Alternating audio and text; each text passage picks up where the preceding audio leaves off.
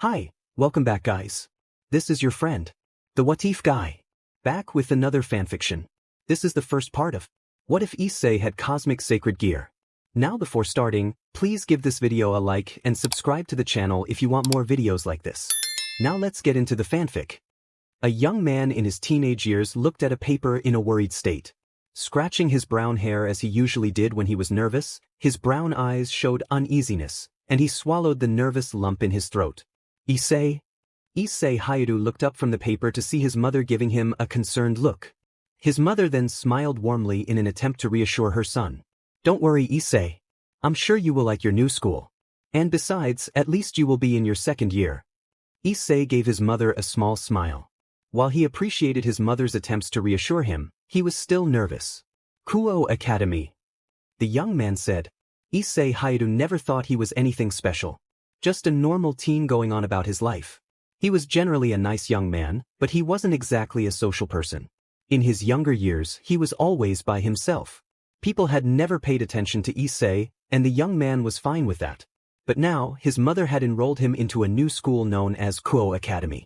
And Issei was not a happy camper. Mrs. Hyoudou frowned softly as she gazed worriedly at her son. It'll be all right. Besides, your father and I believe that this time you're sure to make some new friends. Issei just sighed and shook his head, and put the Kuoh Academy paper down. Mrs. Hyoudou's frown deepened, and then she walked over to her son and patted him on the head. Cheer up, Issei. A teasing smile then grew on her face. There will probably be some cute girls there when you go to the school. As soon as his mother finished that sentence, Issei's face brightened to a deep tomato red color, and he quickly looked away.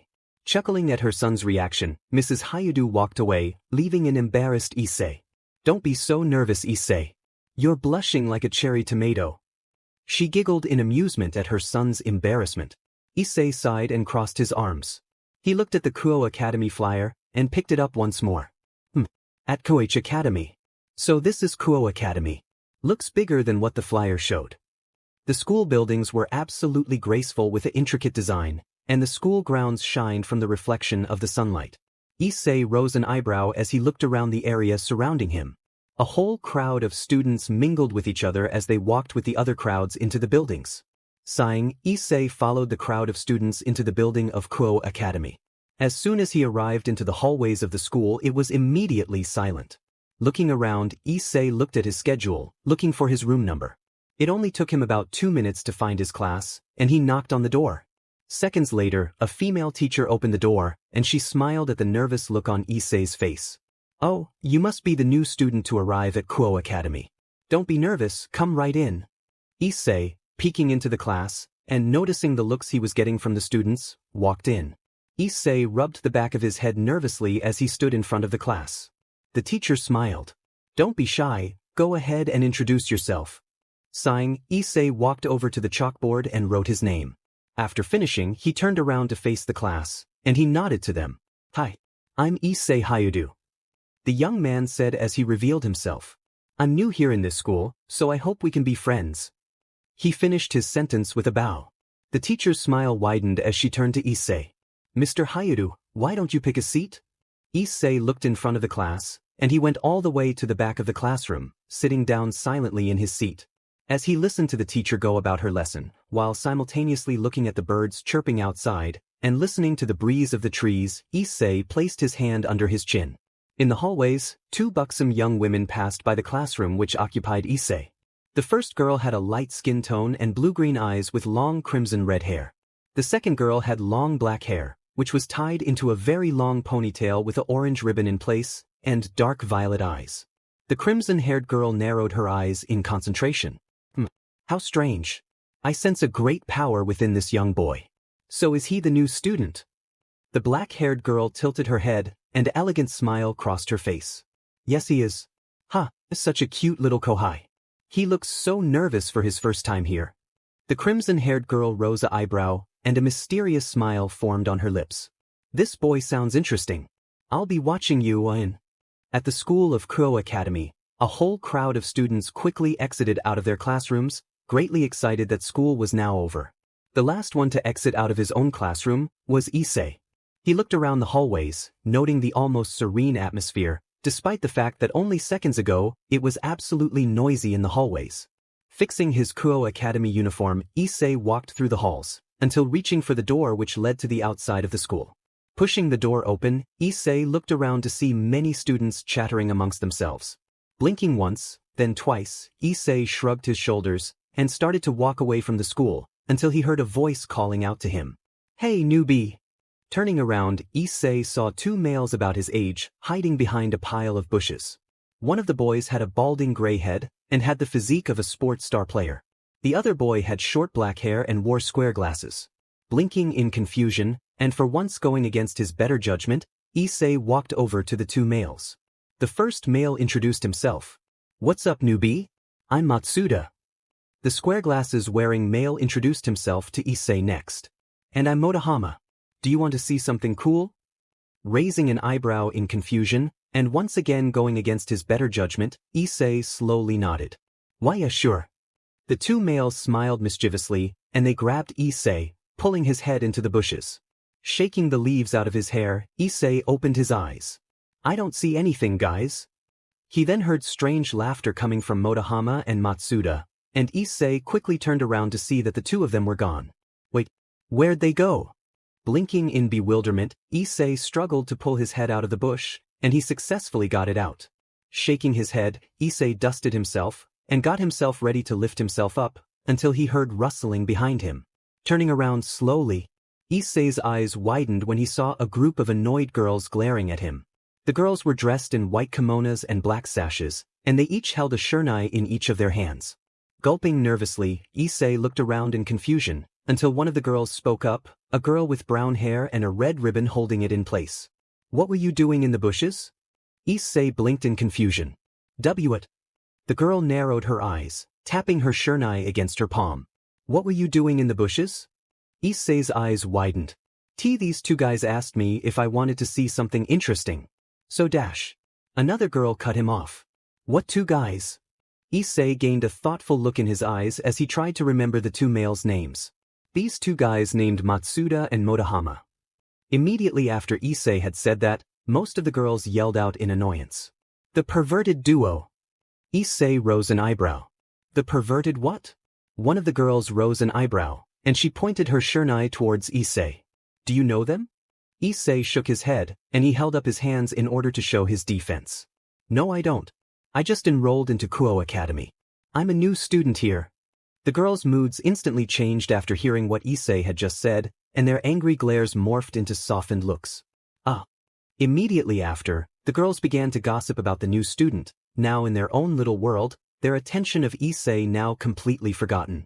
Blinking repeatedly in astonishment, Issei quickly made his escape, finding himself lucky that the girls were too distracted within their gossip. Looking behind him, Issei sighed in relief. The perverted duo?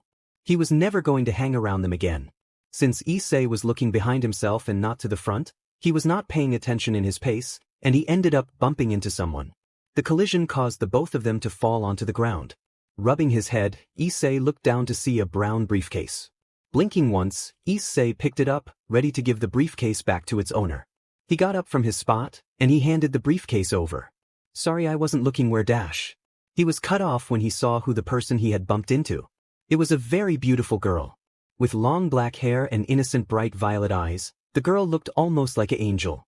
She was dressed in a red jacket with the letter P sewn on in colored gold, a white undershirt, a red bow, and a green skirt. Issei widened his eyes at the appearance of the girl, who looked up and smiled at him. "Oh, thank you so much.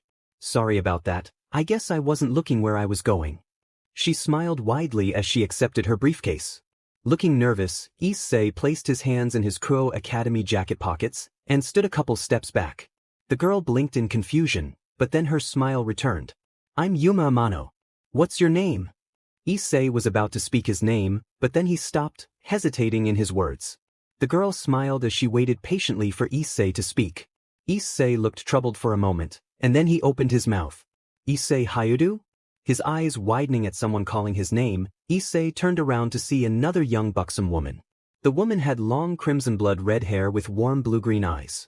Behind Issei, Yuma appeared a bit tense for a moment, but then she composed herself. Issei blinked in confusion, and he sent the crimson-haired girl his attention. Yes. The girl smiled warmly at Issei. Did you enjoy your first day here at Kuoh Academy? Issei adopted a thoughtful look on his face, and then he rubbed the back of his head. Yeah, I guess. It's a little hard to get used to. The crimson-haired girl chuckled. That's what happens when a new kohai arrives at a new school. Issei's face started to heat up at the way the girl had said his school status. Yuma, who had remained quiet during Issei's sudden talk with the other girl, crossed her arms, waiting for the conversation to end quickly. The crimson-haired girl smiled, and she put her hand on her chest. My name is Rias Gremery, and I'm a third year at Kuoh Academy. Issei's eyes went wide with curiosity. So, she's a senpai? Yuma's eyes also widened with shock, but not at Rias's social status, but at her last name. Gremery. Rias smiled warmly. It is our duty as senpais to look out for our precious kohai. So if you ever need anything, do not hesitate to ask me whatever. Is that all right? Issei-kun? Blinking in confusion at the added suffix to his name, Issei nodded silently. Satisfied at Issei's answer, Rias gave the young man another smile, before turning around and walking back to the school. Now that Rias was gone, Yuma let out a relieved sigh, and she set her attention to Issei. So, Issei-kun?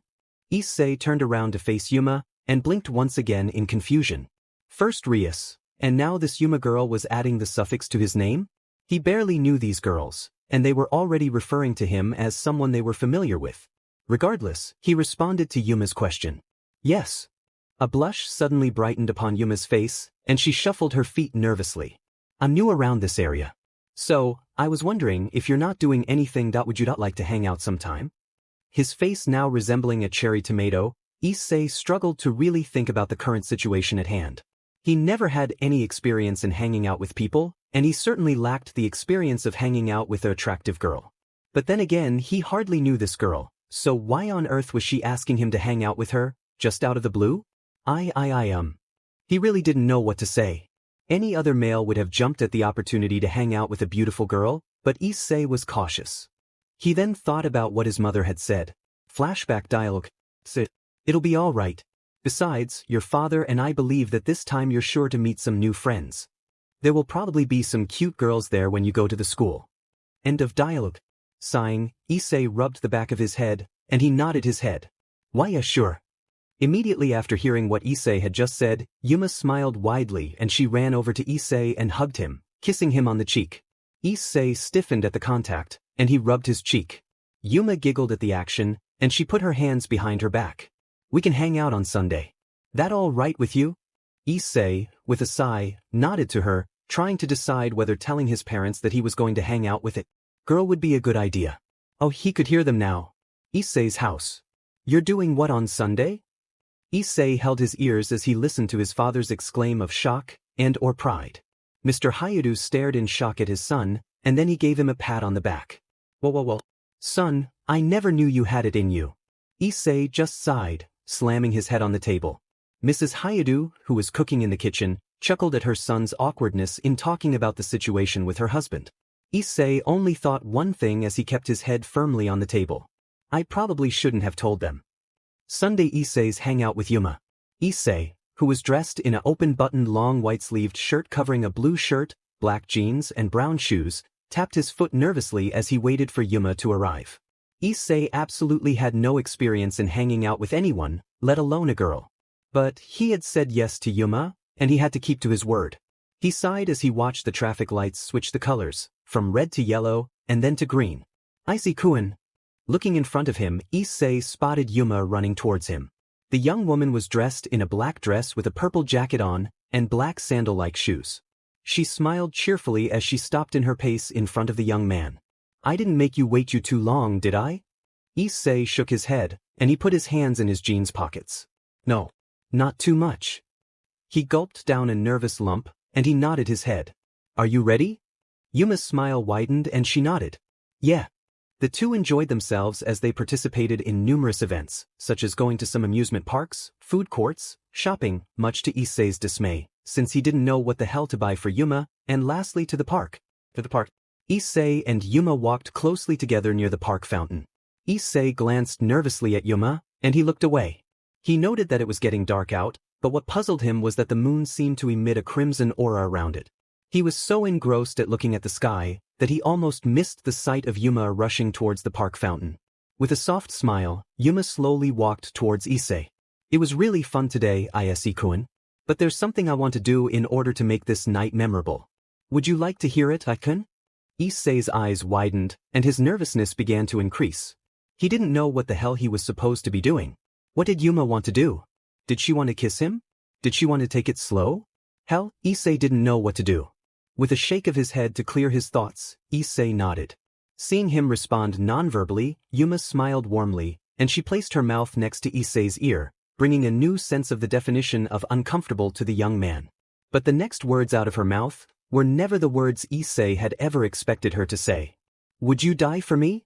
Issei could only back away in surprise, as Yuma's face contorted into a stuck yet cruel smirk as she transformed into a completely different appearance.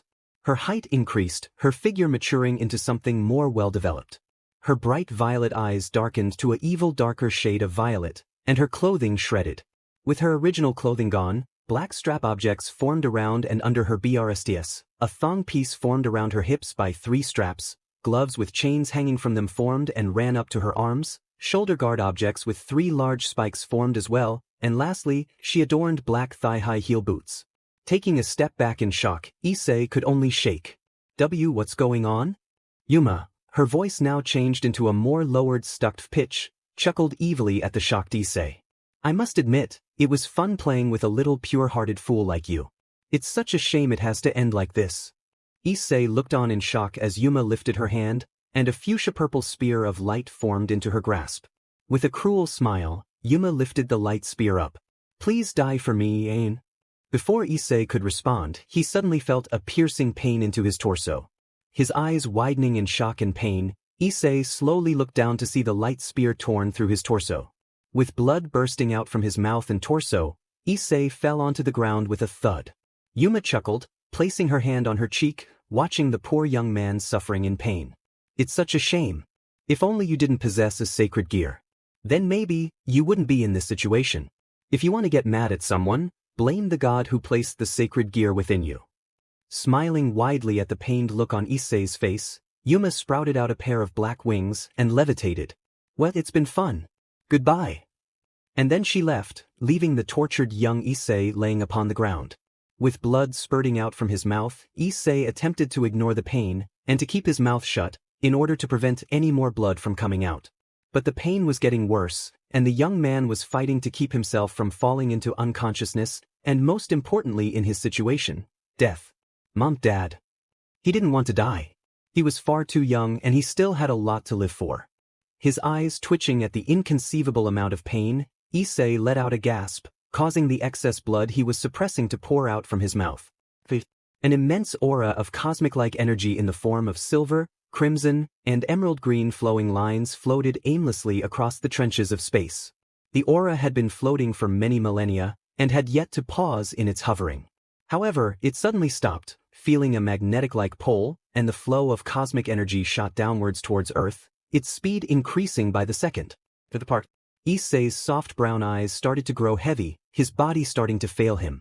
He tried to open his eyes further, and then his eyes successfully widened slightly as he spotted a vast aura of what appeared to be cosmic-like energy rapidly approaching above him from the sky. Issei's eyes started to weigh down, and as his blood continued to pour out from under him, he faintly assumed that the cosmic-like energy aura, which seemed to be getting closer and much bigger, was just the variation aspect of going into the light. Quietly breathing his last sigh, Issei started to close his eyes peacefully. Until the cosmic-like energy got closer to him. The aura completely enveloped Issei and imploded upon him, causing a massive explosion to the area of the park. The cosmic energy glowed brightly above the spot where Issei previously laid, and then the light faded. Mrs. Hyoudou paced frantically, her face showing signs of sleep deprivation. Issei. Her son had been gone for a month, and the police still had not discovered anything at all yet. Her eyes almost dried out with long ago from excess tears. Mrs. Hyoudou sat on the couch, clutching her head in worry. Mr. Hyoudou, with a worried and saddened look on his face, was not taking the disappearance of his son well. When the Hyoudous had contacted the police in hopes of finding Issei, they had practically told the police of all they knew about Issei. Unfortunately, the police had not been getting any results at all. And so, Mr. and Mrs. Hyoudou comforted each other, each trying to gain hope that their son was all right and well, and that the police would find him. In a wood-paneled room with a Victorian-style design, Rias Gremery sat at a desk, her hand under her chin in thought. She held a troubled look on her face. A look of absolute worry showed on her facial features. It has been a month since Rias had seen the new student she had taken in great interest in. Issei Hyoudou. During the first couple of days before Issei was declared missing, Rias had assumed that since Issei was still nervous about getting used to Kuoh Academy, he had taken a sick day or something. However, as she realized that even after many weeks had passed, Issei still had not returned back to Kuoh Academy. Rias began to grow worried for her new kohai, and she asked the students at Kuoh Academy if they knew where Issei was or where they had last saw him. Much to Rias's increased worry, the students possessed no knowledge of the new student, and had told her that they had not seen Issei at all since the first day he had arrived at Kuoh Academy. Her blue-green eyes shining with worry, Rias sighed and straightened herself in her seat, crossing her arms. Bucho!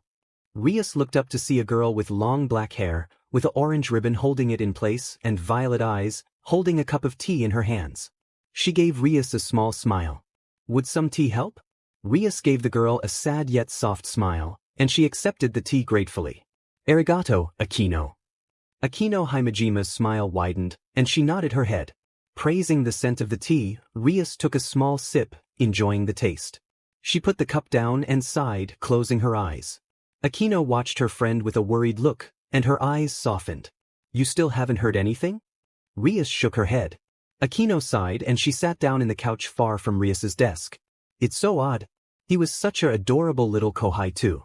How does he just disappear like that? Did something happen to him? Rias opened her eyes and narrowed them in thought. That's the question I'm trying to find the solution for. The two young women sat in silence, attempting to gather their thoughts. Knock knock. Rias looked up at the sound. Come in. The door to the club room opened, revealing two young women. The first girl had black hair which was styled in a short bob cut and violet eyes, which were covered by a pair of red glasses. The second girl had knee-length black hair with split bangs and light brown eyes, covered by semi-rimmed glasses with square lenses. Rias nodded to the two young women, a show of recognition. Sona. Tsubaki. Sona Citri nodded to Rias. Rias. Tsubaki Shinra nodded as well, to both Rias and Akino, in which the latter returned the nod. So I take it that you are still unaware of Issei Hyoudou's whereabouts? Sona asked. Rias sighed and rubbed her head. No, not yet. It's so strange. He's such a sweet boy, and yet a day after just enrolling here he suddenly disappears out of nowhere. She looked over to Sona. Did you uncover anything? Sona shook her head no. Unfortunately I have not. Tsubaki crossed her arms as she spoke next. I have asked the students regarding Hyoudou-kun's disappearance. So far, the students have stated that they are just as unaware of Hyoudou-kun's whereabouts as us. Rias frowned and placed her hand on her forehead, sighing. Where was her kohai? What on earth could have happened to him? There was an absolute pitch-white light all around the floating figure. No traces of absolute blackness existed. The figure appeared to a young man with brown hair, and his eyes were closed, implying that he was motionless.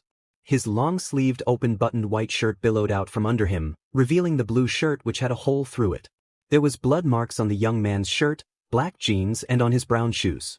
The young man was surrounded by a vast aura which consisted of silver, crimson, and emerald waves of cosmic energy. The energy started to merge together in the form of a large sphere and then started to absorb itself into the young man. As the sphere of cosmic energy drew closer to the young man's body started to grow. The young man's muscles, legs, and chest started to increase in size, until his skin started to redden from the pressure. His body was slowly starting to implode on itself. Suddenly, the sphere stopped in its movement, and then it retracted itself away from the young man. As it floated, the energy sphere started to glow, and then, sprouting out from the sphere of energy, a colorless medallion emerged. The medallion fastened itself around the young man's neck. As soon as the medallion took its place, the sphere of energy split itself into two spheres, and they each edged towards the young man. One sphere absorbed itself into the medallion, while the other absorbed itself into the young man. As soon as the energy spheres came in contact with their desired targets, an explosion commenced, causing a light so bright that it completely covered the spot where the young man floated upon. Soft brown eyes slowly fluttered open, and then they brightened. Issei Hyoudou shot up from his spot on the ground, hyperventilating at what had just happened to him. He looked all around him, noticing that he was in the park where that Yuma girl had killed him. Wait, then how was he standing? Yuma had killed him. That hadn't she? His eyes widening in shock, Issei looked down at himself, noticing that the hole in his stomach had healed completely, as though it was never there to begin with. He looked down at the ground to discover that his blood was still there. Shuddering, Issei clutched his forehead, looking up at the sky, noting that it was morning. How long has it been? His eyes widened in remembrance. Mom, Dad. Quickly forgetting how he appeared, Issei ran all the way from the park, sprinting to get to his house. So you still haven't found anything? Okay, just please let us know whenever you find out something. Mr. Hyoudou hung up his cell phone, and he sighed in sadness. He turned to look at his wife, whose eyes were slowly getting wet with new tears. He hugged Mrs. Hyoudou tightly, bringing their bodies close together. Knock knock. Sighing in tiredness, Mr. Hyoudou got up from the couch and went to answer the door. He opened it, and his immediate reaction was a drop of his jaw. Issei. At the sound of her husband shouting out their son's name, Mrs. Hyoudou quickly sat up from the couch, and she almost fainted on the spot. Issei. Issei was unprepared as he was suddenly attacked by his mother and father in a tight hug. His father rubbing his head, combined with his mother's numerous ramblings and kisses, almost caused Issei to drop onto the floor. Son, we were so worried about you. Don't you ever disappear from us like that again. Please don't do something like this ever again, Issei. Do you hear me? Issei could only nod in reply, choosing to listen to his parents spout out their absolute worries upon him. The reunited Hyoudou family failed to notice the silver emerald-colored medallion glowing on Issei's neck. The glow of the medallion suddenly faded, and then it disappeared. Hey, Hyoudou's back. Issei. Hyoudou's back? Issei's eyes widened as almost the entire student body of Kuoh Academy exclaimed their surprise upon his return to the school. He blinked repeatedly. They all noticed I was gone? I've only been in this school for a day. He was surrounded by a whole crowd of students, some expressing their worries for Issei, and some expressing shock that he had returned. Gosh, I didn't know most of these students even noticed me. One of the students spoke, a male. Well, of course. Rias Gremory has been asking where the heck you were since last month. Issei's eyes widened in surprise. Rias Senpai's been asking about me? Wait, for a month? Another student spoke up, a female this time. Yeah, she's been asking almost everyone. As a matter of fact, you can go see her right now. She's in the Occult Research Club building. It's the old schoolhouse. Nodding in thanks for the information, Issei made his way to the old schoolhouse. As he walked, Issei tilted his head, puzzled by the events that had just transpired. This is all so surreal. I don't know what to make of it. He looked up and paused, looking at the building of the Occult Research Club. Issei tilted his head, silently praising the exterior of the old school building. Victorian-styled. Walking slowly up to the door, Issei lifted his hand up. Knock knock.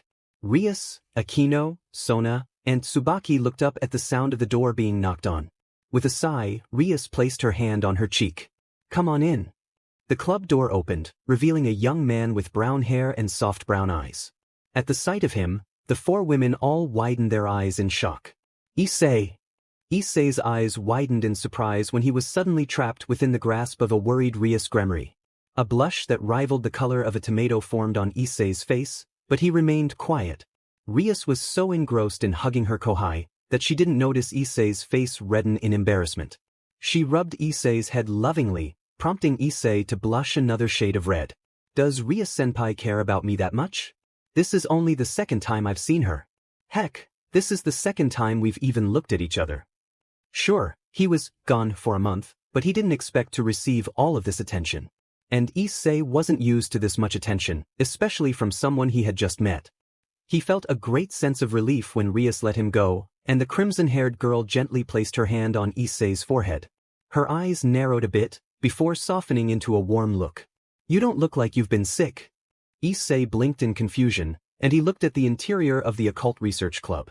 It was a nice-looking club room. As he looked around the room, he noticed 3 other women behind Rias. Issei tilted his head. Who are they? Are they part of the Occult Research Club? His questioning thoughts were cut off when the girl with black hair, with an orange ribbon holding it in place, approached him and gave him an elegant smile. Yufufu, hi there. Issei's eyes widened, and he gulped down a nervous lump in his throat. Hi. The girl giggled in amusement, and she smiled wider. I'm Akino Himejima. It's nice to meet you, Ain. Issei blinked once. Then twice. Then 3 more times. First, Rias, Yuma, and now this Akino girl were adding the suffix to his name. Issei started to wonder if everyone he met were going to keep calling him Isekan. But it's not like he minded it. With a respectful bow, Issei nodded. It's nice to meet you, Akino-senpai. Akino giggled again, covering her mouth with her hand. The girl behind her approached Issei next. She had black hair styled in a short bob cut, and violet eyes which were covered by red glasses. She held a seemingly perpetual serious look on her face. So you are the Issei Hyoudou that everyone's been talking about. Interesting. Issei blinked and rubbed the back of his head. Everyone at school? I don't understand. I've only been here for a day. My name is Sona Citri. Pleasure to meet you. Issei bowed once more. It's nice to meet you as well, Sona-senpai. The last girl in the room walked towards Issei. Her hair was knee-length with a black color with split bangs. Her light brown eyes were covered by blue glasses with semi-rimmed square lenses. A pleasure to meet you, Hyoudou-kun. My name is Tsubaki Shinra. Issei couldn't help but inwardly sigh. So many senpais. Nevertheless, he bowed in respect. It's good to meet you too, Tsubaki-senpai. After removing her hand from Issei's forehead, Rias gave the young man a curious look. Ise-kun, where have you been? I know we've been worried about you. You've been gone for a month. You've had us worried sick. Issei looked away, trying to gather his thoughts. The last thing he could remember was Yuma transforming into some type of dark angel and stabbing him with a spear of light. But even to him, it sounded completely ridiculous, even though it did indeed happen. Issei wasn't sure if he actually wanted to tell the female senpais. Would they even believe him? Or would they think he was lying to them? Only one way. To find out. Sighing and rubbing the back of his head, Issei looked over to Rias, who was giving him a look of concern. It's kind of hard to explain. I don't think you girls would believe a word if I tried to explain. Rias rose an eyebrow, considering her kohai's words. However, she would listen to Issei's explanation regardless. Seconds later of staring at Issei, Rias lifted a hand and pointed over to the couch in the middle of the occult research building. Go ahead and sit over there, Ain. Issei blinked in confusion, and his eyes widened when he saw the serious look on Rias's face. And make sure you explain everything, every single detail. Noticing the tone of her voice, Issei complied and walked over to the couch. He waited for Rias to sit down first, but then Issei remained standing. Rias noticed this and her eyes softened. Standing momentarily, Issei sighed and sat down on the couch, clasping his hands together. Rias-senpai, do you remember seeing a girl with me? That day you talked to me on the bridge. Rias raised an eyebrow as she recalled the memory from last month. The first image that emerged in her thoughts was a black-haired girl with bright violet eyes. Judging by the outfit she was wearing, Rias detected that she wasn't from Kuoh Academy. What about her? Issei rubbed the back of his neck nervously, and then he straightened himself. Her name was Yuma Amano. When I was walking onto the bridge, I accidentally bumped into her. After you had left, we started to talk more and then. The young man stopped suddenly, prompting Rias, Akino, Tsubaki, and Sona to raise a thin eyebrow in curiosity. Issei sighed and continued his story. She said she was new in town, and then she asked me if I wanted to hang out with her sometime. And so I said yes. Rias narrowed her eyes as she noticed that Issei started to grow uncomfortable as he talked further. Was this Yuma girl the cause of his disappearance? Issei continued. So we started to hang out at many places, and the last place we hanged out was at the park. He gulped down a lump in his throat, and his fists tightened and loosened repeatedly. Rias's eyes softened, and she was about to speak, until Issei calmed his anxiety down. She said that she wanted to do something to celebrate our first ever hangout. She got close to me and then she asked me, would you die for me? The girls looked up at the now shaking Issei. Issei's eyes widened as he recalled Yuma's betrayal. But then something happened. Something weird. She changed. Her clothes had ripped to shreds, and then she wore a series of black clothing. And then she stabbed me with a spear of light.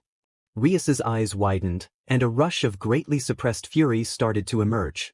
That Yuma Amano girl dared to hurt her kohai? After she did that, she started talking to me. I couldn't catch all of her words, but I only heard a little bit. All I could hear were the words, sacred gear. I think that's what she said. Rias's eyes widened further. Black clothing. Light spear. Sacred gear. Rias narrowed her eyes darkly. A fallen angel. Her eyes darkened. The fallen angel tried to kill him. How dare she harm my Kohai? Issei calmed himself, and he rubbed the back of his head. That's all I remember. The young man looked up to see a furious look on Rias's face.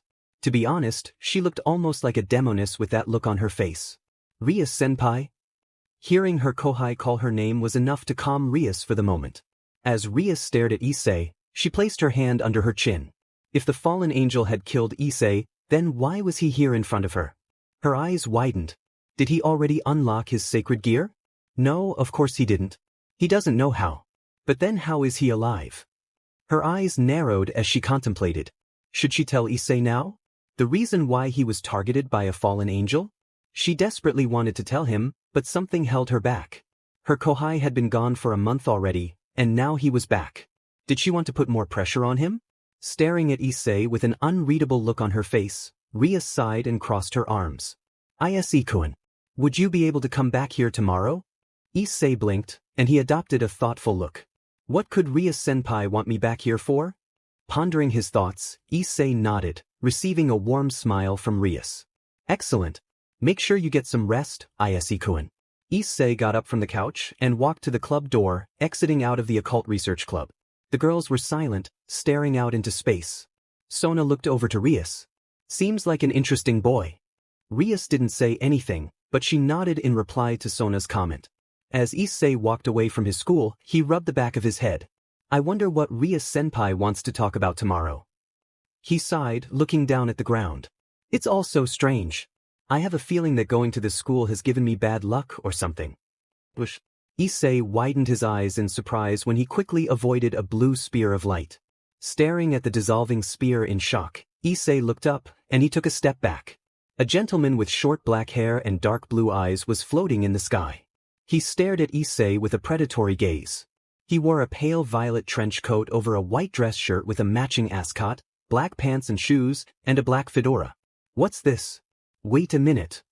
As the man stared in curiosity, Issei took another step back, noticing the black wings on the older man's back.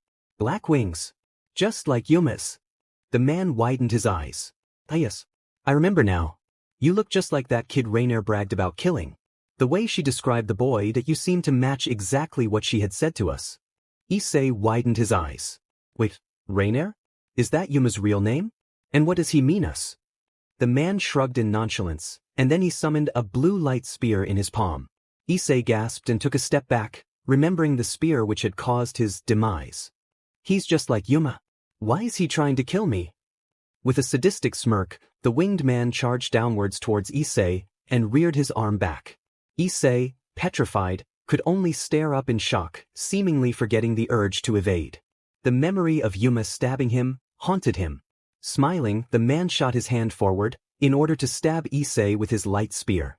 Issei shut his eyes, waiting to feel the piercing pain that would eventually come. However, as soon as the light spear came in close contact with Issei, the spear suddenly dissolved into nothingness. His eyes widening in shock, the winged man charged another light spear and reared his arm, and threw the light spear towards Issei's head. However, the same result commenced, with the light spear disintegrating at Issei's touch. What the hell? Wondering why he was still standing, Issei tentatively opened his eyes. His eyes then widened in shock. What? The winged man growled. What the hell is going on? His rage increased. The winged man reared his fist back, and went to punch Issei in the stomach. His eyes widened, Issei held his hands up in defense, when suddenly, a silver aura emitted from his body in the form of a sphere. The winged man gasped in surprise, but was too late to retract his hand. The winged man's senses overwhelmed when he felt a large amount of pain. Clutching his hand back, the man looked on in shock to see that his hand was burning. Grunting in annoyance, the man narrowed his eyes. What the hell? He looked over to Issei, who opened his eyes in surprise.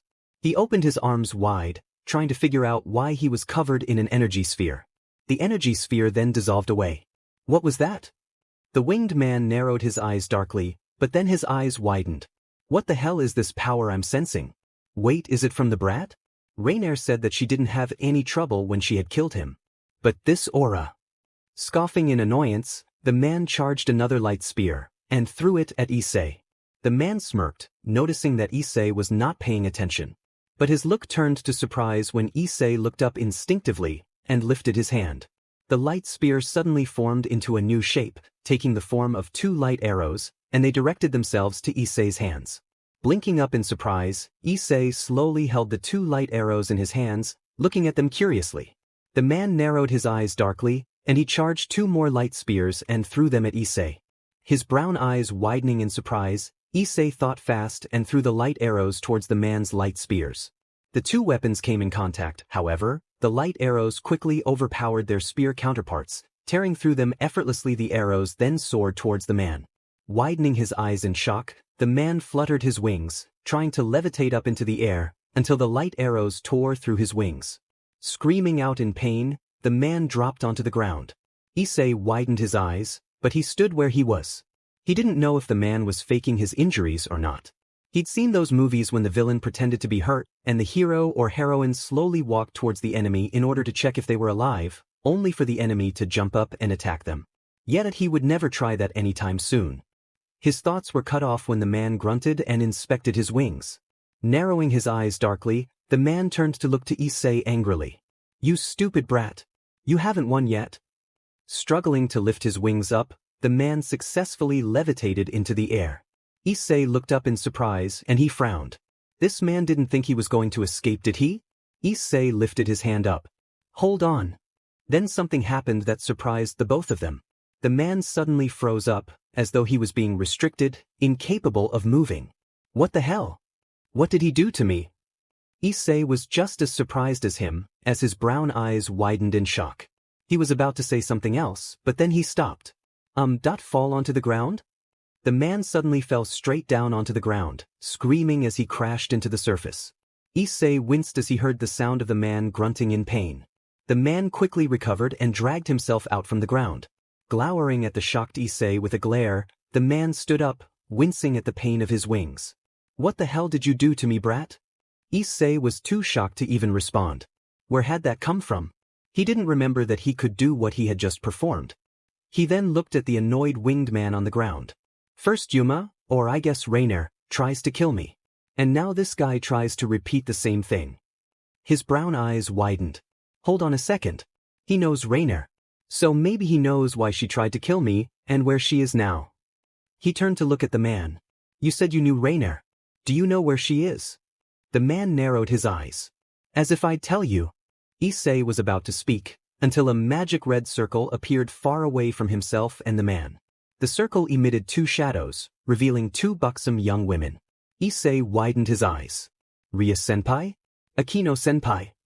Both Rias and Akino looked at Issei with warm smiles, but then the former looked down at the winged man, who narrowed his eyes at her. Narrowing her eyes, Rias stalked over to the winged man and glared at him. "What were you doing near my kohai?" she asked with a menacing tone. The winged man paled slightly, but he composed himself. He tried to regain a bit of dignity as he stood up, noticing Rias's hair color. Crimson hair. I see. You're from the House of Gremory. My apologies. I didn't expect that this young man belonged to you." He glared over at Issei, who looked in surprise at the unexpected appearance of the 2 senpais. Rias looked at the man's torn wings, and then she looked over at Issei. "Did you do this to him, Issei-kun?" She was so focused at looking at Issei that she almost missed the man spreading his wings. He slowly flew up into the sky, glaring at both Rias, Akino, and Issei. "My name is Donasik, and I hope we will never meet again." After declaring that, Donasik then disappeared into the sky. Issei blinked repeatedly in confusion, and he tilted his head. What a weird night. Afufu. Blinking in surprise at Akino's laughter, Issei turned to look at the 2 young women. Rias approached Issei and crossed her arms. "Issei-kun, I think it's time that you come back to the Occult Research Club immediately." A worried look formed on Issei's face, and then he nodded. "All right. Scratch that. What a bizarre night." Issei sat down on the couch as he watched Rias pace around the room. He looked around the room to see 2 students he had never met before. A young man with short blonde and gray eyes, and a white-haired girl with hazel eyes. It turns out the name of the boy was Yuto Kiba, who, Issei had just now learned, was the pretty boy of Kuoh Academy. The girl, known as Kaneko Tuju, was the school's mascot, although Issei noticed she was a bit quiet. As he looked more around the room, Issei saw Ria stop in her pace and slowly sit down in her seat. She gave Issei an unreadable look. Issei-kun, I will be completely honest with you. All of us in this very room, including myself, are devils. She intentionally paused, waiting to see just how her kohai would react. Issei's eyes widened in great shock, and he stuttered. What? The look on his face was absolutely adorable in Rias's opinion, but sadly she could not enjoy it as much as she would have wanted to. Do you remember seeing the wings on Donasik's back? Shaken out of his shock, Issei nodded. Why? I also remember Rainier having wings too. Rias straightened herself, and she narrowed her eyes. Those two are what we call fallen angels. They were once angels who served God, but because of their evil intentions, they were cast down into hell. They are also the antithesis of us devils. The devils have been at conflict with the fallen angels since the beginning of ancient times. They have been battling for the possession of the underworld. The underworld is originally split into two sectional areas, one for the devils and another one for the fallen angels. We, the devils, form pacts with humans, and as a result of receiving their sacrifices, the devils are able to increase their strength.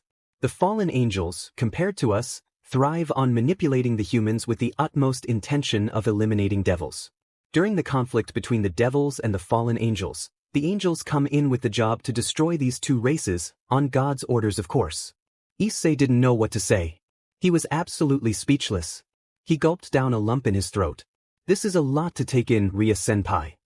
Rias gave her kohai a worried look, but it quickly faded as she went back to the topic at hand. Issei-kun, there was something severely dangerous inside you. Something dangerous that posed a threat to us devils and the fallen angels. Issei widened his eyes. Are you talking about the sacred gear? Rias nodded and was about to speak until Kiba interrupted her. A sacred gear is an item that possesses irregular power that is endowed to special humans. Akino intervened next with a perpetual smile on her face. Some humans have sacred gears that are sealed within their own bodies.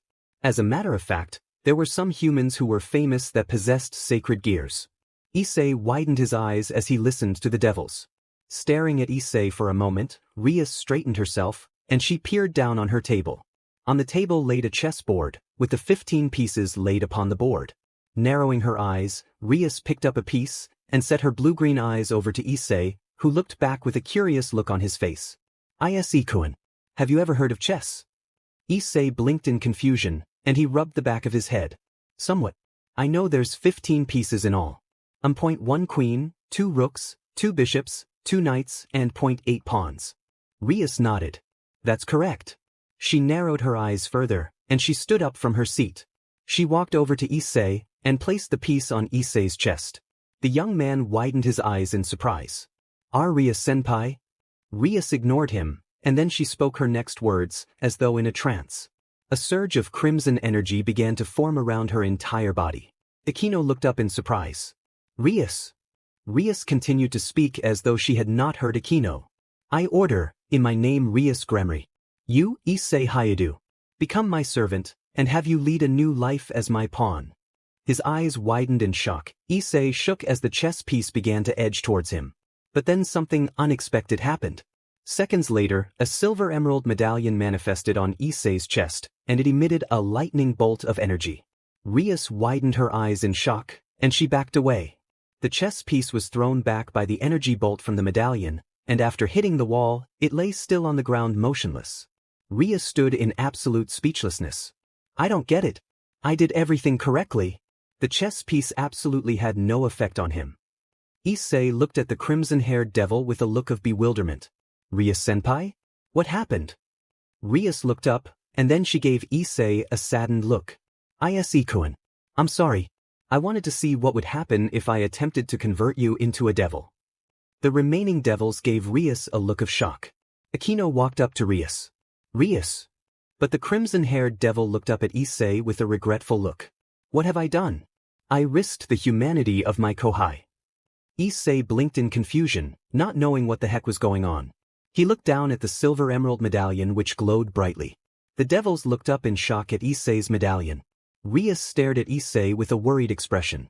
Noticing the medallion, she rose an eyebrow. Where did this item come from? I sense a strong power within it.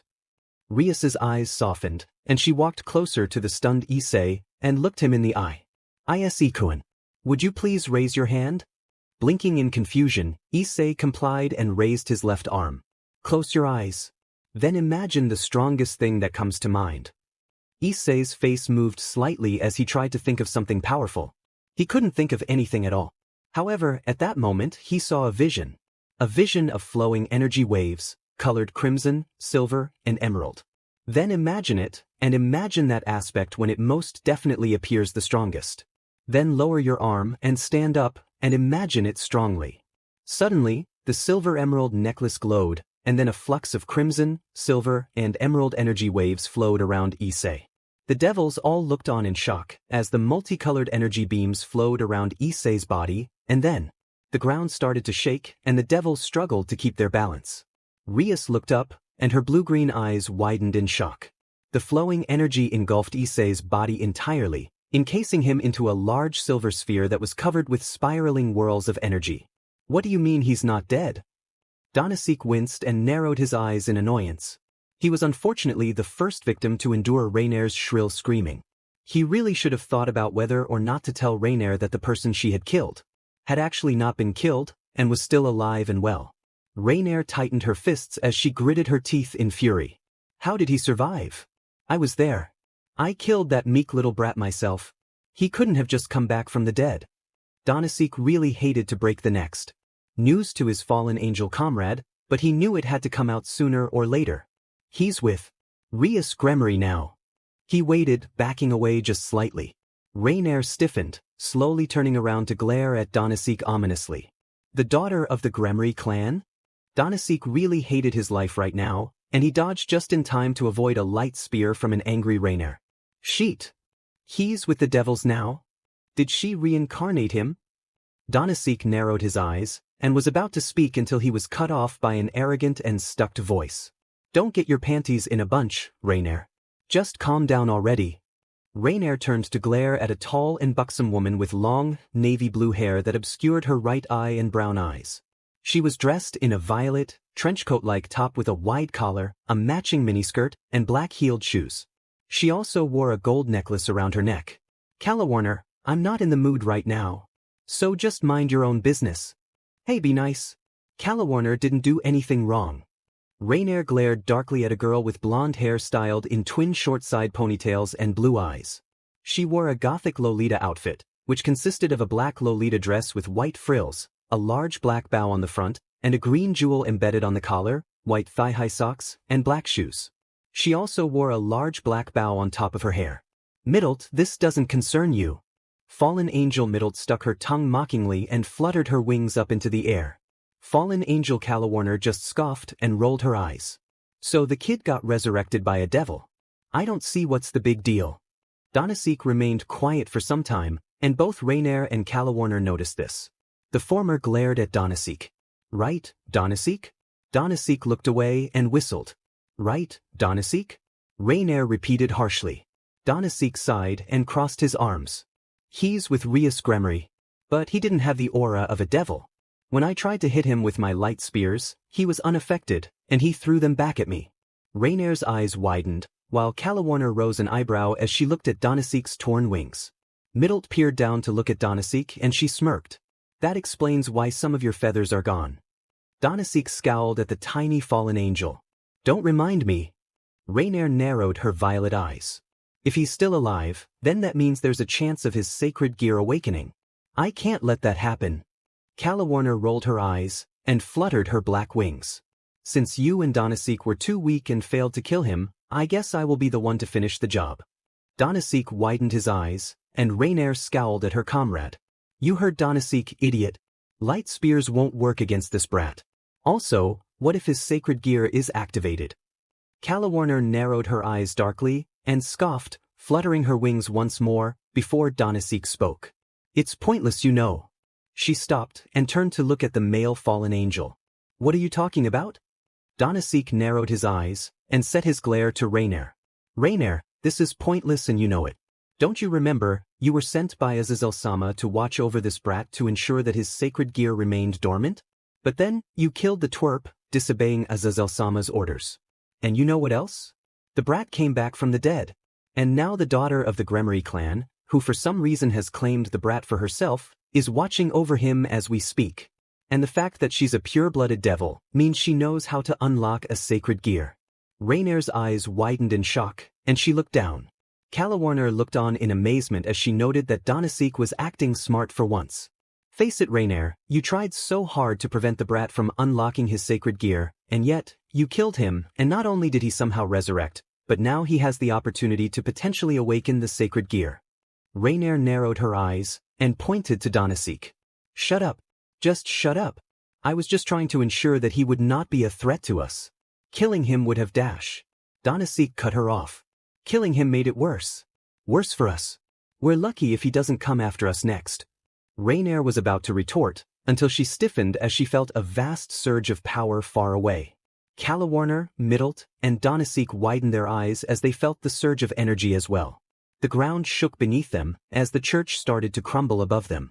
Fluttering their wings, the 4 fallen angels flew out of the church, watching it crash down into pieces. Raynair stuttered in her words. What was that power just now? Calawarner, Middlet, and Donasek just stood in silence, unable to comprehend where the power was coming from. Underworld. A man in his 20s with black hair and golden bangs widened his eyes in amazement. This overwhelming power. It's absolutely monstrous, and yet it's on a completely different level. Is it his sacred gear? Or is it something different? Azazel?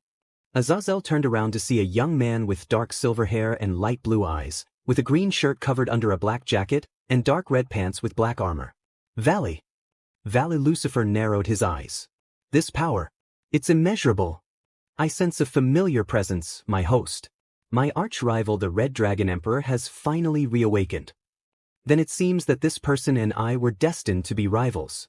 Interesting. A man who appeared in his early 20s looked up in curiosity.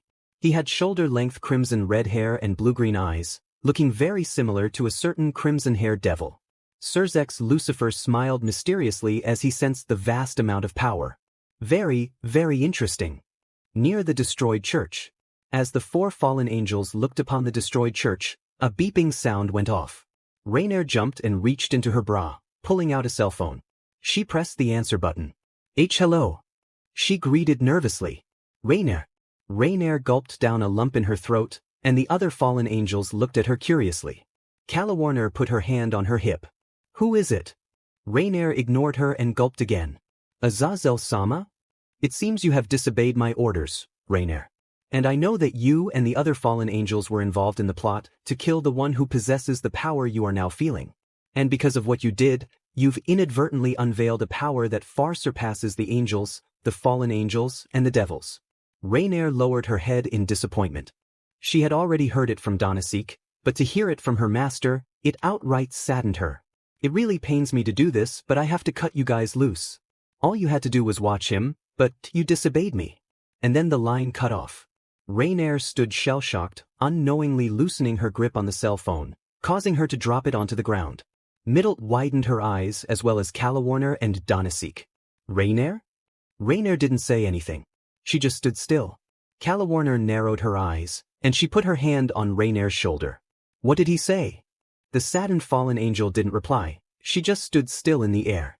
Donasek rose an eyebrow, and just crossed his arms. The 4 fallen angels all stood still in unison, contemplating what to do next. At the Occult Research Club. The base of the Occult Research Club shook in tremors as spirals of cosmic waves surrounded Issei. Rias, Akino, Yuto, and Kaneko tried to keep their balances and shielded their eyes from the light. With the cosmic waves growing, they imploded upon Issei, causing the light to brighten. The light faded slowly, and Rias uncovered her eyes, and they widened in absolute surprise. Ayase-kun. The light dimmed entirely, revealing Issei with a more well-toned physique, and with a large-sized multicolored aura of vast energy, featuring blue bolts of electrical sparks that endlessly surrounded his body. Rias looked on in shock as she realized that the silver emerald medallion that previously laid upon Issei's chest was now gone. Issei.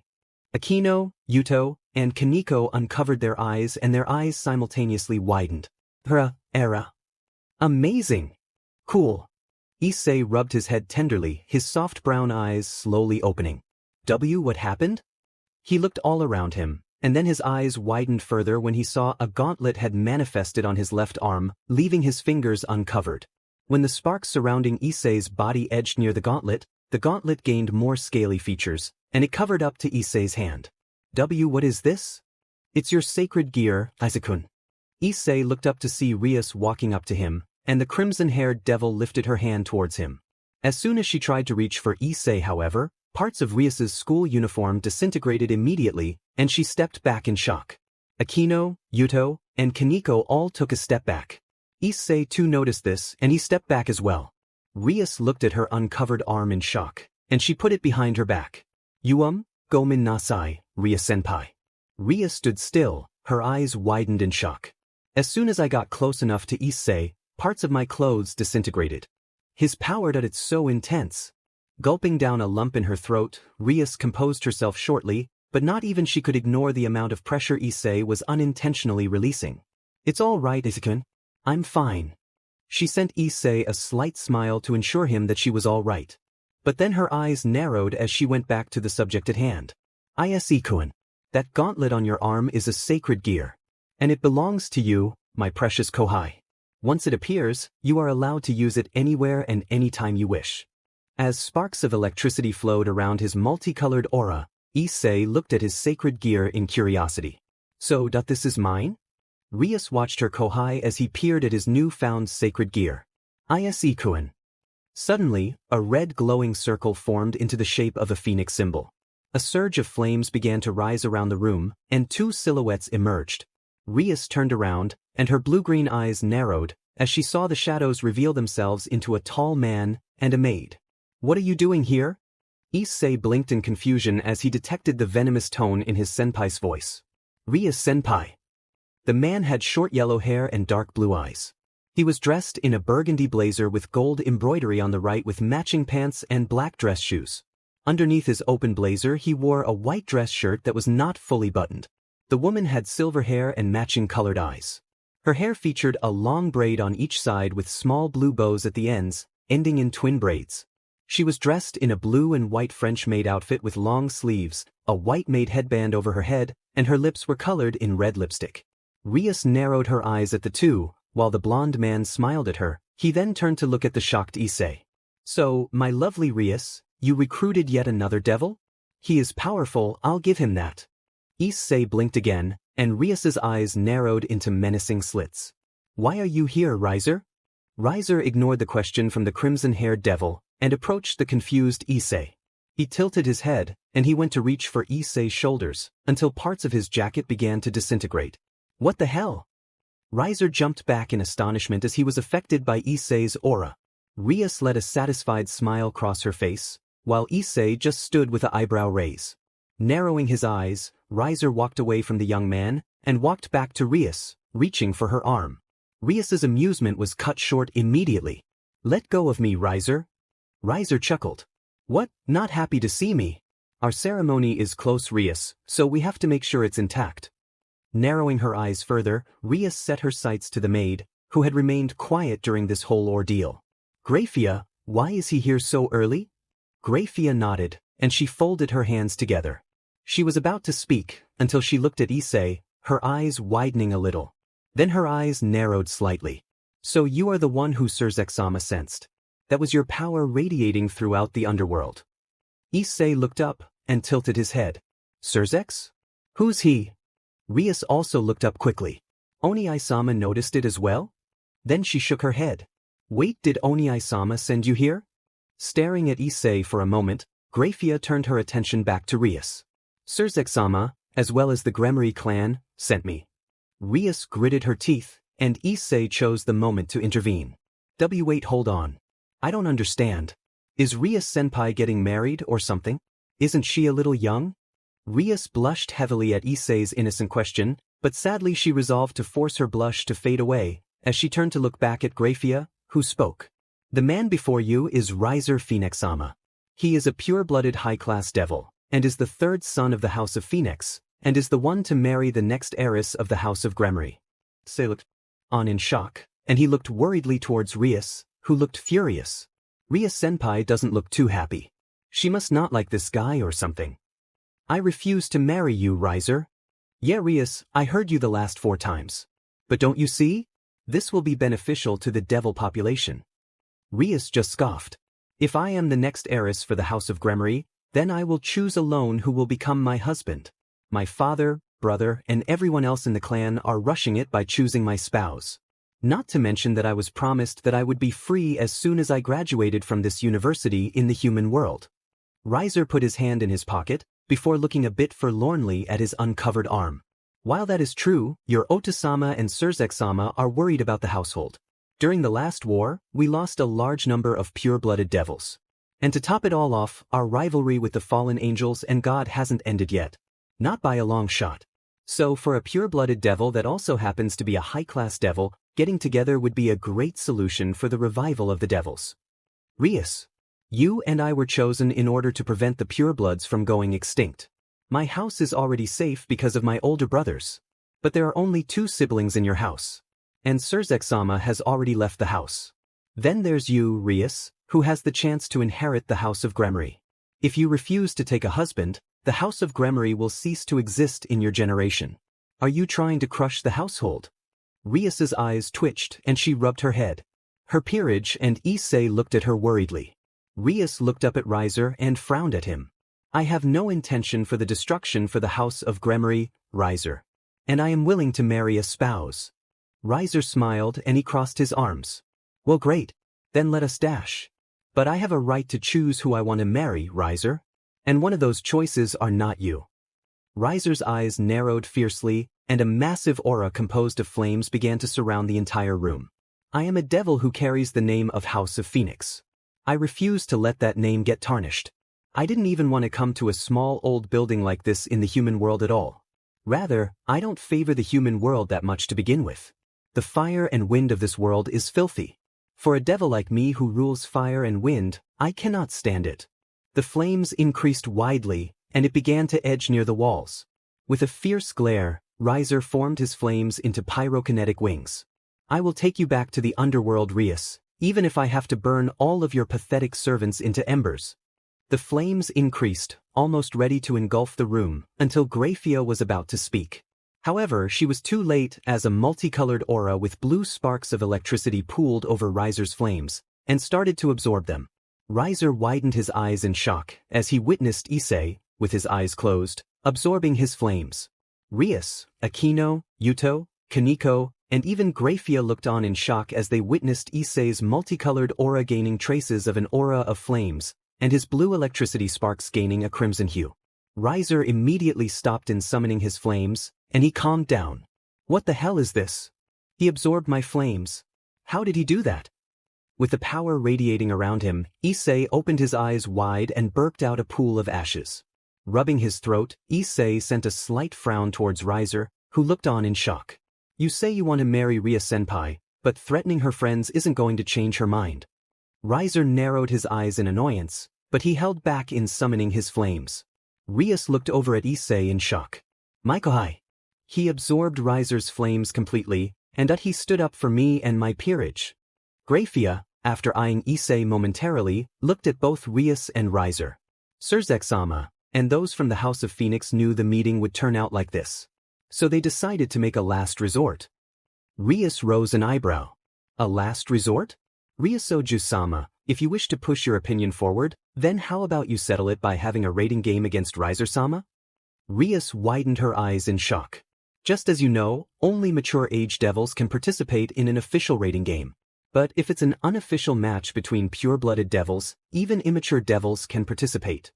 Rias looked at the maid, before sighing in resignation. Then I guess I don't have a choice. She turned to look at Riser. Let's settle this with a game, Riser. Riser, now shaken out of his shock, smirked and nodded to the crimson-haired devil. I'm already a mature devil and I have already participated in the official game before. As of now, I have won most of the games. Even so, are you still confident to play, Rias? Rias shot him a proud smirk. My motive will not change. I will win, Riser. Fine. If you do win, do whatever you like. But if I win, you will marry me immediately, no complaints. The two devils glared at each other, before nodding in unison. Grafia nodded to the both of them. Understood. I, Grafia, have confirmed both sides' opinion. I will be in charge of the game between the two households. Is that okay? Yes. Yep. Understood. I will tell the two households then. And with that the maid disappeared. Riser glanced at Akino, Yuto, Kaneko, and then Issei. So, are these your servants, Rias? Rias twitched her eyes in irritation. Why are you asking? Riser smirked. Because I wanted to show that you have no chance in winning this match. Your queen, the priestess of thunder, can fight on equal terms with my servants. His smirk widening, Riser snapped his fingers, and a magic circle appeared once again, emitting an unknown number of shadows. Issei widened his eyes in shock as he saw 15 beauties emerge from the shadows, all crowding around Riser. There's so many girls. He's not dating all of them, is he? Why does he have so many? Noticing the shocked look on Issei's face, Riser smirked and tongue-kissed with one of the girls. Issei eeped and backed away slightly. Riser chuckled at this, while Rias noticed her Kohai's nervousness. If the situation wasn't so serious, she would have loved to cuddle and tease her little Kohai, but unfortunately, she could not at the moment. Riser smirked and turned to look at a young girl with blue hair and light brown eyes, holding a wooden staff. Her hair was styled with 4 short ponytails, with 2 of the 4 pointed up and the remaining 2 pointed down. She was dressed in a white haori with a red obi. Mira, do it. Yes, Riser-sama. The girl named Mira lifted her wooden staff and swung it towards Issei, intending to crash it into his stomach. However, much to Riser's and his peerage's shock, the wooden staff disintegrated as soon as it got near Issei's multicolored aura. Mira jumped back in shock and took some steps back, looking in worry at her now half-wooden staff. Riser narrowed his eyes. What kind of aura does this guy have? First he absorbs my flames, and now he disintegrates Mira's staff. His eyes then widened when he saw the gauntlet on Issei's arm, and he peered at it. You already unlocked your sacred gear, huh? This is one of the most dangerous ones too. If you were to master it, you could defeat a Mao, or even a god. But the ones who possessed that particular sacred gear had never defeated a Mao or god. So your sacred gear and you alone are imperfect. You are no exception, brat. Issei frowned slightly as he listened to Riser's insults, but then he looked down at his sacred gear. Enough power to kill a Mao, even a god? However, Issei looked up at the Phoenix Devil, who had his hand on his chin. The raiding game would be interesting if you were to master your sacred gear. He turned to look at Rias, who was noticeably bristling at how close Riser was to her Kohai. How about we have a match in 10 days? Rias rose an eyebrow. What are you planning? Riser shrugged. I'm practically giving you an opportunity, Rias. You should be thanking me. If you can't use your servant's power to the fullest, then you will lose immediately. So it's not weird for you to train with your servants for your first raiding game. I have seen devils who lost without using their power to the fullest countless of times, no matter how great their potential and power was to begin with. Riser walked back to his peerage and faced Rias. I'll give you 10 days. You should be able to improve the strengths of your servants by then. I'm also looking forward to fighting him. He pointed to Issei, who blinked his soft brown eyes in confusion. Rias sighed and narrowed her eyes. You won't be able to fight Issei in the raiding game. Riser rose an eyebrow. And why is that? Because he is not my servant. He couldn't be reincarnated into a devil. Riser blinked a little in surprise, and turned to look at Issei. Interesting. Then this raiding game should end quickly than ever. He directed his palm to the ground, and then a red magic circle glowed. The next time we meet Rias, we'll be at the raiding game. Farewell. The glowing light engulfed Riser and his peerage, and then they were gone. Rias sighed and walked back over to her desk, placing her hand on her forehead. Akino gave a sad, elegant smile. I'll make some tea. Would anyone like some? Yuto and Kaneko somberly nodded, and Akino went to make some. Issei looked at the devils with a sad look on his face, and directed his sight to Rias. Rias-senpai? Rias slowly looked up, and her blue-green eyes softened. My adorable Kohai. Are you all right, Rias-senpai? Rias sighed, and she leaned back into her chair with an unreadable look. I'm all right, Isakun. Issei tilted his head, and he frowned sadly. Then, his frown turned into a determined look. Ria-senpai. I'm sure you'll do great. I believe in you. Besides, you and Akino-senpai seem a little scary to be messed with anyway. Rias allowed herself a small smile, and her smile widened as she heard a giggle from Akino. A fufu. Akino entered with 5 cups of tea, and the devils and Issei took the cups. They sipped their teas in silence, until Rias put her cup down. Issei-kun. You should go home now. Issei frowned slightly. But Rias-senpai. Rias held up a hand, but she allowed a warm smile to form on her face. I'll be all right. Besides, I can't allow my kohai to be so overworked, especially since you found out about your power. Issei tilted his head with a sad look, but then he sighed. He turned to look at Akino and nodded politely. Arigato for the tea, Akino-senpai. Akino smiled warmly and giggled. Issei nodded to Yuto and Kaneko, and walked to the club door. Opening the door slightly, Issei turned around to face the members of the Occult Research Club. I hope you guys win. He said in absolute sincerity. Rias gave him a grateful smile and nodded to him. Flashing Rias a small smile, Issei walked out of the Occult Research Club and closed the door. Rias sighed as she finished the rest of her tea and looked at Issei's empty cup. Issei-kun. He's so powerful and yet I. She sighed again. My kohai. Thanks for wishing us luck. We're going to need it. Now, what to do about you? Issei was almost close to his house as he traveled from Kuoh Academy to the bridge. He looked at his crimson sacred gear curiously and tilted his head slightly. No longer than 10 minutes later did Issei manage to get to his house. Looking around to ensure himself that he was alone, Issei went up to his room and sat on top of his bed. He adopted a thoughtful look on his face. I guess that since Ria-senpai, Akino-senpai, Yuto, and Kaneko are training for their raiding game, I could figure out how to work this thing. He peered at it, praising the design of the sacred gear. Well, aren't we nosy? Issei jumped in his spot, and he looked frantically around his surroundings. H-huh. It was a voice. A mysterious voice laced with a deep resonance. Issei looked around cautiously. Hello? Who's there? Close your eyes and find out for yourself. Issei looked a little uncertain at the voice's words. Close my eyes. He wasn't going to find out by being awake, was he? With a sigh, Issei closed his eyes, clearing his mind. It was completely dark, in fact it was pitch black. Issei opened his eyes, and widened them as he found that he couldn't see anything. So, this is what my host looks like.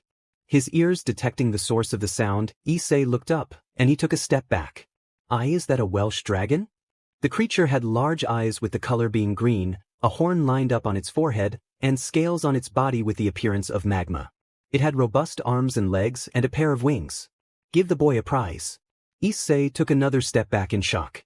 Who was this creature, and why was he talking to him all of a sudden? I've been trying to contact you for some time, my host. But earlier on, you were weak.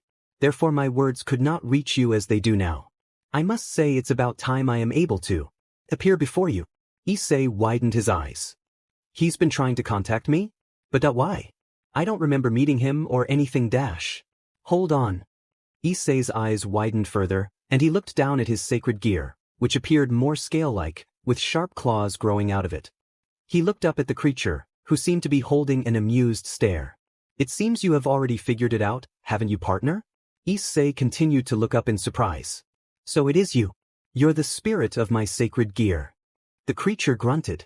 Technically the source of its powers, but that is just me being technical. Issei tilted his head and rubbed the back of it. Who are you? My name is Draig, the Welsh dragon, and I am the one who is sealed in your sacred gear. Issei looked down at his sacred gear, and he frowned slightly. Draig noticed and tilted his head. Does my host not appreciate me introducing myself to him? Issei quickly looked up and waved his hands. And no, it's nothing like that. It's just Ria-senpai helped unlock this sacred gear, and now you appear, and then I'm still unsure. Well, I can't have a host who doubts himself. Perhaps I will tell you a portion of my backstory. But listen well, Issei Hyoudou. Looking up at the Welsh dragon, Issei nodded slightly. The 3 sides consisting of god angels, fallen angels, and the devils. You are aware that they participated in a war, correct? The young man nodded. During that time, foreign powers offered their support to some of the sides.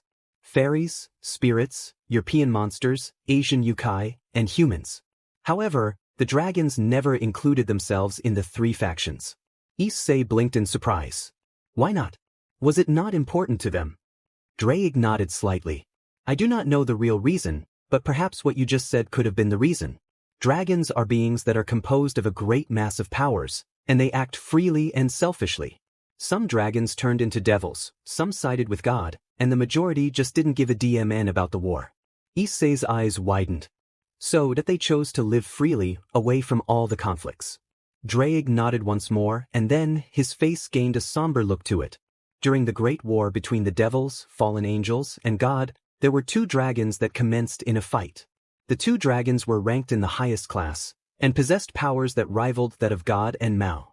While the three factions were involved in their own personal war, the two dragons were causing a disturbance within the battlefield. Issei looked on as he listened to the Welsh dragon's story. The fight of the two dragons had been interrupted by a mere God and Mao, and in retaliation, the dragons tried to consume God, Mao, and the leaders of the fallen angels. Dumbest idea they've ever had. In the end, the two dragons were cut to pieces and their spirits were sealed within human bodies in the form of sacred gears. The two dragons that were sealed within humans manipulated them as vessels. They often encountered each other and fought each other countless times. Every time one of them won, and the other one would die. Sometimes one of them was already dead before the other one came, and so they didn't bother fighting. If the vessel dies, then the dragons stop functioning for a certain time. Their spirits float around in this world until the humans with dragon powers are born. This cycle has repeated countless times for many long years. Drake looked down towards Issei. And now this time, you are my host, Issei Hyoudou. A powerful host, indeed. Issei blinked in confusion. It makes sense. Listen to what I am about to tell you next, Issei. I need you to understand. Issei, noting the serious tone in the dragon's voice, nodded somberly. A long time ago, pre-existing even the universe, there was a being who wielded nigh omnipotent power and the ability to manipulate the energy of the cosmos. Its strength was very great, unable to be calculated, and the being had the ability to manipulate anything it could want. There was no limit on what it could do. Issei listened on in great intent. However, for some reason even unknown to myself, the being grew bored with its life and didn't see any point in existing any longer. When it chose to fade out from existence, it left behind a portion of its power in the form of cosmic energy waves and set it across the traces of the universe. Cosmic energy? The Welsh dragon looked down at Issei curiously, and Issei had a puzzled look on his face as he looked at the sacred gear. Ria-senpai had tried to reincarnate me into a devil, but she couldn't, because the piece she tried to use backfired on her as soon as she put it towards me. As soon as that happened, I started to feel that weird. Drake looked at Issei for a moment, but then he smirked. So I was correct. The power that the being had extracted has finally returned to its reincarnation. Issei looked up in shock. What? Drake chuckled. How interesting. It's my first time having a unique host such as yourself. Most of the hosts in the past either got too arrogant of our powers, or far too terrified. You on the other hand, seem to be different.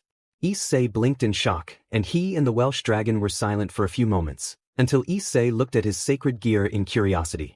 His eyes widening slightly, Issei showed it to the dragon. So, do you know what this is called? Drake huffed and rolled his eyes.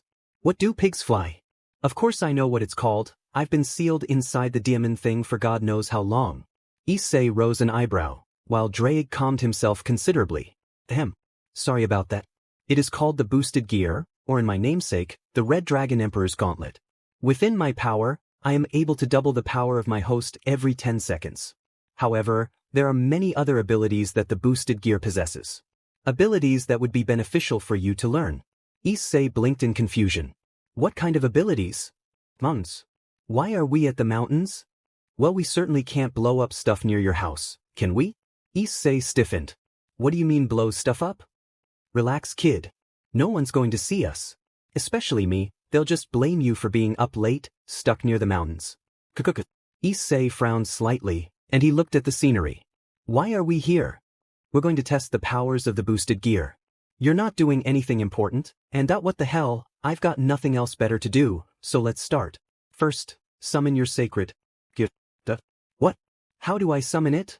If Drake's hands could reach his face, he would have face-palmed himself repeatedly until he knocked himself unconscious. Just say boost. Issei blinked in confusion, but he complied. Boost. Boost. The boosted gear manifested itself on its wielder's arm, taking the appearance of a red, claw-shaped gauntlet with yellow accents and green inscriptions.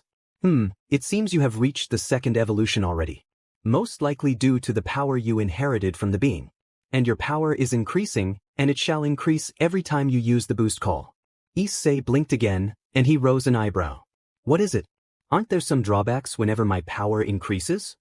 Aren't you the little strategist? Yes, there are some drawbacks.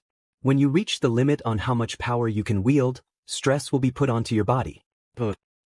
Although what? The power you possess right now, other than the boosted gear, should be an advantage to you for good use.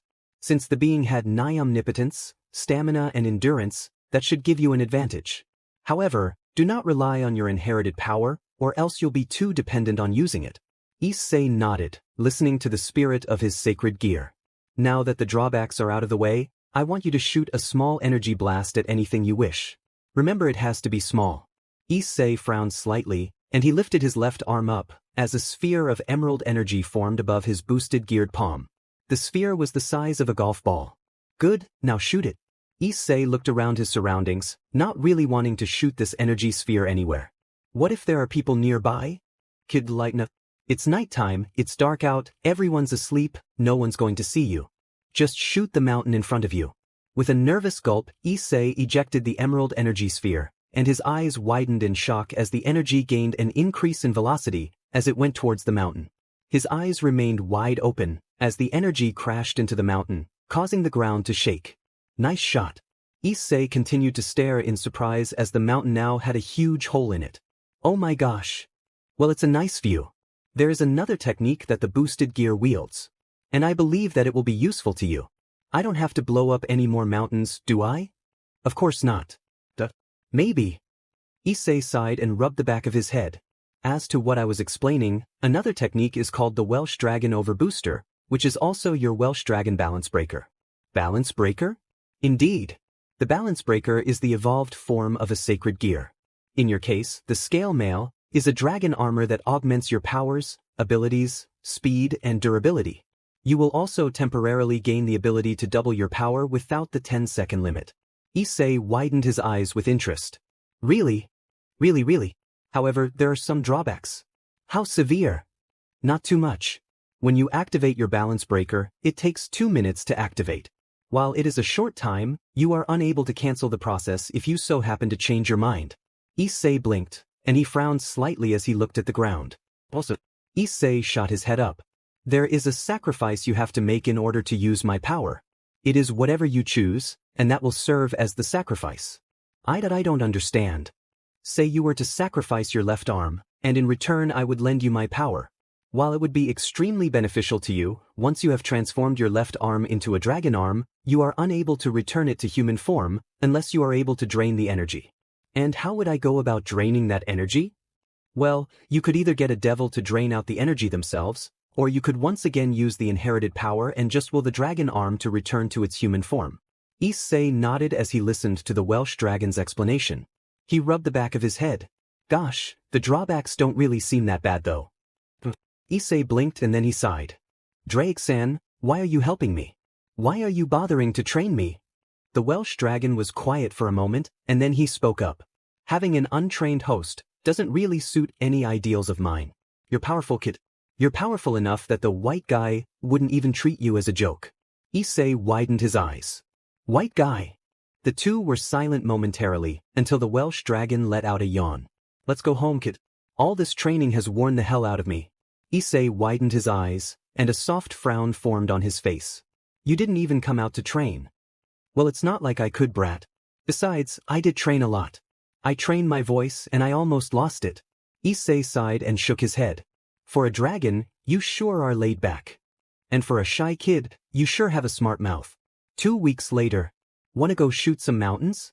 No. You're no fun. Issei sighed as he got ready for bed, placing his hands behind his back. He tilted his head as he recalled meeting his tenant and the revelation of his powers. The young man sighed. This new life was so unreal to him.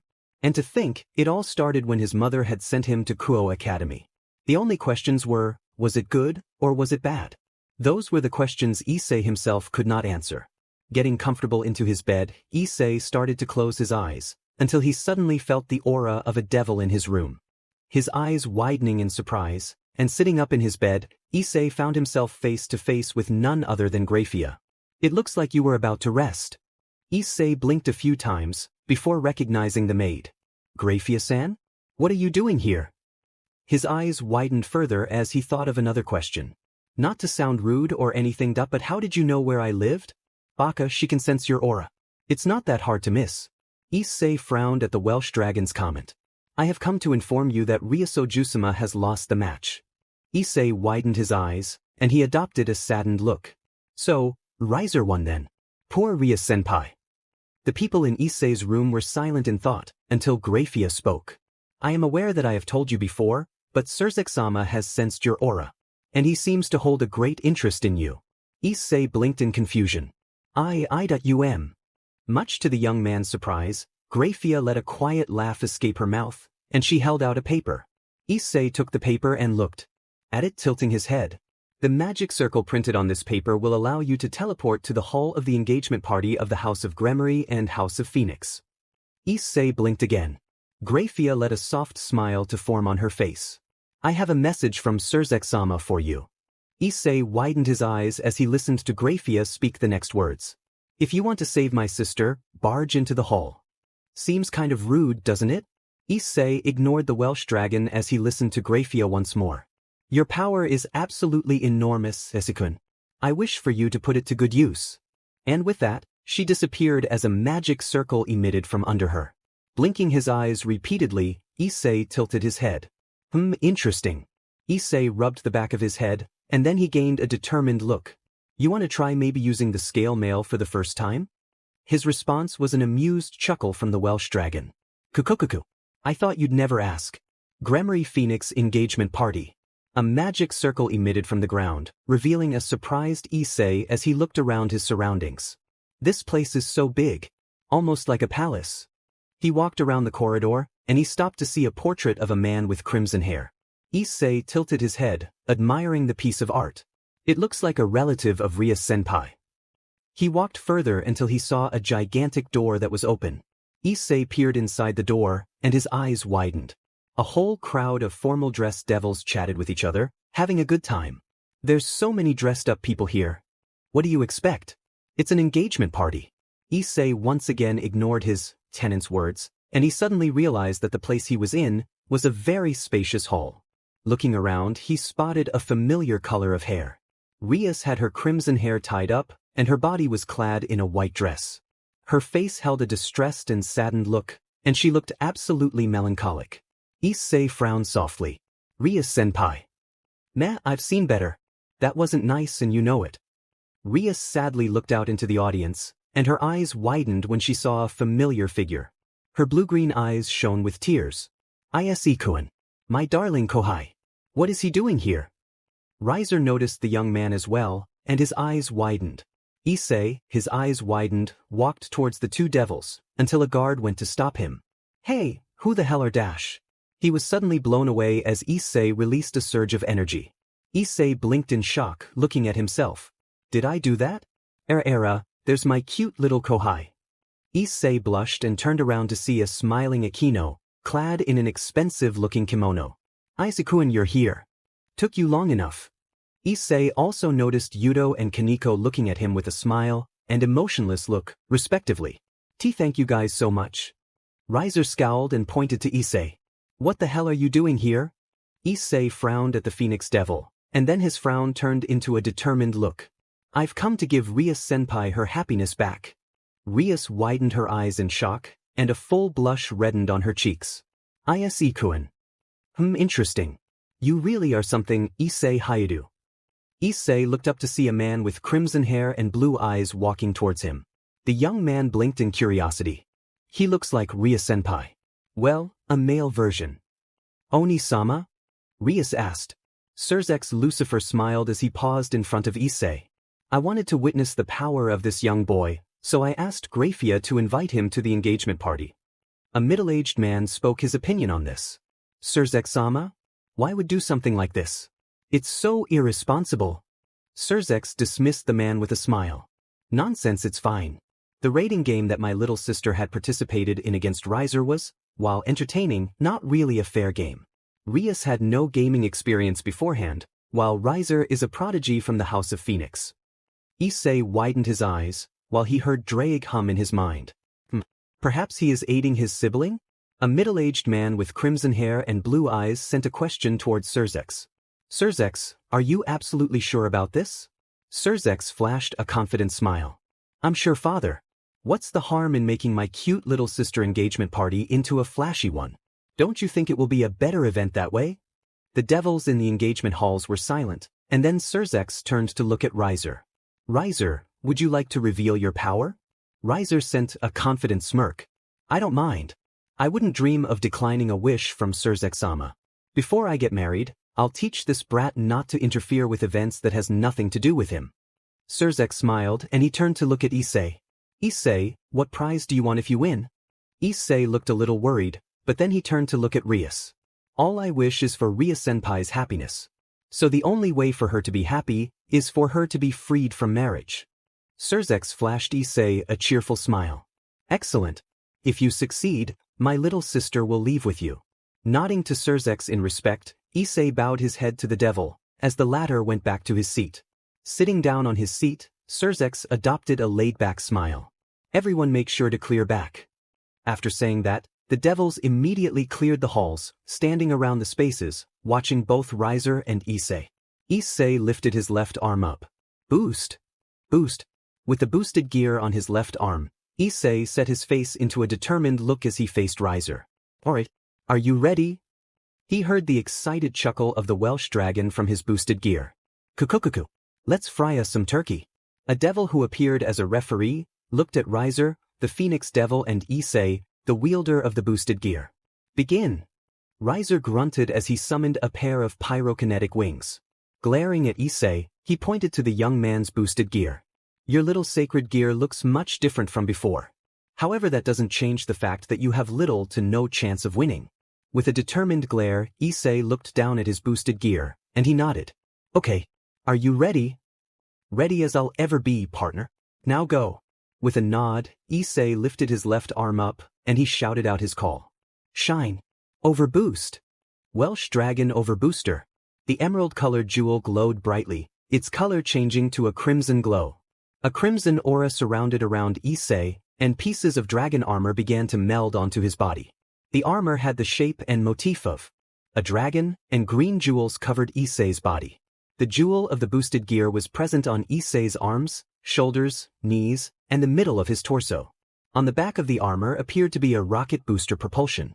The devils looked on in shock. Rias's blue-green eyes widened in astonishment. What is that form? And how did my Kohai obtain it? Riser also had a look of surprise on his face, and he let his question out. In armor? You manipulated the boosted gear into a physical armor. You look like a dragon or something. From above the crowd, Surzex smiled in amusement. Well. It seems that this boy has a couple of surprises up his sleeve. Let's see if he has any more tricks. Issei, now in his balance breaker form, stood still. Remember, kid, when in this form, your stamina will decrease significantly. You can use this power for about 10 seconds. All right, I understand. Ready to start the battle, Issei spread his arms out wide, and two tiny spheres of emerald energy emitted out his palms. Riser looked at the young man cautiously. Issei then put his hands together, combining the two spheres into an enhanced large size, and he shot it towards the Phoenix Devil. Riser looked on in shock, and he quickly evaded it in time. The energy sphere crashed into the halls of the engagement party, causing the ground to shake in tremors. What the hell? Exclaimed Riser. 9 seconds. Not wanting to waste time, Issei quickly charged towards Riser, and the Phoenix Devil narrowed his eyes, before lifting his fist. Issei lifted his fist as well, and the two clashed their fists together, creating an impact so powerful that it shook the halls in tremors. The devils struggled to keep their balance, and they successfully kept it. One devil was holding a video camera, and he held a wide grin. This is better than daytime television. 8 seconds. Riser narrowed his eyes as he and Issei backed away from each other. A rainbow-colored aura surrounded the Phoenix Devil, and his wings grew to a larger size. Issei stood in a battle stance, ready for what came next. His energy increased a lot. A whirlwind of flames surrounded the Phoenix Devil and the halls of the engagement party. Issei looked over to see some devils forming barriers in order to shield themselves. If some of the devils are trying to put barriers around themselves, then Riser's flames must be powerful. Brat! Issei turned to look back at Riser, who was glaring darkly at him. 7 seconds. Firebird and Fenghuang. The hellfire of our clan that was praised as being that of a phoenix. Taste it with your own body and turn into ashes. After declaring that, Riser rushed towards Issei, who set himself into a defense stance.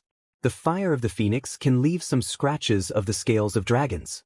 I would suggest you avoid being hit by its flames. Narrowing his eyes within his scale mail, Issei raised his fists and charged towards the Phoenix Devil, and their fists collided with each other's face, shaking the halls from their power clashing. Backing away from each other, Riser and Issei charged towards each other, exchanging punches.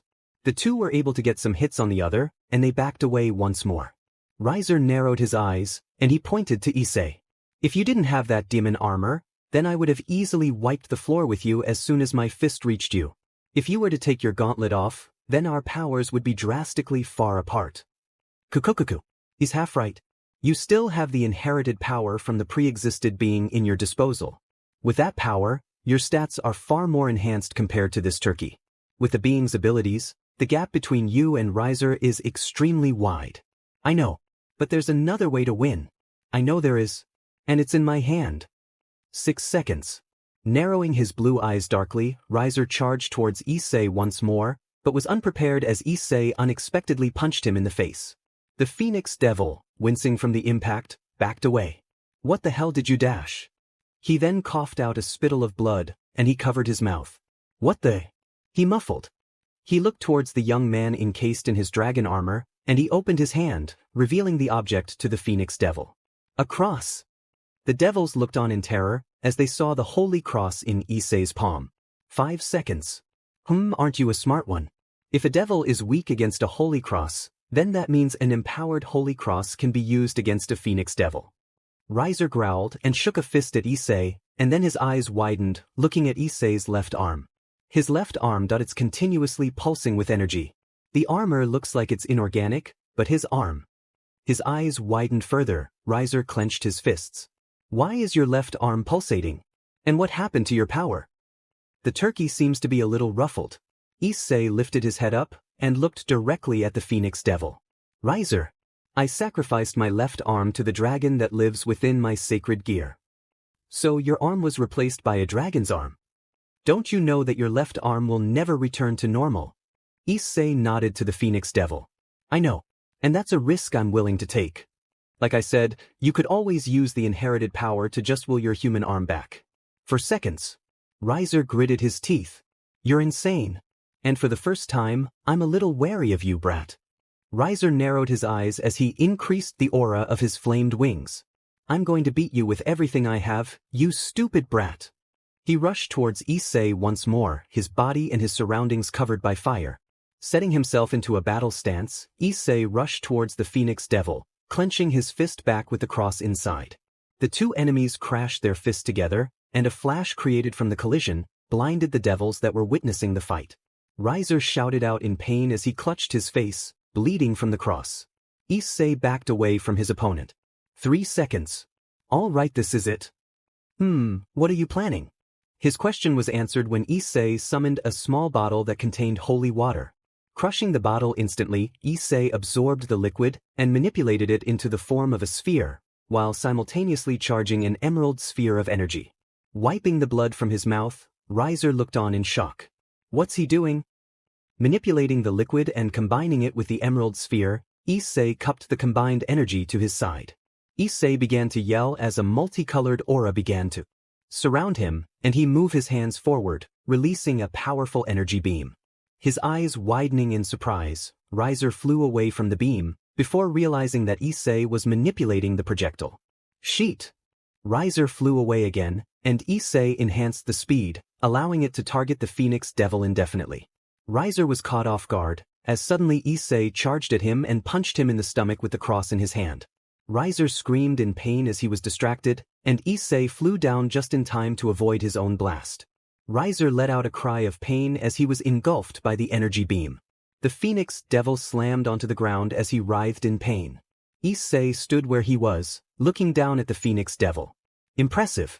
You used holy water, didn't you? I picked it up before we came to the engagement party. I thought it would be a big help. I guess I was right. 2 seconds. Is he going to die? He heard a scoff from Drake.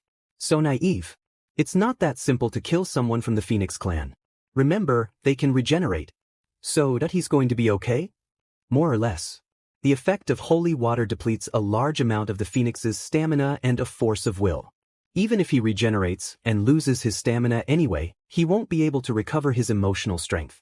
Not at the moment anyway. Issei was silent, and then he flew down onto the ground, walking over to Riser, until someone blocked his path. A young girl with blonde hair and dark blue eyes. Her hair is tied in twin ponytails with large, drill-like curls, with blue ribbons keeping them in place. She wore a purple dress with matching gloves and black boots. Issei stopped in his pace and tilted his head. Who's she? A member of the Phoenix clan, no doubt. She looks ready. She looks ready to yell at Issei, before looking up at the appearance of the scale male, and realizing how imposing he was. Her breath caught in her throat, she started to stutter. Never mind, she's scared of you. 1 second. Issei nodded his head, and he straightened himself, as he spoke to the young Phoenix Devil. Don't worry. I'm not going to do any more damage. Riser looks like he's taken enough hits to his durability. The battle's over. Time's up. The scale male armor disappeared from Issei's body, with the only thing left on was the dragon arm. The girl looked up in shock at the young man who had defeated her brother, and she gulped down a lump in her throat. Outside of the battle, Rias had her hand on her chest, her blue-green eyes watering with tears. Maikohai. Thank you so much. Well, it was definitely worth watching. But it seems like the match is over. Rias turned around to see her older brother with a smile on his face. At the battlefield, the ground started to shake, and the scenery started to change. Issei blinked in confusion. What's going on? He looked up as he saw the young girl carrying Riser away. Kid, you should fly up into the air right about now. Listening to the Welsh dragon's words, Issei charged an aura, and levitated up into the air, as the scene around him began to change into a distorted space-like color. Why is the scene changing? Issei-kun. He turned around, and was unprepared when he was tackled by a elated Rias. Blushing furiously, Issei was embraced by the crimson-haired devil, with her hands gently on the young man's cheek. My precious Issei. Thank you so much, my Issei. Issei was caught off guard, when Rias claimed his lips in a loving kiss. His face gained the color of a bright red cherry tomato. Kukukuku. Host, you lucky bastard. Issei was still, as his lips were claimed by daughter of the Gremory clan. Right next to them, Akino Yuto and Kaneko flew up, bat wings present from their backs. How unexpected. Looks like Rias has already claimed Issei-kun. A few. Well, he's my cute kohai as well. I hope Rias doesn't mind sharing. Akino giggled in amusement. It's amazing. Issei-kun already unlocked his sacred gear. I never expected this. Yuto smiled as he looked at Rias and her kohai. He's strong. A very strong person. He's so shy, I just assumed he was a weakling. But now that he's proven me wrong. Kaneko looked upon the couple with her emotionless look. Rias gently rubbed the still shocked Issei's cheek lovingly, and she hugged him tighter. Rias held up a paper with a magic circle symbol, and a four-legged beast with wings appeared. Issei tilted his head in curiosity. It's called a griffin. Akino said. Issei turned around to see her smiling. Would you like to take Rias back to the club room? Issei blushed again, and he heard a chuckle from Rias. Would you, my precious kohai? Issei looked at the crimson-haired devil nervously. Brat, don't just stand there. Says. With a gulp, Issei nodded. Yeah, of course I will. With a giggle, Rias sat up top of the griffin, then Issei joined her, and with a pull of the griffin's restraints, the two journeyed off to the Occult Research Club. Watching them from the rooftop were Surzex and Grafia. Surzex had an unreadable look on his face, while the maid looked at him curiously. I never anticipated that the Welsh dragon would arrive to this world.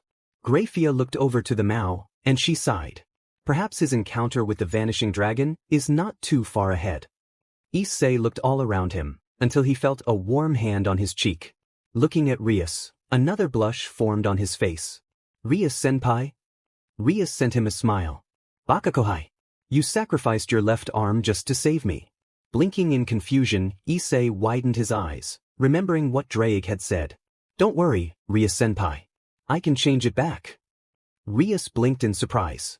Closing his eyes in concentration, an aura formed around Issei's arm, and then the dragon arm disappeared, revealing his human arm. Smiling, Issei showed his regular arm to the surprised crimson-haired devil. Until the dragon arm returned once more. Ha! Ha! I thought you said I could dash. I know what I said. I just wanted to troll the hell out of you. Kukukuku. Issei frowned, and he sighed. Well, that I can make it go away, as long as the dragon in the boosted gear lets me.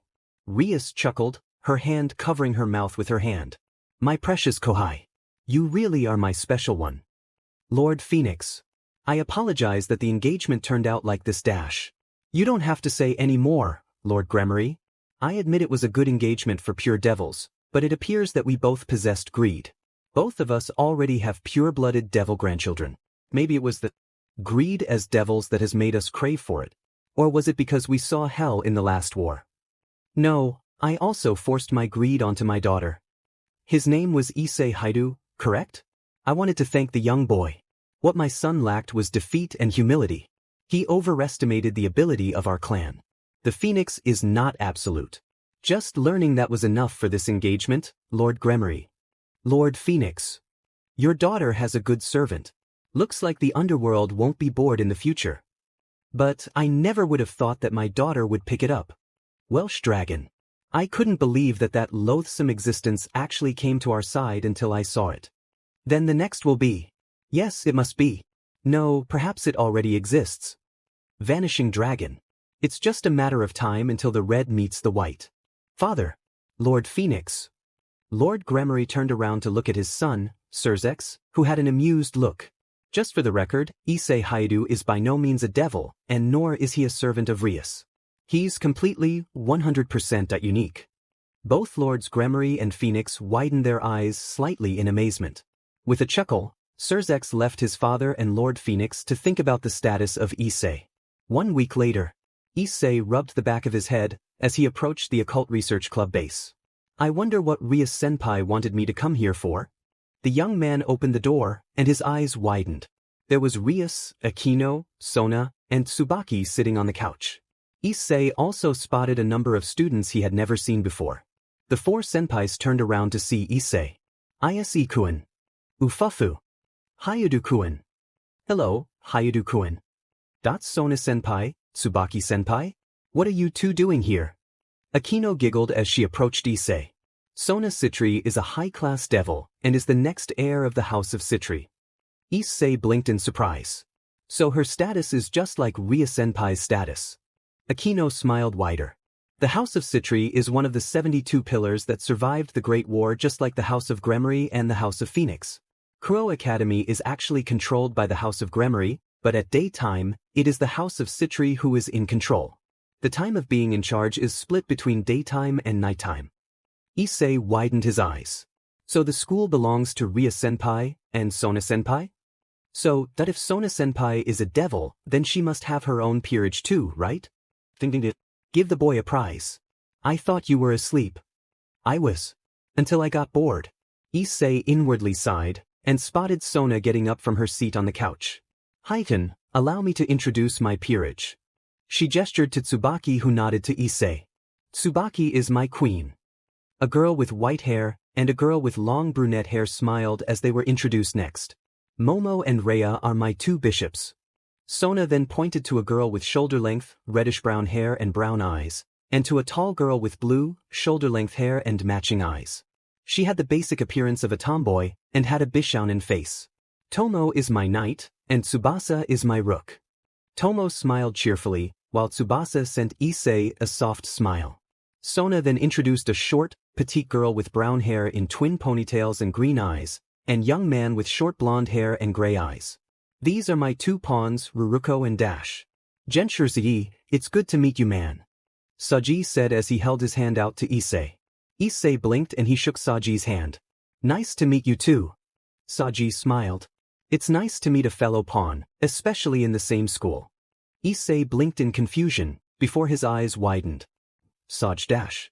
I mean sure, I had heard it was just a rumor that you defeated the heir of the Phoenix clan, but I'm a pawn that consumed 4 pieces of pawns. Issei blinked again, and Tsubaki sighed, palming her face. Saji. But Saji didn't stop. Yeah, you're strong, I'll admit that.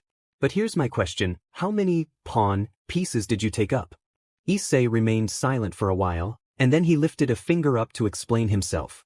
I dash. I mean, I'm sure it wasn't that much. Saji. Saji flinched and turned around to face a slightly annoyed Sona. Please calm yourself. If you must know, Hyoudou-kun is not a devil. Saji widened his eyes in shock, and he turned to look at a relatively quiet Issei. What do you mean he's not a devil, Kaicho? Sona glared at him, and she turned to face Issei, before Ria spoke to her kohai. The reason I called you here was because Sona wanted to introduce you to her servants. Sona spoke next, turning to look at Saji. Saji, it wasn't a rumor. Hyoudou-kun did defeat the 3rd son of the House of Phoenix. And it may come as a shock to you, but once again he is not a devil. Saji widened his eyes in absolute shock, and he turned to look at Issei, who was getting a little uncomfortable at the attention he was receiving. Sona then turned to smile at the nervous young man. My apologies, Issei Hyoudou-kun. My servant hasn't experienced as much battles as you have, so he still has a bit of a rude attitude. If it is all right with you, can you get along with him? Issei looked over at Saji curiously. I wouldn't. Just my opinion. Sona looked over to Saji. Saji. Saji reluctantly bowed his head down, and Issei cautiously did the same. Rias turned to look at Sona, and they simultaneously made a sigh. Hyoudou-kun seems so nervous. It's his first time meeting someone, so I can't really complain. Sona, along with her peerage, walked towards the club door. I think that's enough in introducing ourselves.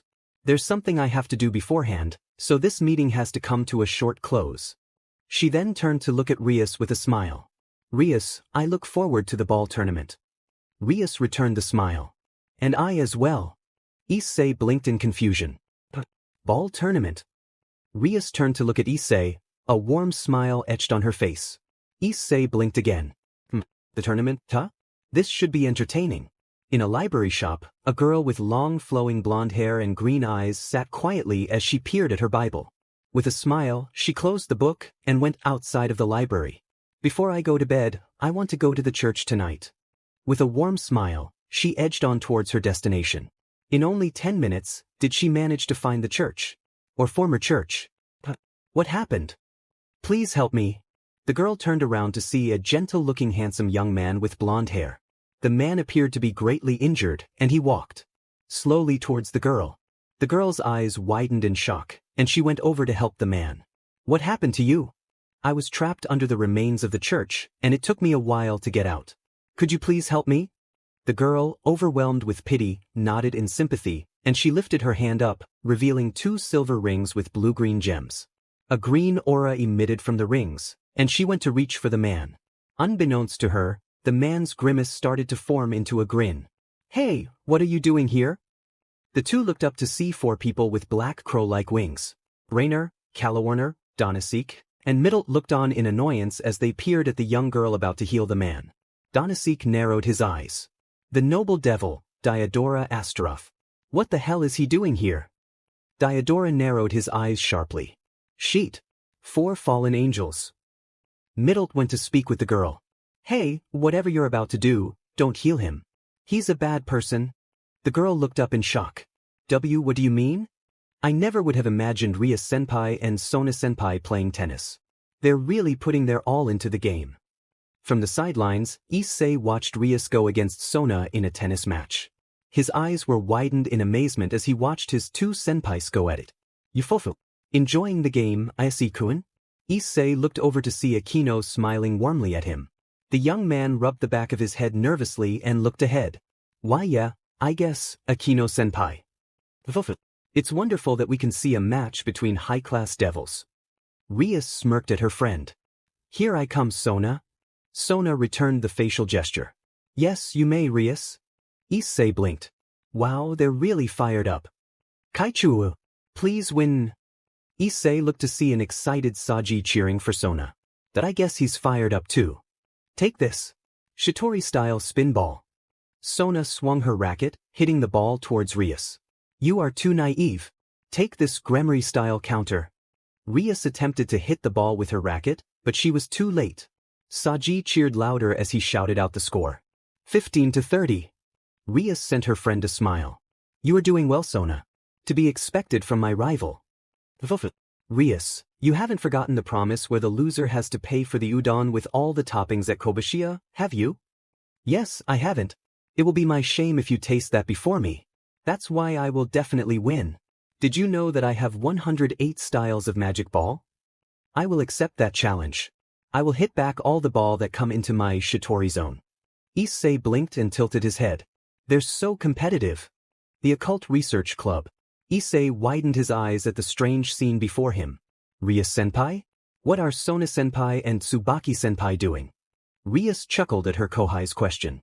In the Occult Research Club, Rias, Akino, Yuto, Kaneko, and Issei were watching Sona and Tsubaki kneading dough. Remember Issei-kun, whoever lost the tennis match, had agreed to make udon. Issei blinked and rubbed the back of his head. So that's why they're kneading dough? Ufofu. Issei turned to see Akino giggling at him. It's tradition to make it from scratch. Sona rubbed the sweat off of her head, and turned to look at Tsubaki. How are you coming along, Tsubaki? Tsubaki narrowed her eyes slightly as she put more pressure on the dough. It takes a bit more. Ria smiled. I suppose there's nothing else to do but to lend you two a hand. Sona narrowed her eyes, and positioned her glasses. No. We need no sympathy from the enemy. Don't misunderstand me, Sona. We just want to make sure the udon is actually good. Right, Kaneko? Kaneko smiled. Udon is the pinnacle of flower creations. Issei rose an eyebrow. Why are they so obsessed with udon? It could be a devil thing. Issei blinked in confusion and tilted his head. Is udon really that good? Ufofu. What kind of question is that, Issei-kun? Issei widened his eyes and turned to look at Akino to explain his reason. I was just. Yuto smiled as he tapped Issei on the shoulder.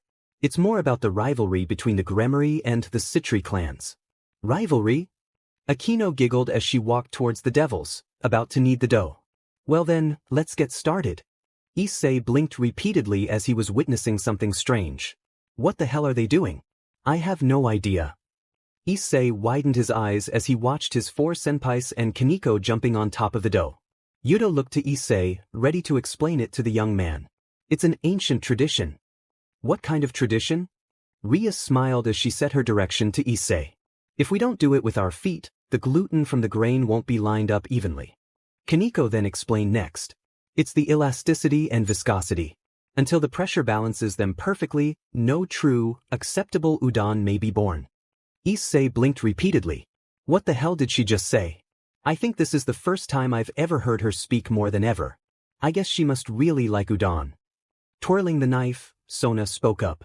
Now that the dough has been fully kneaded, it's time to cut it up. Yes, Kaicho. Tsubaki said as she wielded a knife as well.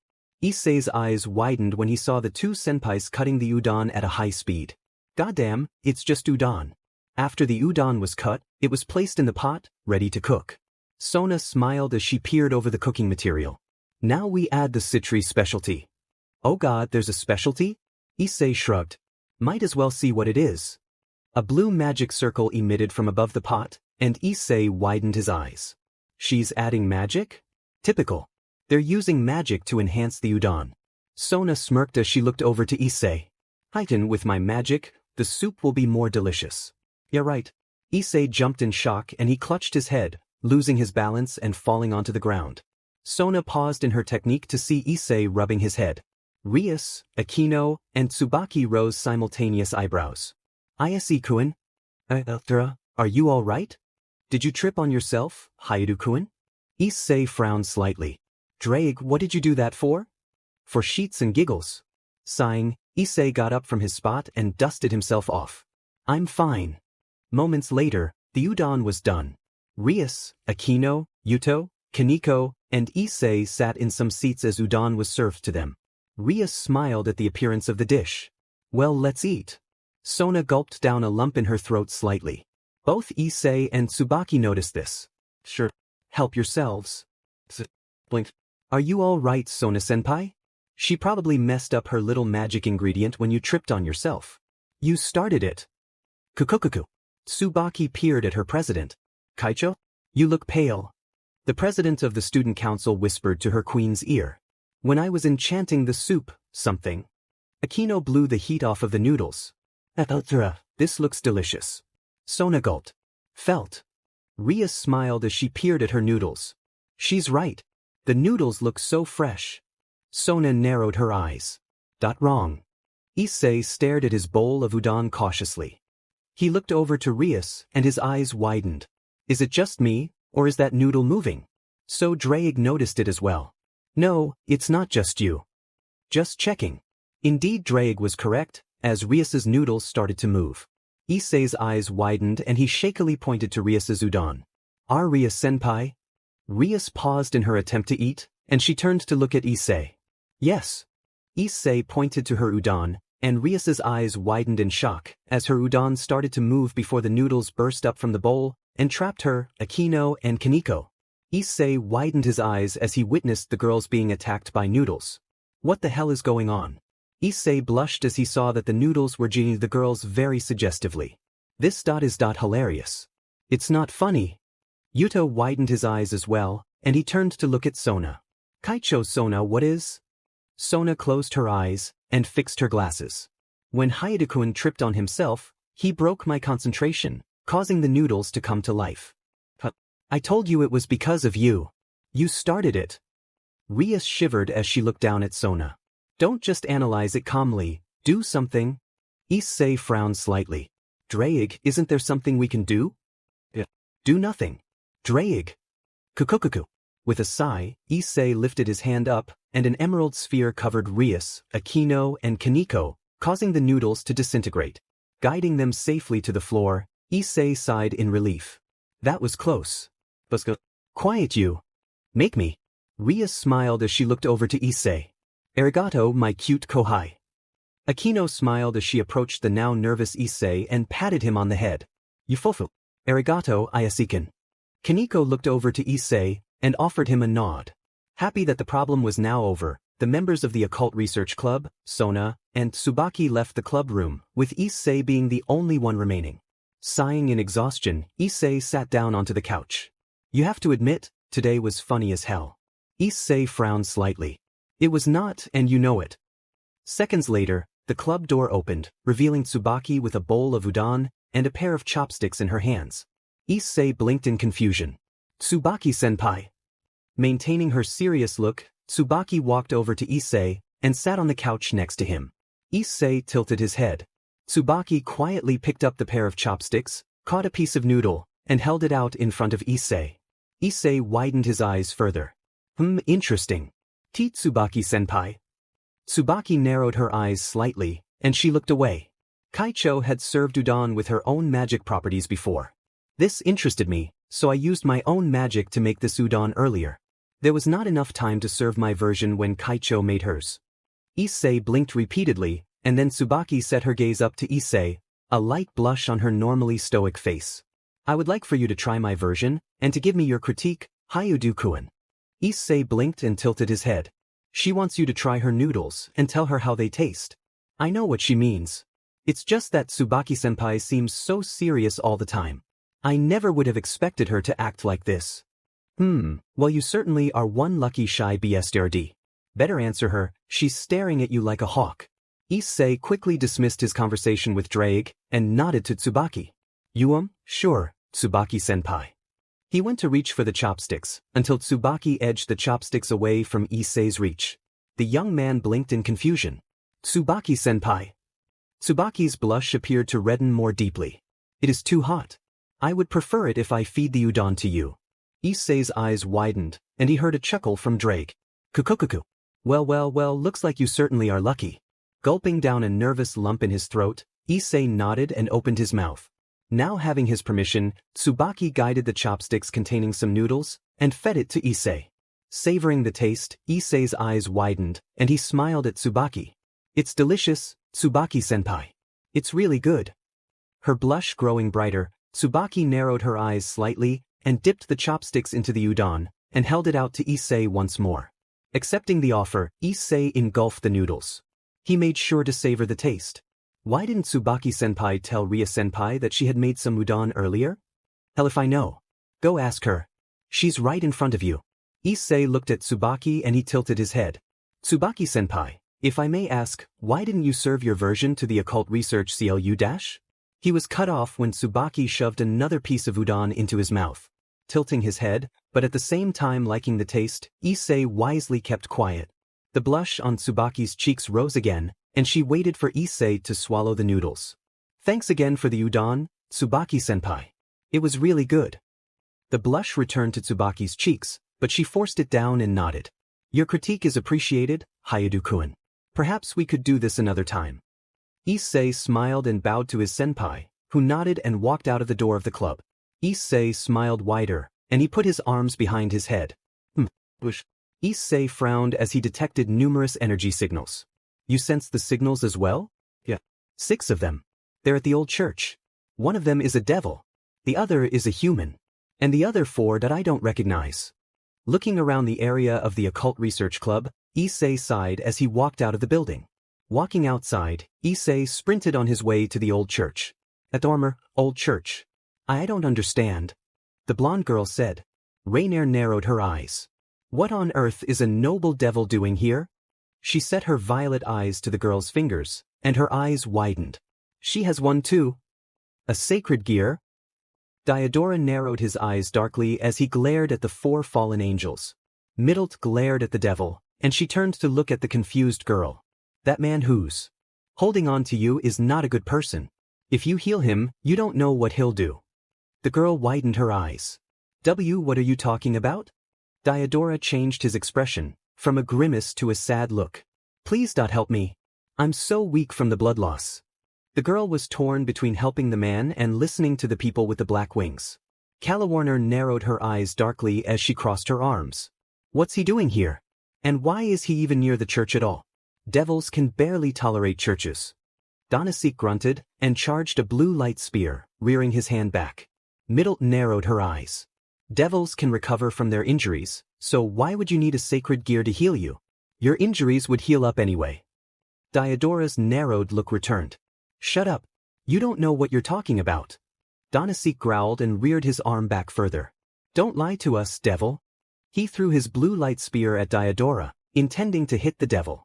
Diodora grinned widely and quickly got up, moving the girl in front of him in order to shield him. The 4 fallen angels widened their eyes in surprise. Donasik stiffened. No. I wasn't even trying to aim for the human. The girl's eyes widened with fear as the light spear was speeding towards her. She closed her eyes, waiting for it to pierce her. Until, the girl tentatively opened her eyes, and they widened in shock. Rainier, Donasik, Calawarner, and Middlet looked on in amazement. Rainier shook in her spot.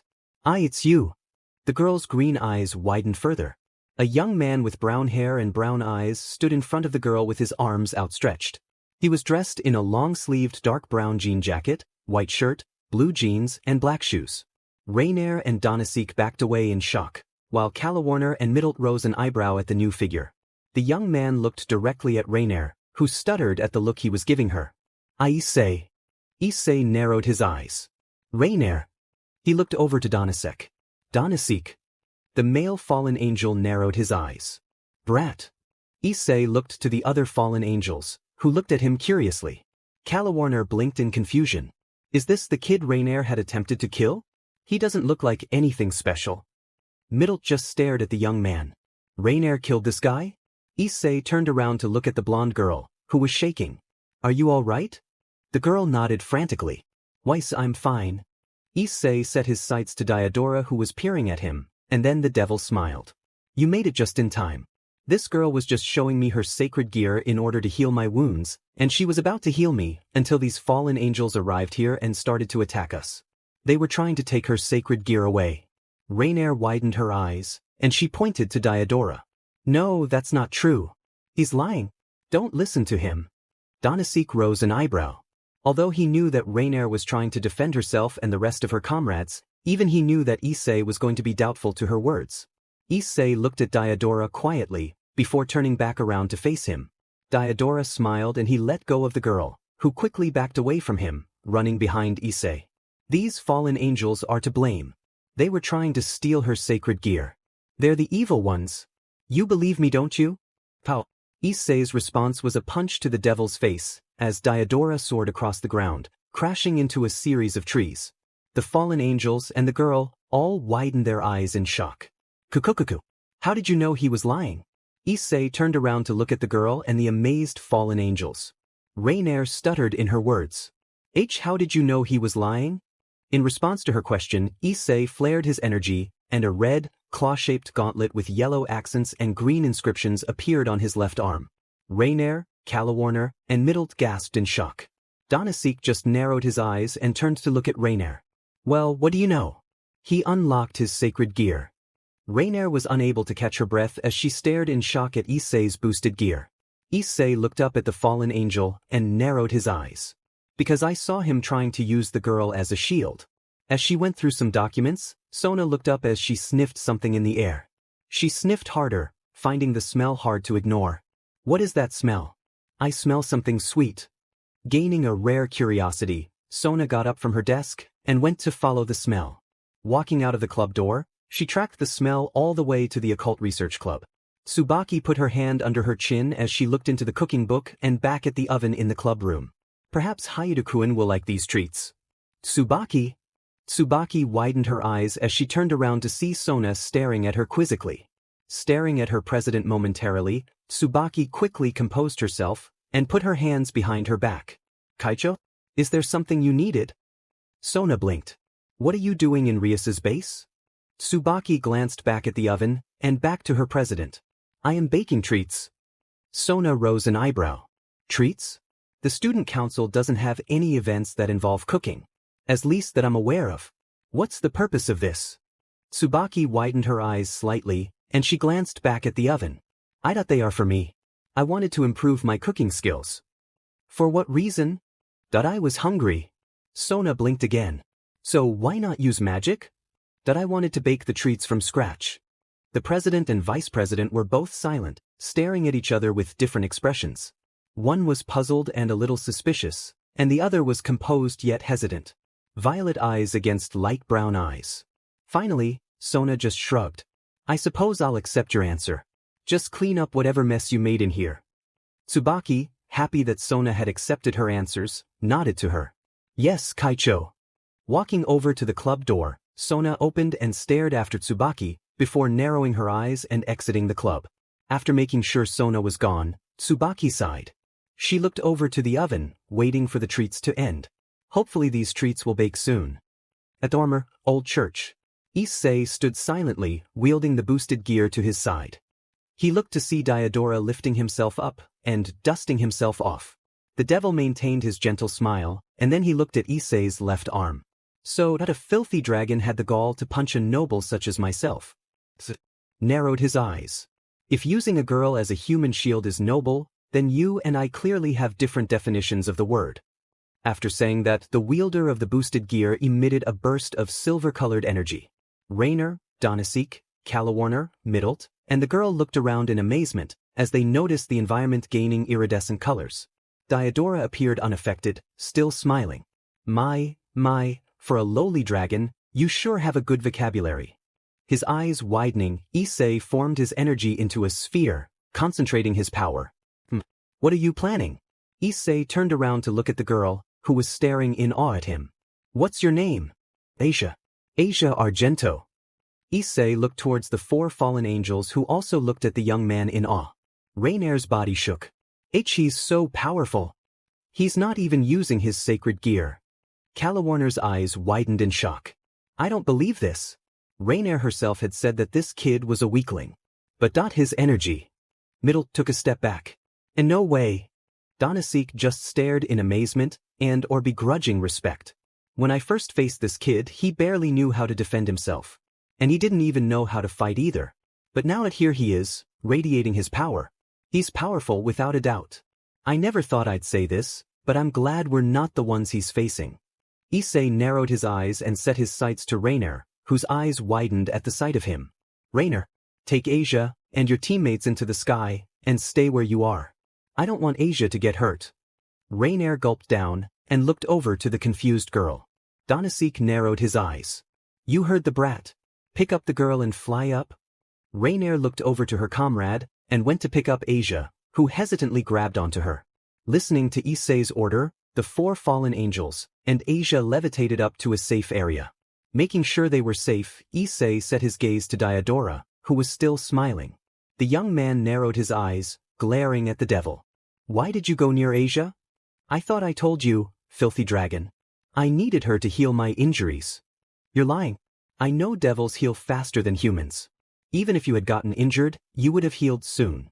So there's another reason you had to have come here. Diodora stared at the young man for a minute, before his smile widened. Let's just say, I have a liking to nuns. For so many times, I have made many women affiliated from the church fall. No matter how many times I see it, I never get bored of it. Issei narrowed his eyes further. He wanted to turn her into a devil after she healed him. Detestable brat. Diodora's smile widened further. Now that I think about it, if you hadn't shown up to protect Asia from the fallen angel's light spear, it would have been much easier for me to use my evil piece on her. Issei looked away as he remembered something. Evil piece? It must be one of the chess pieces Ria-senpai tried to use on me. Diodora chuckled. And now I have a dragon to squash. So as soon as I'm done with you, I can enjoy Asia to myself. Issei widened his eyes, not in shock or bewilderment, but in fury. What are you saying? Diodora chuckled again. As a nun, I guess we can assume she's still a virgin. Right? Issei narrowed his eyes. He wouldn't. I like to train the nuns from being virgins. Perhaps it would be good for me to forcefully take her first time. Issei widened his eyes as he flared out his energy sphere imploding, causing the ground to crack beneath him.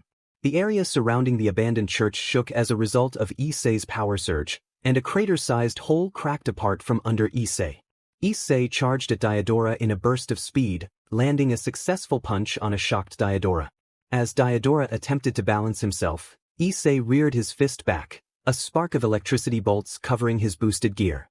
With a surprised look on his face, Diodora was unprepared to evade, as Issei punched the devil in the stomach, pushing his fist deep into his torso. Diodora coughed out a spittle of blood, and he managed to jump back. Breathing heavily, Diodora narrowed his eyes, and a black aura began to wrap around his body. Amazing! So this is the power of the dragon. I'll admit it's impressive, but I also powered up. Thanks to the snake from the Ouroboros dragon. Issei narrowed his eyes further. Ouroboros dragon? Diodora smiled. With this power I can key dash.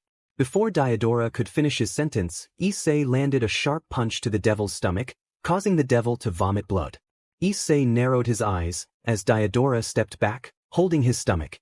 The devil narrowed his eyes. How is this possible? I'm a high-class devil, the blood relative of the current Mao Beelzebub. Issei once again narrowed his eyes. Beelzebub? Ria-senpai's got a lot of explaining to do. With a snarl, Diodora lifted his hand forward, and out of his hand a series of demonic-powered bullets shot towards Issei. There's no way that a noble high-class devil like myself can lose to a lowly, filthy, dragon like you. Issei glowered at the devil, walking through the bullets, showing no sign of discomfort. Diodora widened his eyes in shock. What's going on? He's not affected. The bullets are hitting him, but he's still going through. As he walked through the infinite number of demonic-powered bullets, Issei listened as he heard a chuckle from Drake. Kukukuku. Interesting. Although you are not using the scale mail armor, but at the same time using only the gauntlet version of your sacred gear, you sure are turning out to be a strong opponent. I was thinking of using the balance breaker at first, but it's still imperfect. Also, I wanted to see if I could fight against this devil with only the boosted gear. I guess my theory was right. As soon as Issei got closer to him, Diodora stopped in his attack and backed away. When Issei walked closer, Diodora formed a series of barriers. Narrowing his eyes further, Issei lifted his sacred gear-covered arm and punched the barriers. His fist immediately broke through them, landing a punch to Diodora's face. Diodora soared across into another series of trees as a result from the impact. Issei flew after him and landed a punch to the devil's stomach and reared back once more, until Diodora put his hand up, creating a thick wall of demonic aura. He chuckled nastily at Issei. "Ah, did you see? I have higher demonic power than you. There is no way that an idiot dragon can defeat me." Issei remained silent, giving the devil a glower. For a noble devil, Diodora sure was acting like a spoiled person. "Wanna use scale mail? Just for the hell of it? There's no reason to. Besides, it's imperfect." "I'm aware. But that it would be funny. We could have the opportunity to troll him with the balance breaker." "By we, you mean only you would get the satisfaction of trolling him." "Exactly." Sighing with a frown on his face, Issei walked away from the devil, who shot the young man a confused yet indignant look. "Hey, where are you going? This fight's not finished." Issei stopped in his walk and turned around to glare at the devil. "You're right, Diodor. The fight's not done, not by a long shot. It hasn't even started yet." Lifting his boosted gear-covered arm up, Issei shouted out his call. "Welsh Dragon over Booster. Welsh Dragon Balance Breaker."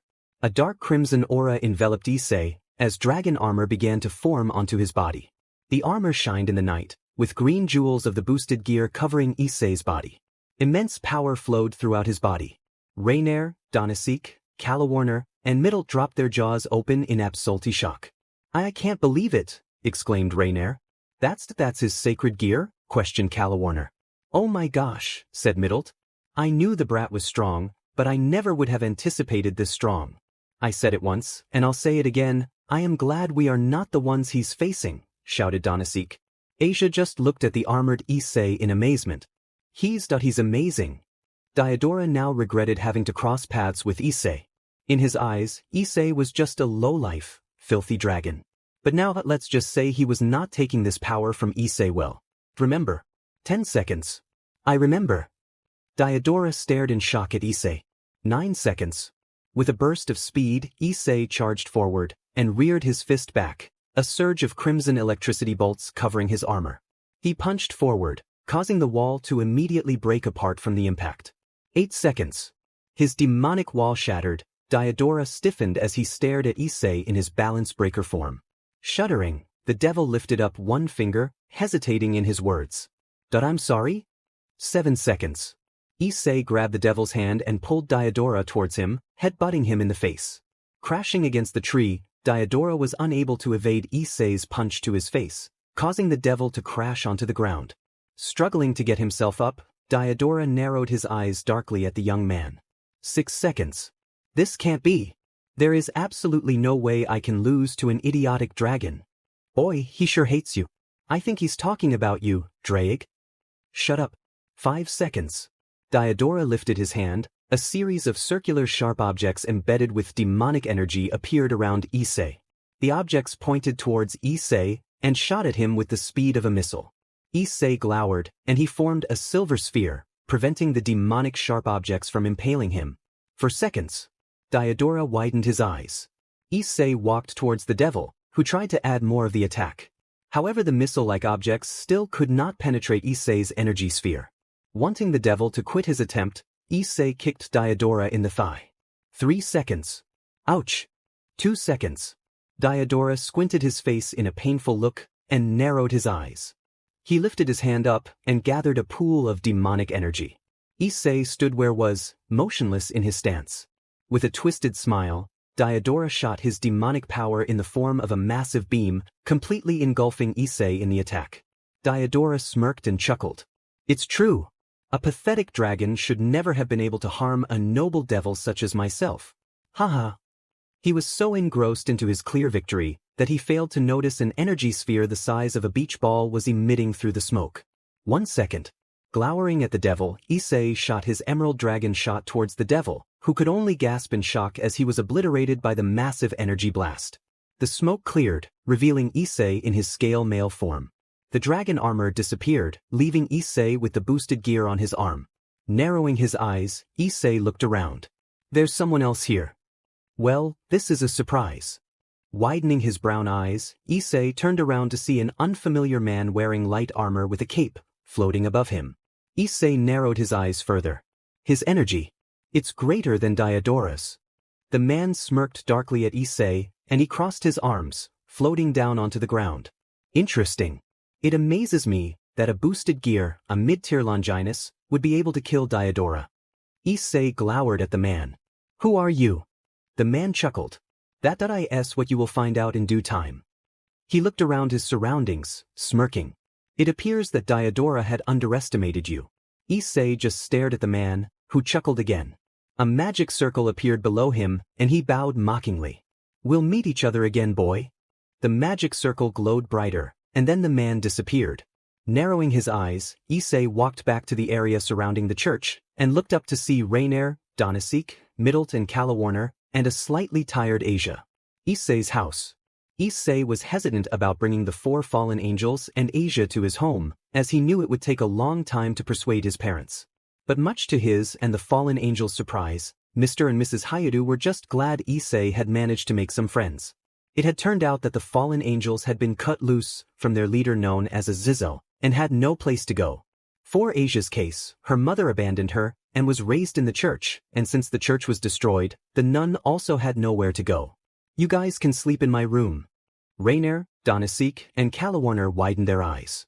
The fallen angels were all present in their human disguises. Rainier was in the form of Yuma Amano. Calawarner changed her uniform, and was dressed in a black shirt and black jeans. Donasik just changed his appearance in order to appear a bit younger.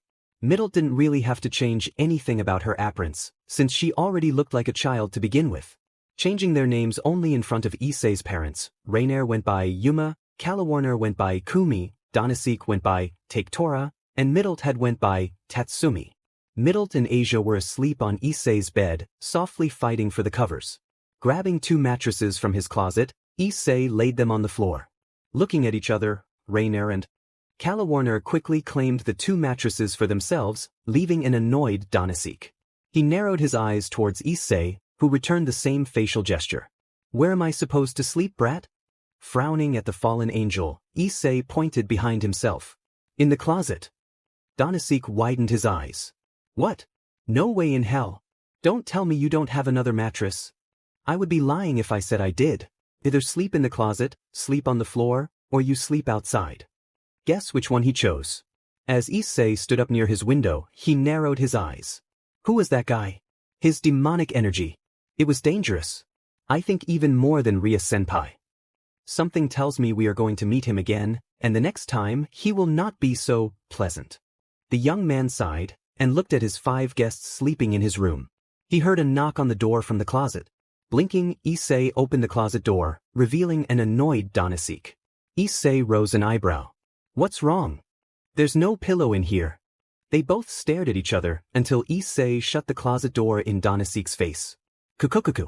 2 days later, Issei rubbed the back of his head as he walked over to the Occult Research Club. He opened the door, and his eyes widened. Rias, Akino, Yuto, and 2 other familiar people. Graphia-san? Surzek-san? Surzek's Lucifer and Graphia Lucifuge turned around to see a surprised Issei, and they smiled. Surzek approached Issei. Ah, Issei Hyoudou. It's so good to see you again. He held out a hand. Issei nodded to the Mao, and shook his hand. What are you guys doing here? Surzek was about to reply, until his little sister interrupted him. Oni-isama's taking off work to come visit. I appreciate it, but you can't treat a devil in a special way. Surzek shared an eyebrow-raised glance with Issei, and then they shrugged. Surzek smiled. As I was saying, I work at Kuoh Academy. I was deciding whether to conduct the conference between the 3 factions in this school. Issei widened his eyes. Meeting of the 3 factions. In this school? This'll be fun. Issei remained in the Occult Research Club room, pondering while sitting on the couch. Blinking for a moment, he sat up as he smelled something. What's that smell? It's in this room. Issei looked around the room, and he went over to Rias's desk to find a sealed plateful of star-shaped chocolate chip cookies. Tilting his head, Issei picked up the plate, seeing a note on it. For Issei. He blinked in confusion, before smiling. Ah, arigato, Tsubaki-senpai. Unbeknownst to him, a blushing Tsubaki was against the club door, watching Issei eat one of her cookies. When she saw him smile, her blush brightened, and she quickly walked away from the club door. Making sure to save the cookies for later, Issei wrapped the treats to seal them, and he walked out of the Occult Research Club, whistling a tune. As he walked next to the building of Kuoh Academy, Issei widened his eyes as he saw a glint of silver. A young man with dark silver hair and light blue eyes was peering up at Kuoh Academy. Issei blinked in confusion. Who is he? The white guy. Issei blinked in response. What? The young man noticed Issei and turned to look at him, walking over to him. It's a nice school. How long you been here? Issei blinked again. It's my first time coming here, actually. I'm actually a new student here. The young man rose an eyebrow. Peering at Issei, the young man straightened himself. My name is Valley, the Vanishing Dragon. Issei widened his eyes. Vanishing Dragon? Valley chuckled. This is the first or second time we meet here, huh, Welsh Dragon? Issei Hyoudou. Issei just stood in shock. Is this who Drake was talking about? Valley pointed to Issei. Issei Hyoudou, what rank do you think your strength is in this world? My strength? Well, for boosted gear I can only do the imperfect version of the balance breaker, and then I have the inherited power Drake told me about. But does Valley know this about me? Issei rubbed the back of his head. I'm not sure. Valley explained it to him. Counting from the top in your condition of the incomplete balance breaker, it would be a 4-digit number between 1000 to 1500. Issei blinked. There are a lot of strong people in this world, Hyoudou. Even the Crimson Satan, Sir's Lucifer, does not fit in the top 10. Issei blinked again and straightened himself. Valley smirked and looked to the side. The two heavenly dragons. The Welsh Dragon and the Vanishing Dragon. In the past, those involved with those two dragons didn't live a good life. There's only one question. How will you end up?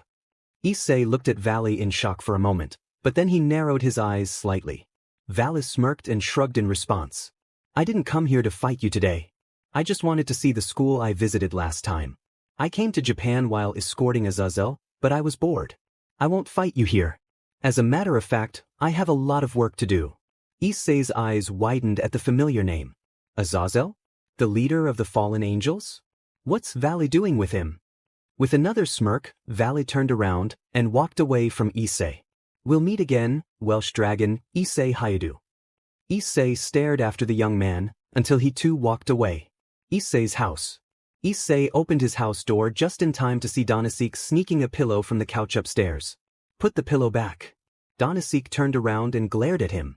It's uncomfortable in the closet. I can't sleep. Well, you should have thought about that before Rainier and Calawarner grabbed the 2 mattresses 2 nights ago. I thought there was going to be one more. Well, you thought wrong. With a huff, Donasik angrily threw the pillow back at Issei, who caught it effortlessly and threw it back on the couch. Hearing Donasik stomp upstairs, Issei sighed and sat on the couch, clasping his hands together. Vanishing Dragon. Issei looked up. When you were talking about the 2 dragons in the war, you meant you and the Vanishing Dragon, didn't you? The Vanishing Dragon is my counterpart existence.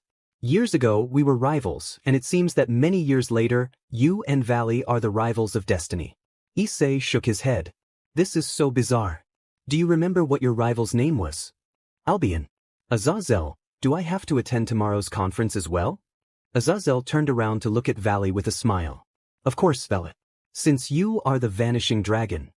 Valley stared at him for a moment, before looking away. Hey, Azazel. Our war's not going to occur anymore. You sure love battling, don't you? You sure got attached to an ideal dragon. You're the type that won't live long. That's fine. I don't have any interest in living long. Just, I feel regret being born in this age. A world without God. I wanted to try to defeat God. That's really like the Vanishing Dragon. And, after defeating all the strong guys, what will you do? I'll die. I don't have any interest in such a boring world.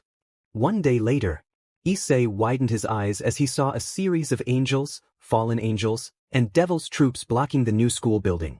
Behind them appeared to be a strong barrier. Issei tilted his head before walking forward, until one of the devils stopped him. What's your business here? Issei was about to speak, until another devil guard interrupted him. It's you. The one that defeated Riser. Go on, let him through. Almost immediately as soon as the guard had said that, the first devil guard sighed and rolled his eyes. He moved away from Issei's path, and the young man nodded his head in thanks. He walked through the barrier effortlessly, invoking surprised glances from the guards of the 3 factions. Did he just? I thought only angels, devils, and fallen angels could pass through the barrier. I had heard he wasn't a devil. So how did he pass through it? Issei walked around the building and stopped when he sensed many energy signals nearby. He followed the signals and he stopped at what appeared to be a staff meeting room. Blinking, Issei opened the door, and he immediately regretted it. A series of angels, devils, and fallen angels turned their attention to a now nervous Issei, who desperately looked around to see someone familiar. He was relieved when he saw Surzex, Grafia, and some other girl. It was a girl with long, black hair tied in twin ponytails and violet eyes. Issei noticed that the girl also had a childlike body, although she had a well-endowed chest. He looked to Rias, Akino, Yuto, Kaneko, Sona, and another person he didn't recognize. It was a girl with short, blue hair with a green fringe in the middle and brown eyes. She was dressed in a church battle outfit, which consisted of a black, skin-tight unitard with short sleeves and pauldrons, matching fingerless gloves that extended to her biceps, and thigh-high boots, all of which were adorned with straps. The girl wore this under a white hooded cloak with gold and blue accents. The girl looked over to Issei, and she tilted her head. For some reason, Issei really had a bad feeling about this girl. Issei looked to another section to see a group of what appeared to be angels. He saw a man with long blonde hair and green eyes. He had 12 gold-colored wings growing from his back. Issei tilted his head. I thought angels had white wings. Learn something every day, don't you, kid? Issei-kun? What are you doing here? Issei turned to look at Rias, who was giving him a confused look. Issei widened his eyes, before looking to the side. Why had he come today? Oh yeah, because I was supposed to get Donasika a pillow today. I must have forgotten, and came here instinctively. But you weren't going to get him a pillow anyway, were you? Of course I wasn't. He doesn't deserve one. Kukukuku. Issei turned to look back at Rias, who was still staring at him. I'm sorry, Rias-senpai. I don't know why I came here. I forgot. Rias sighed. While she was happy to see her kohai, he wasn't safe in a meeting like this. Issei looked around the room once more, and put his hand on the door. I'll be going now. Nonsense. We don't mind. Issei widened his eyes and he turned around to see a man with black hair and golden bangs smiling at him. He appeared to have 12 jet black wings, dressed in a black robe with ornaments, and a laid-back air about him. Next to the man was Valet, who gave him a smirk. Issei looked at the two with a serious look on his face. So this is Azazel? Surzex chuckled and Issei set his sights to him. It's all right, Issei. You can stay. Issei stood silently, before shaking his head. I'm fine, Surzex-sama. I have to go buy a pillow today. The male devil rose an eyebrow, but he nodded nonetheless. Immediately after seeing that, Issei ran out of the meeting room. He rubbed his head as he phased out of the barrier, surprising the guards once more. How the hell does he keep doing that? In the meeting room. My younger sister and her family. Rias bowed to the three factions. While Kokabeel was attacking a few days ago, they were active during the raid. The man with long blonde hair and green eyes smiled. I heard about the report, and I give you my gratitude. Azazel smiled. Sorry, Michael. Kokabeel caused you trouble. Surzex looked to the three factions. Now that everyone has arrived, I'll say the preconditions for the meeting. The people present here acknowledge the most important event and forbidden subject, i.e., the non-existence of God. Then, acknowledging that, let's continue the conversation. Michael spoke next. Like that, the angels. Which is true. That way would be better. If it is like now, then the three great powers would inevitably go down the path of destruction. Surzex said. Azazel snorted. Well, we don't have anything to fuss over. Surzex turned to look at Rias. Now then, Rias. Could you speak about the incident a few days before? Yes, Lucifer-sama. Rias, Akino, and Sona began to discuss an event in which Issei had not been involved in. Therefore, if he would have stayed, he wouldn't have known what they were talking about. They explained that a fallen angel by the name of Kokabeel had stolen 3 of the 7 Excaliburs from the church.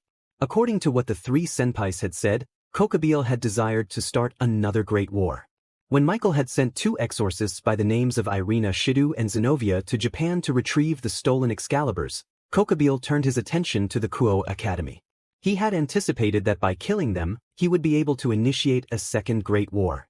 During his attack on Kuoh Academy, he was able to overwhelm and defeat Rias and her peerage with ease, but he had lost to Valet Lucifer, who came to stop him under Azazel's orders. After his defeat at the hands of Vale, he was sealed in the deepest part of the underworld, Cocytus, by Azazel. Rias sighed as she finished her explanation. That is all. The report which I, Rias Gremory and the household devils over there experienced. Surzex smiled softly. Good work. You may sit down. Thanks, Rias John. The girl with black hair and the childlike body winked at Rias. Surzex smiled as he looked over at Azazel. Now then, Azazel. After hearing this report, I want to hear the opinion of the governor of the fallen angels.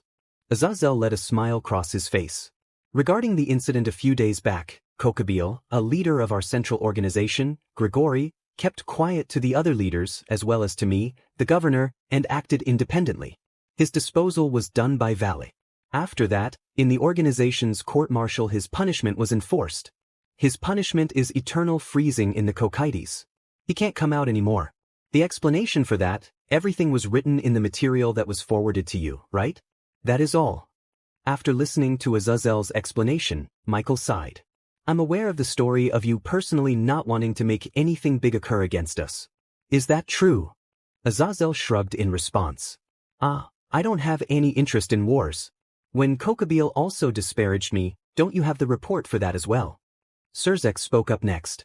Azazel, I want to ask one thing, but why have you been gathering owners of sacred gears for the past decades?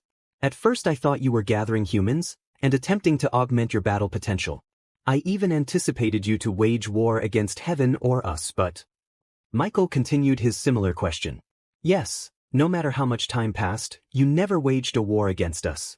When I heard you got hold of the vanishing dragon, I was enveloped by a strong wariness. Listening to the devil and the angel, Azazel smiled bitterly. It's for the sake of sacred gear research. If that's the case, should I send a part of the research materials to you as well?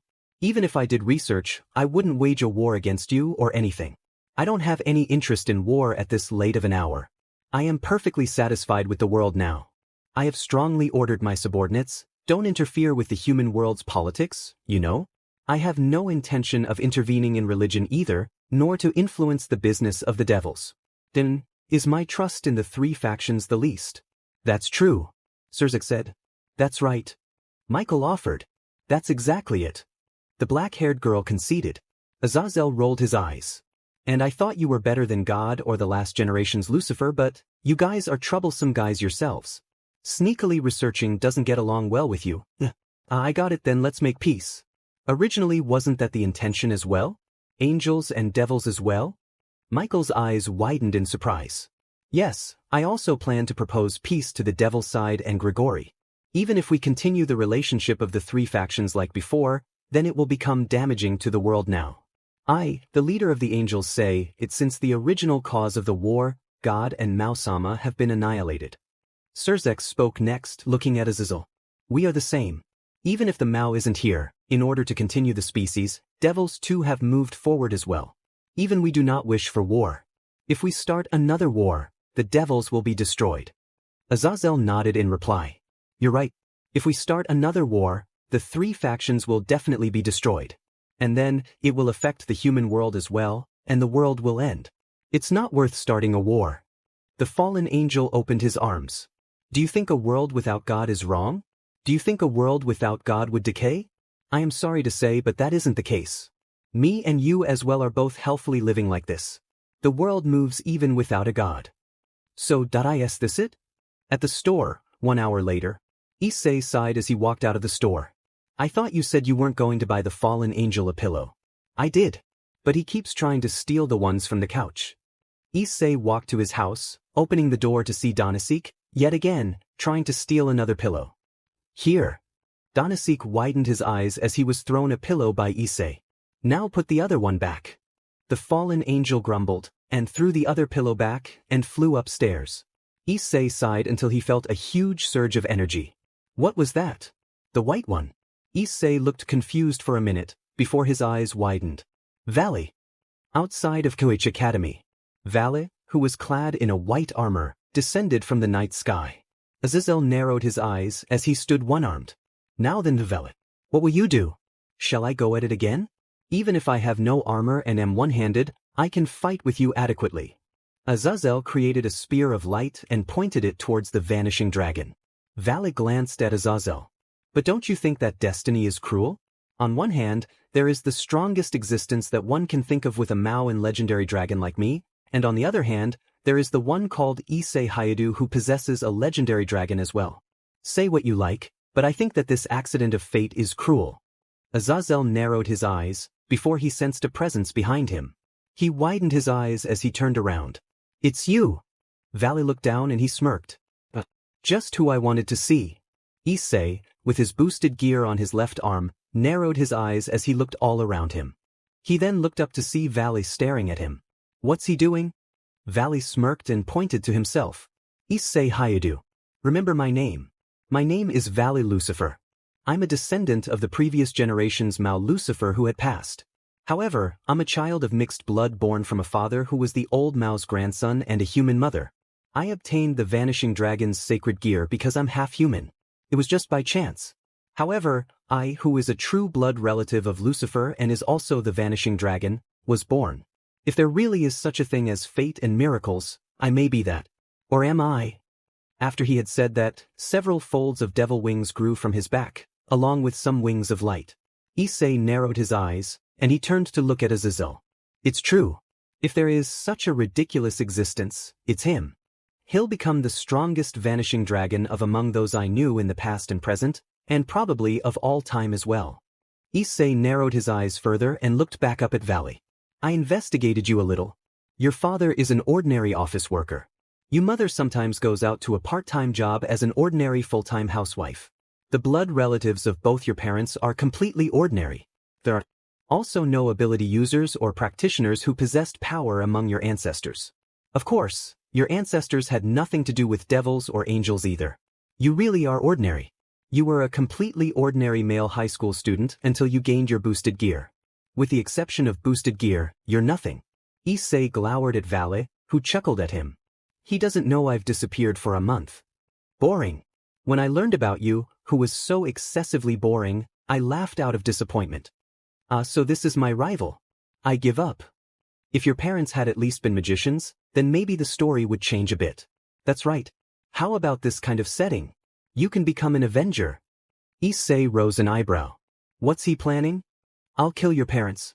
If I do that, your personal history will become a little more interesting. If your parents are killed by a valuable existence like me, don't you think you'll be able to openly devote yourself to a solemn destiny? Yeah, I'll do that. After all, your parents will, from now on as well, live ordinarily, grow old ordinarily, and die ordinarily. The setting I spoke of is much more brilliant than such a boring life. Right. Issei remained silent, and he looked down. As he continued to stare down at the ground, Issei formed his hands into fists, and they trembled. Where does this guy get the right to say something like that? A flow of cosmic energy began to form around Issei's body, and a silver sphere enveloped him. Azazel took a step back. What's going on? Vala looked on in interest, also wondering what was happening to his potential rival. Issei's body shook, the cosmic energies growing brighter. Looking up and giving Valley a harsh glower, Issei lifted his arm up, shouting out. Welsh Dragon over Booster. Welsh Dragon Balance Breaker. The boosted gear released a vibrant crimson aura, melding with the cosmic energies surrounding Issei, and the silver energy sphere pooling him with energy. The energy sphere imploded upon him, revealing Issei in his scale mail armor, albeit with blue-colored electricity bolts and a multicolored aura. Valley smiled as he sensed Issei's powers. Look, Albion. Issei Hyoudou's power went up by an incomparable amount. The plain and simple reason called rage was the trigger, but this is, what a dragon's surge. Sacred gears simply use strong emotions as food for power. Issei Hyoudou's rage is at its genuine limit, and it is turned towards you. Only straightforward people can draw out the dragon's power. Valley chuckled as he peered at his rival, who was glowering up at him. Issei, combining a portion of your inherited power with the scale mail that you don't know what could happen. Issei narrowed his eyes, and he looked up at Valley once more. This time, an emerald sphere of energy began to form around Issei. Valley smirked, and he waited for his rival to make the first move. Looking down at the ground, Issei closed his eyes, and then he opened them, causing the energy sphere to explode, radiating power that caused the ground to shake and crack beneath him. In his scale mail form, Issei charged at Valley in a burst of speed, rearing his fist back. Valley smirked and charged towards his rival, also rearing his fist back. The two rivals soared towards each other, and the vanishing dragon got ready to send his fist crashing towards Issei, until Issei unexpectedly evaded his rival's fist and kneed him in the stomach. Valley grunted in surprise at the unexpected pain. Narrowing his blue eyes, he grabbed Issei's leg, using his weight to swing Issei around and throw him across the area. Issei quickly regained his balance and positioned himself into a battle stance. He tightened his fists as he glowered at Valley, who stood still in position. Issei charged at Valley again, this time clenching his fist as he attempted another punch. Valley attempted the same, and as the two sped towards each other, they each sent their fists crashing into each other, each causing cracks to form in their armors. Issei gritted his teeth and positioned himself to move away, until he heard a voice coming from Valley's gauntlet. Divide! Issei widened his eyes as he felt portions of his energy starting to fade away. He immediately jumped away from Valley and went into another battle stance. What was that just now? Partner, the Vanishing Dragon has a troublesome yet special ability. He is able to have his opponent's power and then add the decreased portion of the power to himself. In other words, your power is taken away and turned into his own power. Stamina can't be recovered. It's only power to the end. Issei narrowed his eyes. So if he gets close to me, then he's going to be able to absorb my power. He has to have some type of limit though. Exactly. He has a limit. Power that goes beyond his capacity is released from the wings of light on his back. Therefore he is able to maintain his power limit without destroying his body. Issei narrowed his eyes further, and he looked up to see Valley about to fire of what appeared to be magic energy bullets. He can use magic as well? Valley seems to have a tremendous amount of magic power. As a paired existence, the Vanishing Dragon will also shave off power every time he uses his ability, but if the host's stamina is great, then the time in which he can use it will also be enormous. Valley quickly emitted a round of magic bullets, intending to hit Issei. Issei glowered at his rival and emitted a silver sphere of energy, allowing him to withstand the bullets. Valley smirked at his rival. So you're resorting to using energy shields? How pathetic. You're a waste of a treasure. Your use of your power is also unskillful dash. He was cut off when Issei soared through his magic bullets and punched him across the face, causing Valley to soar far away from the young man. Valley recovered and narrowed his eyes. So you charged at me? You really know nothing of combat, to go as far as repeating the same tactic. Issei once again charged at his rival, rearing his fist back as bolts of electricity covered his armor. Valley narrowed his eyes and summoned a shield of light in front of him. Issei augmented his speed, clenching his fist tighter and drove it towards the shield of light. Valley widened his eyes as he witnessed Issei effortlessly breaking his shield and managing to uppercut him into the air. As Valley soared up, parts of his helmet began to crack, revealing his face. Issei followed after him, grabbing onto Valley's light wings. Narrowing his eyes, Issei emitted a rainbow-colored aura, forming it around himself and Valley. Issei, what are you doing? Why are you giving him your inherited power? Narrowing his brown eyes further, Issei telepathically explained his reasoning to the Welsh dragon. You said it yourself, Drake. The Vanishing Dragon has a limit. Remember, the Vanishing Dragon had the ability to steal his opponent's power, and while it's good for him, the amount of power he absorbs depends on his capacity on how much he can hold. If the power he absorbs goes beyond his limit, he has no choice but to dispose of the excess energy. That I never would have thought you would have realized it sooner. So in reality, you're using Valley's sacred gear to your advantage. The more energy he absorbs, the more excess energy he has to gush out. The jewels of the Vanishing Dragon in his scale male form started to glow a series of colors: white, red, blue, and yellow continuously. As a result of Issei's theory, the Vanishing Dragon scale male ceased in its function. Unbelievable! Valley, remain your stance at once. Valley narrowed his eyes and attempted to defend himself, but to no avail. He wasn't quick enough to defend himself, as Issei landed a sharp punch to his shield and moved a harsh blow to his abdomen, causing the Vanishing Dragon scale male to shatter.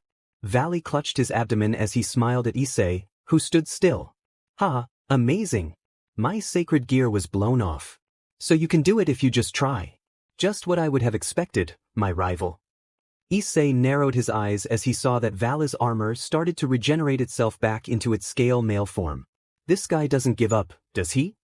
Issei looked around his surroundings until he saw something. Something had reflected in his sight. Is that? Issei flew over to the object and picked it up. It was the blue jewel of the vanishing dragon. He narrowed his brown eyes. This thing must have blown out when I damaged his armor. He looked over to the armored valley. The section where the jewel had blown away from seems to have reformed as well. He looked at the jewel closely. What are you planning, Issei Hyoudou? Valley noticed that his rival had remained quiet and narrowed his eyes. What are you standing around for, Hyoudou? Issei turned around to face his rival, and in response, he smashed the green jewel embedded within his boosted gear. Immediately after doing that, he heard a loud laughter coming from the power source from his sacred gear. Faha. So this is what you were planning? In that case, I'll go along with this plan. I am after all the Red Dragon Emperor that was called a mass of power. Let's show them that we'll live and exceed them together, Issei Hyoudou. Issei nodded and drove the blue-colored jewel of the vanishing dragon into the place where his original jewel had been, and a silver aura emitted from his right hand. Issei widened his eyes as he began to feel an immense amount of pain. Valley widened his eyes in shock. Did you intend to wield my power? Albion scoffed as he spoke next. What a reckless thing for your host to do. Draig, we are existences that oppose each other. That is nothing more than an act of self-destruction. Do you intend to annihilate yourself by allowing your host to do such a thing? But then, Issei's screams seemed to have quieted down, as the swirl of cosmic energy began to pool around him once more. Valley widened his eyes in absolute shock. Where is he getting all this energy? Draig chuckled as he could feel his host's power increasing. Albion, you're as inflexible as always.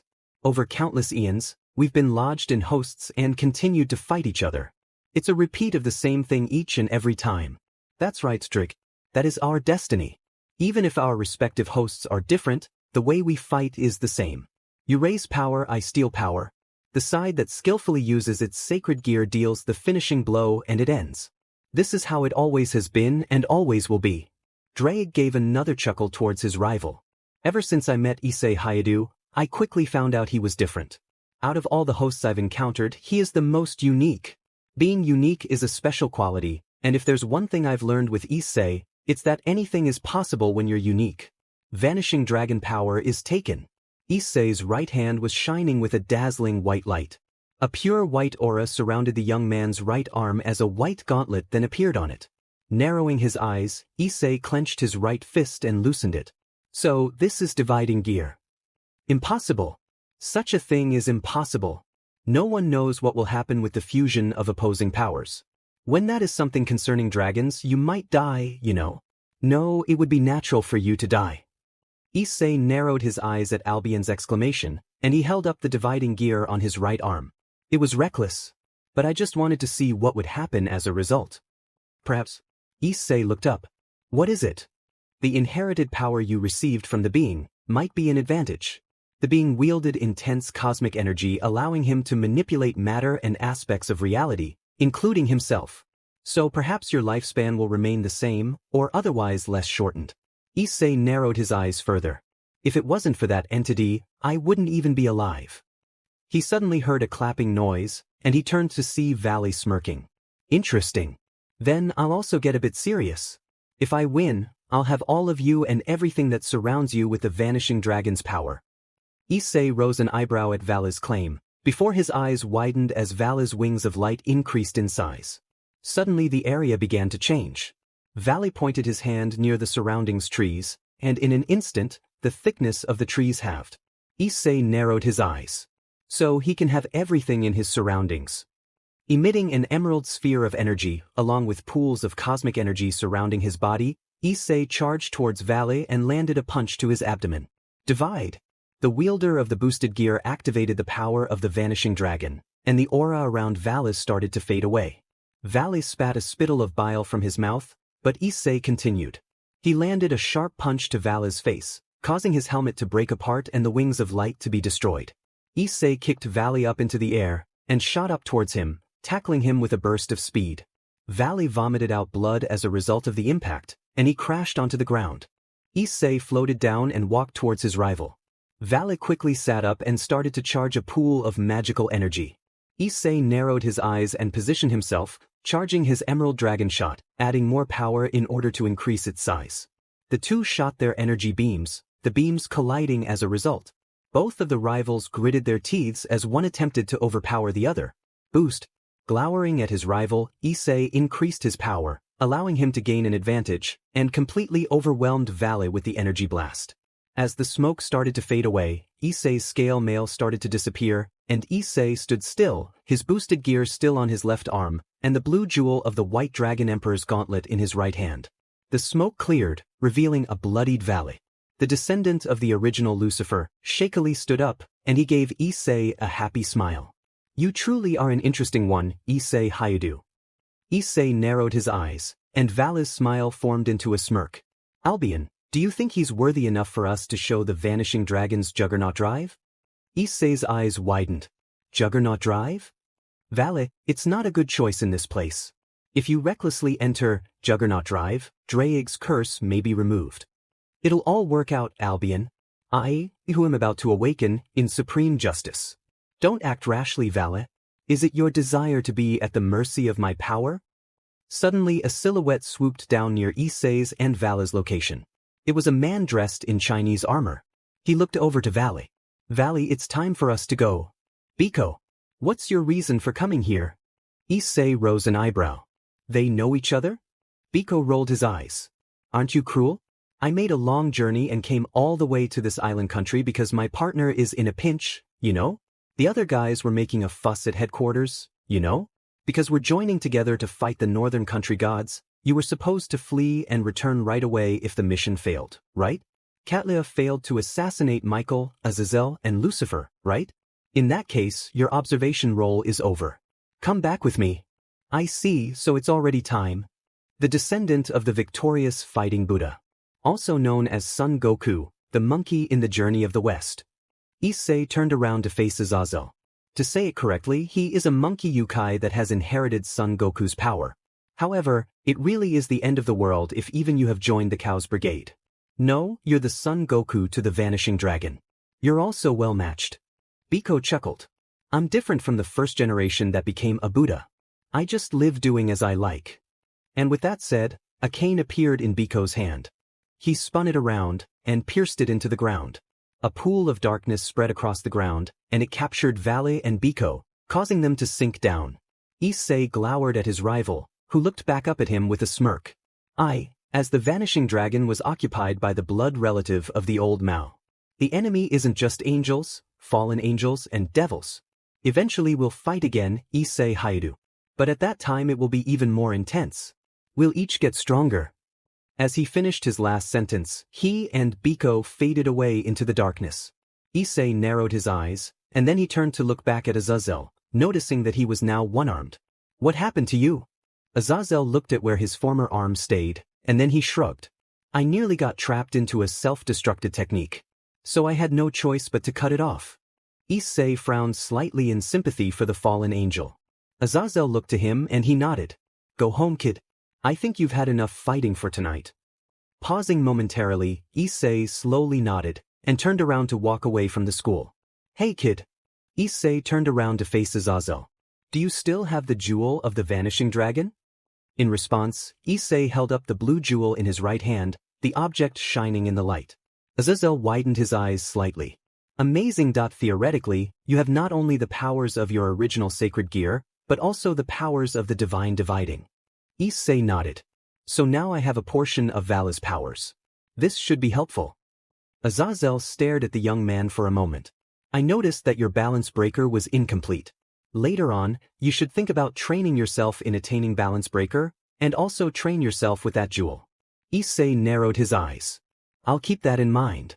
And with that he turned to walk away once more, until Azazel spoke up. Hey, kid. Issei stopped in his pace. Valid, he wasn't going all out during the fight between you two. Issei narrowed his eyes and turned his head to look at Azazel. I know. And neither was I. Next day, in the Occult Research Club. A trip to the underworld? Issei asked. The young man widened his eyes in surprise. Ria smiled as she nodded. That's right, my precious Kohai. There's going to be a gathering for us devils. Did you want to come with us, Iken? Issei frowned slightly. I don't know, Ria-senpai. I mean, I'm not even a devil. Doesn't that mean I can't go? Ria smiled wider. Initially yes, but I'm positive that Oniai-sama would allow you to come. Issei rose an eyebrow, and he gained a thoughtful look in his eyes. Should I go? Sit. There is someone I know at the underworld that can train you to master your balance breaker. He was originally part of the 6 great dragon kings. Issei widened his eyes. Train me in mastering balance breaker? I can't pass this up. With a smile, Issei nodded to Rias. Okay, Rias-senpai. When do we go? Many hours later, at the mountains, Issei looked around his surroundings as he waited for the Dragon King to arrive. While Rias-senpai and the others are at the gathering for the devils, I can train with the Dragon King Drake told me about. I wonder where he is. A shadow suddenly formed behind Issei. Issei rose an eyebrow as he turned around to look up and see a purple western dragon. The young man widened his eyes. The dragon smirked. It's been a long time, Drake. Issei's left arm shone with a green light, revealing the boosted gear. Indeed it has, Tannin. Issei, Tannin, the blaze meteor dragon became a devil, and as a result, the 6 great dragon kings became the 5 dragon kings. Despite being a reincarnated devil, he is in the rank of the ultimate class. Issei widened his eyes once more. Ultimate class. The blaze meteor dragon. His breath of fire is equal to the impact of a meteor. He's one of the few legendary dragons that are still active right now. Tannin chuckled as he looked upon Drake's host. This is my first time training someone who harbors Drake. Issei, are you ready? Attaining balance breaker will not be an easy task. Especially with Tannin here. Issei narrowed his eyes. There was no point in coming here if I'm hesitating to attain the perfect form of the scale male. I need to make sure I finish this task. He looked up at the Western Dragon and nodded to him. Tannin-sama, I'm ready. Tannin grinned and narrowed his eyes at the young man. Then I sure hope you believe in your words, brat.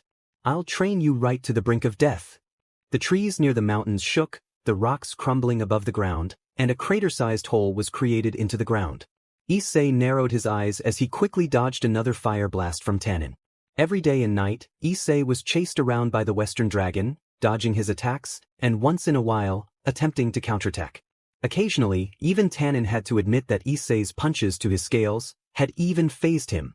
The Western Dragon had discovered that the young man's attacks had actually damaged him, much to the dragon's surprise.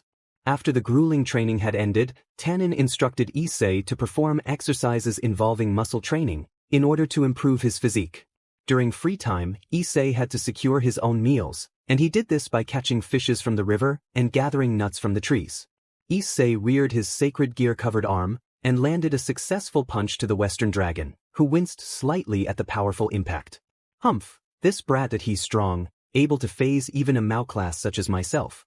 And to think he's only using the sacred gear on his left arm. Issei jumped back from the Western Dragon and narrowed his eyes. Blue bolts of electricity covered his body, and a sphere of energy covered him entirely. Explosion! Issei's physical capabilities increased, and he flew towards Tannin. Tannin smirked and opened his mouth wide. Dodge this brat. The Western Dragon continuously shot out a sequence of fire spheres. Issei nimbly avoided the spheres, and charged an emerald sphere of energy from his sacred gear. Condensing the sphere into a beam, Issei shot his dragon shot technique towards Tannin, who stopped to catch the beam. The dragon's eyes widened slightly in surprise, as he was finding it difficult to keep himself from sliding across the ground, due to the amount of power Issei had put into his dragon shot. Taking advantage of the opportunity, Issei sped forward, and charged another dragon shot into his palm.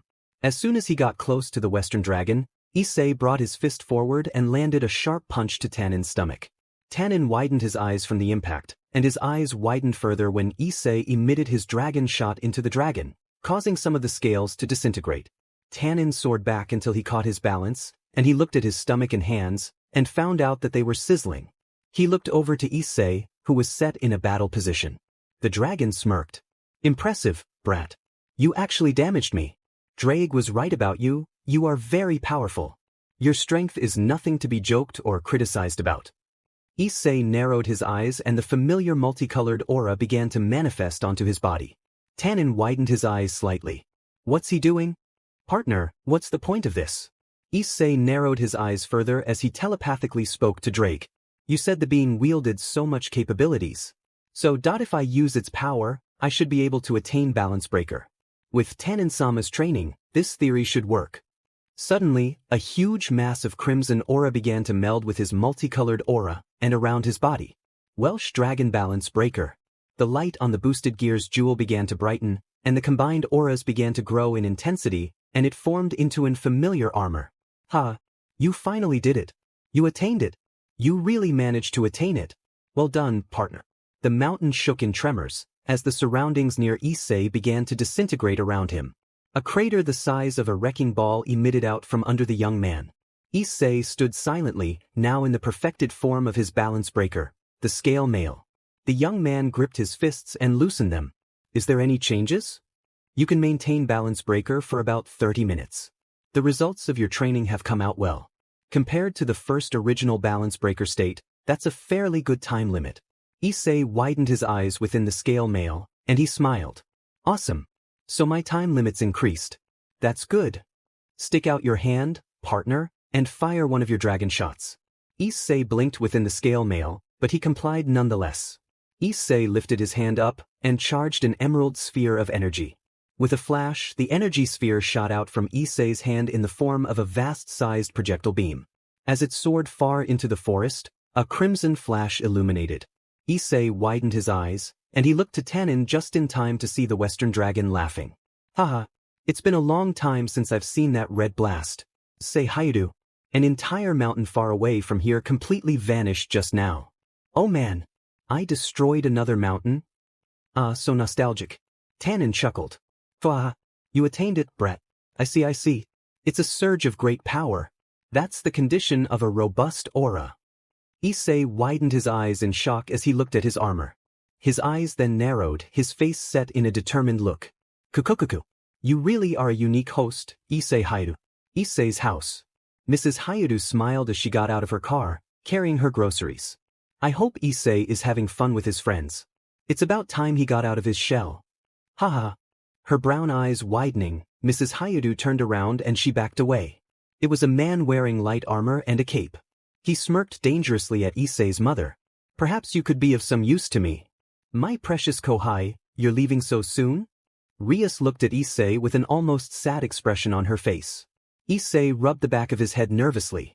The only reason he had come to the underworld at all was because he wanted to attain his balance breaker. WL. Yufofu. Does Sinan not want to spend some time with us? A blush rose on Issei's cheeks as he felt Akino hug him from behind. Issei slowly turned around and his eyes widened slightly as he looked into Akino's violet eyes. For some reason, he could sense something dangerous about his black-haired senpai. He detected a possessive look in Akino's eyes. And no, Akino-senpai, it's not that. I'm just worried about my parents back at home. His answer was partially true. After all, he had the 4 fallen angels at home, along with Asia. He didn't worry too much about Middlet, seeing as she and Asia got along pretty well. But Donasik, Rainier, and Calawarner, he was still a little hesitant about them living at the house to begin with. Rias tilted her head slightly, and her eyes softened. My precious Kohai. It must be the amount of devils in here. You always were shy about meeting new people. He might need to take a rest. With a warm smile, Rias placed her hand on Issei's cheek and brought her face close to his face, prompting Issei's blush to brighten. Rias-senpai? Rias chuckled as she gazed into her cute Kohai's eyes. You're so adorable, Asakun. You've lost contact with I and the Occult Research Club for so long, I'm starting to think you're getting scared of us. That's not the case, is it, my cute Kohai? Issei stuttered, looking around frantically. He was trapped within the grasp of both Rias and Akino. Kukukuku. It's not funny. You're right, it's not funny. It's funny as hell. Issei gulped down a nervous lump in his throat, and he willed himself to look up at Rias's piercing blue-green eyes. Was it just him, or was the crimson-haired devil's eyes glowing red? Issei gulped again. He then realized that he hadn't been spending time with the members of the Occult Research Club. But how could he? He'd recently taken in 4 fallen angels and a nun, defeated a noble devil, and had just gained a far better version of the balance breaker. Hey, this guy had a lot on his plate. Issei blinked repeatedly, trying to think of what to say to his senpais, until he heard Rias chuckle. The crimson-haired devil placed her hands on Issei's cheeks and put her lips on his forehead gently. Issei's eyes widened at the contact. A fuff-you-few. Don't I get a share, Rias? Issei's eyes widened further. Share? Issei's house. A multicolored aura emitted from the ground, revealing Issei with a number of kiss marks on his cheeks. He winced when he felt a mark on his neck. He widened his eyes. Man, Akino-senpai really pinches hard. Shaking his head, Issei walked into his house, closing the door behind him. The first sight he saw was Asia and Middle sleeping on the couch. Tilting his head, Issei went upstairs to his room to see Rainier, in the form of Yuma Amano, and Calawarner, in the form of Kumi, on his bed. Blinking, Issei walked over to the closet and knocked on the door. He immediately got a groan in response, and he nodded as he recognized the sound from Donasik. Issei went downstairs to find his parents. He knew his father was at work, but that his mother was usually home by now. Narrowing his eyes, he flared out a silver aura, attempting to detect his mother's life energy. His eyes widened when he felt it near a familiar source. The abandoned church? What's Mom doing there? His eyes widened further when he sensed another source of energy. Issei narrowed his brown eyes at the familiar sense. He sprinted out of the house door and ran all the way to the church. At the abandoned church, Issei stopped as he saw his mother on the ground. He quickly sprinted over to her, checking her to see if she had any injuries. Issei narrowed his eyes as he saw that Mrs. Hyoudou had a bruised cheek, and there was blood on her forehead. Mom. So, you came. Narrowing his eyes, Issei turned around to see a familiar figure. It's you. It was the man Issei had encountered after he had destroyed Diodora. The man smirked at Issei in malice. This is my second time meeting you, boy. Issei glowered at the man and held his mother tighter. Who are you, and why did you attack my mother? She didn't do anything to you. The man's smirk widened. Ha, my name is Shalba Beelzebub, the true successor of the great true Mao Beelzebub. I lent Diodora Astaroth my power, but the idiot used Ophus's snake without my authorization. He was foolish indeed. And the reason I attacked your mother was because I needed her in order to get to you. Issei narrowed his eyes darkly, and a bright light suddenly covered his mother's figure, before she disappeared entirely. Issei widened his eyes in shock. Mom! The young man was still in astonishment, unable to believe what he had just witnessed. Where is she? He looked up at Shalba and glowered darkly. Where did you send her? Shalba chuckled at Issei and crossed his arms. Your mother has disappeared beyond to the dimension, and due to her weak body, she doesn't have long before she perishes. In other words, I sent her to her death. Issei stared at the devil in absolute shock, before a crimson aura began to manifest around him. Shalba smirked. Ah, he's expelling his energy as I expected. Maybe now I'll be able to use it to my advantage. Shalba, that was your name, correct? Shalba rose an eyebrow. What was with the kid's voice? It was much different than before. Drake, speaking through Issei's mouth, growled deeply. As Issei walked towards the devil, the crimson aura expanded outwardly. Shalba's eyes widened slightly and he took a step back.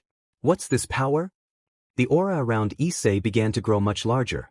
Growling more, Drake spoke. That was a bad mistake. The ground shook violently, and Issei's crimson aura began to rise and increase in size. The aura began to cover the area around him and Shalba in red. Shalba widened his eyes in shock and he took a step back. His eyes widened further when he heard Issei chanting something. It was his voice speaking, but not only his own voice, but another series of voices of several people. I who is about to awaken, am the heavenly dragon that has stolen the principles of domination from God. I laugh at the infinite, and I grieve at the dream. I shall become the red dragon of domination. The familiar red armor covered Issei's body, and it began to sharpen, ejecting large wings. From his hands and feet, claw-like talons appeared, and on the helm, horn-like objects appeared. Shalba took a step back in shock. Then the jewels from Issei's armor began to brighten, a mixed scream emitting out. And I shall sink you to the depths of crimson purgatory. Juggernaut Drive. The area surrounding Issei began to disintegrate from the contact from his blood-red aura. Shouting out a beast-like roar, Issei charged toward Shalba and landed a devastating punch to the devil's stomach. Shalba coughed out a pool of blood, and he winced when Issei grabbed his arm and started to pull. Shalba narrowed his eyes and created a light attack with his right arm. Issei narrowed his eyes and used his left arm to chop off Shalba's right arm. Gua! Issei pulled Shalba's left arm right off, and the devil screamed in pain. From one of Issei's jewels a dragon arm covered in red scales manifested, and landed a sharp punch to Shalba's stomach.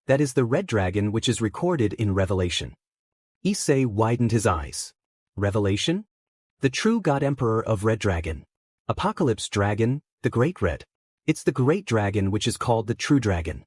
It chooses to live in the dimensional gap and swims there for eternity. Today, we came here to confirm that. This time, Ophus's true aim was to confirm that. Shalba's plan was something which wasn't important to us. Issei widened his eyes further. Ophus. But why is the Great Red flying in a place like this? No idea. There are lots of opinions about it. That is Ophus's aim and the target I wish to defeat. The one I want to fight the most. The Apocalypse Dragon Great Red, who is called DXD, Dragon of Dragon. I want to become the true God Emperor of White Dragon. It won't look good if the white is a rank below the red when there is the ultimate class for red, right? That's why I will become one. One day when I defeat Great Red. Great Red. It has been a while. Widening his eyes, Issei turned around to see a young girl with black hair and brown eyes. She was dressed in a gothic Lolita fashion. Her ears differed from a normal human's as they had pointed tips. Issei couldn't help but feel a tremendous power coming from the girl. Valley bitterly smiled as he peered at the girl. Issei Hyoudou. That's Ophus. She's the Ouroboros dragon. She's also the head of Kuoh's brigade. Issei rose an eyebrow. Kuoh's brigade. Ophus made a gesture of shooting a gun using her hands at Great Red. I shall definitely get my hands on silence. Suddenly, she turned to look at Issei, and an unreadable look crossed her face. Issei widened his eyes as he gazed into Ophus's brown eyes. His eyes widened when he saw that a creepy smile had formed on Ophus's face. Issei shuddered slightly at Ophus's gaze. The Ouroboros dragon then disappeared from sight. Valis sighed as he turned to walk away from Issei. Looks like it's time for me to retreat as well. A portal to another dimension opened up, and Valley turned to look at Issei. Issei Hyoudou. Do you want to defeat me? The young man paused for a moment, and then his eyes narrowed. That I do. Valley smiled. Me too. However, there are those I want to defeat besides you. This is weird. Looks like the current Welsh dragon and the current vanishing dragon have dreams and objectives more important than the destined fight. Maybe you and I are weird dragons. But something like that might be good at times. But one day, the wielder of the divine dividing gear paused and looked at his rival for a moment, before nodding. Get stronger, Issei Hyoudou. Issei nodded to his rival. And you do the same. And with that, Valley disappeared, leaving Issei and Mrs. Hyoudou. Issei stared all around him, noticing the destruction caused by his juggernaut drive form. Issei adopted a look of worry, and then he looked down at his mother, who was still unconscious. With a sigh, he struggled to lift himself, and carried his mother home. I have such a weird life, it's not even funny anymore. Valley, I received contact from the leaders. That guy, Shalba, is on the verge of death but survived. I see Biko. Either way, Shalba rushed it. He was talking about resisting till the end, and our ancestors who were exiled by the current Mao government rushed it too. They destroyed themselves because they acted with hatred. Those guys from the old Mao faction said they want you to become their leader. What will you do? Tell them I'm satisfied with my current position.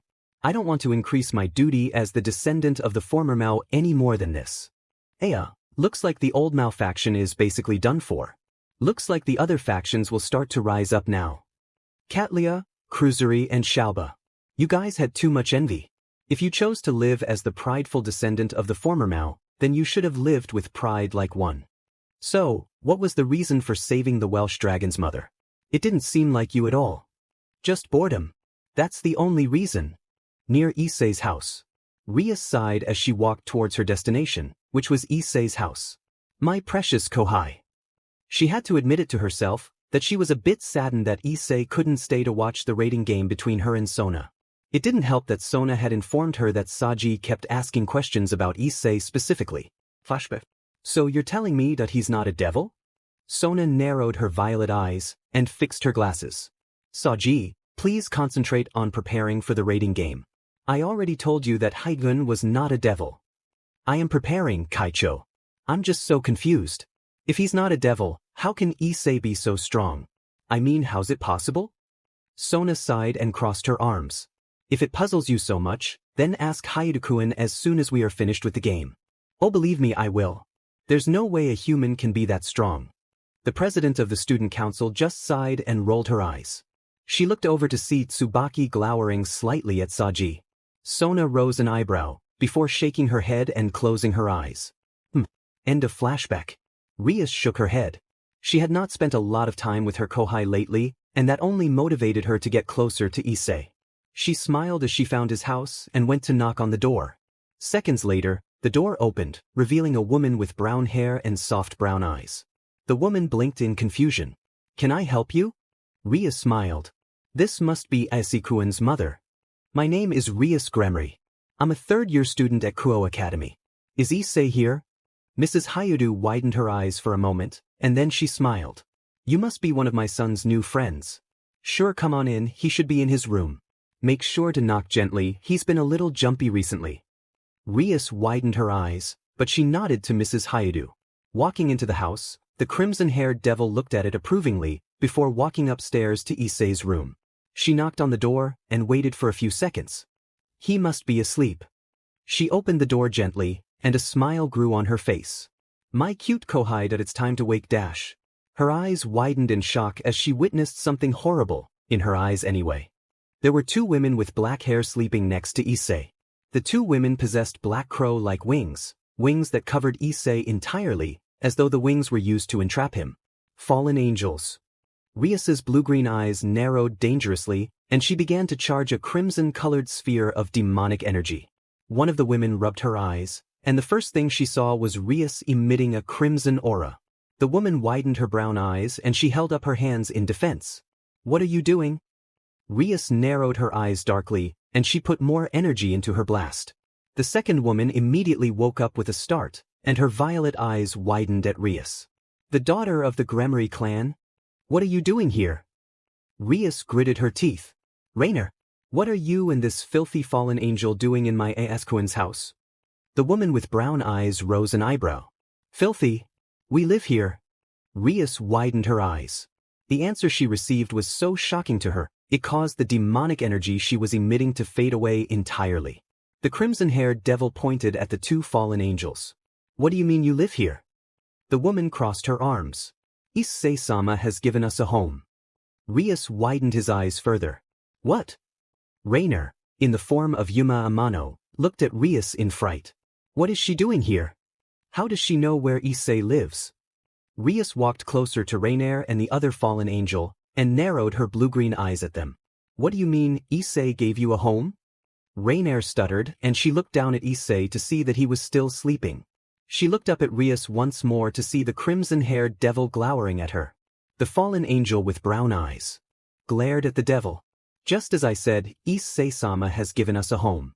Azazel-sama had banished us. So Issei-sama was kind enough to take us in." Rias widened her eyes and she clenched her fists.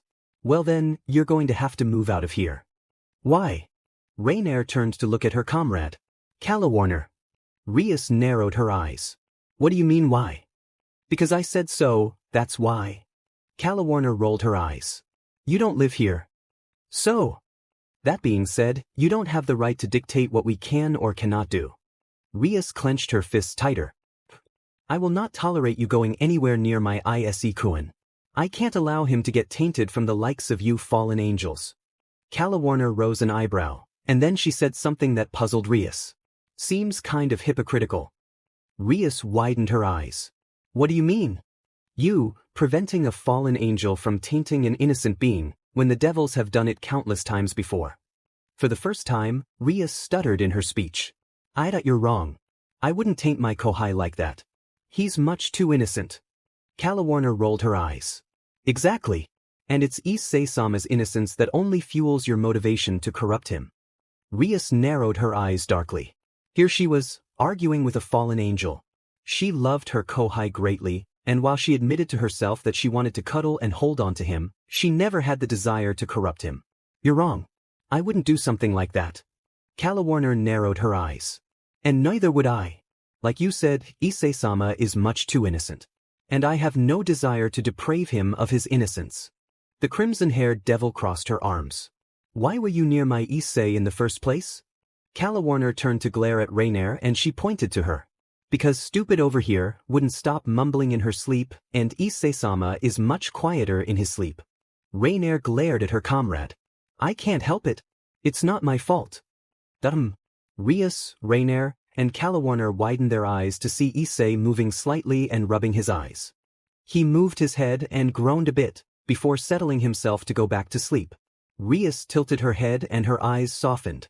My precious Kohai.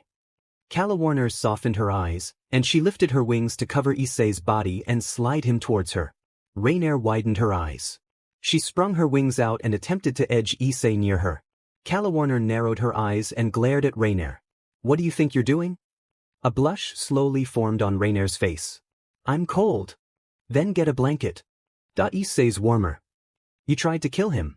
You don't have the right to touch him. But you were with me in the plot to begin with. Yeah, but I didn't attack him. Rainier pouted and she looked away. Rias widened her eyes, and then she narrowed them. Don't you dare dash. Suddenly the closet door opened, revealing a cranky Donasik. Would you idiots shut the hell dash? He cut himself off as he noticed the daughter of the Gremory clan glaring at him dangerously, and both Rainier and Calawarner looking curiously at him. The male fallen angel swallowed a lump in his throat as he slowly closed the closet door. Never mind, proceed. Glowering at the closet, Rias turned around to look at the sleeping Issei. Rainier and Calawarner glared at each other, before Rias spoke up. Is there someone else that Issei-kun has invited into his home? Rainier stiffened and she looked towards Calawarner, who shrugged. Another fallen angel by the name of Middlet, and a nun named Asia. Rias widened her eyes. A fallen angel and a nun? Rias had no idea why, but she began to feel slightly jealous. Here she was witnessing two fallen angels trying to use their wings to trap Issei, and now she hears that two more fallen angels, Middlet and Donasik, and a nun are living at Issei's house. Yep, she was just a tiny bit jealous. The Occult Research Club. A fuff-you-few. Issei widened his eyes as he felt Akino hugging him from behind. A blush formed on his face, and he looked up to see Rias twitching her eyes dangerously. What's going on? It seems that the daughter of the Gremory clan is jealous. What? Why? A fuff-you-few. It's been so long that you came to the Occult Research Club. I would be so grateful if you were to spend some time with me. Issei widened his eyes at her words, and he stiffened. Rias noticed her Kohai's nervousness. Issei-kun. Issei stood up from his seat and backed away from Akino, who adopted a confused look on her face. Issei-kun? What's wrong? Issei looked down on the floor and he looked away. Akino-senpai. I'm not used to hanging around with people. Rias's eyes softened, and Akino put her hand on her own chest. With a warm smile, she walked over to Issei and put her hand on his cheek. Issei-kun, nothing is going to happen. A coy smile began to form on her face. My adorable Kohai looks so nervous. Don't worry, I'll take good care of you. Issei noticeably shuddered at Akino's tone, and Rias's eyes twitched once more. Ever since she had found out that Issei had 4 fallen angels, and a nun living at his house, she began to feel a bit jealous. Especially since 2 of the 3 females of the fallen angel race often fought in order to find out who got to cuddle with Issei. Needless to say, Rias was not a happy devil, not at all. So it seems you have a date. I envy you. No wait, I pity you actually. Issei blinked in confusion. Huh. The Himejima devil. She seems to have the combined persona of a gentle girl and SDST. Issei blinked. SDST. Issei sighed as he sat on top of the roof on his house. He tilted his head, and a sad look formed on his face. I can't believe how much my life has changed. Do you believe that the change has had a large impact on you? Issei's eyes softened with a bit of melancholy. To be honest, yeah. I don't know what is going to happen next, but so far the events I've been in have been unexpected at the most. Do you wish for your life to be different? Issei tilted his head slightly, and he looked up at the sky, praising the flow of the clouds. At a convenience store near the station. Issei-kun. Issei, dressed in a white buttoned long-sleeved shirt, black jeans and black shoes, turned to see Akino running towards him. Issei widened his eyes at the appearance of Akino. Her hair, which was usually styled in a ponytail, was down, and she was dressed in a frilly dress.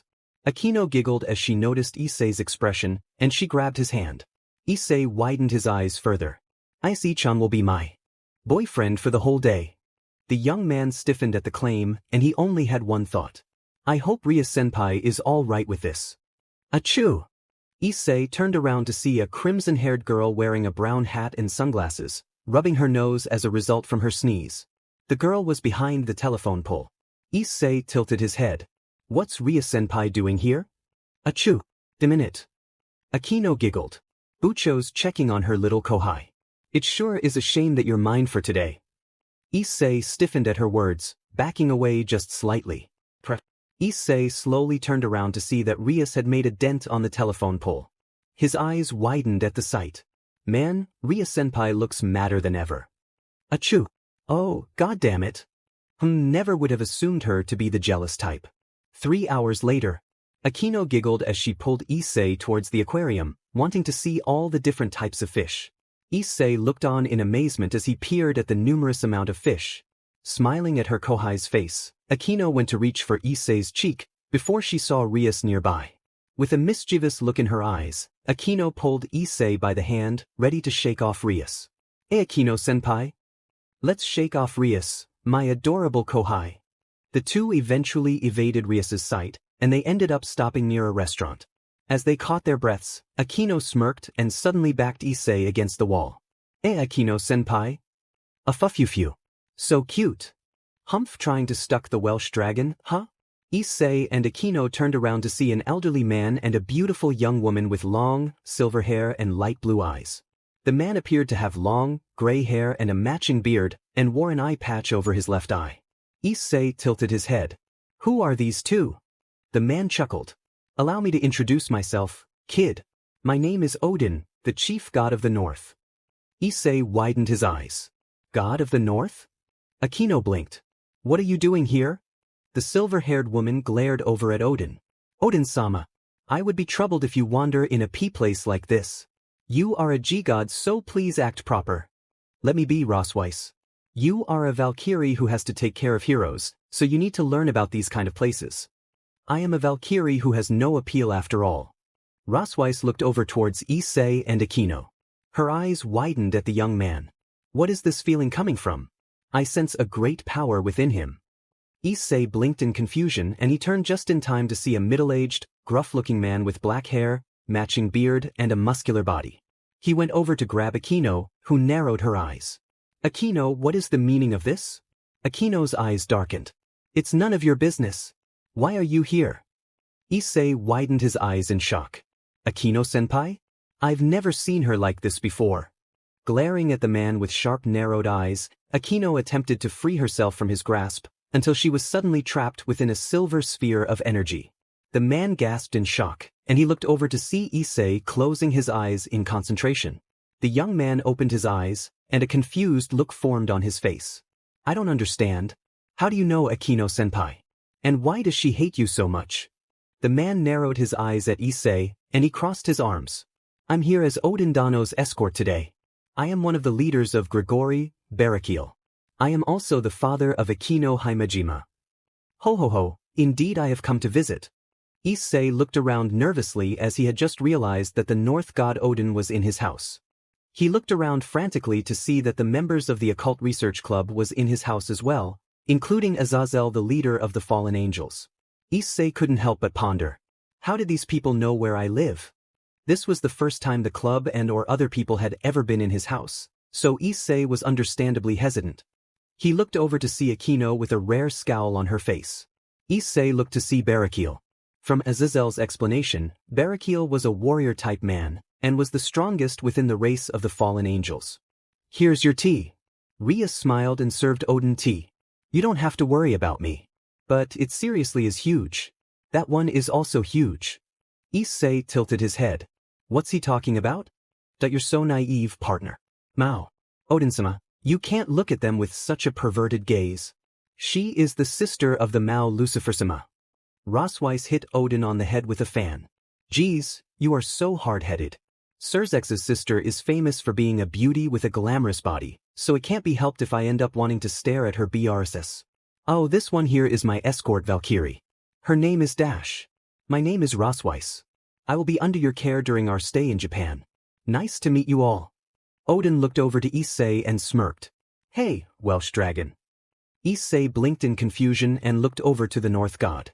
She is a virgin girl where her years she didn't have a boyfriend equals her age. Issei blinked again in confusion, and Rosweiss started to panic. TT, that has nothing to do with this. I didn't choose to not to have a boyfriend. I didn't choose to still be a virgin. Sob. The Valkyrie fell on her knees and started smacking the floor. Issei rose an eyebrow. Why is she so upset?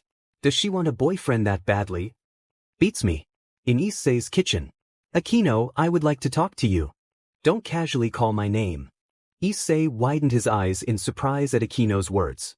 Akino-senpai sounds so vicious. What is the meaning of this, that you are seeing the Welsh dragon? He's just a human. This is my life. Why do I have to have you comment about this? I heard rumors. I've heard rumors that he was not an angel, and neither a devil or a fallen angel. He was human. Issei blinked in confusion. Does Akino-senpai's father not like humans or something? I'm worried about you. I'm worried that you are receiving embarrassing words. Don't talk about him like that. My Issei-kun is shy and unique, but that's what makes him Issei. He is a kind and sweet man.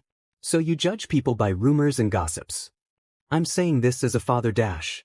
Don't act like a father. I can take care of myself.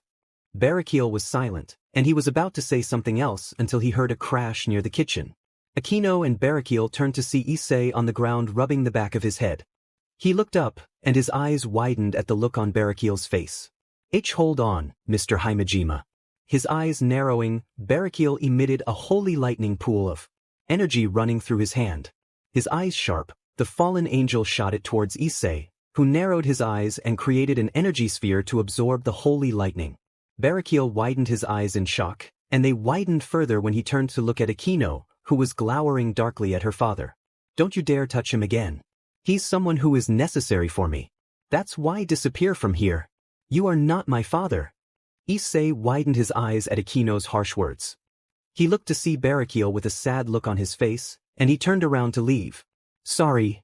Issei gained a melancholy look in his eyes. What on earth is going on? I don't understand. I see. Issei's eyes widened when he felt Akino hug him tightly in a vice-like grip. Issei's eyes softened. Akino-senpai? Please don't say anything. Let me just stay here please. Please Issei. Issei looked at the Himejima devil, and he willed himself to let Akino hug him. Your power has increased greatly, Welsh dragon. Issei looked up to see Azazel sitting on the couch. The leader of the fallen angels turned to look at him. I was in the neighborhood and I heard that you had unlocked Juggernaut Drive. Issei blinked in confusion. Juggernaut Drive? It was the form you took when you encountered Shalba Beelzebub. It temporarily removed my seal, allowing you to have access to my full power. However, as a cost, your sanity and potentially are devoured by the power. Then I can't use it that much. There is a way you could control the form, Welsh dragon. Issei looked up to see Azazel looking at him. Because of the influence of Juggernaut Drive, it should be in the state where the thoughts of the past boosted gear possessors are released. The negative feelings of the past wielders are trapped within the sacred gear. It is basically like a curse, and it seems like they are trying to use the power of darkness to control you and rampage so they can drain your life to the sacred gear. Issei widened his eyes at the revelation, as Azazel continued his explanation. They say that the families and people close to the past possessors have become unfortunate due to the curse. That's why if you eliminate the curse, the negative feelings, then instead of the Juggernaut Drive, I made the logic that you might be able to attain a power that rivals Juggernaut Drive without trimming your life. For that, you have to go deep into the conscious of the sacred gear and release the thoughts of past Welsh dragons from their negative feelings. Issei narrowed his eyes, and he looked away. So, that I have to put the past possessors to rest. Exactly. Issei looked around the wagon he was inside in. He was trapped with the Occult Research Club, Hazel, Odin and Rosweiss, in the wagon of the eight-legged warhorse called Sleipnir. Issei looked the window to remind himself that they were flying, and he noticed Barakik guarding the wagon. Issei looked over at Akino who looked as though she didn't want to be talked to. His brown eyes softened. Issei looked out of the window. Rosweiss narrowed her eyes at Odin. Odin-sama, it's almost time for the meeting with the gods of Japan, so please lose that mindset of being on vacation. At this rate you will be yelled at by other people when we return to our homeland. Geez, you are a woman who doesn't know how to lighten up. How about you relax a little? It's no wonder you can't even get a single man. This has nothing to do with me not having a BB boyfriend. I'm not as single because I want to be. Issei rose an eyebrow at Rosweiss's cry. Kaken. Hi. Suddenly the wagon stopped, and the impact of the cargo stopping hit them. Rosweiss and Azazel immediately went on alert. Issei narrowed his eyes as he sensed an immense power. He peered his head out of the window, and he looked up to see a young man wearing clothing similar to Odin, except the color was black. Rosweiss looked up in shock, and Azazel narrowed his eyes. The man smirked and lifted his robe. Nice to meet you, everyone. I am the evil god of Northern Europe. Loki. Issei rose an eyebrow. Evil god? A North god? He must know Odin. Azazel scoffed and fluttered his black wings, exiting the wagon. If it isn't Loki Dano. To meet you in a place like this. Do you have some business with us? On this wagon is the chief god of Northern Europe, Odin Dano. Your action is something done while knowing that, no. Nothing much. Our chief god left our organization to get in touch with other factions, and that is very painful to endure. Azazel narrowed his eyes further. You are quite arrogant to say that up front, Loki. Faha, if this isn't the Governor Dano of the Fallen Angels. Normally I wouldn't want to meet you or the devils, but it can't be helped. Along with Odin and the others, you shall receive my punishment. So it's okay for you to get in touch with other factions? That's contradictory. It's okay if it is to destroy other factions. I don't agree about having peace. It is your religion which stepped foot on our soil and spread the Bible after all. There's no point saying that to me. Say that to Michael or the deceased god from the Bible. Either way, it is a problem for the chief god Odin to negotiate with the gods of the Far East. Then we won't be able to have the day of Ragnarok. What is it you wish to obtain by trading for the information regarding Yggdrasil? Azazel tilted his head, and then he pointed to the evil god. I will ask you one thing. Are your actions connected with the Cows Brigade? Wait, if I remember, you weren't an evil god Sama who would answer honestly. Loki shrugged back without caring. I feel sickened that you would mix my opinions with those foolish terrorists. I came here of my own will. And Ophis has nothing to do with this. So you are not from the Cows Brigade. But this is also a problem in its own way. I understand, geezer. So this is the problem that the North faction carries, huh? Azazel looked towards the wagon just in time to see Odin getting out of the wagon with Rosweiss. He activated a magic circle under his feet, and he moved in the air along with the magic circle. There are still hard-headed people, and that's the current situation we are facing. There are fools like this one who come out like this. Rosweiss's attire began to change into a white chest plate with gold and pale blue accents and matching, fingerless gauntlets, boots, hip guards, and wing-shaped hair clips.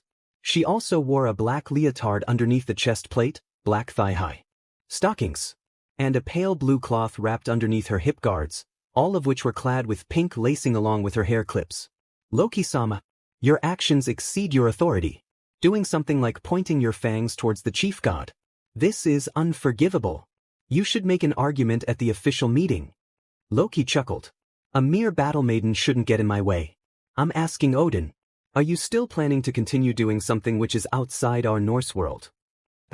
Talking to Surzex and Azazel is 10,000 times more interesting than talking to you. I want to know about Japanese Shinto. They also have an interest in our Yggdrasil. After we make peace, I'm thinking of exchanging our cultures by sending out each of our messengers. Hearing that, Loki smirked at the god. I have confirmed your plans. Such a foolish act. Let's have a display of powers here then. Issei narrowed his eyes as he started to feel an overwhelming feeling coming from Loki. Azazel narrowed his eyes as well. So I can take that as a declaration of battle, right? Loki smirked at the leader of the fallen angels. Take it as however you want it to be. Loki pointed his hand forward, and a great amount of energy began to form from his hand. Issei narrowed his eyes as a red aura began to envelop him, shaping into armor. Welsh Dragon Balance Breaker. In his Balance Breaker form, Issei flew quickly towards the evil god, and reared his fist back in order to punch him. Loki swiftly dodged the attempt with a smirk, until Issei unexpectedly grabbed his arm and spun him around, throwing him far away from him. Loki easily caught his balance, and he smirked at Issei. Well, this is unexpected. The Welsh dragon is also here. This should be amusing. Glowing particles of light gathered into the evil god's hand, and Issei's eyes widened, before he lifted his hand up, charging an emerald beam of energy. The two shot their beams of energy towards each other, the two forces colliding violently. Loki's eyes widened slightly in surprise, and he shielded his eyes when his and Issei's attacks exploded into the wind. The evil god looked over to Issei and he smiled. Interesting, I wasn't holding back completely. This certainly makes me happy. He looked over to see Rias and Aquino spreading their wings and coming out of the wagon. Rias was covered in a crimson aura. Crimson hair. House of Gremory? Was it? You must be the blood relative of current Mao. 2 leaders of the fallen angels, and on top of that the Welsh dragon is with you. Odin, for a mere guard, this is a bit overboard, don't you think? Odin narrowed his eyes. A fool like yourself ended up coming here. It turned out to be the right decision after all. Loki smirked wider, and he spread his robe. Very well. Then I will call it. Come out. My adorable son. A rift suddenly formed in space, and out came a giant wolf with ash-gray fur. The wolf glared over at Issei, who narrowed his eyes back in return. Rias, Aquino, and Azazel widened their eyes in shock. Partner, he is dangerous. In your balance breaker state, you should avoid him. His brown eyes narrowing further, Issei turned to look up at Loki, who smirked. You should be careful. This one is among the top class of the worst monsters that I have created. After all, this one's fangs are something which can kill any god. I haven't tried it, but it should be effective against gods from other religions. It can give mortal wounds whether you are a high-class devil or a legendary dragon. The evil god pointed to Rias, who took a step back. I actually didn't want to use the fangs of my Fenrir on those not from the Norse. Well, having this child learn the taste of the blood of those outside the Norse world might be a good experience for him. The blood relative of Mao. Tasting that blood will also become useful for Fenrir. Kill her. The ash-gray wolf howled and it disappeared from Issei's sight. Issei widened his eyes and sprinted in front of Rias, and he clenched his fist, bolts of electrical sparks augmenting the power of the boosted gear. He punched the wolf's face, and the wolf soared back far away from the two. Loki actually had the gall to look surprised. I see. Issei turned around to see Rias staring at him with a shocked look on her face. Rias-senpai, are you all right? Yes. I'm okay. Thank you. Thank you so much. She then gasped. Issei rose an eyebrow. What is it? Your armor. Issei looked down to see that his armor had been pierced through. Narrowing his eyes, Issei looked up at Loki angrily. Drake, how long do you think I'm able to use the inherited power? Partner, it's too risky. You were able to combine it with the balance breaker, but only a portion of it was used up. If you use the being's power just by itself, your body might burn out. Then that's a risk I'm willing to take. The scale mail suddenly broke apart from Issei's body, and the familiar multicolored aura, and the cosmic energies surrounded Issei entirely. It enveloped his body, and a bright flash illuminated the area around him. The members of the Occult Research Club, Azazel, Odin, and Rosweiss covered their eyes at the brightness. Loki looked on in shock. What is this power I'm sensing? The light faded, revealing Issei but in a different appearance. His entire body appeared to be transparent, physically made out of pure cosmic energy. Rias took a step back in shock. Issei, now in his cosmic form, looked up at the evil god, who shook in his spot. He narrowed his eyes, and attempted to give another order to Fenrir once more. Attack again! Growling at Issei, the wolf charged at the empowered boy, and he opened his mouth to bite on Issei with his fangs, until something strange happened. Issei grabbed Fenrir's mouth, and gripped 2 of his fangs. Loki widened his eyes. What's this? Narrowing his eyes, Issei pulled the 2 fangs off, causing Fenrir to scream out in pain. The wolf growled at the pain, and he moved to swipe at Issei with his claws, realizing too late, as his claws suddenly broke upon coming into contact with Issei. Loki looked on in shock. Narrowing his eyes further, Issei landed a sharp punch to Fenrir's jaw, causing the wolf to soar across far away from the empowered Issei. Loki stood in shock, before he felt someone behind him. He slowly turned around to see Issei, and before he could react, Issei punched the evil god in the stomach. The evil god's eyes widened in absolute shock. Issei landed another punch to Loki, and he kneed him in the abdomen. The evil god coughed out blood, and Issei lifted his hand up. Issei gathered his energy into the form of a giant orange-crimson sun-like energy sphere. Loki, Rias, Aquino, Azazel, Rosweiss, and even Odin looked on in amazement.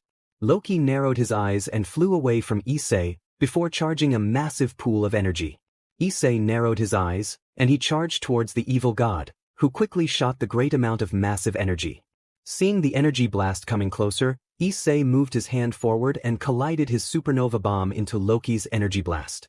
The two struggled to overpower the other, but Issei's energy output was much greater, and the supernova completely overwhelmed the evil god, causing a bright explosion. The light faded, revealing Issei in his cosmic form, before his body began to form back to normal. Issei's power decreased immensely, now back in his human form. He struggled to catch his breath, and then his eyes widened as he saw a bloodied Loki standing up. Hyoudou Welsh dragon. Issei narrowed his eyes as he started to feel his energy fading from him. Half-dimension. Cubababababin. The space in the area distorted while Fenrir became sealed. A white-silver armor descended down between Loki and Fenrir. Issei Hyoudou, are you okay? Valley. Loki smiled happily at Vala's appearance. The vanishing dragon. How do you do, god of evil Lokidano? I am the vanishing dragon Valley. I came here to eliminate you. Hearing Vala's declaration of war, Loki smirked. I am satisfied after seeing the two heavenly dragons. I will retreat for today. Valley smirked and turned to look at Issei. Hyoudou, it seems that the power that you wielded has faded away quicker than expected. Perhaps it is time to work together just this once. Issei struggled to replenish his energy, and he balanced himself, his energy returning. That sounds good. With a determined glare, Issei lifted his arm up, along with Valley. Welsh Dragon Balance Breaker. Vanishing Dragon Balance Breaker. Both Issei and Valley were enveloped into their red and white plate armors, respectively. Looking at each other, Issei and Valley nodded towards each other and they stepped in front of Loki. This is wonderful. So the two heavenly dragon will be joining forces to defeat this Loki. My heart never raced like this. Valley narrowed his eyes. Hyoudou, do you still retain power from your cosmic-like form? Issei was still for a moment, and then shortly he nodded. I have only a little left before my body wears itself out. Why, what are you suggesting? Valley was silent, until Issei understood his methods, and he nodded. All right then. Valley lifted his hand up, charging a pool of combined demonic energy and magical power. Loki rose an eyebrow. A puny magic attack wouldn't even faze me. It was at that moment that Issei lifted his hand up, forming an emerald sphere of energy. Boost, boost, boost, boost.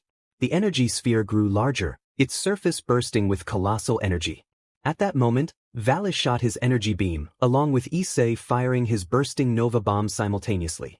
The Nova Bomb completely absorbed Valley's energy sphere, causing the Nova Bomb to expand into a great size.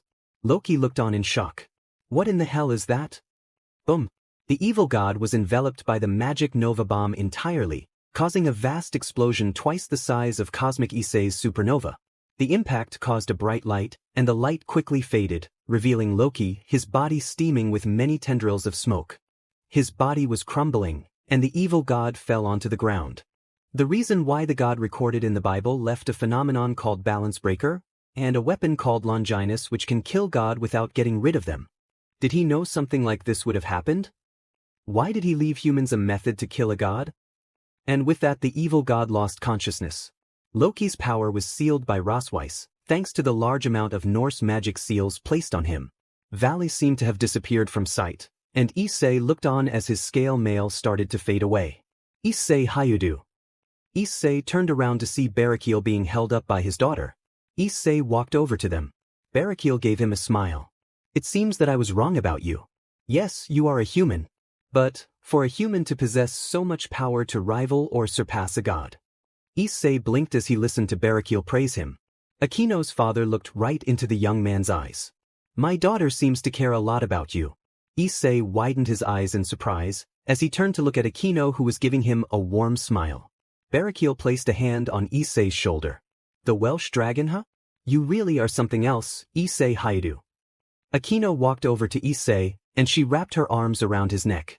Issei widened his eyes in shock before Akino softly placed her lips on his own.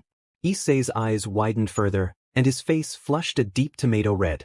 Watching the two from far away, Rias's eyes widened, and her eyes twitched. Issei noticed it, and he only thought one thing. Ria-senpai doesn't look happy. Achoo! Oh come on! The Juggernaut drive which I haven't used for a while burned me as well as being dangerous. If I can, I want to lower the times I have to use it. At this rate, I won't last. So, what happened on your side, Arthur? It seems like I can do something about it by using the power of this Excalibur which controls, ruling. To Fenrir that is.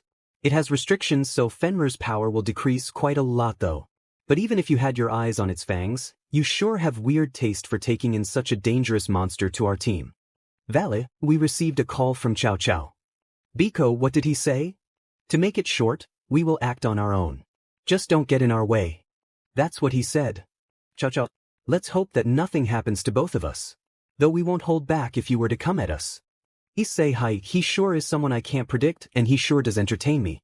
His growth rate is going in high speed in a totally different direction.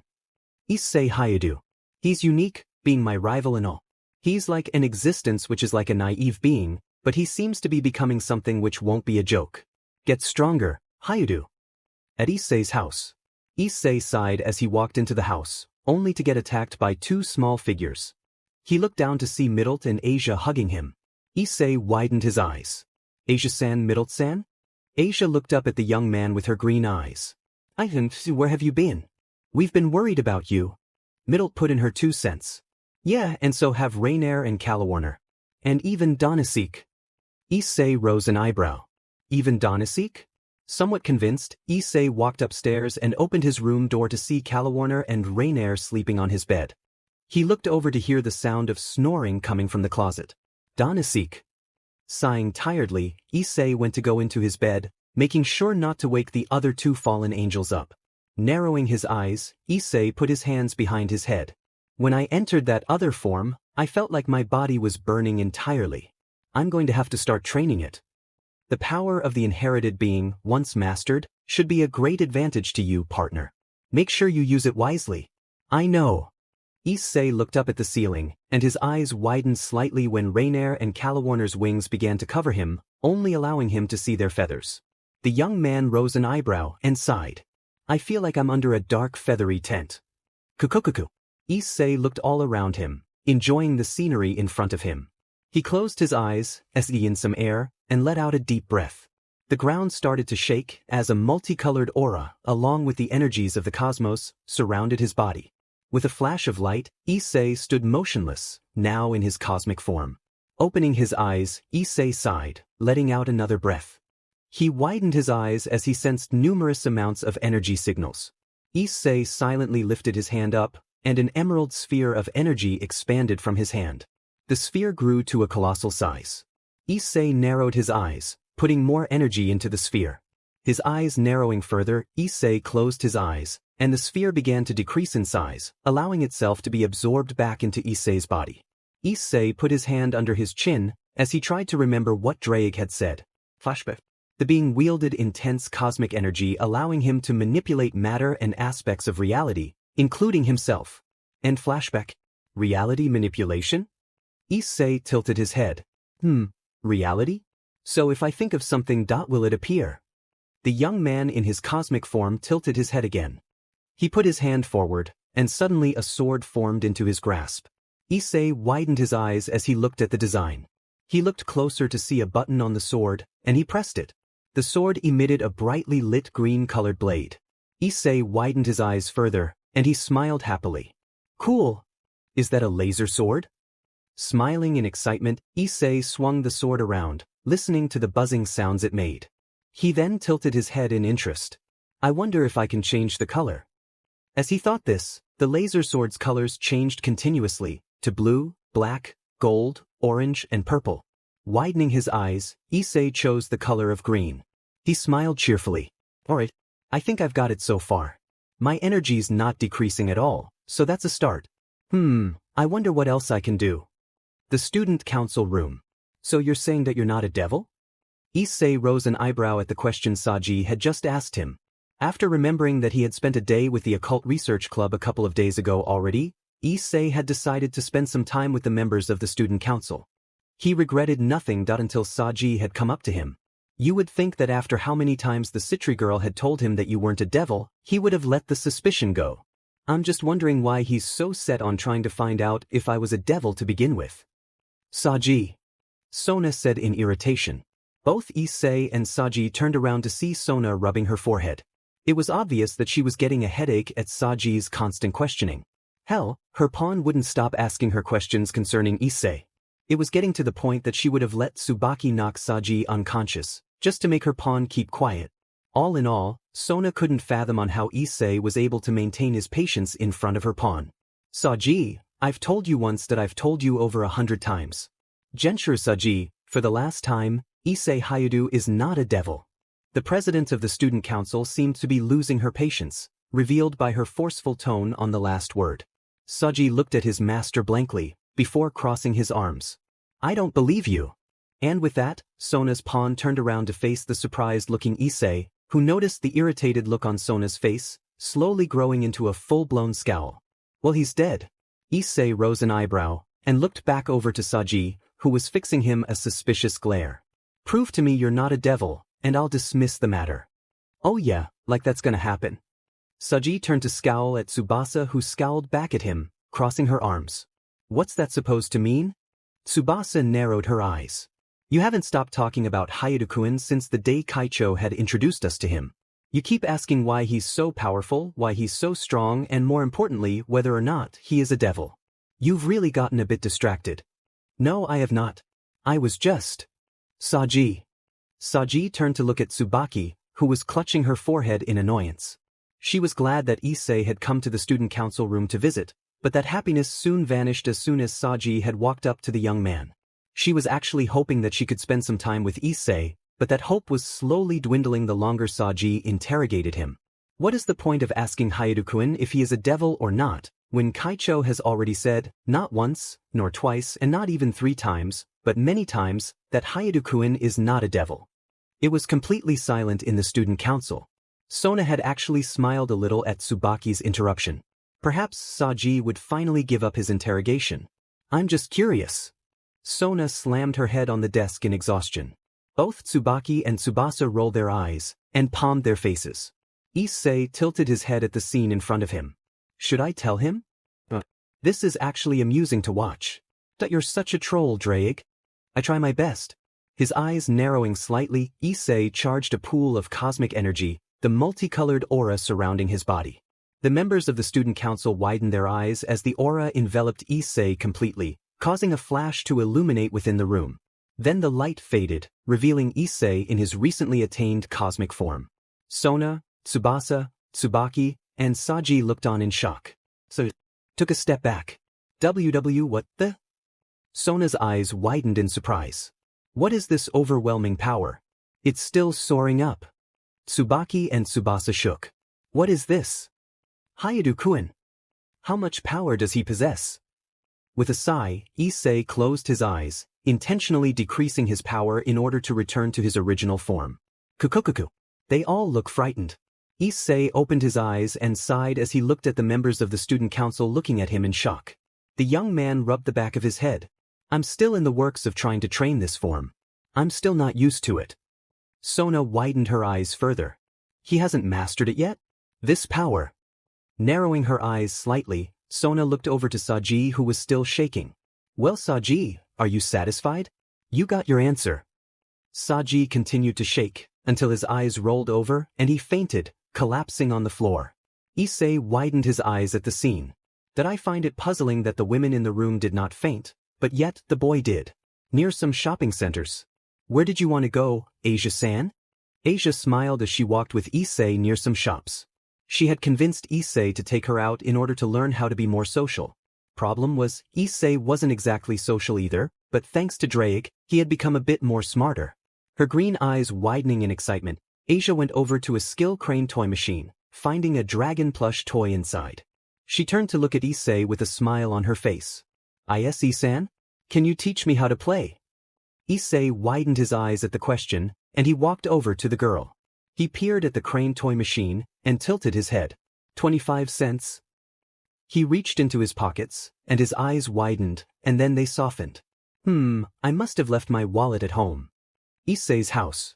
Get your hands off of Issei-sama's wallet. Calawarner narrowed her eyes as she took the wallet back from Donasik, who glared at her. The pillow he bought isn't comfortable at all. So I'm getting a new one. And a mattress too. You sure are turning into a kleptomaniac. You know what, why don't you dash? He was cut off when a pillow was thrown into his face. Kalawarner turned around to see Middlet glaring at Donasek.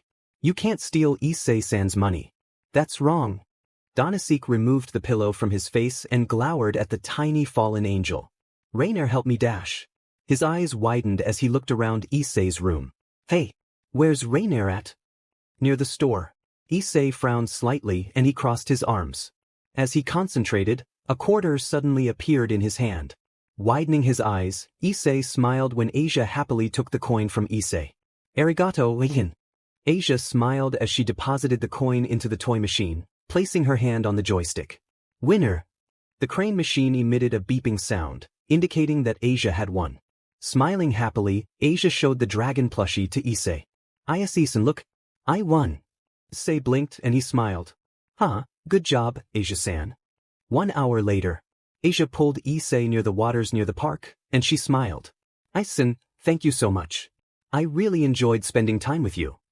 Issei widened his eyes, until he heard a familiar huff of annoyance. Humph.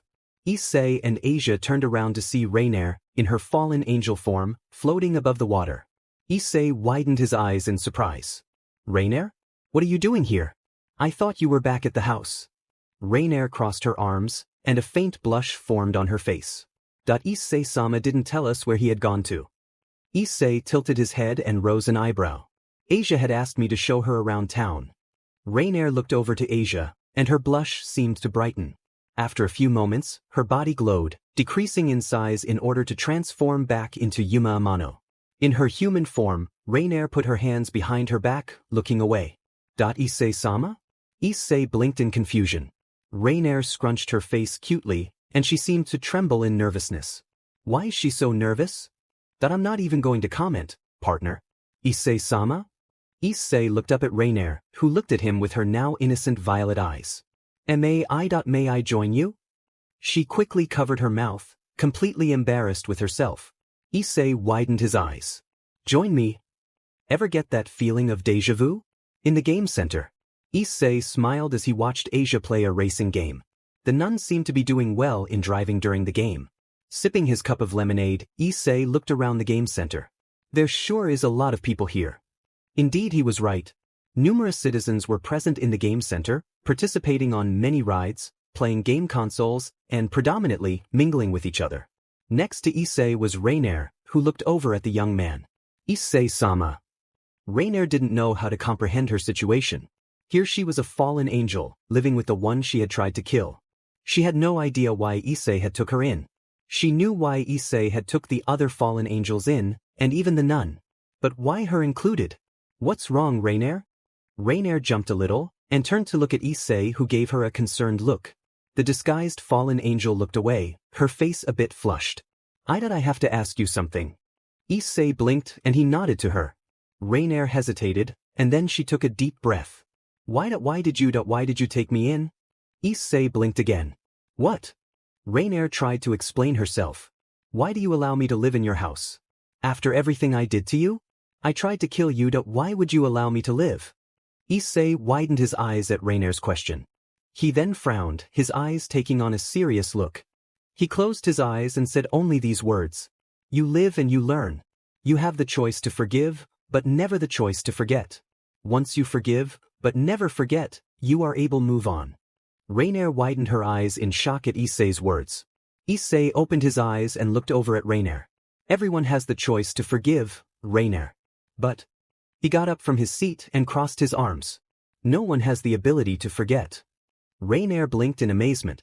Looking at the disguised fallen angel for a moment, Issei unfolded his arms as he turned to look at Asia having fun.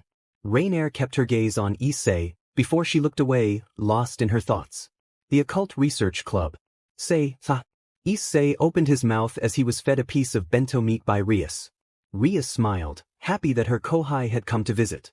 Akino smiled as she sat next to Issei, looking at his brown hair. You know, Rias. Rias looked over to her friend. Akino smiled wider. Look at Ihikuan's hair, on the left side where his 2 hairs stick up. If you raise those 2 hairs up, they almost look like devil horns. Rias widened her eyes and looked at Issei more closely. Issei widened his eyes in confusion. My hair. She's right, you know. The 2 hairs on your head that looks like a mustache. If they were to raise up further, they would look like devil horns. Just trying to explain what she said. So, Issei-kun. Issei dropped his conversation with Draig and looked up at Rias, who had an amused smile on her face. Sona told me about the little episode you had with Saji. Issei tilted his head, and his eyes widened when he remembered the incident. He rubbed the back of his head. Yeah. Sona-senpai and Tsubaki-senpai looked really annoyed. They said that Saji had kept asking about me constantly. Is he all right now? Rias narrowed her eyes slightly and crossed her arms. He's fine. He woke up a couple of minutes ago. Sona told me that Saji was still suspicious on your classification status. Issei rose an eyebrow. Seriously? He's still convinced you're a devil? Issei sighed and rubbed the back of his head again. I guess nothing's going to change his opinion. Rias smiled and rolled her eyes. I wouldn't worry about it, my precious Kohai. Besides, it could be worse. In the student council room. He's from space. He has to be. Sona and Tsubaki palmed their faces as they listened to Saji spout out another theory involving Issei. Saji. Please don't start again. Saji looked to his comrades. No. I'm positive this time. I realize now that he's not a devil. He's a space devil. Sona's eyes twitched. Issei's house. A multicolored aura appeared into the living room, revealing the cosmic form of Issei. He smiled cheerfully. All right, I'm getting the hang of it. Kukukuku. You sound like an excited child. However, partner, make sure you use it wisely. Having all that power isn't something to be used up because of selfishness. Issei blinked, and then he narrowed his eyes. You're right. Closing his eyes, he intentionally reformed into his original form, gripping his fists. Narrowing his eyes further, Issei had only one thing in his mind. Maybe I could use the inherited form along with my balance breaker. Sona-chan. Sona looked up in shock as she heard a familiar voice, and then a magic circle manifested into the room, revealing a silhouette. Owani-sama? It was a beautiful girl with long, black hair tied in twin ponytails and bright violet eyes. She possessed a childlike body, albeit with large BRs, and was dressed in magical girl's clothing. Sona widened her eyes in shock. Seraphal Leviathan smiled cheerfully. It's so good to see you, Sotan. Sona blinked. What are you doing here? I felt a really strong energy here. I got worried because of my Sona-chan being in danger. Sona widened her eyes once more, before remembering what happened earlier. I'm fine, Wani-sama. I wasn't in danger. The power you felt derived from Issei Hyoudou. Seraphal's violet eyes widened at the name. Issei-chan. Sona widened her eyes in confusion. Issei-chan. Almost immediately, Seraphal got close to her younger sister's face. Sona-chan's so mean. You didn't tell me you knew Issei-chan. Would you like to meet him? The Occult Research Club. Seraphal-sama, it's been a long time.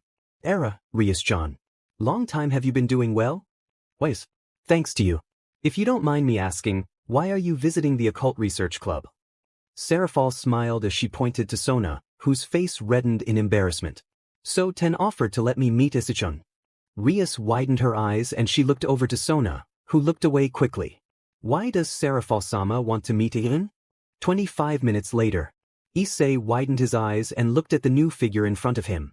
The young man tilted his head, noticing the similarities between the girl and Sona. While Sona was dressed in the regular Kuoh Academy uniform, the girl was dressed in a magical girl uniform. Is she a relative of Sona-senpai? So you are the rumored Dragon Kuon. Issei widened his eyes further. Rias, noticing the confused expression on her Kohai's face, intervened. Ikun, this is Dash. Mao Seraphal Leviathan.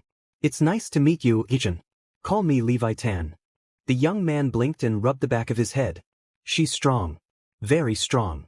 I wonder why she's at the Occult Research Club.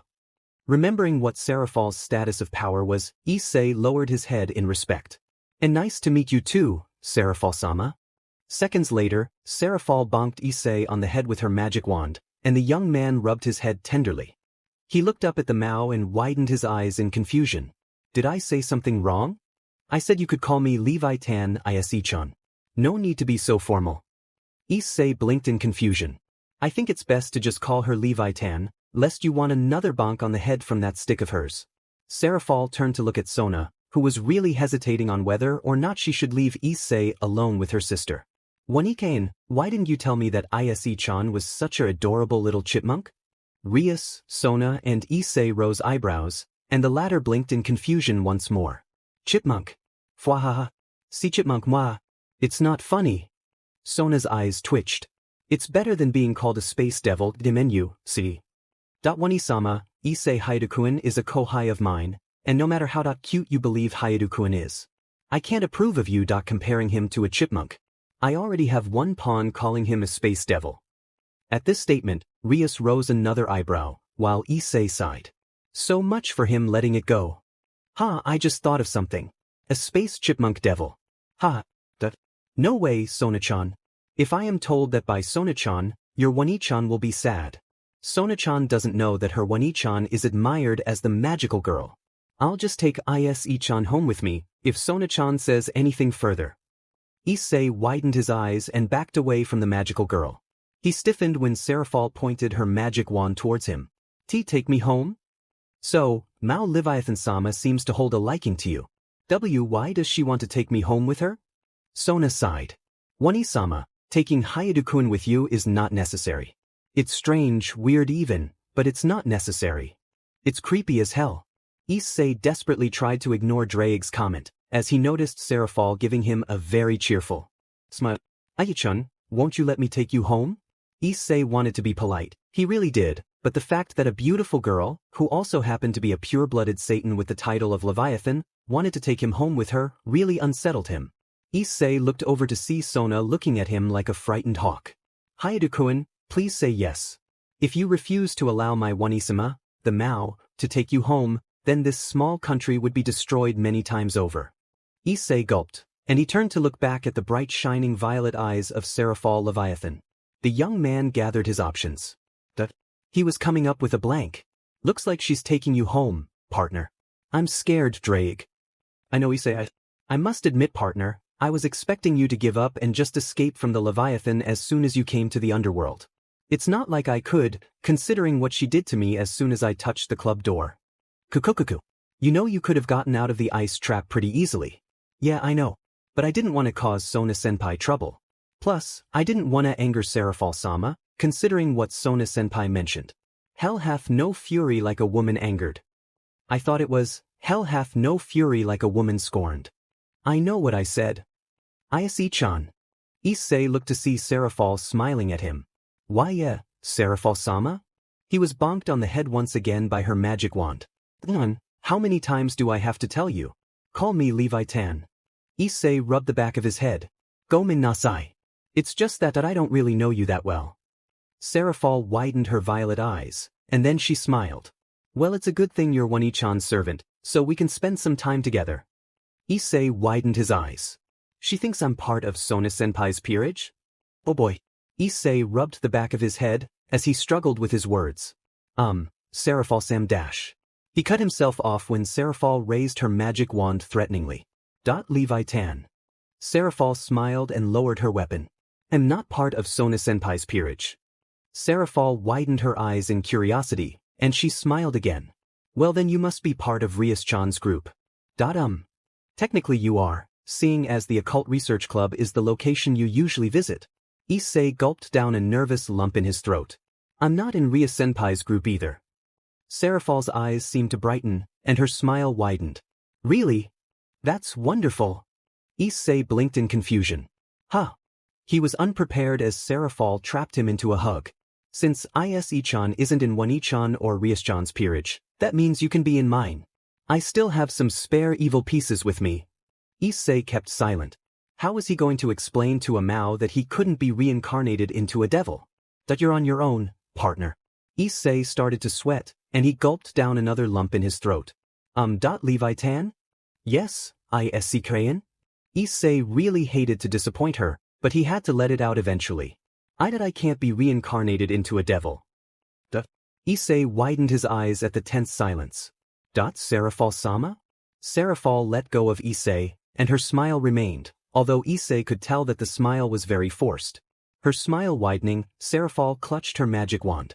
Excuse me, my little chipmunk. I'll be right back. And with that she disappeared into a series of glitters. Issei blinked in confusion. Where did she go? Hell if I know. Issei Hyoudou? At the call of his name, Issei turned around to see a familiar face. It was a man with crimson red hair and blue-green eyes. Surzek-san? In the student council room. Sona ducked just in time as a chair was thrown at the wall behind her. Wani-sama? What is the meaning of this? Serafal narrowed her eyes as her face was set into a cute pout. Why didn't Wani-chan tell me that Issei-chan couldn't be reincarnated into a devil? Sona widened her eyes. I assumed that you knew. I thought Rias's Oniai-sama had informed you about Hyakun's dash. No, Surzek-chan didn't tell me. And there I was, so excited to be getting a cute little chipmunk as my servant, but no, it turns out that Issei-chan can't be turned into a devil. Well, don't put all the blame onto me. In the underworld. How have you been, Issei? Issei turned to look at Surzek as the two walked around the underworld. The young man smiled at Rias's older brother. It's been all right. What about you? How have things been in the underworld? Surzek nodded. It's been well. I can't say I'm not enjoying my time here. Issei nodded to his answer, and the two were quiet, until Surzek spoke up. Azazel has informed me of your encounter with Loki. Issei widened his eyes, before remembering the first time he had used his cosmic form. Surzek smiled. I must say I'm impressed with you, Issei Hyoudou. I could sense your power all the way from the underworld. It's incredibly vast, and I might have said this already, but I'll say it again. You would have made a powerful devil. Issei widened his eyes at the praise, and he smiled. Arigato, Surzek-san. The two were quiet once more, until Issei spoke up this time. So how was the meeting of the three factions? Did it go on well? Surzek held an unreadable look on his face. Somewhat. We were able to successfully sign a peace treaty. However, we were attacked by an organization known as the Cows Brigade. Issei widened his eyes. Cows Brigade? I remember Valle mentioning that. During the meeting between the three factions, we were attacked by the Old Satan faction members of the Cows Brigade. The members included Katlia Leviathan, Cruzuri Asmodeus, and Shalba Beelzebub. Issei narrowed his eyes at the mention of the last person Surzek had mentioned. The crimson-haired devil continued. I don't know the whereabouts of Beelzebub, but rest assured, Katlia and Cruzuri are gone. I destroyed the latter myself, and Azazel destroyed Katlia. Issei blinked as he remembered Azazel's condition. So that's what Azazel was talking about when he told me he had cut off his arm. What about the other one? Cruzuri? Surzek took on a serious expression. Cruzuri attempted to avenge Katlia by trying to fight Azazel, but I intervened at the last second. I tried to settle the whole dispute rationally, but he wouldn't listen. So I used my power to destroy the Snake of Ophis, which was Cruzuri's power source, and I eliminated him with my power of destruction. Issei narrowed his eyes as he listened to Surzek's explanation, and then his eyes widened. Power of destruction? Surzek turned to look at Issei and he smiled. It's a variant of radiant demonic energy. It allows me to use explosive power to annihilate my opponents. Issei widened his eyes further. Sounds like a really powerful technique. Surzek smiled wider. Indeed it is. A magic circle suddenly appeared before them, revealing a series of glitters. The glitters flailed about, revealing Serafal. Surzek smiled. Ah, Serafal dash. He was cut off when Serafal pointed to him angrily. Surzek-chan, why didn't you tell me that Issei-chan couldn't be converted into a devil? Surzek blinked, and he shared a confused glance with Issei. That you never asked. Serafal narrowed her eyes as an aura of ice began to surround her. Surzek and Issei looked at each other, and they nodded to each other, before trying to leave. Surzek-sama. The devil and Issei turned around to see Graphia with her silver eyes narrowed. Surzek started to sweat. Graphia dash. You're supposed to be working, not dawdling about. Surzek was about to speak, until Graphia reached over to pull him on the ear, dragging him away from a shocked Issei. Surzek chuckled nervously as he was dragged away by the maid. It seems our conversation will have to start off at another time, Issei Hyoudou. Issei widened his eyes at the scene of the Mao being pulled on the ear by Graphia. Issei-chan. The young man turned to face Serafal, whose icy aura seemed to expand. Issei gulped. Well, this can't be good. 2 hours later, in the student council room, Rias widened her eyes as she watched her childhood friend pace around the room. The crimson-haired devil began to grow a bit worried about Sona. Something troubling you, Sona? The Citri devil ceased in her pacing, and she turned to look at Rias. She sighed and rubbed her head. One-sama came in this room earlier, and she started to completely mess up the room. Rias rose an eyebrow. Why? Sona sighed and took off her glasses, rubbing her eyes. Because apparently I neglected to inform my One-sama that Hyoudou-kun could not be converted into a devil. Huh. The two devils were silent, until Rias offered her friend some hope. I'm sure everything's fine. I mean, what's the worst that could happen? The door to the student council room slammed open, revealing a breathless Issei. Sona and Rias widened their eyes as they noticed the pink kiss marks on Issei's face. The Citri devil rose an eyebrow. Hyoudou-kun? Shaken out of his fright, Issei looked up at Sona. Sona-senpai, there was so many magic wands. Serafal-sama wouldn't stop. Sona blinked in confusion. How did you get One-sama to let you leave? That I promised to visit the underworld once a month. Issei noticed the tense silence, and he flailed his arms out. Well, what else could I do? The conversation between Sona and Issei was cut off by a stifle of suppressed laughter. The two turned to look at Rias, who was covering her mouth, trying yet failing to keep herself from laughing. Issei blushed slightly. Rias-senpai. It's not funny. Rias giggled harder. I can't help it. You look so cute with those kisses on your face. Issei pouted a little and crossed his arms. Kukukuku. You don't deserve to laugh. You didn't even help me. Kukukukukukukuku. Issei sighed and palmed his face. Why was this happening to him? Sighing again, he looked to see Sona and Rias staring at him. With a tilt of his head, Issei blinked in curiosity. Hey, Sona-senpai. You look different without your glasses. Sona widened her eyes. She had almost forgotten she had her glasses off. With a rare light blush, she quickly put them on, and crossed her arms. What exactly did my sister do to you? 10 minutes later. It's not funny, Rias-senpai. Issei frowned as he realized that he was the cause of Rias's uncontrolled laughter. After listening to the misadventures Issei had suffered with Serafal, Rias couldn't help herself, rocking the chair back in barely suppressed hilarity. I'm sorry that I'm why precious chipmunk. She collapsed onto the floor, unable to contain her laughter. Sona sighed, clearly finding Issei's story unbelievable. But I shouldn't be surprised. It was my One-sama who had kidnapped him after all. Sighing in exhaustion, Issei left the student council room, ready to at least enjoy the rest of his day. A day which didn't involve a magical girl bashing him on the head with her magic wand. Issei, in his cosmic form, narrowed his eyes as he punched through another asteroid. He then went on to punch through numerous of other types of asteroids, testing on how much physical strength he wielded. Your strength seems to have increased. That's good, and I feel like I can increase it more. Months. Issei stood in his cosmic form, looking out at the view. He tilted his head in thought. If I could create a laser sword from the other day, then maybe I could create a better sword. What are you suggesting? He looked around his surroundings, putting his hand on his chin. His eyes widened, and he set his face into a serious expression. In his hand, a katana with a dark black handle and a thin hand guard appeared. Issei tightened his hand around the katana, and as soon as he had done that, the blade suddenly engulfed in a pool of fire. The huge amount of energy released immediately surrounded Issei in a pool of firestorms. Issei widened his eyes, amazed that he was not feeling the scorching heat. He looked around to see that, despite the inferno completely surrounding the area around him, nothing was burning up. The young man smiled, happy that he was already able to control his newly created sword. Creating a sheath in order to encase the sword, Issei decreased his power, reverting to his original form. A sword that possesses fire elemental abilities. Not to mention that it surpasses Riser Phoenix's flames in terms of temperature and force. What goes on in your mind, Issei Hyoudou? Issei smiled wider, putting his hands behind his head. A lot of things, Drake. A lot of things. That I don't remember this place. We're in the dimensional gap, partner.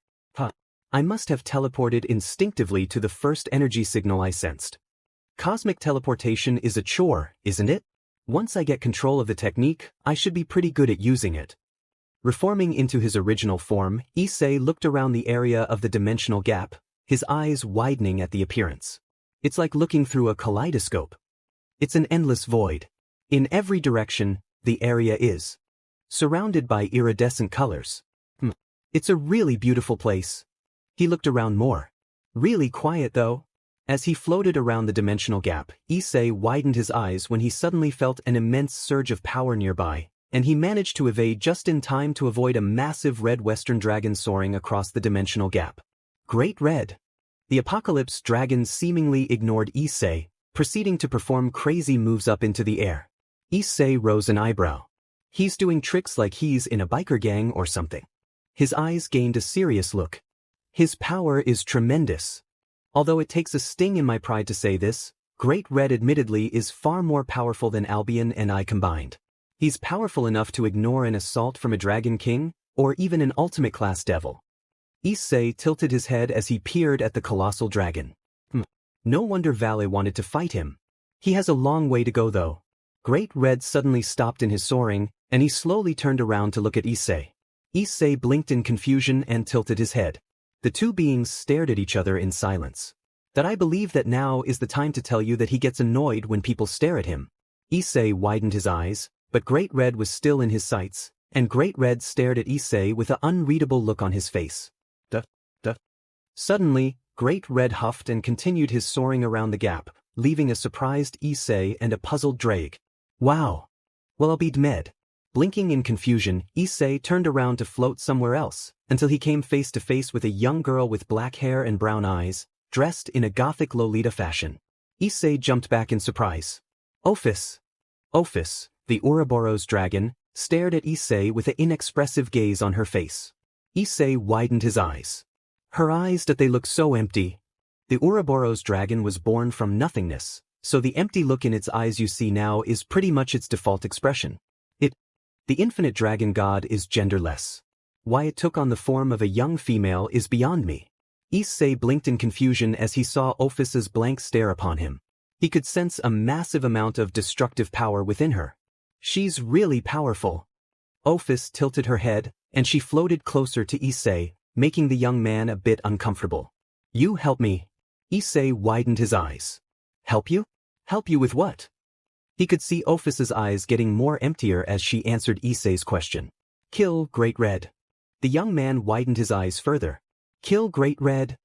He looked behind himself to see the Great Red soaring around the dimensional gap, clearly enjoying himself in his performance of his own tricks.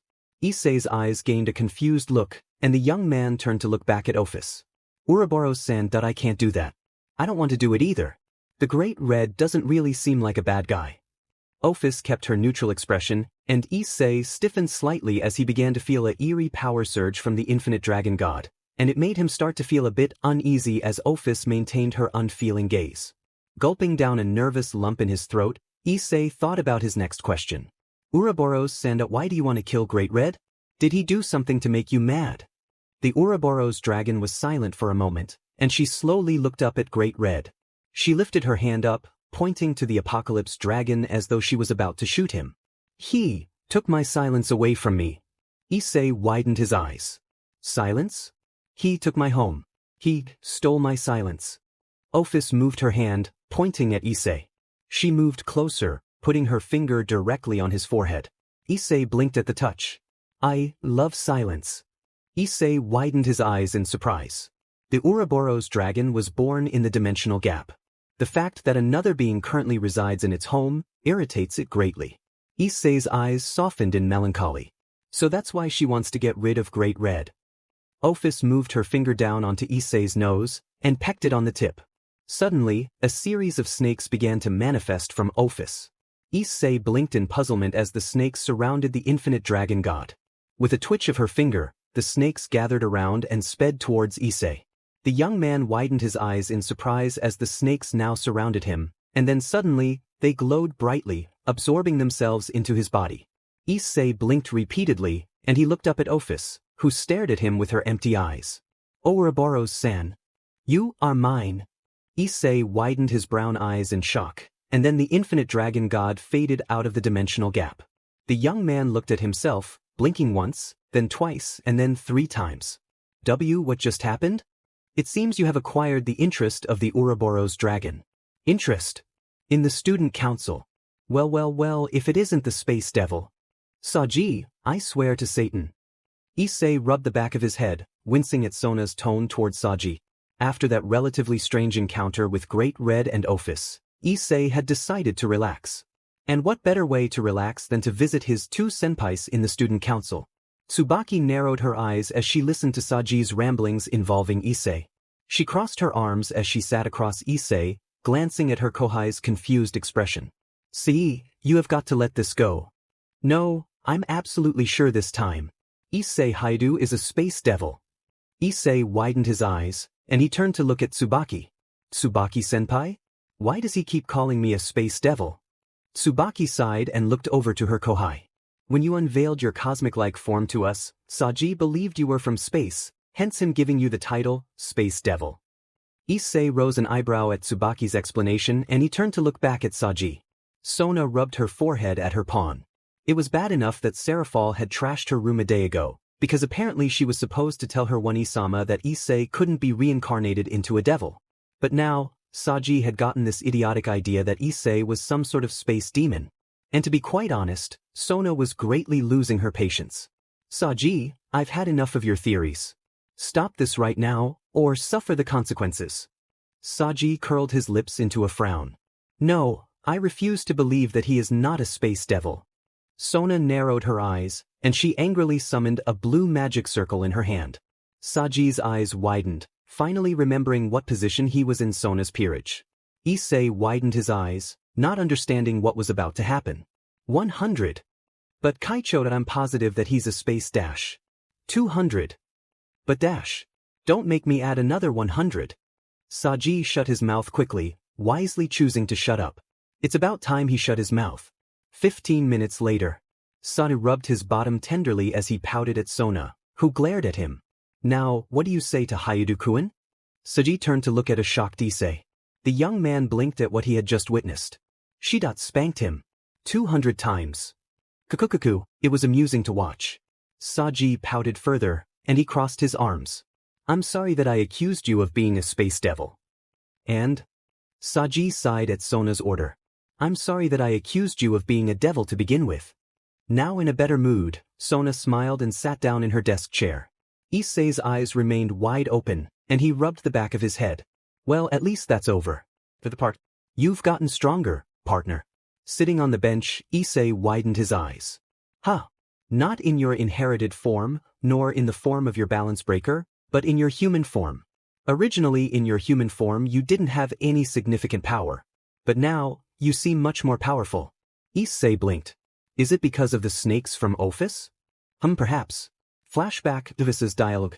"He took my silence away from me. He took my home. He stole my silence. I love silence. You are mine." End of flashback. Issei sighed and rubbed the back of his head. "My life just keeps getting stranger. Do you wish your life was back to what it was previously?" The young man put his hands behind his head, looking up at the sky, tilting his head. Man, this is really not my day." "You can say that again. How did this happen? What happened to the girls in the Occult Research Club and the Student Council? I don't think I've ever seen them so mad at me before." "Remember, partner, the girls aren't genuinely angry with you. It is all because of that DMN incubus." What's an incubus? It's a demonic being that takes the form of a male who descends upon sleeping women, in their case, to have SXL enter this. He must have hypnotized the females you are familiar with in order to get to you." Issei widened his eyes. "He can't do that. He can't treat my friends like that." "Don't you mean girlfriends?" The young man stuttered. What do you mean?"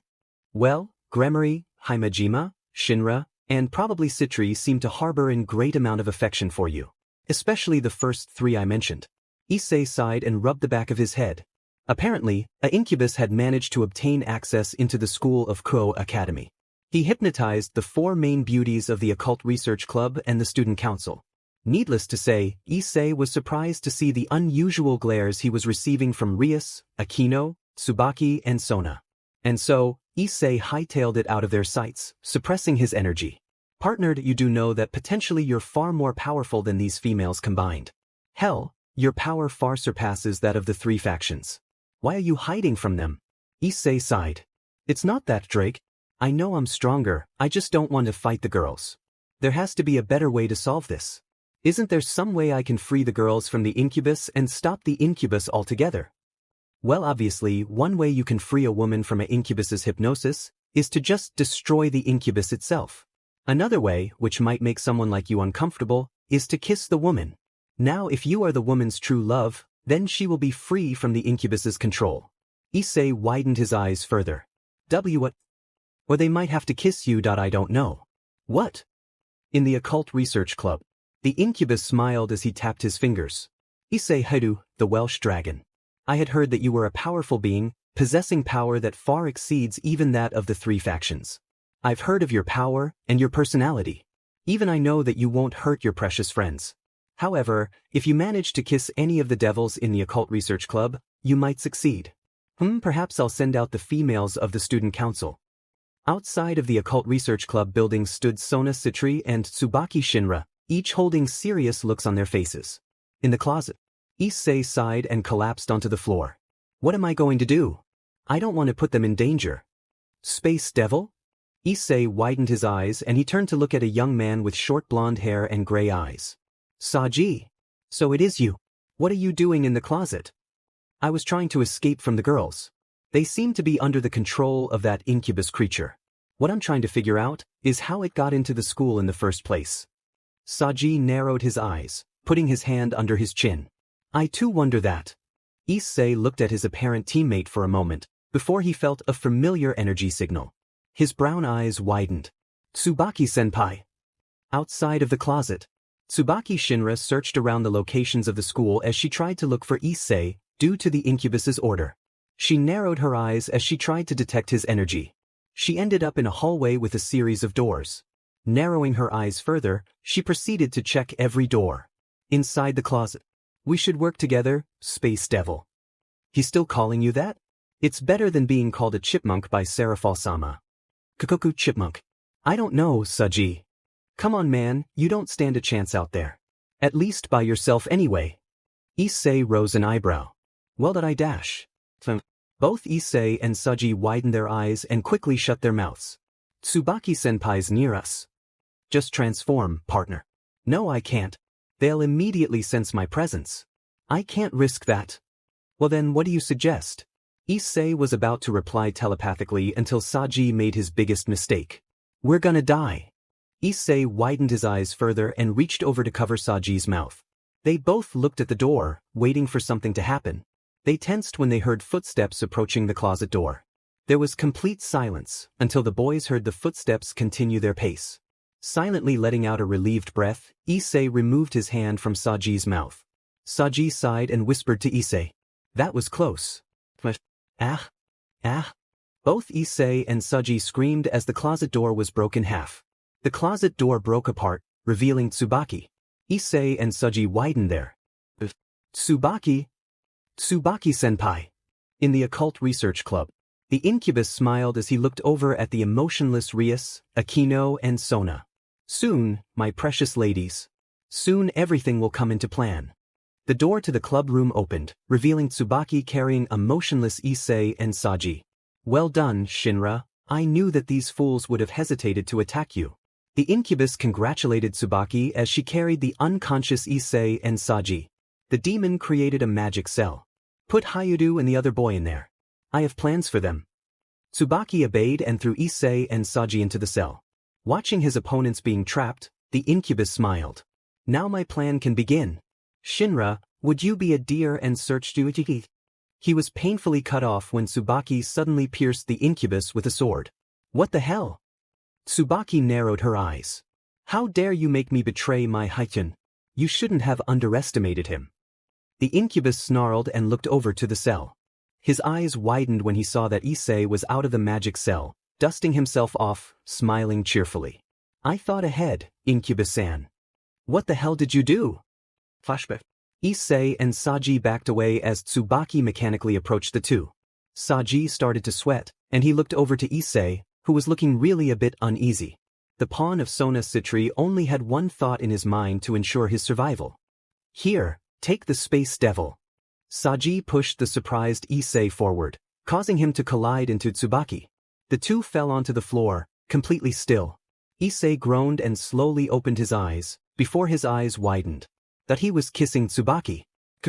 Get some, partner.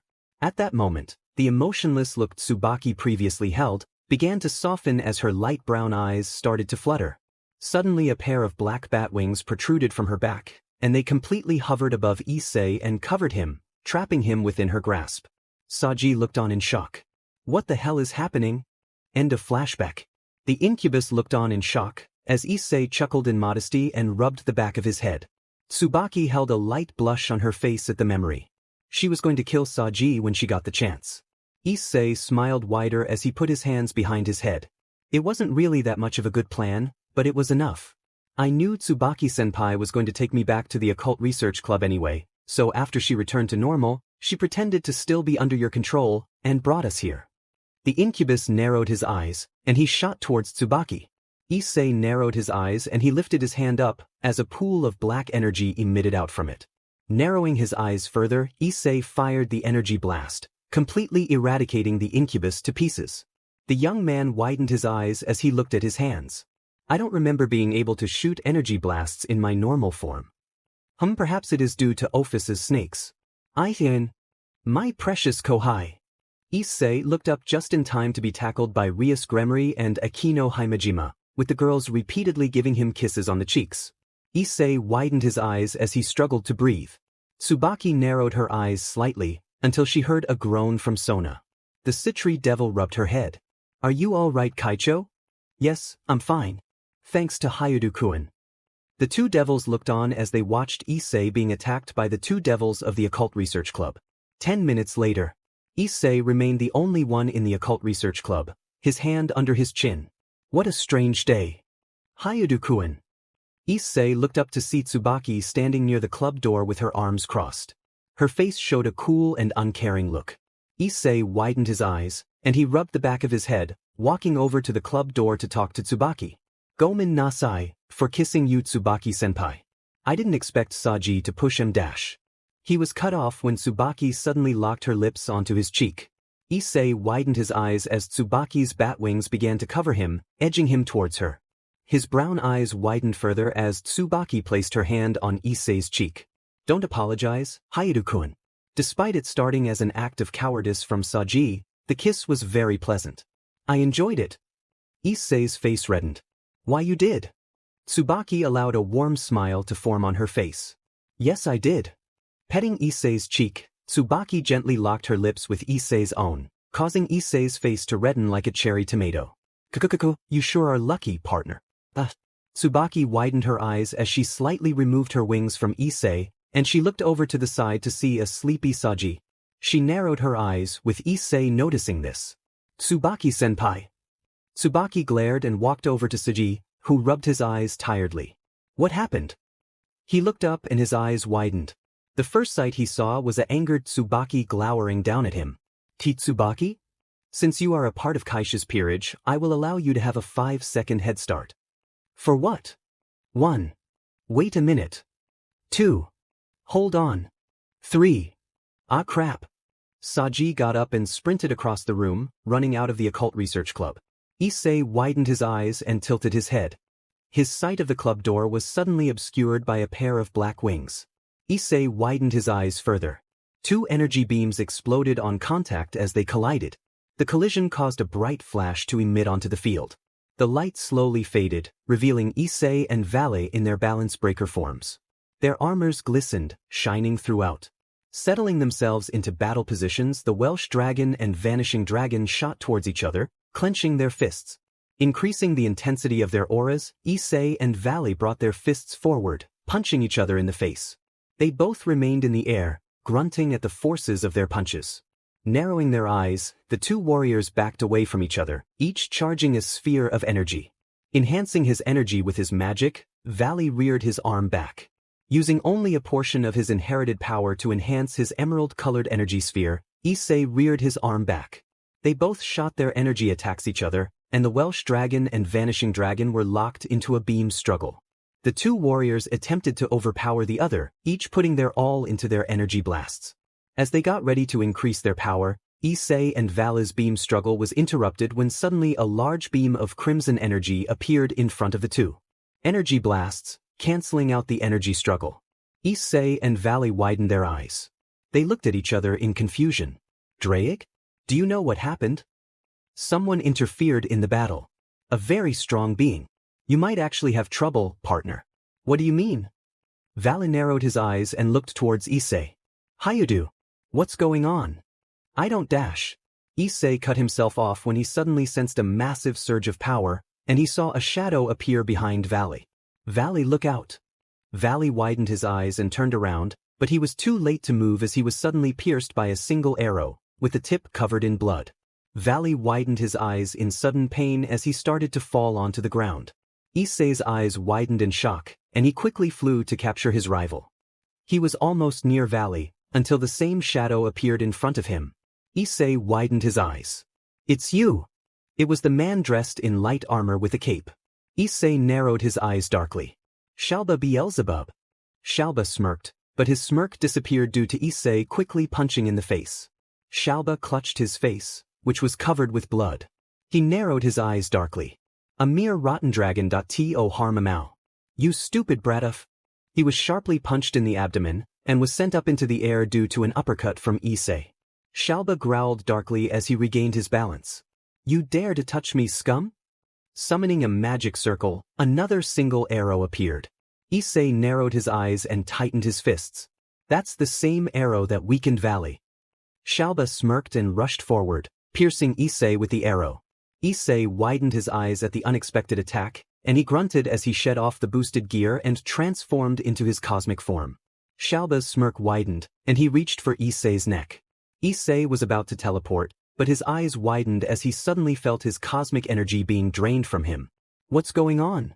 Haha, what's going on is that I'm absorbing all of your power. Issei's eyes widened further. What? Ha, it had taken a long while, but finally I was able to obtain the ability to absorb the power of the first being to exist in the universe. And it's all thanks to the Great Red. The young man's eyes widened in shock. What? No, Great Red wouldn't say something like that. He never seemed like the type to help someone, especially as someone as evil as this guy. What? Issei looked down to see Valley with his eyes widened in shock. The vanishing dragon grunted to suppress the immense amount of pain he was enduring. Shalba smiled cruelly at the vanishing dragon. What's wrong? Valley, what happened to your proud demonic powers? Your power of the vanishing dragon. What happened to it? You are just a mixed breed between a human and a devil, so there was no way for you to win against me who is the real Mao. Valley gritted his teeth at the growing pain. I don't want to hear it from you who names himself a Mao while borrowing the powers of others. It only matters if you win in the end. Now, there is one more thing I want. Turning to look at Issei, Shalba smiled as he absorbed the last portion of Issei's inherited power. Issei's eyes widened as he felt what was his main power source being extracted from him. Then suddenly, the young man coughed out a pool of blood as he collapsed onto the ground, causing a thud. Partner. Issei gritted his teeth as the pain increased further. He struggled to get up, trying to endure through it. The young man felt like he had his entire life force ripped out of his body. Valley widened his eyes in shock. Hyoudou. What's happening? Partner. Beelzebub has somehow acquired the ability to absorb all of your power. He has also embedded within you the curse of Samel, the dragon eater. He was a dragon fallen angel that possessed a curse that is extremely fatal to dragons and dragon possessors. Issei tried to catch his breath as he listened to the Welsh dragon. So that's why he took my inherited power. Darn it. He lost his balance, falling onto the floor. Without the inherited power of the being, Issei's body felt cold, as it was shaking in pain. Issei has reached even close to me. I lost my consciousness at certain times. Issei widened his eyes as he coughed out a pool of blood. His mouth dripping with the copper taste, Issei narrowed his eyes as he looked up at Shalba, whose eyes widened with shock as he witnessed the young man still standing. Issei felt his last bit of energy leaving him, and he collapsed once more onto the ground, breathing out his very last breath. The area was completely white, showing no traces of life anywhere. Brown eyes fluttered and they widened. Issei looked around his surroundings, and he tried to get up, before he felt his body failing him. Darn it! Gritting his teeth, Issei narrowed his eyes to see that the immense pain he had felt earlier had finally faded. Where am I? Draig. Issei widened his eyes in shock. Draig. He looked all around himself, not knowing what was happening. The young man's brown eyes softened. Draig. That I'm here, partner. Weakened but still here. Issei widened his eyes and sighed in relief. A small aura of the familiar cosmic energy manifested around him. Issei sighed and put his head down. The leftover inherited power, it must have balanced out Samuel's curse that I only have a little bit left and it's not increasing or regenerating at all like it usually does. I can't even morph into my cosmic form anymore. There's limits. Shalba literally took almost all of the being's power. If I were to use any of the being's abilities, that's it. It won't regenerate anymore. Issei widened his eyes and he looked around to see a figure with dark silver hair and light blue eyes, laying onto the ground. He was dressed in normal clothing, in great contrast to the white armor he had been wearing previously. Valley. Issei struggled to get up, but once again his body failed him, and he dropped onto the ground. Grunting at the pain, Issei resorted to crawling towards his rival. Narrowing his eyes, Issei quickened his crawling, finally near his rival. Sighing in tiredness, Issei looked over his rival to see that he was still breathing, yet bleeding heavily, with puddles of blood spurting out of his mouth. Valid, you sure are a tenacious one. Issei narrowed his eyes, and he lifted his hand up, as a small amount of cosmic energy began to pour onto Valley. Valley set his sights over to Issei, and his eyes narrowed slightly. What's Hyoudou doing? His eyes growing heavier, Issei lowered his hand and dropped his head onto the ground. Valley gritted his teeth, and then his blue eyes widened. What's this? The pain he had formerly suffered. It was gone. Valley widened his eyes further and looked over to the unconscious Issei. Issei Hyoudou, what did you do? 20 minutes later. Brown eyes opened, and they widened once again. Issei shot up, and he winced slightly. My body. It's feeling better. Humph, you're finally awake. Issei looked up to see Valley looking down at him with an unreadable expression on his face. Valley. Valley scoffed and crossed his arms. What is this place? Issei looked around him, and he sighed. I have no idea. The young man looked up at his rival. Valley dash. Spare me your words, Hyoudou. You lent me a portion of your own power, and I healed you with my own magic. And as it turns out, we both have used almost the last remaining traces of our power. Issei widened his eyes at the devil's words. Valley looked down at Issei with a serious gaze. We're even. The two rivals stared at each other, before the brown-haired young man sighed and lifted himself up. He looked over to Valley. Is Albion still with you? Yeah. Issei nodded in relief to his rival's answer. He then thought of another question. Valley? Do you not still have any traces of magic left? Valley narrowed his eyes. Only a little bit. I used almost the last of it to heal you. Like I said, that we're even. Issei's eyes softened and he looked away. Do you still have that cosmic form of yours, Hyoudou? Issei narrowed his eyes. I can't transform into my cosmic form anymore. I only have a little bit of cosmic energy left. I used half of it to heal you from Samuel's curse. The only problem is that the cosmic energy can't regenerate like it used to anymore. I actually have a limit now. Valley narrowed his eyes again and clicked his teeth. Humph. So you only have a little bit. So obviously creating a portable dimension is not going to happen. The two rivals were quiet as they looked around the area of the white endless dimension they currently resided in. Great Red. Issei said. Valley blinked and looked over to his rival. Shalba had said that he had gained the ability to steal my power, and it was all due to Great Red. But Great Red doesn't seem like that type of guy to do something like that. Valley stared at his rival for a moment, and then he put his hands in his pockets. Hyoudou. The true Red Dragon Emperor God can descend into people's thoughts and turn dreams into reality. Issei widened his eyes at Valley's explanation. So he must have descended into Shalba's thoughts by accident. Probably because he was distracted from doing all of those biker tricks. The young man narrowed his eyes. Darn it. Now he has my inherited power, and we have no idea what's going on out there. Issei's eyes widened. Mom, Dad, Ria-senpai, Akino-senpai, Tsubaki-senpai, Sona-senpai, Asia, and everyone else. They're all in great danger. Valley narrowed his blue eyes further. Calm yourself, Hyoudou. Issei turned around to face his rival. All Beelzebub wants to do is to kill the current Satans and take control of the underworld. His entire plan was predictable. He might have had a chance if Katlia and Kruzuri were still alive, but you're aware of what happened. Issei nodded in response. But why did he take my power? Well, it's pretty obvious. Issei widened his eyes and turned to face his rival. The power of your cosmic form is immeasurable, Hyoudou. Even I will admit that. With that power, he'll have an easy chance of taking control of the underworld. Issei narrowed his eyes. There's got to be some way out of here. We can't let him do this. Valley rolled his eyes and he looked over to his rival. His blue eyes widened in curiosity. Hyoudou, where did you get those snakes? Issei rose an eyebrow and he widened his eyes. The snakes from Office. The snakes crawled around Issei, hissing as they roamed around his body. Valley narrowed his eyes. Office's snakes? Issei rubbed the back of his head. This is the first time they dash. He was cut when he began to hear a different sound coming from the snakes. Help! Help Office! Save Office! Valley rose an eyebrow, prompting Issei to look up at his rival. They're telling me something. Something about Office. They want me to save her or something.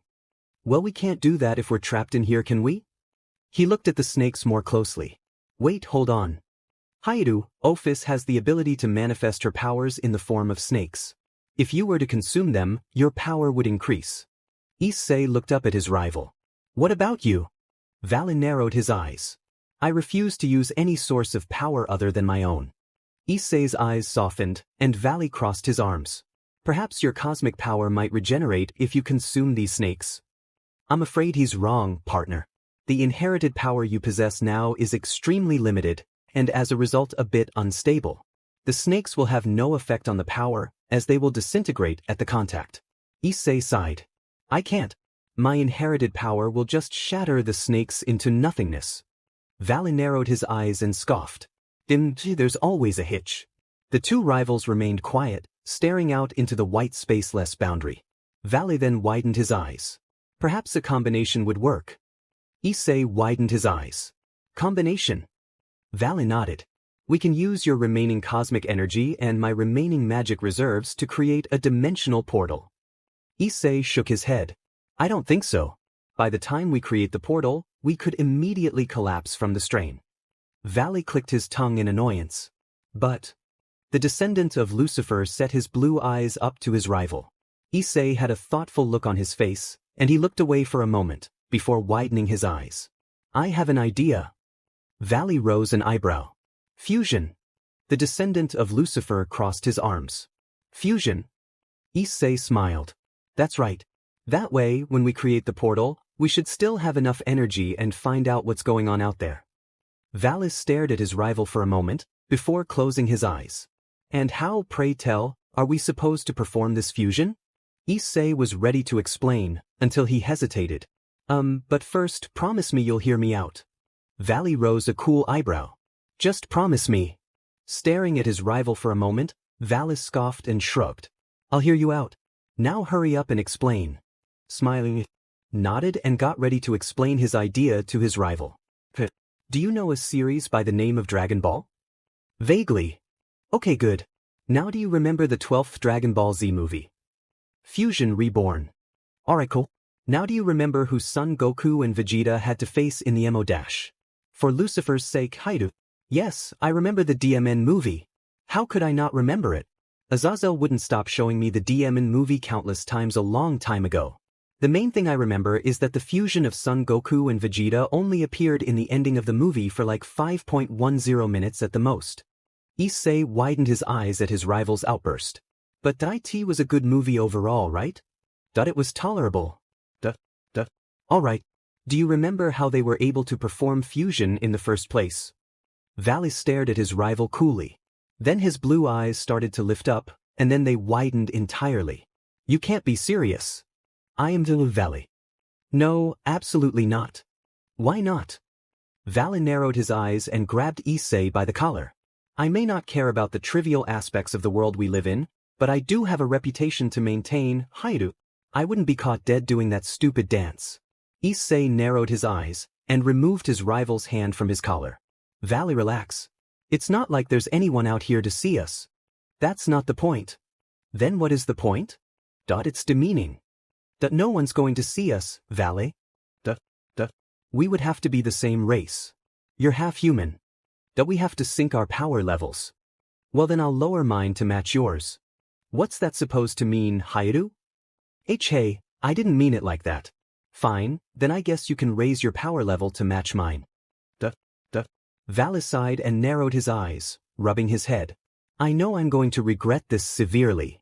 The descendant of Lucifer looked at his rival seriously, and then he crossed his arms in assent. Just teach me the DMN dance. The trenches of the underworld was in ruins. And it was all due to the devil known as Shalba Beelzebub. After absorbing Issei's cosmic power, he began to destroy parts of the areas of the underworld, causing an outbreak of the remaining devils and fallen angels. 2 of the 4 great Satans had arrived to counter Shalba. Serzex Lucifer and Seraphal Leviathan narrowed their eyes as they arrived at the location of their enemy. Shalba, what have you done? And what happened to your spiritual energy? Asked Serzex. Shalba turned around from his spot and smiled in manic glee. Well, if it isn't the Crimson Satan and the Satan of Leviathan. You do best to stay out of my way and prolong your lives. I've absorbed the Welsh dragon's power, and I must say it feels pretty good. Serzex and Seraphal widened their eyes. Welsh dragon? Issei Hyoudou. Ise-chan? Narrowing her eyes, Seraphal summoned a pool of energy and slammed it onto the ground. The movement caused the entire area around them to freeze, including Shalba. Rushing towards the devil, Seraphal went to attack, before the frozen Shalba suddenly escaped from his ice prison and backhanded her across the area. Serzex narrowed his eyes, and a crimson aura began to form around him. What did you do to Issei Hyoudou? Serzex asked menacingly. Shalba smirked and turned to look at the Crimson Satan. Isn't it obvious? I killed him. Serzex gave the devil a cold long stare, which caused Shalba to chuckle. Surprised? Before I took his power, I injected him with Samuel's curse. I knew then that he had no choice but to morph into his cosmic form, and will the curse to disappear, and that's when I took my opportunity. I absorbed all of his power, and sent him into another dimension to perish. Serzex narrowed his eyes darkly. Suddenly, a large crimson sphere emitted out from Serzex, and the Crimson Satan fired it toward Shalba, who smirked and quickly fired a crimson energy beam, causing the 2 energies to collide into a bright explosion. Before we use the fusion technique, we have to come up with a plan first. Valley crossed his arms as he looked over to his rival. The vanishing dragon's eyes twitched in annoyance. He couldn't believe that he had just agreed to do that accursed fusion dance technique. It wasn't so much the fact that he was fusing with Issei. He could tolerate that much at least. It was more along the lines of, that even though he didn't remember how the dance went, he still knew that the dance was embarrassing to no end. Sighing in irritation and half-hearted acceptance, Valley narrowed his eyes. What do you suggest? Issei put his hand under his chin. After we perform fusion and create the portal, we're going to have to find some way to weaken Shalba. Weakening Beelzebub sounds very unlikely. Remember, he possesses your cosmic power. It's going to be hard for us to stand a chance against him, even with fusion. Issei narrowed his eyes as he pondered. You're right, it'll be tough. Looking on the ground for a moment, Issei's eyes widened and he smiled. No, wait. We might still have a chance. Valley rose an eyebrow. Would you care to explain? Issei nodded. Shalba was able to absorb my inherited power, right? Valley nodded in response, and Issei smiled wider. Even though he absorbed it, that doesn't mean he knows how to use the power. Valley rose an eyebrow, and then his eyes widened slightly. Shalba absorbed your power all at once, and there's no doubt he's going to use it to his advantage as soon as possible. Issei smiled cheerfully. Exactly. But that'll be his weakness. Knowing Shalba, he's not patient enough to train himself on how to use a power he just received. Like you said, he's going to use it as soon as possible. My body and his body are completely different, because my body's already been exposed enough to the cosmic energy. Valis smirked and pointed to his rival. So I take it you already trained yourself on how to maintain the cosmic energy and use it to your advantage. Issei smiled back in response and pointed to himself. Yep, you got it. My body's already accustomed to the power, not to mention that I've been training in the cosmic form already. Humph, so you're already used to the power, whereas Shalba isn't. That's right. But there's still one thing we need to worry about. Valley rose an eyebrow. Issei looked away for a moment, and then he turned to look at his rival. How are we going to remove my inherited power from Shalba? It's not like he's going to willingly let go of it. Valley narrowed his eyes and put his hands in his pockets. His eyes then widened in realization. Hyoudou. At the call of his last name, Issei turned to look at his rival, who gave him a smirk. I have an idea. In the underworld, the bright flash from the collision of Surzek's and Shalba's attacks faded entirely, revealing the Crimson Satan and the descendant of the original Beelzebub. Shalba narrowed his eyes darkly as he looked at his hands. How can this be? I put enough power in that attack to completely decimate this entire area. Surzek widened his eyes at Shalba's statement, and then he smiled.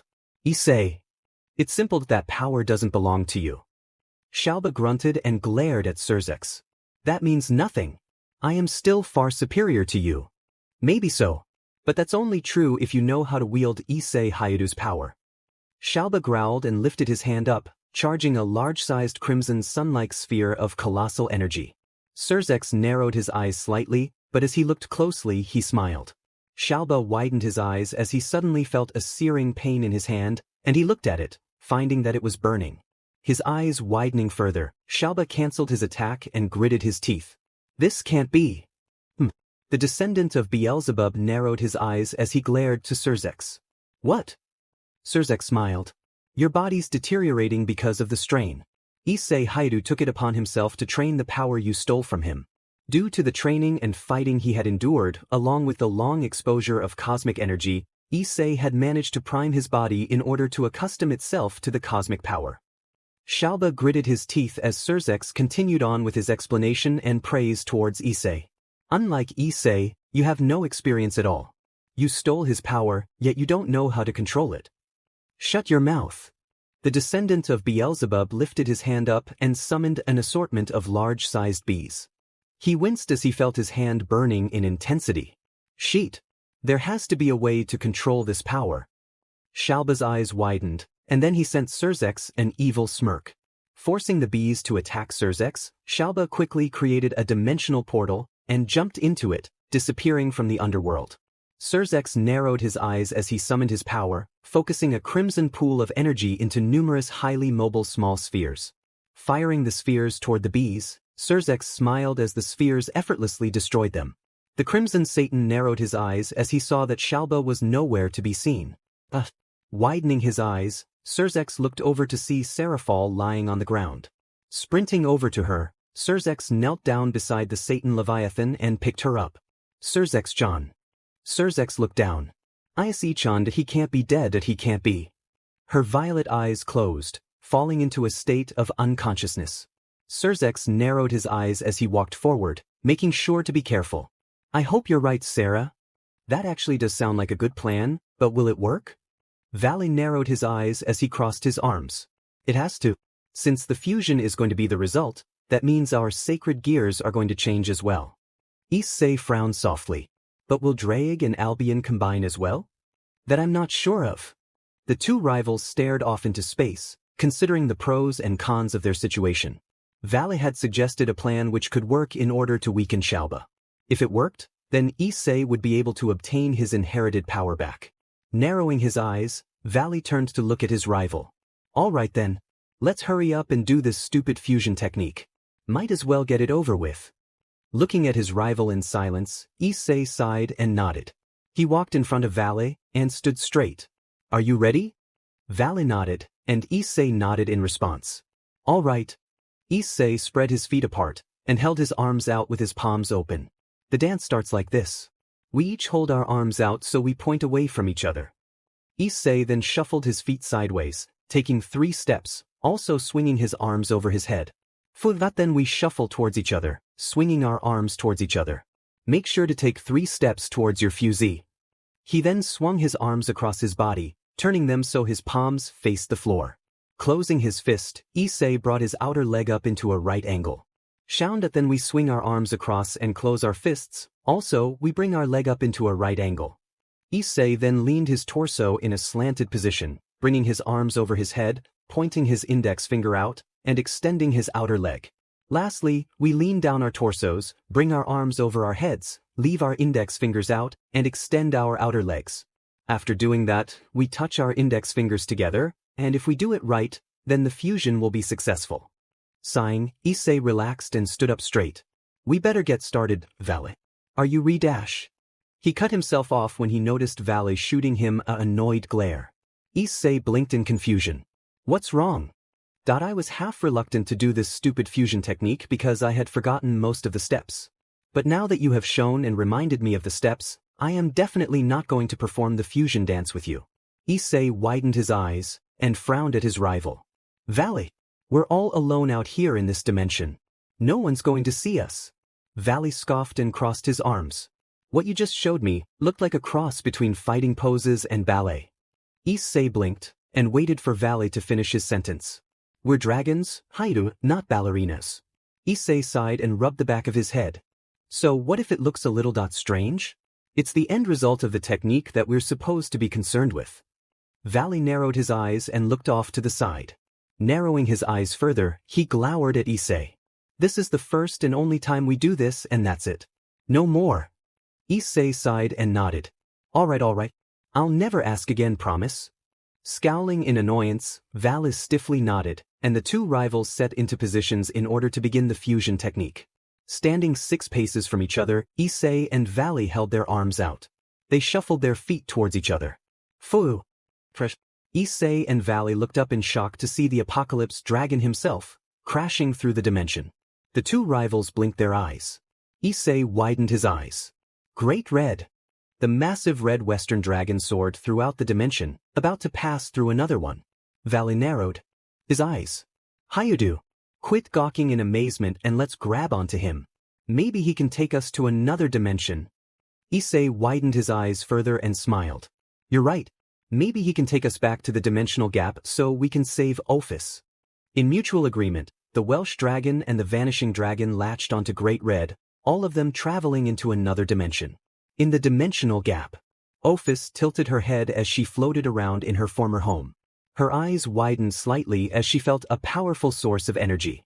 In rare curiosity, she turned around to see a man dressed in a light armor with a cape. The Ouroboros dragon tilted her head once more. Suddenly the man appeared in front of her instantly, and he lowered his hand. I have a use for you.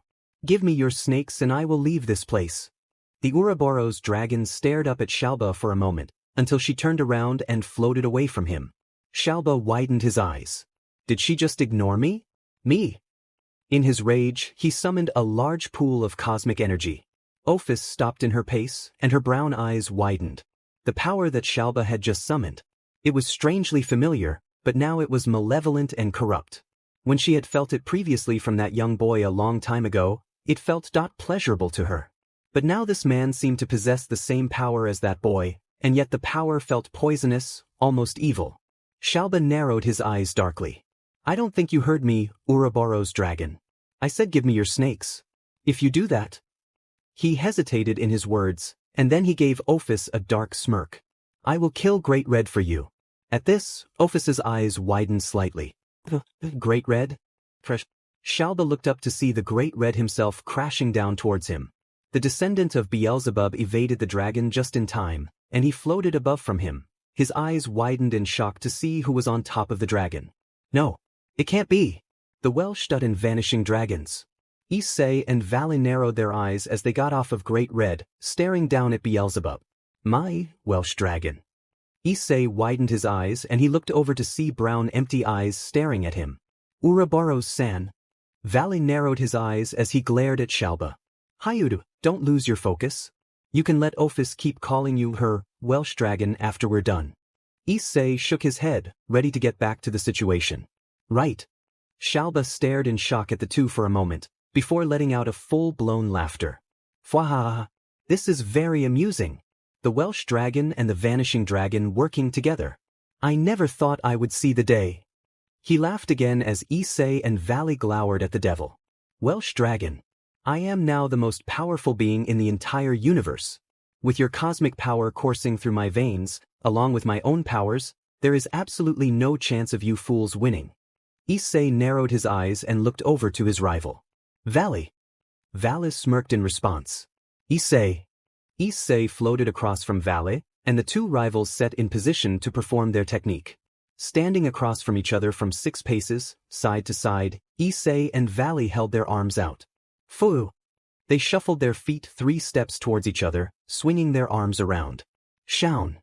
They swung their arms across their bodies, closing their fists and bringing their outer legs at a right angle. Ha-iya! Issei and Valley leaned their torsos and clashes their fingers together, and a bright flash emitted from their contact. Xiaoba widened his eyes in shock. What's this? The flash brightened, the light completely covering the areas of the dimensional gap. The light slowly faded, revealing a new being, emerging for the first time. The new being had Vala's hairstyle, with the front of the hair having Issei's brown hair color, and the sides of the hair possessing the silver color of Vala's hair. The color of his left eye was light blue, and the color of his right eye was brown, Vala's and Issei's eye colors respectively. He wore a black vest with a white-blue padding, white pants, black sash and black boots. Xiaoba looked on in shock and he took a step back. What the hell? Welsh dragon. No wait, I sense the vanishing dragon as well. Who the hell are you? The fusion of Issei Hyoudou and Valley Lucifer narrowed his eyes and smirked. You'd like to know, wouldn't you? Issei plus Valley. Let's see now. How about Volsai Lucidou? Volsai? You like the name, huh? Alright then, it's settled. I guess you can call me Volsai. The combination of the hosts of the two heavenly dragons then narrowed his eyes in seriousness. You crossed the line when you stole Issei Hyoudu's inherited power from him. Scum like you doesn't deserve privileges such as that power. Xiaoba narrowed his eyes darkly. You shut your mouth. The Welsh dragon was just a child who used the being's power as a plaything. Volsai crossed his arms. You seem to have it all wrong, Beelzebub. However, now's not the time for talking. It's time to claim that power back. With the combination of Issei's limited cosmic power and Vala's leftover magic, Volsai's power increased greatly, and he lifted his hand up. Vanishing Welsh Dragon Overbooster. Vanishing Welsh Dragon Balance Breaker. A crimson and white-blue aura began to manifest around Volsai, and the aura formed into a crimson armor with white-blue highlights. On his left arm laid the boosted gear, and on his right hand laid the divine dividing gear. Xiaoba's eyes widened. A combination of sacred gears. That's impossible. Volsai smiled within his fused scale male form, and he pointed to Xiaoba. You always call Issei Hyoudou the Welsh dragon, and Valley Lucifer the vanishing dragon. Well, what happens when you combine the two? I'll tell you. You get the vanishing Welsh dragon. With a burst of speed, Volsai soared towards the shocked Xiaoba, and landed a sharp punch to his face. Narrowing his eyes, Xiaoba got ready to strike the fused being, until he felt something being drained from him. Divide, divide, divide, divide, divide. Xiaoba widened his eyes when he felt his energy being drained. No. The cosmic power. Xiaoba narrowed his eyes and went to punch Volsai, but his eyes widened in surprise, when Volsai blocked it effortlessly. What is going on? Smirking widely at his opponent, Volsai explained it to Xiaoba. Did you really believe that absorbing Issei Hyoudu's power would do anything spectacular? While it did indeed grant you power, it didn't give you the ability to control it. Face it, without proper control, you're weak. Xiaoba widened his eyes and growled at the fusion. He lifted his hand up, a large light spear manifesting in his hand. Grinning widely, Xiaoba fired the light spear towards Volsai, but much to his surprise, Volsai absorbed the light spear. Divide. Xiaoba gritted his teeth and reared his fist back, and shot it forward, grinning when he landed a successful punch to Volsai's face. Volsai stiffened for a moment, but then he started to chuckle. Hey, hee ha. Xiaoba widened his eyes. What's so fun dash? He was cut off when Volsai gripped him by the throat tightly, pressuring it ever so slightly. How is this possible? Volsai narrowed his eyes darkly, and he tightened his grip. Divide, divide, divide, divide, divide, divide, divide, divide, divide, divide. Because Xiaoba, Issei Hyoudou is the true possessor of the being's power, not you. You really thought absorbing his power meant that you could use it however you wish? Well, you were wrong. Issei Hyoudou trained himself in his cosmic form, and the more he did that, the longer he was exposed to the being's power, allowing him to adapt to it. You, on the other hand, were far too stupid to learn how to control the cosmic power. Don't you criticize me, you dash. Boost, boost, boost, boost. He was once again cut off when he saw Volsai charge a blue-colored energy sphere, and fired it at him. The descendant of Beelzebub widened his eyes as he was enveloped by the attack. Volsai flew away from the devil, and he edged towards Ophis, who was watching the fight in interest. You all right? Ophis looked up at the fusion of Issei and Valley, and tilted her head. Welsh Dragon, Vanishing Dragon. 1. Volsai smiled and nodded. That's right. Fresh. He widened his eyes when he felt a familiar presence from above, and he smiled. Just in time. From above, great red soared throughout the dimensional gap, and Volsai smiled as he flew in front of the Apocalypse Dragon. If the Great Red was able to make Shalba's wish a reality, then perhaps he could do the same for me. Closing his eyes and manifesting a pool of crimson-blue energy, Volsai stood still as Great Red soared through him, causing a flash to illuminate in the dimensional gap. Shalba, now recovering from Volsai's surprise attack, looked up and covered his eyes at the light. Suddenly he clutched his abdomen, feeling a powerful pressure upon him. What is this feeling? No wait. This can't be. The cosmic energy he had obtained from Issei Hyoudou was fading away. But where is the energy going?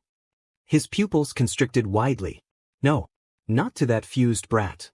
The cosmic energy flowed throughout the dimensional gap, being pulled along as though it was through a magnetic force. The light faded, revealing Volsai with a wide smile. Charging in a burst of speed, Volsai sped towards the vast amount of cosmic energy, and his eyes closed in concentration as he absorbed the cosmic energy. Shalba looked at his hands, now feeling weaker than before. No. Hey, what's the matter? The descendant of Beelzebub looked up in anger, as an aura of cosmic energy and demonic power began to manifest around Volsai. Opening his eyes and then narrowing them, Volsai lifted his hands up. Above his boosted gear, a sphere of emerald-colored energy formed in colossal size, and then in his divine dividing gear, a sphere of crimson-colored energy formed to a large size. Shalba started to sweat, and he turned around to hightail it away. Gritting his teeth, Volsai charged towards the cowardly devil, increasing the power of his two energy spheres. Shalba screamed in pure agony as he was hit by the two spheres of energy, completely obliterated. The attack caused a bright illuminating light to spread across the dimensional gap. Leaving his eyes open, Volsai stared solemnly at the remains of the Beelzebub devil. Crossing his arms, Volsai scoffed and turned his head away. Humph. Good riddance, The fusion of Issei and Valley was cut off when he was carried by an unknown figure. What is this? Hit. Volsai turned to look at Ophis hitting the ground, which was covered in scales. Volsai rose an eyebrow. I shall defeat Great Red. The fusion widened his eyes. So we're on top of Great Red, huh? He then looked at Ophis, who kept hitting the Great Red. Why are you on the Great Red? Aren't you going to remain here? Ophis ceased in her hitting against Great Red, and looked into the fusion's eyes. The Welsh dragon, he is mine. That is why I am here. I will go home with the Welsh dragon. Volsai rose a cool eyebrow. So the Ouroboros dragon seems to have an affection for Issei Hyoudou. Who would have thought? Ophis lifted her hand up, forming her index finger into the shape of a gun. Where is the Welsh dragon? Volsai blinked and then he smiled. Don't worry, Ouroboros-sen. He's still here. Issei Hyoudou combined with Valley Lucifer to form me. Once the fusion time runs out, you'll be able to see him. Ophis tilted her head, and then she lowered her hand, causing Volsai to chuckle a little bit. In the underworld. Surzex sighed as he healed Seraphal, who was still unconscious. Suddenly, a portal emerged next to him, and Surzex quickly evaded just in time to avoid a massive red dragon shooting out of the portal. Surzex widened his eyes as he saw two figures on top of the dragon. Hold on. I see Ophis, but then this other being. His energy is familiar. His blue-green eyes widened further. Issei? No, I sense the descendant of Lucifer as well. Did they fuse? Jumping off of Great Red, Volsai and Ophis turned to look at the massive red dragon. Thanks again, Great Red. Hit. Ophis flicked the Great Red on one of his scales, causing the dragon to huff in annoyance, before warping to another dimension. Volsai chuckled and looked around, his eyes immediately narrowing. Man, the underworld looks like hell. No pun intended. Lifting his hand up, portions of the underworld began to reform itself, the environment and areas regenerating back to its normal state. Surzex's eyes widened as the underworld began to change back to its original state. He looked over to Volsai, who smiled in satisfaction. Volsai noticed the stare he was receiving and he looked over to Surzex and smiled. Yo, Surzex. You all right? The Crimson Satan nodded a bit dumbly, and then he composed himself. Issei, is that you? Volsai smiled wider. Not exactly. I'm a much different person than Issei Hyoudou and Valley Lucifer. Surzex's eyes widened, and then he smiled. HWU2. Fused. That's right. Volsai looked down at the person in Surzex's arms, and his eyes widened slightly. Serafal. Is she all right? Surzex looked down and nodded. Yes, I'm almost done healing her. He looked back up at the fusion of Issei and Valley. So, were you able to defeat Shalba? Volsai smirked. Yeah. And not only that, but I was able to absorb Issei Hyoudu's cosmic energy back. So his inherited power has returned. Surzex smiled. Well, that certainty is good news. That I will go home to the Welsh dragon's house. Volsai looked down at Ophis, who was holding his hand. Rubbing his head in the same way as one of his fusees, Volsai chuckled. Man, you seem to really like Issei, huh? On the roof at Kuoh Academy. Two rivals stood quietly at the top of the roof of Kuoh Academy, the area around them very serene. One had a cheerful yet serene smile, while the other held a calm and serious look. Issei smiled wider as he looked up at the peaceful sky. That we did it, Valley. Issei turned around to look at his rival, who had his arms crossed in silence. Issei tilted his head and blinked. Valley, thanks. Valley slowly turned around, and then he gave Issei a familiar smirk. For what? I should be thanking you, Issei Hyoudou. Issei smiled. We should be thanking each other. You and I both know, every minute was worthwhile. Valley's smirk morphed into a genuine smile, and then he turned away from his rival, looking up into the sky. Issei smiled wider, and he looked up at the sky once more. The Welsh dragon and the vanishing dragon have been rivals for many years. But what you and Valley Lucifer accomplished, you two formed a powerful combination. The vanishing Welsh dragon. Issei's smile softened as he looked over at his rival. Yeah. The young man put his arms behind his head in relaxation. We do make a pretty good team. Issei blinked in confusion and rubbed the back of his head as he sat on the couch in the Occult Research Club. He looked into the eyes of Rias and Aquino. The young man's eyes widened as he peered at the folded poster in Rias's hands. Rias-senpai, what are those? Rias smiled cheerfully. Oniai-sama told me about the battle between you, the descendant of Lucifer, and Shalba Beelzebub, my precious Kohai. It's amazing that you were able to defeat him. Aquino smiled as she put in her 2 cents.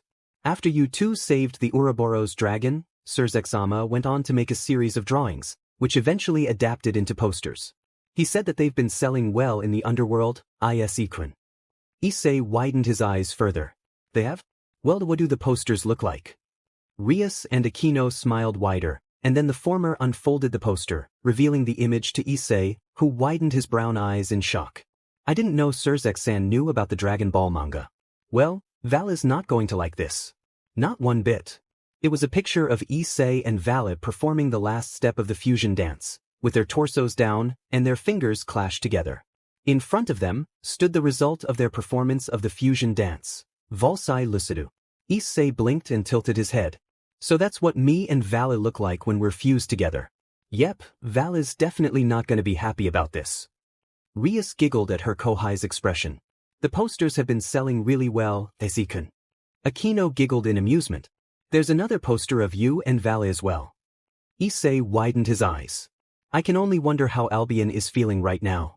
Aquino smiled wider as she held up a picture of a headshot of Volsai in the background, with Issei and Valley in battle positions in the foreground. Issei blinked again. Surzex-san really does know his stuff. You. He certainly does. Issei rubbed the back of his head as he peered at the title of the posters. The Birth of the Ultimate Dragon Fusion. Issei Hyoudou and Valley Lucifer. Not too bad. Issei-kun. Issei looked up at Rias, who had a questioning look on her face. Where is Ophis? Issei blinked, and then he straightened up into his seat. Ouroboros-san's living in my house. Rias widened her eyes. She's what? Issei widened his eyes. I sense jealousy. In the student council room. Choosing to leave the jealous Rias in her rage in the Occult Research Club, Issei trailed it on down to the student council room, and was in for a bit of a surprise. Sona-senpai? Tsubaki-senpai? You got the posters too. Issei looked at his 2 senpais in disbelief. Tsubaki sent Issei a warm smile as she sat next to him on the couch, while Sona sent Issei a rare small smile. Hyoudou-kun looked so surprised. I'm impressed that you and the descendant of Lucifer were able to defeat Beelzebub together. I'm also a little intrigued that the two of you were able to perform fusion. Issei blinked and rubbed the back of his head. I am a little surprised, Sona-senpai. I never would have expected Surzek-san to make these posters. Tsubaki smiled and crossed her arms. Surzek-sama and Kaisha's Wani-sama are selling them in the underworld right now as we speak. It appears that you have become quite famous in the underworld, Hyoudou-kun. Issei widened his eyes. Wait, Surzek-san and Serafal-san are selling these posters? It appears that you and Valley Lucifer have become the talk of the underworld. Yet I guess. Issei blinked as he looked up at Sona, who was staring at the poster with a serious look. What's wrong, Sona-senpai? Sona shook her head in response. I'm aware that Surzek-san has already decided on calling the fusion of you and Valley Lucifer, Valsai Lucidu. However, the longer I look at the fusion's face, he seems to look more like Issei Hyoudou. Issei rose an eyebrow. Issei? Issei Hyoudou and Valsai Lucidu sounds much better. In the underworld. Issei Hyoudou. Issei-chan. Hi, Surzek-san.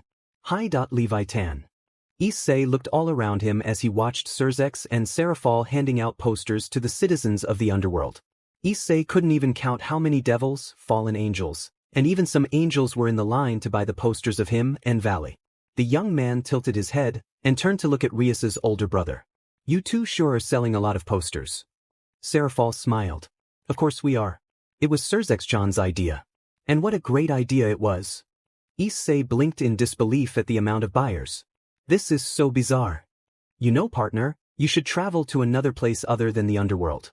How about going to heaven for a change? I guess I could do that. Akihabara, heaven. Issei tilted his head as he peered at the cafe nearby from his location. He looked down as he felt his stomach growl. I cannot believe I've just now noticed this, but when was the last time you've actually eaten?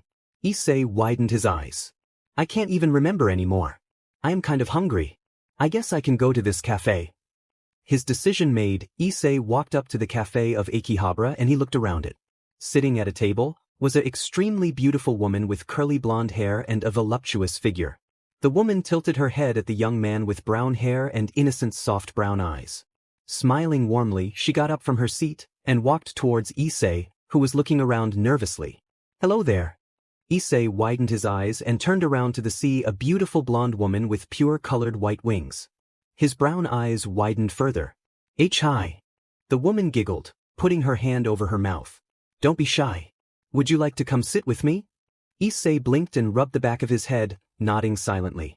Smiling, the woman led Issei to her table, and they sat down. The woman smiled wider and introduced herself. My name is Gabriel. Issei blinked, and he opened his mouth to introduce himself, until Gabriel spoke up again. Pardon my interruption, but I know who you are. In fact, all of the angels in heaven know who you are, Issei Hyoudou. Issei widened his eyes in surprise. They do? But this is the first time I've been here. Gabriel giggled. Yes, that's true. However, a lot of talk goes on throughout the three factions Issei-kun. Issei blinked in confusion, and he looked around the cafe. Gabriel smiled wider. Do you like the setting? Issei rubbed the back of his head. That it looks beautiful out here. It's just that it looks unfamiliar to me. This is my first time traveling to heaven. I never would have expected there would be a nearby cafe. The cafe itself is one of the bases for the angels in order to watch over our district. Issei widened his eyes at the information, and he straightened himself in his seat. The young man felt really nervous at the new setting he was in. He had already become accustomed to the underworld, and to his home already, but to heaven, not by a long shot. You look so nervous, Ain. Issei looked at the angel and a blush appeared on his face. Gomen nasai, Gabriel-sama, It's all right. You can call me Gabriel. The angel cut Issei off as she grabbed his hand gently, causing Issei to feel a bit uncomfortable. Gabriel, remaining oblivious to Issei's nervousness, smiled warmly. You don't have to be so shy, Ain. She lifted her hand up and caressed Issei on his cheek, causing Issei's blush to redden into the familiar color of cherry tomato red. The angel giggled. He's so innocent. Perhaps even one of the purest beings I have seen in such a long time. He would make a good angel. She smiled warmly as she moved her hand and placed it on top of Issei's head, ruffling his hair softly. He's so adorable. The energy she felt from Issei, it felt warm to her, almost pleasurable. A blush made itself known on Gabriel's face as she smiled. Issei widened his eyes as he noticed something strange. Out of nowhere, Gabriel's wings started to turn into a shade of black. Issei widened his eyes. Gabriel-san? Hearing Issei calling her name, Gabriel came back to reality and shook her head a little, causing her wings to revert back to its original white color. Blinking in confusion, Issei only looked at the angel in bewilderment, while Gabriel sent Issei another warm smile and giggled at him. 1 hour later. Goodbye, Issei-kun. Come again. Issei waved back to Gabriel as he departed away from the cafe. Gabriel smiled and put her hand on her chest. I have to be careful for thinking such impure thoughts. But Issei-kun is so adorably pure, I wouldn't mind being with a little angel like him. Issei's house. My Welsh dragon. Issei blinked in confusion as he heard Ophis greet him in his room. Rainier, Calawarner, and Donasik were a little uneasy about Ophis sleeping in Issei's room, so Issei took it upon himself to modify the house, so that more rooms could be used. He had put a room for Rainier and Calawarner, a room for Donasik, and another room for Asia and Middlet. Ophis refused to move herself out of Issei's room, so the young man didn't bother to make the Ouroboros dragon a room. The Ouroboros dragon sat on top of Issei's bed, and tilted her head as she mashed a series of buttons on her new game system. In order to preoccupy Ophis, so she wouldn't follow him around everywhere, Issei created a game system for her to enjoy. Who would have thought that she would like Dragon Ball Z? Boom, boom, boom. Seems like she's really getting into it. Sitting on the bed next to his new roommate, Issei tilted his head as he thought of something. I wonder if Valet ever saw any of those posters. Valet Lucifer's eyes twitched as he looked at the posters of him and Issei performing the fusion dance. He had decided to take a stroll to the underworld, and the first thing he saw was the large amount of fallen angels and devils holding posters of him and Issei. Valet's eyes twitched again as he looked at the other poster, with the fusion form of himself and Issei in the background, and he and Issei in the foreground. His teeth gritted in annoyance. Valet. Not a DMN word, Albion. Single. Word. There's no many devils and fallen angels here. Anyone with eyes can see that, Hyoudou. Issei Hyoudou looked over to his rival friend Valet Lucifer, and sighed. Both Surzex and Azazel had called him and Valet up to the underworld in order to participate in a convention.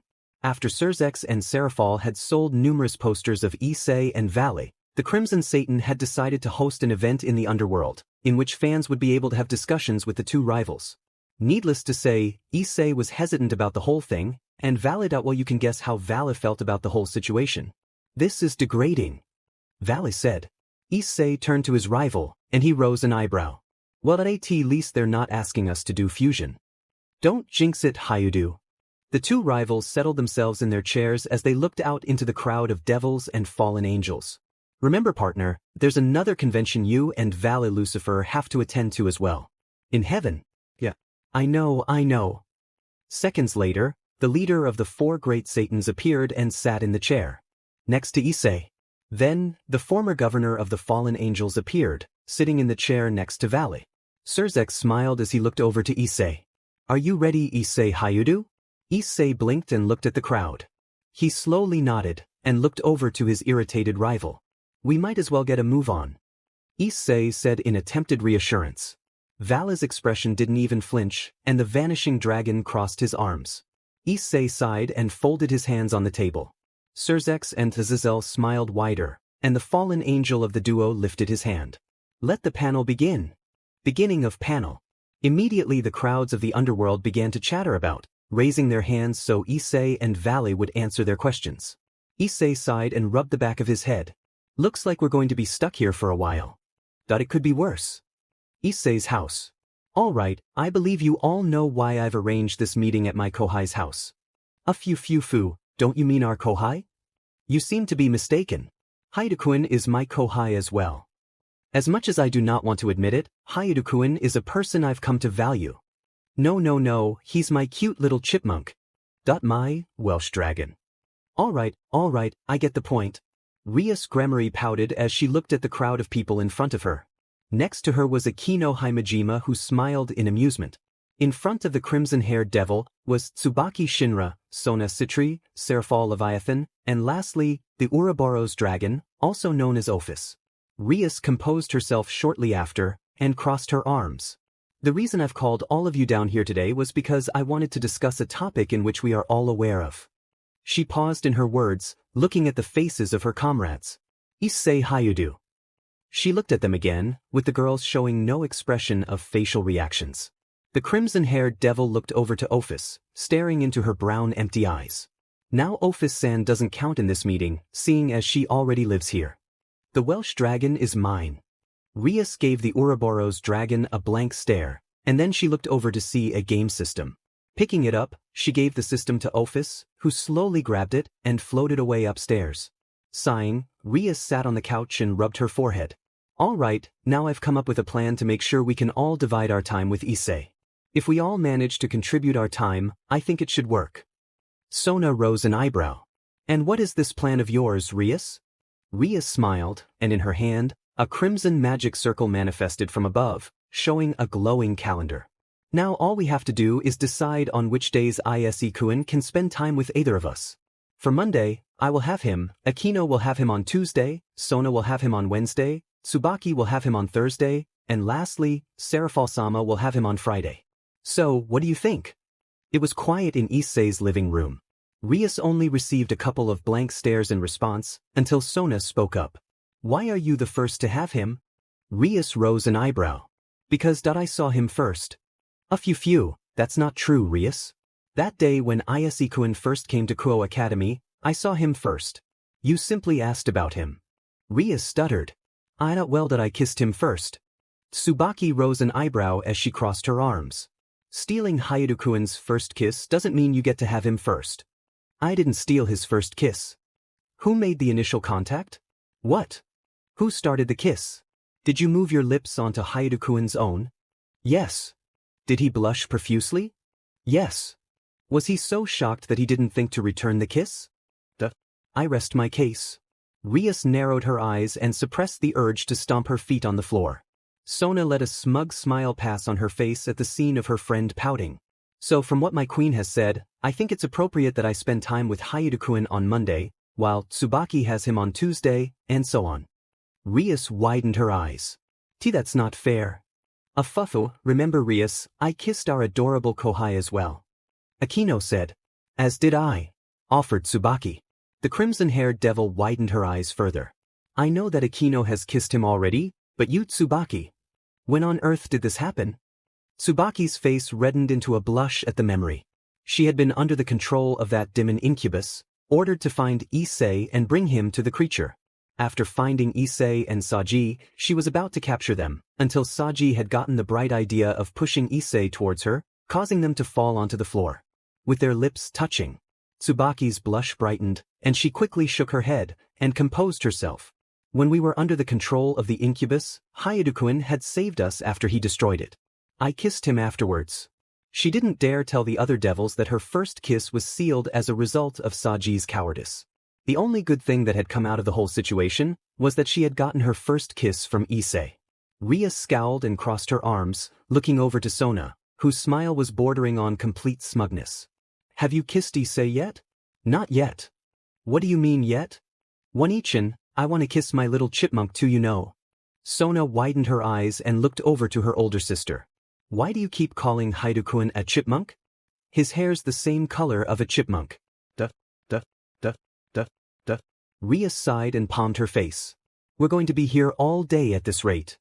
At the convention in the heaven. Before traveling to the convention in heaven, Issei and Valley were completely overwhelmed by the amount of devils and fallen angels. And luckily for them, and much to Valley's relief, the crowd never asked them to perform fusion in front of them. And now the convention in the underworld was over, and Issei and Valley were currently in the convention in heaven. Issei looked around the crowd with their hands raised. Spotting a hopefully sane angel, he pointed. Yes. The angel stood up, revealing an adult female with bright white wings. This question is for you and Valley. Can you guys perform the fusion dance? Immediately the crowd burst into cheerful screams of excitement, and Issei and Valley widened their eyes. They looked at each other, one was confused, and the other was showing suppressed irritation. That we better get started, Valley. Are you ready? This better be the last time. Nodding in assent, the vanishing dragon stood up, along with the Welsh dragon, and they stood 6 paces away from each other. They held their arms out and shuffled towards each other, swings their arms over their heads. Fo! They swung their arms across their bodies and brought their outer legs up into a right angle. Shaun. They then leaned their torsos over in a slanted position, bringing their arms over their heads, and clashed their fingers together. Hiya! Immediately at the contact, a bright flash illuminated within the area of heaven. The crowd covered their eyes from the light, and when the light faded, cheerful screams commenced. Volsai! Volsai! Volsai! Volsai! Volsai Lucidou, the vanishing Welsh dragon, the fusion of Issei Hyoudou, the Welsh dragon and Valley Lucifer, vanishing dragon, smiled as he looked out onto the crowd. Ah, it's good to be back. Outside of Issei's house. Issei sighed as he rubbed the back of his head. Man, today was rough. Not only did Valley and I have 2 conventions to go to, but we ended up having to do fusion. Well, at least I can relax at home. He reached over to his house door and turned it open. Walking into his house, Issei widened his eyes at the scene in his living room. Rias, Akino, Sona, Tsubaki, and Serafal all looked at Issei with unreadable looks in their eyes. Issei gulped as he started to feel an uneasy feeling for his safety. He looked down when he felt a pull on his pants leg, revealing Ophis with her game system in her other hand. My, Welsh dragon. That you're on your own, kid. Issei pretty much knew that his life had gone downhill ever since he had come to the school known as Kuoh Academy. Originally his life was quiet, completely normal, but now that it was pure insanity. First of all, it turns out that most of the people he had come in contact with were in fact devils. He had taken in some fallen angels and a nun, he had an artifact with a dragon sealed inside it, he had an all-powerful form, and a friendly rival who also happened to have an artifact with a dragon sealed within it. My Welsh dragon is back. Oh yeah, and he had an immensely powerful being who often clinged to him. The sheer insanity was that this particular being took the form of a girl dressed in gothic Lolita attire. However, the most insane thing that has ever happened to Issei so far was that there were 6 girls in his house. In his living room, staring right at him. Can't ever get some peace? Can you partner? Issei looked at the devils currently in his living room, and he rubbed the back of his head. What are all of you doing here? His brown eyes widened further. How did you even get inside the house? I didn't leave any spare house keys outside. He was very nervous from the glances he was receiving from Rias, Akino, Tsubaki, Sona, and Serafal. Ophis's occasional stares, he was used to that already, seeing as she stared at him whenever he went to sleep anyway. It slightly creeped Issei out, but he wasn't too frightened. Ophis didn't seem like that type of being to jump anyone. Did she? Issei looked down at Ophis, who was staring at him with that familiar empty gaze. The young man gulped, and set his sights to his 4 senpais and Serafal. Rias smiled and walked towards Issei. Issei-sama? You're home already? The crimson-haired devil was cut off by a familiar arrogant yet stuck voice, and she looked up to see fallen angel Calawarner rubbing her eyes tiredly. Since Issei's parents were out, she took the opportunity to remain in her fallen angel form.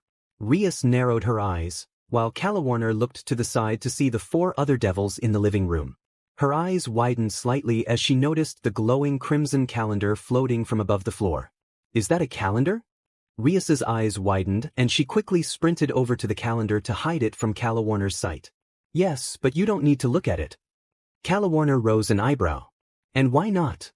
It has nothing to do with you. If the calendar is floating in Issei-sama's living room, and I reside in Issei-sama's house, then I have a right to see it. Rias widened her eyes further. That doesn't mean anything. Wait, hold on. Both Rias and Calawarner set their sights to Serafal, whose eyes narrowed dangerously. You mean to tell me that my cute little chipmunk has a fallen angel living in his house? Issei's eyes widened as he backed away. This situation was not going well for anyone. Welsh Dragon has 3 female fallen angels. Ophis, such a tattletale. What? Wanima, please calm yourself. No, I will not calm down. Sona palmed her face and sighed. In her opinion, she didn't really mind it if Issei had fallen angels. After all, the treaty between the 3 factions was signed, so she didn't know why Serafal was overreacting. A fuffyu. Era. Akino giggled in amusement as she watched the scene unfold in front of her. So my adorable Kohai has more people living in his house. It seems I'll have to change that. A fuffyu. Calawarner? Calawarner and the rest of the devils looked up to see Rainier, in the form of Yuma Amano. She had spent such a long time in her human form, it had become natural to her. What's going on down here? She rose an eyebrow as she pointed to glowing calendar that Rias was trying to hide. What's a glowing calendar doing in here? Humph. The devils and fallen angels all stopped and turned to look at Tsubaki, who had her eyes closed and her arms crossed. This is getting out of hand, so I will explain the purpose of the calendar. She looked up at Rainier and Calawarner and sighed. Rias had suggested that we use a calendar in order for us to find out what days we could spend time with Hyoudou-kun.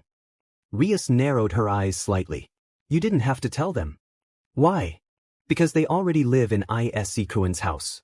They're always with him. Why do you think I sent Office-san upstairs? There's no reason to include them or Office-san on the calendar, seeing as they already live with Issei-kun.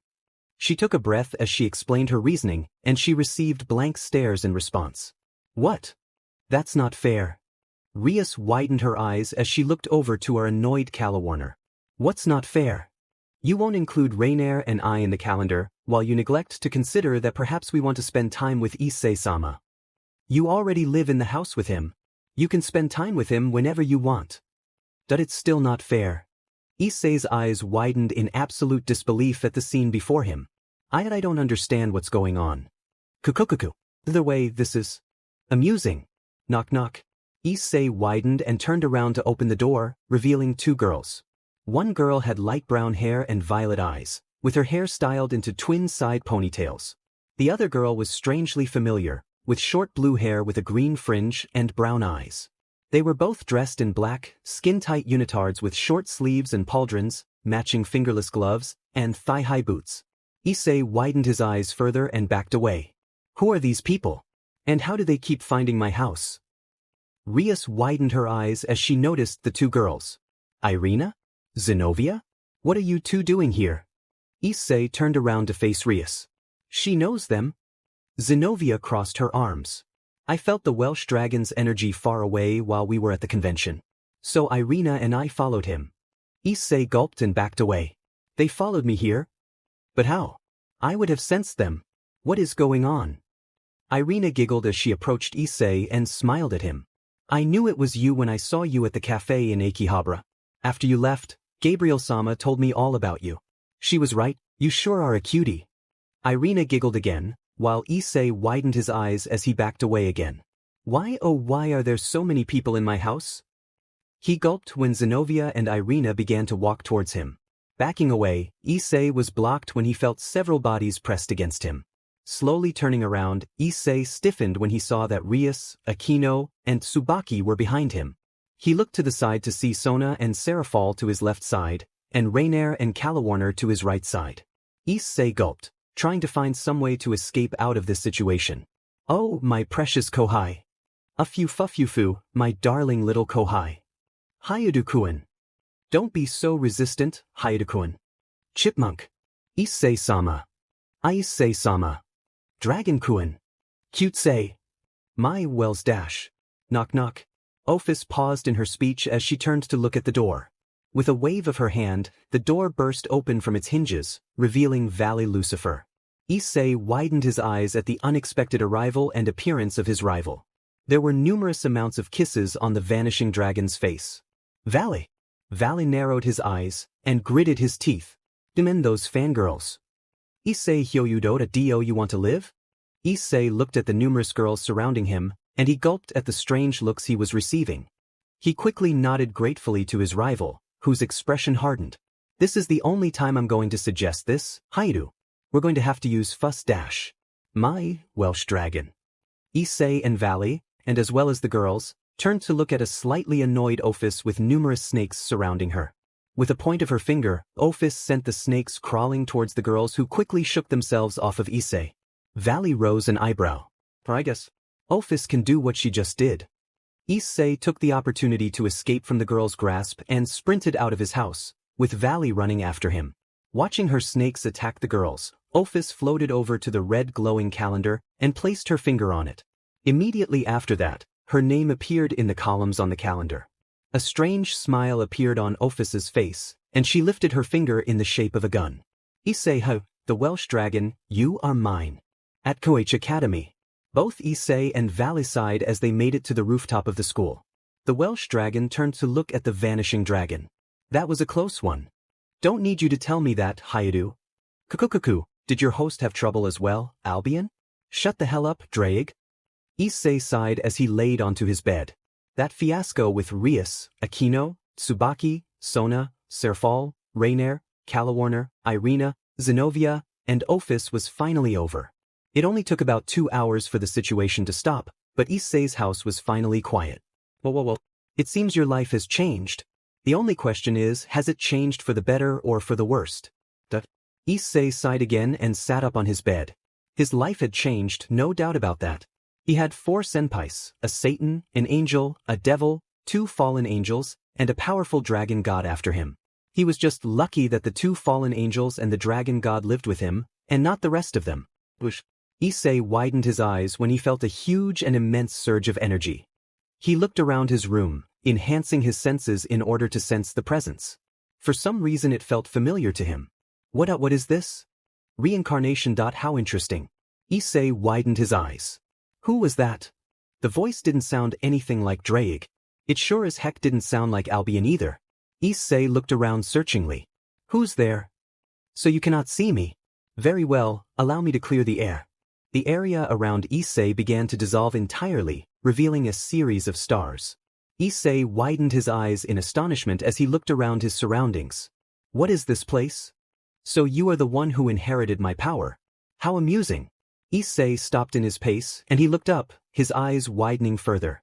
In his sights was a colossal being composed of immeasurable cosmic energy. The being looked down at Issei, its face showing an expression akin to amusement. Are you? Indeed. It is I. Issei took a step back, almost collapsing onto the floor. I can't believe it. You're the being. But Draig told me that you faded away into existence. The being, the first primordial entity to predate the universe, crossed its arms and looked away. Originally I did. However, I extracted a portion of my power into the far trenches of space. The power I extracted was and is still me. I wanted to see who was worthy enough to have my power. And it seems that the power has chosen you. Issei blinked several times in shock, and he took a step back. He couldn't believe it. The power he had inherited long ago, that this being was its progenitor. He had never expected he would ever meet the being. However, Issei looked up at the being. I have grown bored in watching you so far. With my power, you have been able to defeat and outsmart the most powerful beings you have met. But the being smirked and shook its head in further amusement. It's so dull. The being put its hand on its chin. Perhaps I can make things more interesting. By changing you. It pointed down to Issei, who took another step back in worry. What do you mean change me? What are you talking about? The being smirked and lifted its finger, charging a pool of cosmic energy. Issei widened his eyes and summoned an energy shield, but suddenly it shattered apart. The young man gasped and looked up. This power was originally mine, my reincarnation. Shielding yourself will not work against me. Issei narrowed his eyes, and his left arm began to gain a crimson aura. Welsh dragon over B. The call in order to change into his balance breaker form was cut off, and Issei widened his eyes, as he was enveloped by the being's cosmic energy attack, causing a bright flashing explosion to illuminate within the space of darkness. In the Occult Research Club. Ria-sen, I have a favor to ask you. Will you allow me to borrow Issei Hyoudou-kun? Rias widened her eyes at the question, and narrowed them as she looked at the girl. The girl had a bust-a-figure, with long brown hair in multiple drill-like curls. Kyom, what do you need to borrow my kohai for? Even though she and Kyom were fellow third-year students, she didn't like the idea of Kiyomi Abe borrowing Issei. It just didn't sit right with her. Kiyomi crossed her arms and sighed. I need Hyoudou-kun to help me. Why do you want my adorable kohai? Kiyomi sighed and rubbed her head. My father is telling me to have a marriage meeting. I'm still a high school student. I told him that he is rushing it, but he won't listen to me. My father is someone who makes sure he follows through once he has made a decision. Rias narrowed her eyes and rubbed her forehead, feeling a sense of déjà vu. So you want my Issei to interfere in your marriage meeting or something? Kiyomi nodded in response. Yes, I want Hyoudou-kun to act as my boyfriend. I have already informed my father that I have a boyfriend and that I don't want to have a marriage meeting. Then he told me, if that's the case, he is willing to cancel the marriage meeting under certain conditions. I just need him for that day and… Arara, I feel like I'm suddenly receiving hostility now. Both Rias and Aquino narrowed their eyes darkly, except the former still held her smile. The crimson-haired devil sighed in annoyance, rubbing her forehead again. I can't believe I'm even agreeing to this. However, I expect to receive a price equal to it. Issei's house. After greeting Issei's parents, Rias went up to her Kohai's room, ready to tell him what was going to happen to him today. She knocked on the door gently. There was no sound. Widening her eyes a little, Rias opened the door. Her blue-green eyes widening further, Rias quickly put her hand onto her mouth, trying to suppress the scream that was about to emit out of her lips. Issei. The Occult Research Club. What happened to him? The shout belonged to none other than Kyom, whose eyes widened in absolute shock. Rias's face flushed in embarrassment, and she covered her mouth, unable to speak. Takino's violet eyes were wide with amazement, and a bit of amusement. My adorable little Kohai, is actually an adorable little Kohai. This is unexpected. Hyoudou-kun? Sona and Tsubaki's eyes widened in mutual disbelief as they looked at Issei. Rias sighed as she sat down on the couch, setting her narrowed eyes to the person in front of her. Issei. In front of her was a little child, who looked up the 5 women nervously. He had familiar slightly spiky brown hair, and innocent soft brown eyes. He had no idea what happened to him. He was in his room, relaxing, but then, the origin of his inherited power had finally emerged for the first time. He didn't understand why the being had done this to him. It had said that it wanted to make things more interesting. By changing him into a little kid. His life was not going well for him. Issei, now in his childhood body, looked up at Rias. What happened to you? She was genuinely worried for her Kohai. It felt like yesterday she and the rest of the girls had just tried to capture him into a loving embrace, and now, Issei Hyoudou had regressed into a child. Her blue-green eyes widened as she attempted to sense his power. His power? It seems to have remained the same. But is he able to handle it now? Issei lifted his small hand and rubbed the back of his head. Aquino blinked several times on what she wanted to do next. Part of her wanted to bully her child Kohai, but another part of her wanted him to sit in her lap. Tsubaki blushed slightly at the small Issei, unable to believe what she was seeing. Sona, on the other hand, struggled to keep her serious expression, but was failing. Kyom widened her eyes and pointed to Issei. I thought he was about the same age as us. Why is he a little child? Rias looked over to her and narrowed her eyes. Rias-senpai? Rias widened her eyes and looked over to Issei. She, Sona, Tsubaki, and Aquino thought almost the same thing as they looked at Issei. His voice started so cute. Issei gulped and looked away, now aware that everything around him was bigger than usual. He felt really uncomfortable in his child body. Draig. There was silence. Draig. I'm still here, partner. But there's a problem. What do you mean? What did it do to me besides transforming me back into a child? The being has altered your powers. It seems it has taken most of its original power back. Issei widened his eyes, and he lowered his hand, trying to summon what little cosmic power he had left, and try to fix himself. His eyes widened further when he suddenly felt a searing pain in his body, and he immediately stopped. My body. It felt like it was burning. I was afraid of this. Your child body isn't durable enough to handle the little cosmic energy. I'm amazed enough that you're still able to possess the little inherited power you have now. I can't believe this. I have so little, and even if I use some of it, my body might burn out. This isn't good. Not good at all. Shaking his head, Issei got off of the couch, running towards the club door. Rias, Aquino, Sona, Tsubaki, and Kyom widened their eyes. Issei-kun. Issei-kun. Hyoudou-kun. Hyoudou-kun. Hyoudou-kun. Outside of Kuoh Academy. Issei breathed heavily as he felt his stamina leaving him. He narrowed his eyes and looked at his hands. Darn it. This body. It's too weak. Why is this happening? Issei Hyoudou? Looking up at the call of his name, Issei widened his eyes as he saw a familiar person. Valley. The vanishing dragon rose an eyebrow at his rival, and walked over to him. Trying to find your inner child, Hyoudou? Issei frowned. No, Valley.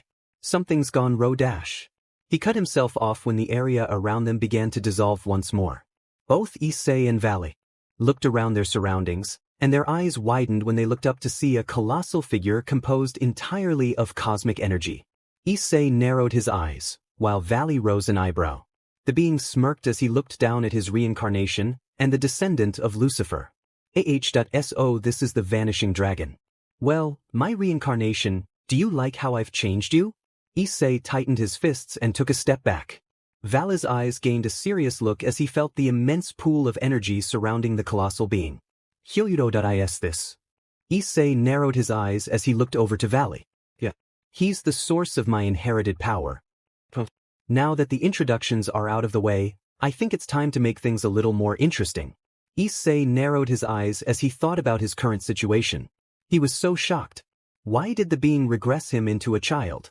There was no point in doing so. Issei didn't understand it at all, and he began to sense a great foreboding feeling.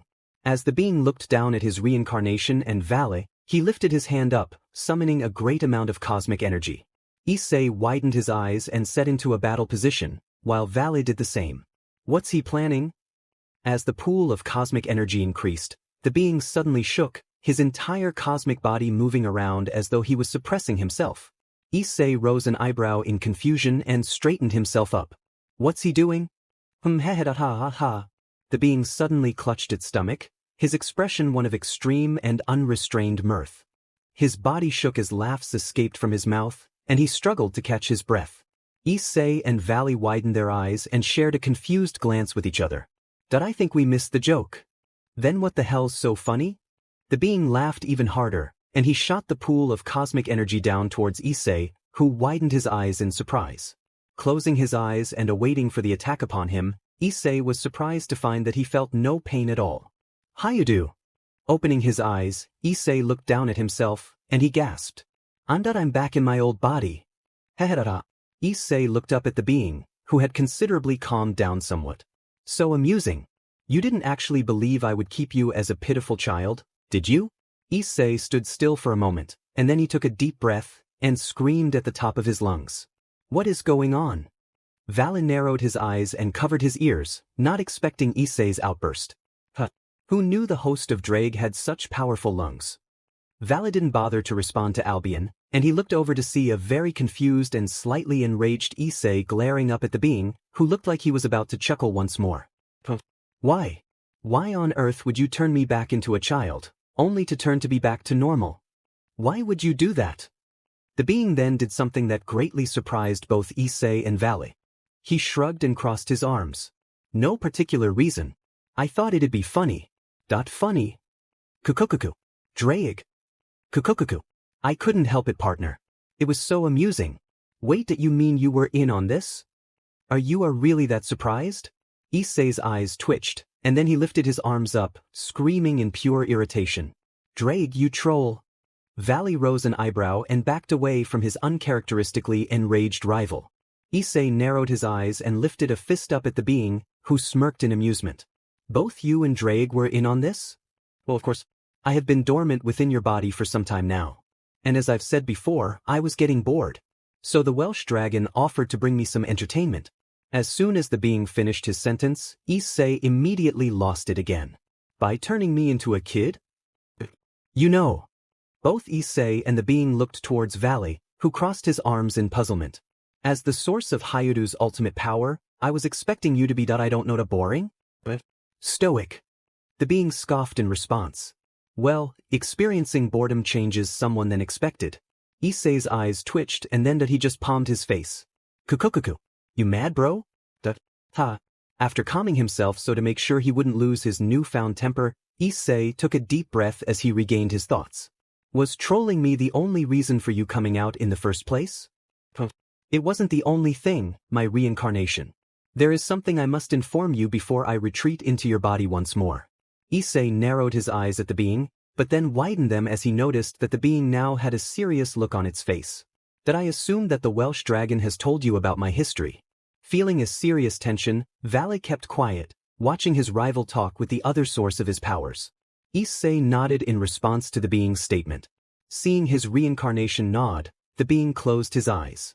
Although what Drake had told you was true, he was not aware of the rest of my history. Issei rose an eyebrow. What do you mean? The being looked down at his reincarnation for a moment, and then he looked up. After I extracted a portion of my power, I did, in fact, choose to fade away. I was confident and satisfied with the fact that my reincarnation would inherit my power after he had earned it. However, there was something else that had happened. Something that only I know. Issei widened his eyes as he listened to the being's explanation. The being narrowed his eyes and looked down at Issei. Before I faded away, boredom must have been more influential than I had anticipated. When I faded away, another portion of my power remained. After my departure, that energy continued to travel into many dimensions until it landed in the first location that I had created. Both Issei and Valley looked up at the being in great interest. The dimensional gap. The Welsh dragon and the vanishing dragon widened their eyes in shock. Issei rose an eyebrow in confusion. The dimensional gap? That's where Ophis used to live. The being let a scoff escape his lips at Issei's words. Yes. The infinite dragon god. It always was too clingy. Too clingy? Asked Issei. The being waved its hand in dismissal. We will talk about that later. Back to the subject at hand. Now that the portion of my power that was left behind had taken its own residence in the dimensional gap. But then it began to take a strange shape. Issei rose an eyebrow. Change shape? What does he mean? The being looked down at his reincarnation in interest. Reincarnation and vanishing dragon, Valley Lucifer. Are you aware of the true red dragon emperor god, also known as the Apocalypse Dragon? Both Issei and Valley nodded in response. The Great Red, the most powerful dragon in existence. A very powerful entity that possessed immense strength and power, as well as the ability to turn thoughts and dreams into reality. The being nodded as well. So, do you remember what Drake told you about dragons? Issei looked down and adopted a thoughtful look on his face as he tried to remember. I remember that he said that dragons were created out of large masses of energy. The host of the Drake widened his eyes, unable to believe what he may have just found out. No way. He looked up at the being, who seemed to smiling in amusement. The hint he gave his reincarnation seemed to have worked. Issei widened his eyes further, and he took a step back. Are you saying that Great Red? The being smiled and closed his eyes. You are correct, my reincarnation. The true Red Dragon Emperor God has lived for many millennia, and the beings that were born after his existence did not know anything about his origin, except for myself. But now, you and the Vanishing Dragon know. Valley widened his eyes in great surprise, and he looked over to Issei, who seemed to be frozen in absolute shock. Are you saying that you're the Great Red? The being shrugged. Well, the other portion of my power left behind is the Great Red. Why it took on the form of a massive red western dragon is beyond me. He then looked down at Issei, who trembled. My reincarnation. Do you remember the day when you inadvertently visited the dimensional gap for the first time? Do you remember your encounter with the Great Red and Ophis? Issei looked away as he tried to remember, and he crossed his arms. Drake told me that the Great Red didn't like to be stared at. But when he and I locked gazes, he just scoffed and flew away. The being chuckled. Because he recognized me. Within you. Issei clutched his forehead and collapsed onto the ground. That I don't believe it. It kinda makes sense now. The Great Red. Dragons are created out of colossal amounts of energy, and because of that fact, that means the Great Red. He looked up at the being. He's you. And you're him. He's a part of you. And a part of you, my reincarnation. Issei widened his eyes as the being chuckled. As a matter of fact, I guess you can be considered a miniature Great Red. A miniature true dragon. Issei took a step back and placed his hand on his forehead. Valley looked over at his rival, and he crossed his arms. Issei, he potentially possesses the power of the Apocalypse Dragon. You truly are an interesting rival, Issei Hyoudou. Issei blinked in confusion and looked up at the being. Wait a minute, if I'm theoretically a part of Great Red, then why is Ophis so clingy to me? She hates Great Red, doesn't she? The being was ready to speak in order to answer his reincarnation's question until he felt a familiar presence. Both Issei and Valley looked up, and their eyes widened as they looked at a familiar being. It was a girl with black hair and dark brown-gray eyes dressed in a gothic Lolita fashion. Issei Hyoudou. My darling Welsh dragon. Ouroboros-san? Issei asked as he watched Ophis descend towards him. Watching the infinite dragon god float towards Issei, the being rolled his eyes and crossed his arms. Well, my reincarnation. Ask away. Issei blinked several times as Ophis got into his face. Ouroboros-san? You say you hate the Great Red. If so, then what are your feelings towards me? The young man really wanted to know as he was genuinely curious. It puzzled him why Ophis showed nothing but annoyance towards the Apocalypse Dragon, and yet she seemed to be so clingy towards him.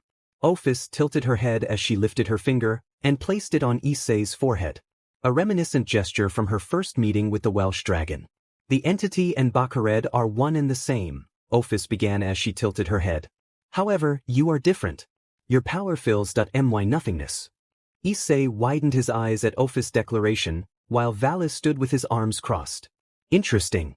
Hyoudou really seems to attract a lot of people. Ouroboros-san, Issei said.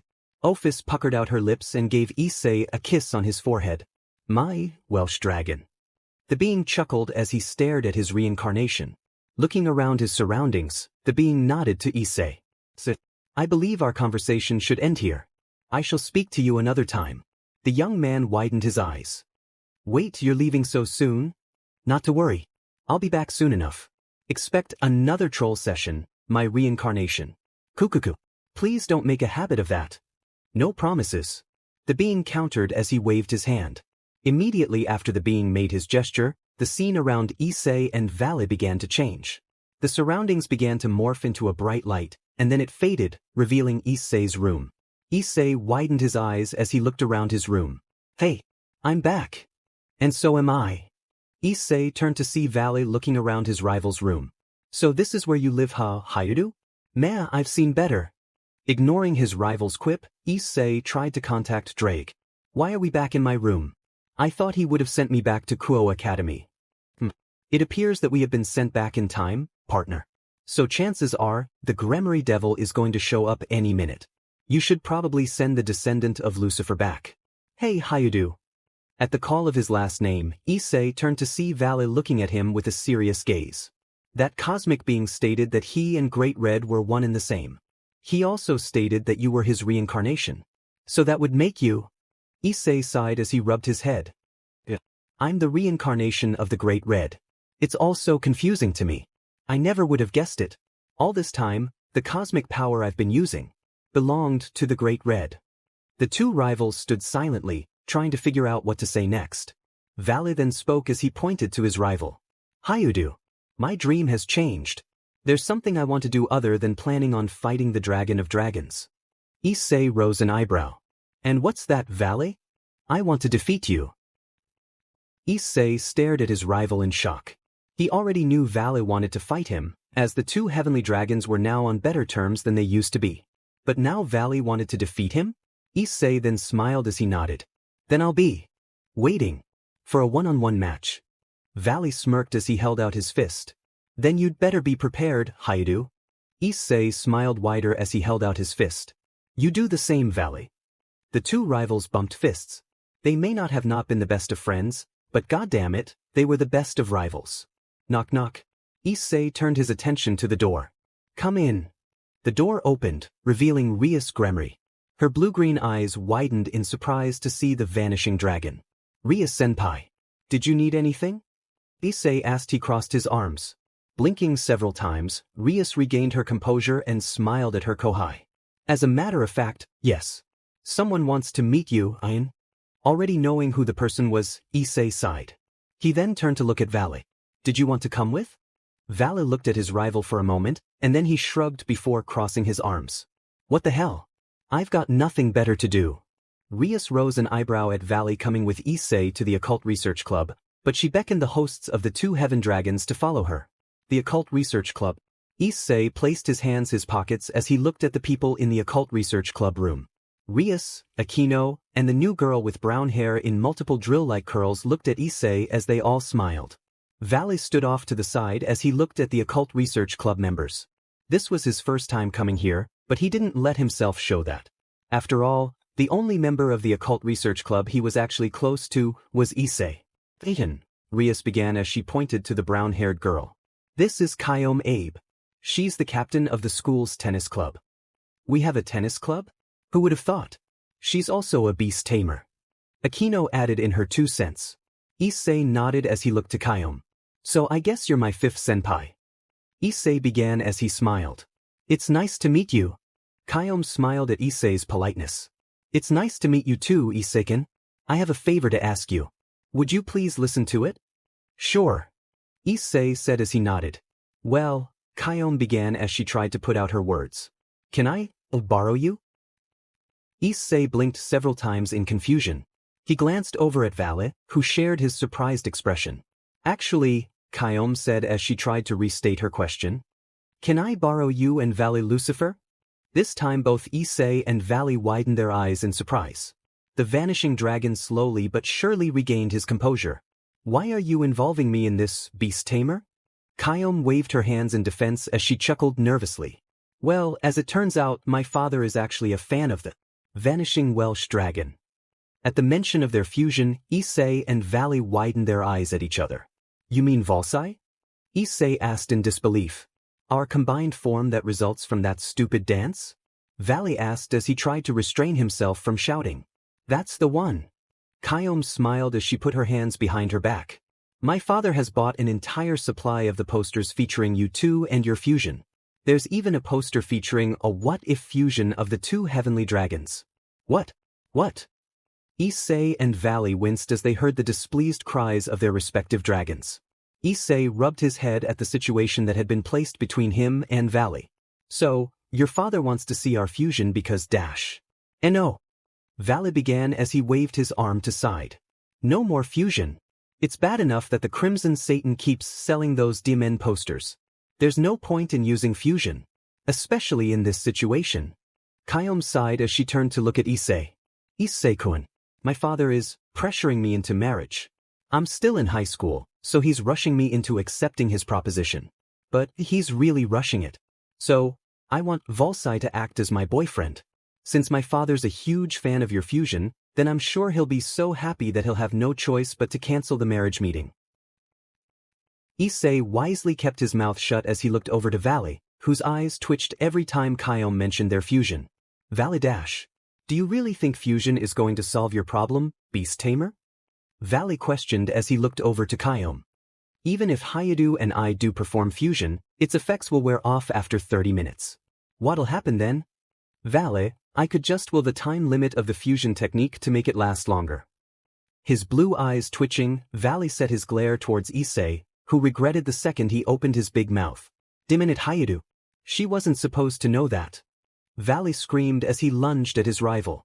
Vale, calm down. Issei yelled out as he narrowly dodged his rival's attack.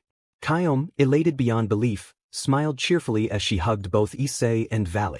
The Welsh dragon and the vanishing dragon widened their eyes as the beast tamer hugged them. I'm so glad to hear that. Thank you so much for doing this, you guys. Hyoudou. Vale said as his eyes twitched once more. Yeah. Issei answered as he felt Kyom hug him tighter. I hate you so much right now. I second that, host of Drake.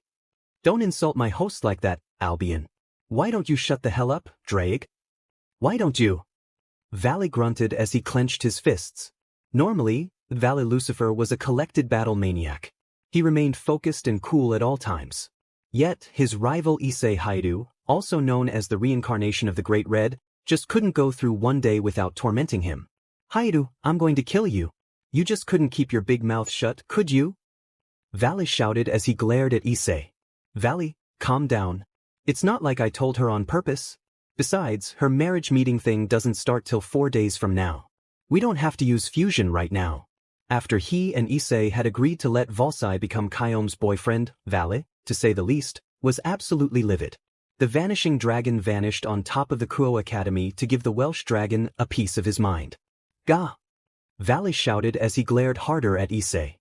If I had the ability, I would travel to another dimension just to escape this moment. Hell, even an alternate universe would do. Issei opened his mouth to respond, until he was interrupted by the Red Dragon Emperor himself. Partner, if you remember what I told you before, your past incarnation had the ability to warp reality. Perhaps this ability will be useful in calming down the descendant of Lucifer. Especially Albion. Since he's whining like a temperamental bitch. Shut the hell. Drake. Shaking his head from listening to the two heavenly dragons arguing, Issei turned his attention to Vale. Hey Vale. What? The vanishing dragon asked moodily. If it really bothers you that much, maybe I can use Great Red's power to, send ourselves to another dimension. Valley rose an eyebrow in response. The vanishing dragon then pondered. This dimension so far was succeeding in finding ways to annoy the hell out of him. Maybe traveling to another dimension would help him calm down. Plus, maybe he and Issei could find strong opponents. Alright Hyde, you've got a deal. Issei sighed as he finally got his rival to calm down. I wonder where I should go. I've teleported to other dimensions before, but the dimensions I've traveled to focus on the reality we live in. Maybe I could teleport to another universe as well. An alternate universe. Partner, I know what you're thinking. Be careful. You've never teleported to an alternate universe before. Hey, it's good to try something new. Smiling, Issei sent his attention to Valley and crossed his arms. Alright, I've never done this before, Valley. So I don't know what universe or dimension we're going to end up in. Valley rolled his eyes and crossed his arms. Anything's better than standing here, Hai. Just hurry up. Rolling his eyes, Issei placed his index and middle fingers on his forehead, honing his senses to its fullest potential. His eyes widened slightly as he began to sense a nigh-infinite amount of energy signatures. All right, grab on my shoulder. Issei suggested to Valley. The vanishing dragon muttered, but he assented and placed his hand on his rival's shoulder. Suddenly, the rival's bodies began to fade away, becoming transparent. Seconds later, they transmitted away from Kuoh Academy. In an alternate dimension universe, the vanishing dragon and the Welsh dragon reappeared in another world. Issei and Valley widened their eyes as they looked around their surroundings. The rivals looked to see that they were surrounded by a lush and fertile world. What is this place? Issei asked Drake telepathically. It seems that we are in a realm similar to the Garden of Eden, partner. We are? Did we go back in time or something? Before Drake could respond, Valley tapped Issei on the shoulder to get his attention. Hyoudou, look over there. The trio of women. What the hell are they dressed in? Looking to where his rival was pointing at, Issei widened his eyes at the sight of the women. One woman had long black hair in a ponytail. Her face was round, with dignified brown eyes narrowing at the sight of the two earthlings in her realm. She was dressed in a short, blue-colored bustier that stopped and split above her navel. She also wore a blue thong, coronet, thigh-high boots, silver eardrops, and a tiara on her head. The second woman rose an eyebrow at the unexpected appearance of the unfamiliar males in their universe. She had brown-black hair and a darker skin tone, and wore a green version of the first woman's outfit. Issei rose an eyebrow as he noticed that the woman in the green outfit was giving him a suggestive look. Partner, look at the last woman. I'm getting a bad feeling about her. At Drake's suggestion, Issei looked over to the last woman, and he suddenly felt a foreboding chill go up his spine. The last woman appeared almost identical to the woman in the blue outfit. Except this woman was dressed in a more revealing magenta bodysuit. Issei noticed that this woman also wore a veil over her mouth. Hey, they're all wearing veils. Issei noted. Who the hell are these people? Valley thought in curiosity. The woman in the blue bodysuit narrowed her eyes, walked over to Issei, and gave him a harsh glare. Who are you? And what are you doing here? Mortals are not allowed here in the realm of Edenia. The woman declared, her voice laced with a regal tone. Issei and Valley widened their eyes and shared a confused glance. Edenia? They asked simultaneously. Don't tell me you little boys are hard at hearing. The woman in the green bodysuit teased in a suggestive voice. Sister, shall I do away with them? They smell so tasty. The woman in the magenta bodysuit offered as she narrowed her golden reptilian eyes at Issei and Valley. The Welsh dragon and the vanishing dragon were speechless. Narrowing his eyes, Valley turned to Issei and grabbed him by the collar. God damn it, Hyoudou. Where the hell did you send us? Hey, look at the bright side. At least we don't have to use dash, Issei began. Don't you dare even say that accursed word. An aura of light manifested in Issei's room, and then slowly, it began to fade. The light dimmed, revealing a traumatized Issei and a calm and satisfied Valley. Well, Issei said as he rubbed the back of his head, that was a horrifying ordeal. I don't know about you, Hyoudou, Valley began with a smirk on his face, but that universe was probably the best one you've sent us to yet. Shaking himself out of his stupor, Issei frowned at Valley. Valley, do you know how many times I had to revive you after your fights? 10 times. Issei shouted to his rival. You sound like the act of doing so was a bad thing. Issei sighed and palmed his face. You know what's even weirder? What? Valley answered as he crossed his arms. That we got married. In another universe. What are you talking about, Hyoudou? You don't remember, Issei asked as he tilted his head. The winners of the Mortal Kombat tournament would be granted marriage to the women of Ednia. And since we were the winners. Humph. So it's true. We got married. That I'm surprised they married Kitana-san to you. I'm not surprised that they married that woman in the green outfit, and the woman in the purple outfit to you, Hyoudou. That Melina-san terrifies the hell out of me, Valley. I know. She's called the Man-Eater for a reason, which is why I'm glad I'm not married to her. Indeed, it was true.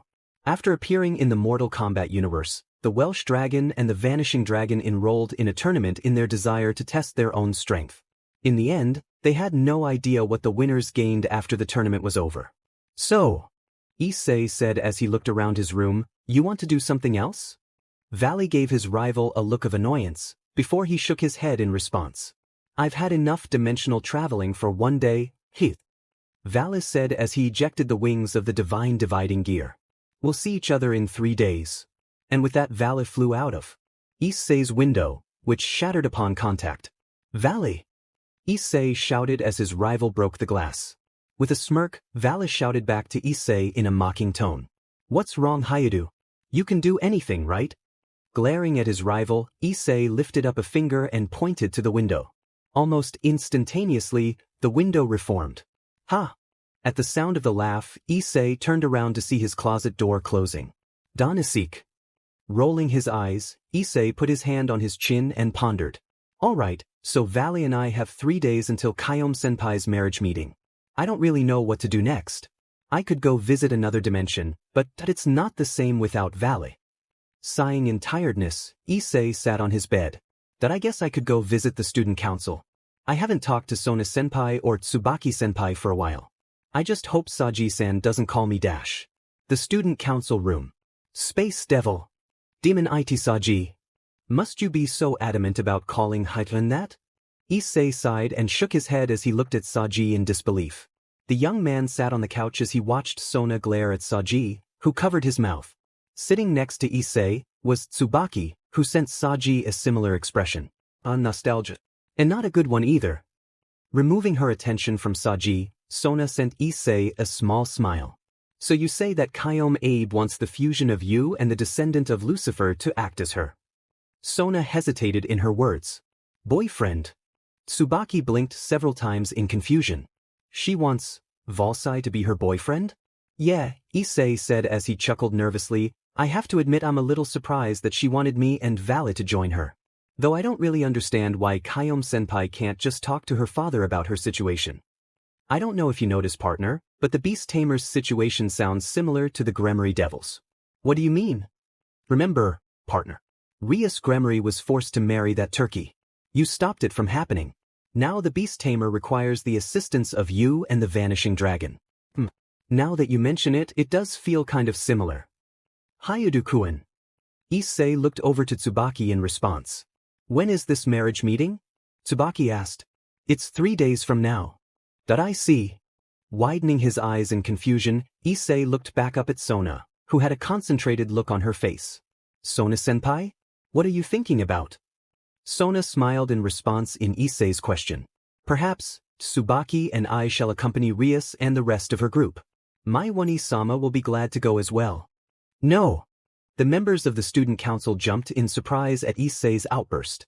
Realizing he had screamed out loud, Issei lowered his head. If she really has to go, just promise me one thing. What? Sona asked. Make sure she doesn't bring her wand. Anyway, Sona began so she could relieve the awkward tension. It'll be interesting to see how your fusion with Lucifer fares against the monsters of the Beast Tamer. Monsters? Awesome! Sadi cheered as he lifted his fist up. I can't wait to take pictures. Pictures? Issei asked. Well, yeah. From what the people in the underworld have been saying, you and Valley are famous. Especially your fusion. Are we really that famous? Well, of course, Tsubaki answered as she smiled. You two saved the underworld. In only a day. Saji added as he crossed his arms. Not to mention the fact that Surzek-sama and my Wani-sama are gaining a large sum of profits by selling posters. Sona added. That they're still selling posters? Still? Well, at least they're only selling paper copies. It could be worse. Tsubaki placed her hand on her cheek as she narrowed her eyes slightly. Come to mention it, Surzek-sama said something about creating a TV series that centered around the two of you. What? That a-hole? In the underworld. Ah, Valley. How good to see you. Cut the crap, Azazel. The Zizel, the leader of the fallen angels, smiled as he sat calmly in his chair. His smile widened in amusement as he looked at the angry look on Valley's face. The vanishing dragon just wanted to relax after a hard day's work of fighting. He wanted to take a nice long stroll in the underworld. He would have enjoyed it, if not for the fact that there were cameras surrounding him at every direction. Getting irritated at the unwanted attention, Valley sensed for Azazel's energy signature and flew over to him. Glaring at Azazel with utmost annoyance, Valley lifted a finger in order to give Azazel a piece of his mind, until Azazel interrupted him. I see you've heard about our next project. Narrowing his eyes, Vale lowered his arm and crossed his arms in response. And let me tell you, I refuse to participate in it. I thought you would say that. And let me tell you, Vale, that you and Issei Hyoudou do not have to be in the TV show at all. We'll just hire actors. Did I hear him right? Could you repeat that? Vale asked calmly. You heard me. We're going to use actors. That's what I thought you said. And what's the title of this TV show called? The Adventures of Valsai, the Vanishing Welsh Dragon. Huh. 30 minutes later, Valley smirked in satisfaction as he continued his stroll in the underworld. As much as I enjoyed watching you beat the hell out of the fallen angel, was that really necessary? Valley scoffed as he telepathically answered the vanishing dragon. Of course, Albion. Think about it. Azazel had the nerve to replace Hyoudou and I with actors. You can't just reanimate the Welsh dragon and the vanishing dragon just like that. Hyoudou and I are original Diminit. I'm not even going to begin to comprehend what you just said. Oh, by the way, I sense the host of Drag nearby. Before Valley could respond, he ended up bumping into someone. Recovering his stance, he looked to see that it was Issei himself. Hyoudou, what are you doing in the underworld? Issei sighed as he patted some dust off of his clothes. I came to talk to Surzek-san about the TV show. Huh. I could hear a cry of pain from far away, Valley. I guess that means you found out about it too. Yep. Were those cries of pain from Azazel? Yep.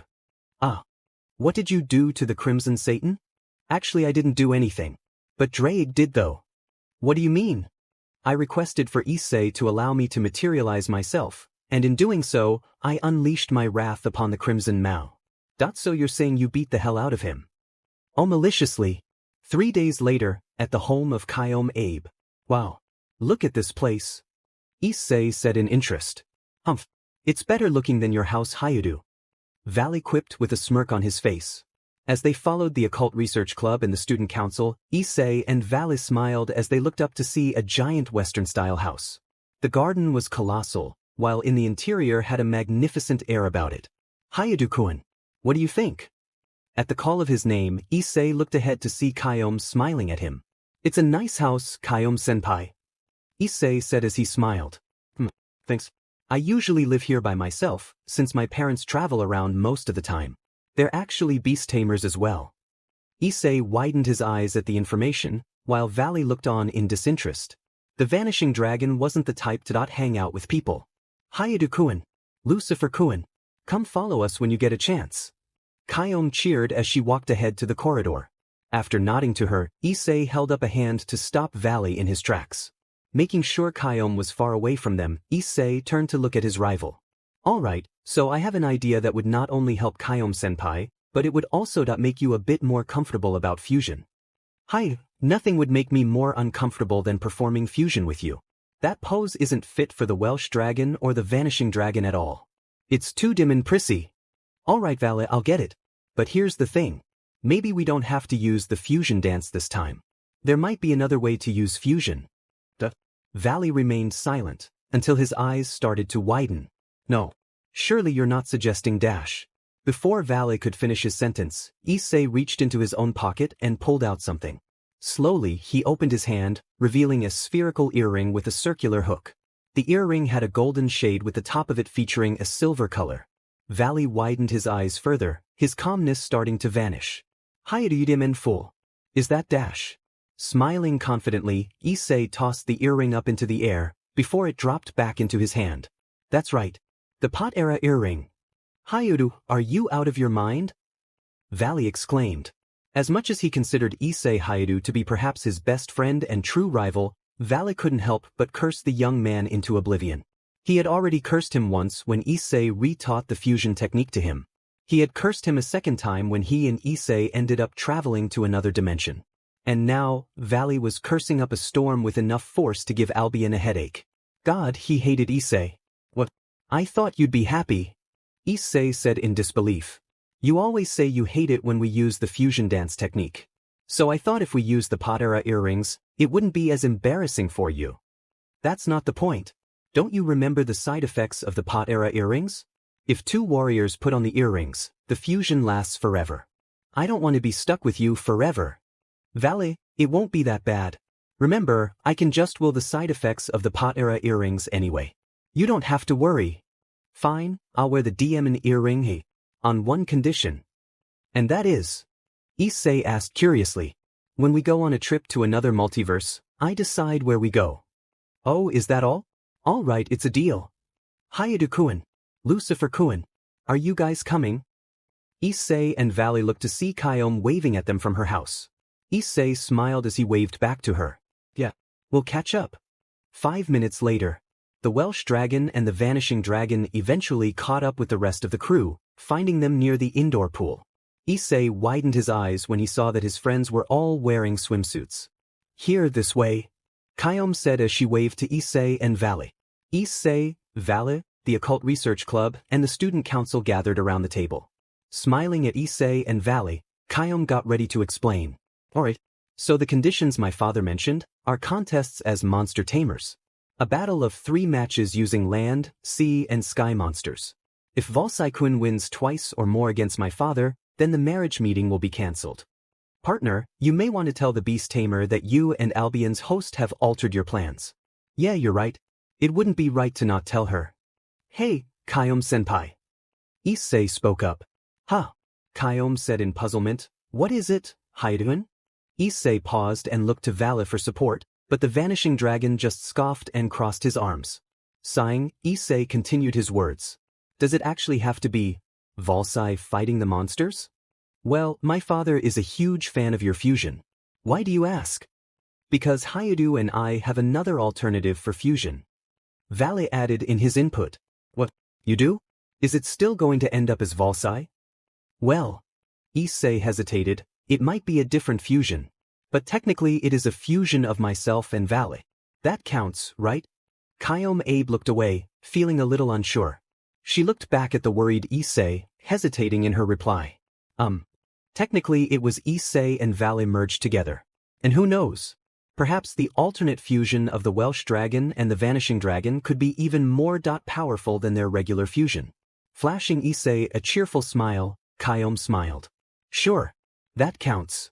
The beast tamer gave Issei a thumbs up. Lovely, Valley muttered. So what were you saying about land, sea, and sky locations? As far as I know, Hyoudou and I aren't beast tamers.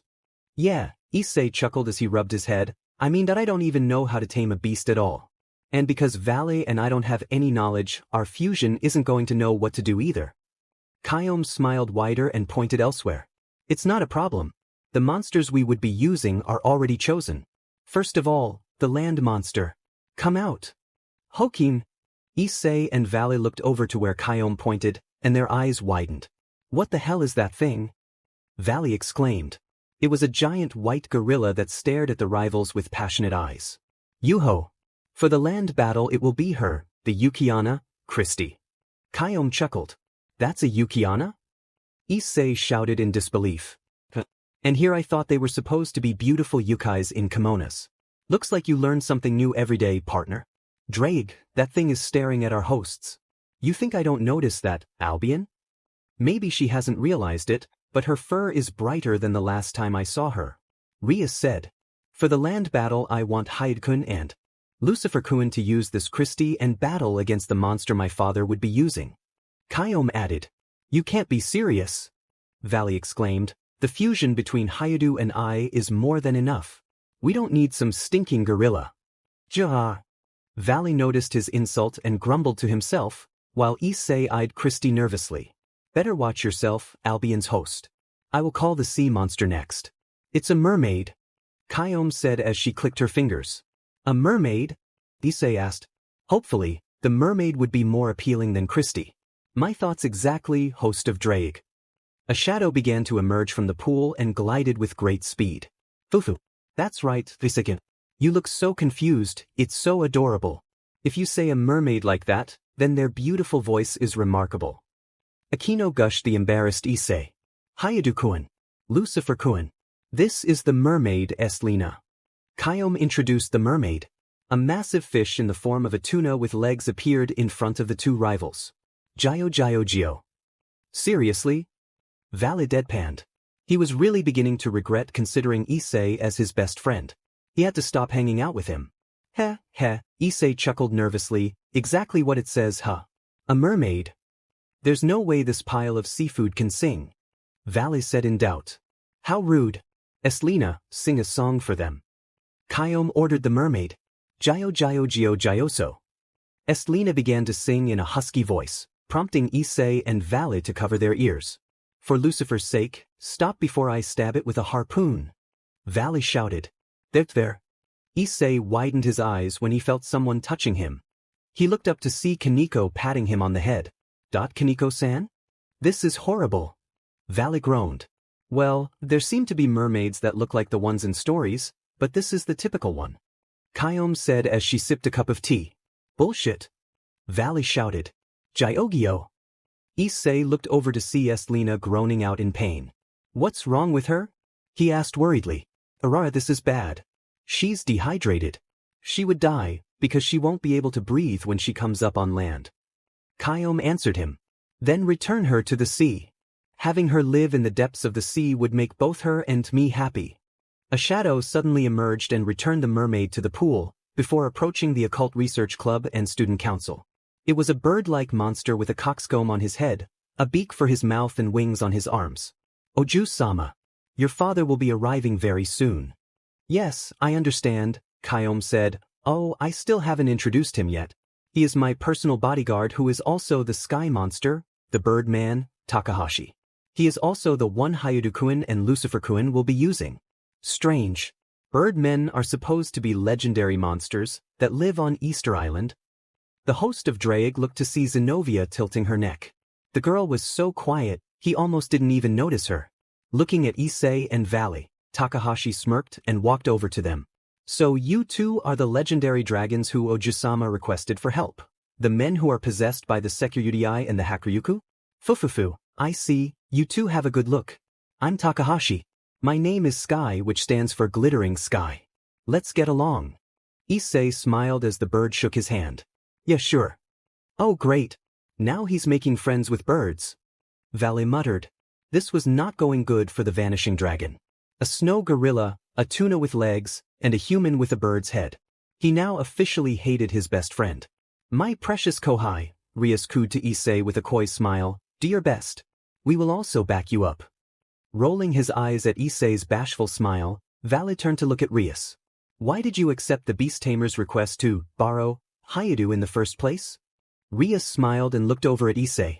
Because I also had trouble with an engagement. And my lovely Issei saved me from it. Issei nodded. All right, then I'm ready. I will do my best.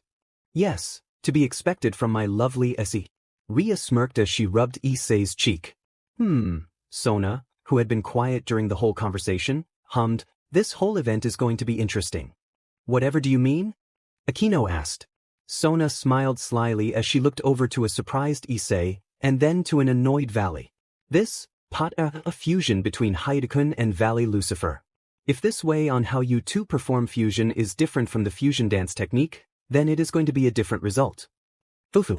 If that's the case, then what should we call the new fusion? Akino asked.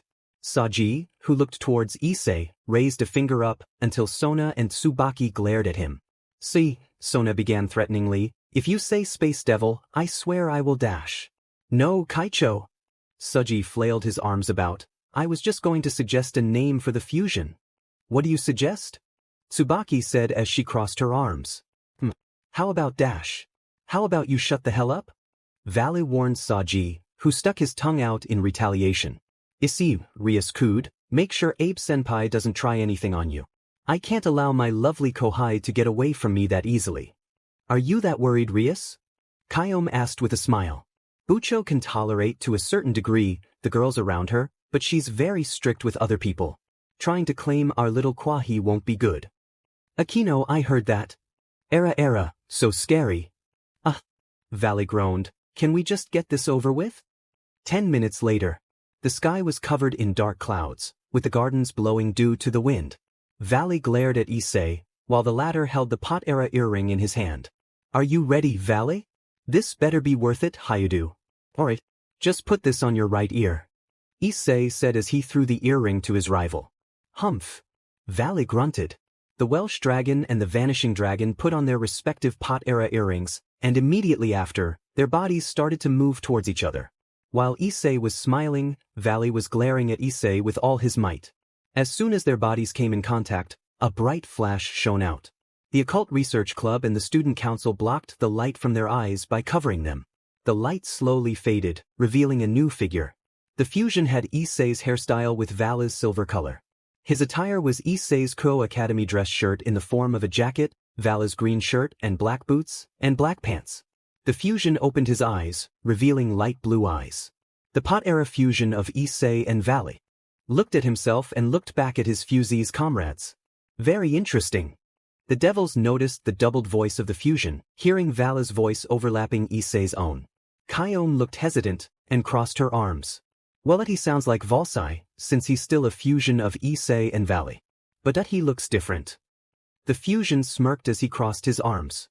Lucifer plus Hyoudou. Let's see now. Hyucifer sounds all right. Hyucifer! Rias exclaimed. Before any more could be said, the sound of a horse echoed through the gates. A man with a large build was riding on a large wagon, wearing a cape and a helm with a horn on it. His eyes seemed to glow sharply. When he saw the fusion, he rose an eyebrow. He then looked towards his daughter, who looked unsure of herself. Daughter, who is this fool? I thought you said the one known as Volsai was your boyfriend. Kyome chucked as she put her arm around Hyucifer's. I did say that, Otsama. But Hyoudou-kun and Lucifer-kun thought it would be a good idea to use a much better fusion. This is my boyfriend, Hyucifer-kun. The father of Kyome narrowed his eyes at the pot-era fusion of Issei and Valley, who smirked back in response. Hyucifer. And here I thought the vanishing Welsh dragon was my daughter's boyfriend. Hyucifer rose an eyebrow, before he crossed his arms. Of course, you're talking about the result of Valley and Hyoudou when they used the fusion dance technique. Well, I can tell you this, I'm much better than my fusion dance counterpart. Done very well. I will test you myself, to see whether or not you are fitting to become a groom for the Abe family. Flash. A surge of lighting flashed behind Kyome's father. Hyucifer smiled, not even fazed in the slightest. All right, hit me with your best shot. Hyucifer declared as he flared out his aura. Finally, the match begins. A rectangular battlefield was created by making lines in the garden trapping Hyucifer and Kyome's father. Narrowing his eyes, the elder beast tamer pointed to the spot next to him. The one I will be sending first is this one. Come out.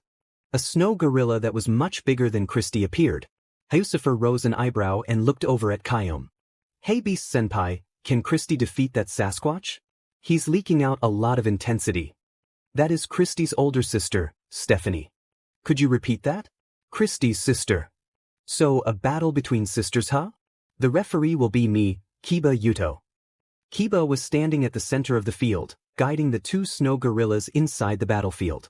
Glaring at each other, Hyucifer and Kyome's father stood at the edge of the field. Begin! Kiba shouted out.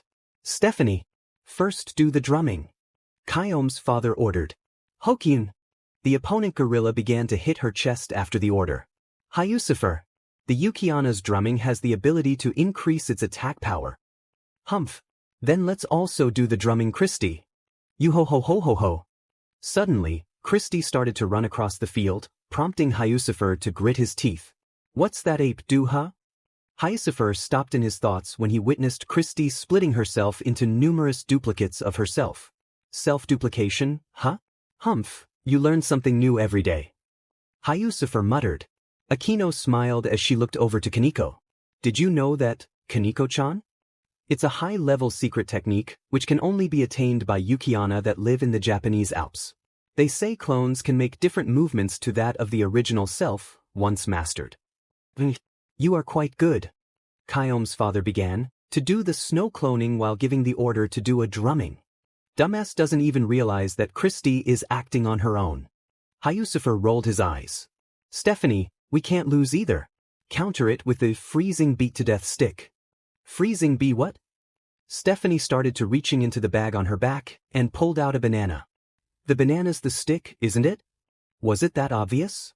Kyome's father asked. Stephanie threw the banana into the air and released an aura of icy breath. The banana became frozen from its contact. Yuho! Christy, who noticed the banana, went to jump into the sky together with her clones. Wait! Christy, ignore the banana! Hyusufer shouted out. But to no avail, Christy launched for the banana, causing her clones to disappear. Defenseless, Christy was unable to prepare herself when Stephanie tackled her. Due to the attack, Christy crashed violently on the ground. Dogen! Yubo! Daemon! Hyusufer cursed. The winner, Stephanie. So the winner of the first match is Abe-senpai's father. Kiba declared. Absurd. You two should have fused into Valsai. Perhaps he could have fared better. The pot-era fusion between Issei and Valley gave Kyome's father a blank look. Since the fusions were a combination of the Welsh Dragon and the Vanishing Dragon, they were technically the same person. The next match will be the Sea Monster Battle. So that pool is going to be the stage, huh? Now I shall show all of you my monster. The Elder Beast Tamer declared. Lightning flashed in the background, and immediately after a giant fish-type monster appeared. Its power seemed to radiate throughout the area. A shark version of Estlina. Hyusufer deduced, wait, if we're above water, how can he be dash? The shark suddenly dropped to its side. Huh. Kyome's father clicked his tongue. Really didn't think that through, did you, Beast Tamer? Hyusufer quipped. Kiba actually had the gall to hesitantly approach the shark. He looked at Hyusufer, wondering if he should even bother to confirm the winner. Hyusufer just shrugged and urged him on. The winner of the second match is Hyusufer-kun. That I don't really feel like I earned this victory. That's because you didn't. The Elder Beast Tamer grumbled. Hey, I'm not the dumbass who thought his shark could fight without swimming. It appeared that Val's psyche was overlapping Issei's usual quietness. And finally, the last match is about to begin. The Sky Monster Battle was the final one. The Devils and Hyusufer teleported deep in the mountains.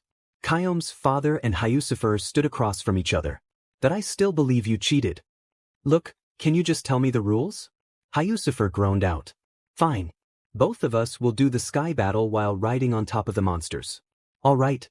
Hyusufer, sitting on Takahashi, looked up to see a large mysterious-looking bird, who threatened him by shouting at Jaya Ayan. Boy. It's good weather. This wind, this feeling on my skin is definitely the one for a battle. Takahashi smiled. The hell are you so excited about? You can say that I'm like a weather vane right now. Hyusufer's eyes twitched. One side of him wanted to beat the living hell out of the bird. The other side forced the first side to calm down, which led to Hyusufer struggling to control himself. The fusion looked up to see the Elder Beast Tamer sitting on a horse who was sitting on a omnious bird. So he's a double-seater. Kiba stood between them and shouted. Final match. Please begin. Kiba declared. The ominous bird flew up into the sky quickly, prompting Hyusufer to narrow his eyes. Birdman, we also need to dash. You all. Takahashi-san started to run on the ground swiftly while ignoring Hyusufer's words. What the hell are you doing? Can't you fly? Phew. I'm a birdman, but a Nagoya-kachen birdman. We basically can't fly. Gah. You imbecile. You're telling me this now? Don't you think you should have said something to Hyoudou and Valley earlier? Hyusufer exploded. Hey, don't insult me. I will roast you, Udaman bird basta orart. You have your guard down. Hyusufer snarled as he looked up to see the ominous bird soaring towards them. Oh. Narrowing his eyes, Takahashi dodged the attack swiftly. Wait so you can dodge. But you can't fly? Give me some credit, Potara Fusion. You are doing well. Kyome's father said, but it still isn't enough. The opponent bird opened its mouth wide open, releasing a huge sphere of fire. If we get hit by that, I will actually become a yakitori, haha. Takahashi chuckled as he ran, dodging the fireball. He and Hyusufer then hid behind a large rock. Well, this is fan-tucking-fastic. Hyusufer grunted. Relax, pot era fusion. You have to be calm at times like this. There is a saying in my family. They say that if you take 3 steps forward and 2 steps back, you will have a clearer mind. Wait, what was I doing again? Where is this place? Or you look like my relative Yoshida-san. Are you Yoshida-san? Did you just call me a bird? Hyusufer shouted before covering his mouth. Grunting quietly, Hyusufer looked around searchingly before he noticed a small box nearby. Was that box always there? The fusion didn't really want to find out what was in the box, but it's not like he had any other strategy. Sure, he could use the powers of Issei and Valley, but as the former's psyche told the latter, it wouldn't be fair. Demon Hyoudou and his kindness. Hyusufer grumbled about his fusee. Shrugging, Hyusufer went to open the box, and he widened his eyes. It was a young kid with platinum blonde hair and pinkish-violet eyes. The person's hair was styled in short bob cut with several small fringes over the forehead and had pointed ears. Who are you? The kid stammered about and looked up at Hyusufer. Hello, my name is Gasper. Oh, you're a male. What are you, a crossdresser? Gasper stammered again and looked away, ignoring the fusion's question. I was sent here. Bucho said she wants me to help Ise-senpai and Valley who is in danger. So Ria-senpai wanted to help Hyoudou and Valley, huh? That sounds like something she would do. Hyusufer guessed. So what can you do? I can stop time. Really? Huh, that's convenient. I will do my best. Hyusufer nodded to Gasper and looked closer at the box. A letter was attached to the box, revealing Ria's name. Do your best. I know that you will win. To my lovely Ise. Smiling at the letter, Hyusufer looked over to the bird that had caused him so much misery. Takahashi-san. What is it, Yoshida-san? No. My name is Hyuk. Just forget it. I have a plan. Wave your hands at that ominous bird after leaving this rock. I don't really get it, but there is no reason for me to decline Yoshida-san's request. Hey. Poor BSTRD went without any second thoughts. Hyusufer shook his head. As soon as Takahashi lifted his head up, he was discovered instantly. The ominous bird headed for his opponent at a great speed. Casper. That's your target. Freeze it. And my name's Gasper. A red light suddenly emitted from the box, and the ominous bird Kyome's father stopped in its pace. Crap. The elder beast tamer uttered out. Takahashi flew towards Hyusufer and Gasper and smiled. He and the ominous bird crashed down onto Takahashi. Ah. Hyusufer hissed in response and looked away. Oh, that's gonna leave a mark. The screams of Takahashi echoed throughout the mountain. It is my loss.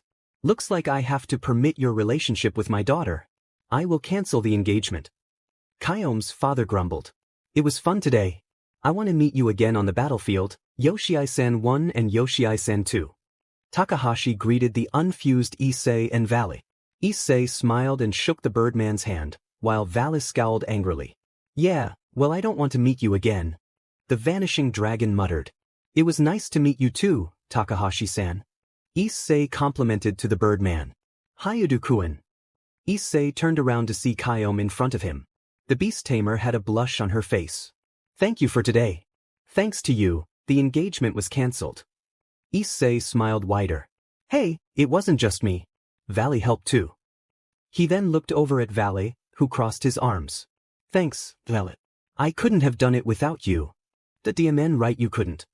Even if it was a sudden request, Kyome held Issei's hands. I was really happy that you and Valley fought very seriously for my sake.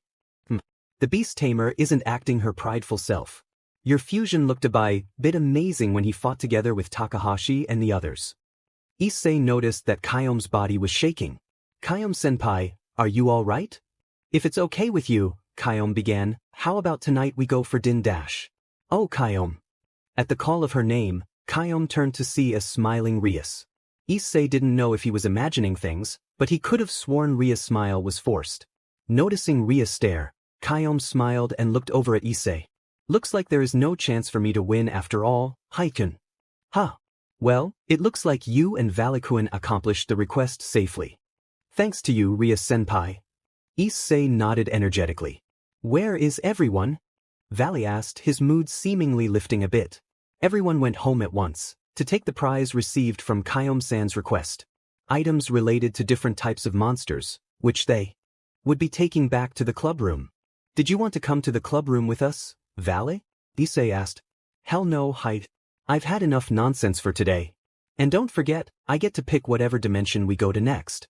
And I already have an idea on where to go. Well, where did you want to go? A dimension in Mount Olympus. I heard that somewhere, a Spartan warrior has a vendetta against the Olympian gods. A vendetta? You'll see when I tell you when I want to go. Valley said as he ejected his devil wings. I'll catch you later, The vanishing dragon flew away from Issei and Rias. Smiling widely, Rias kissed Issei on the cheek. Now, my precious Kohai. Let's go home together. We can buy some taiyaki on the way back so we can eat it with everyone. Fufufu, looks like it will be a date to the taiyaki shop. Issei smiled in response. Hugging Issei closely, Rias rubbed his head lovingly. I feel the happiest when I'm like this. Rias whispered. Kukukuku. Lucky partner. Akino-senpai? What's wrong? Eivun is going to abandon me and have fun in Kyoto. Don't worry, Akino-senpai, it's just 4 days and 3 nights. We'll see each other again though.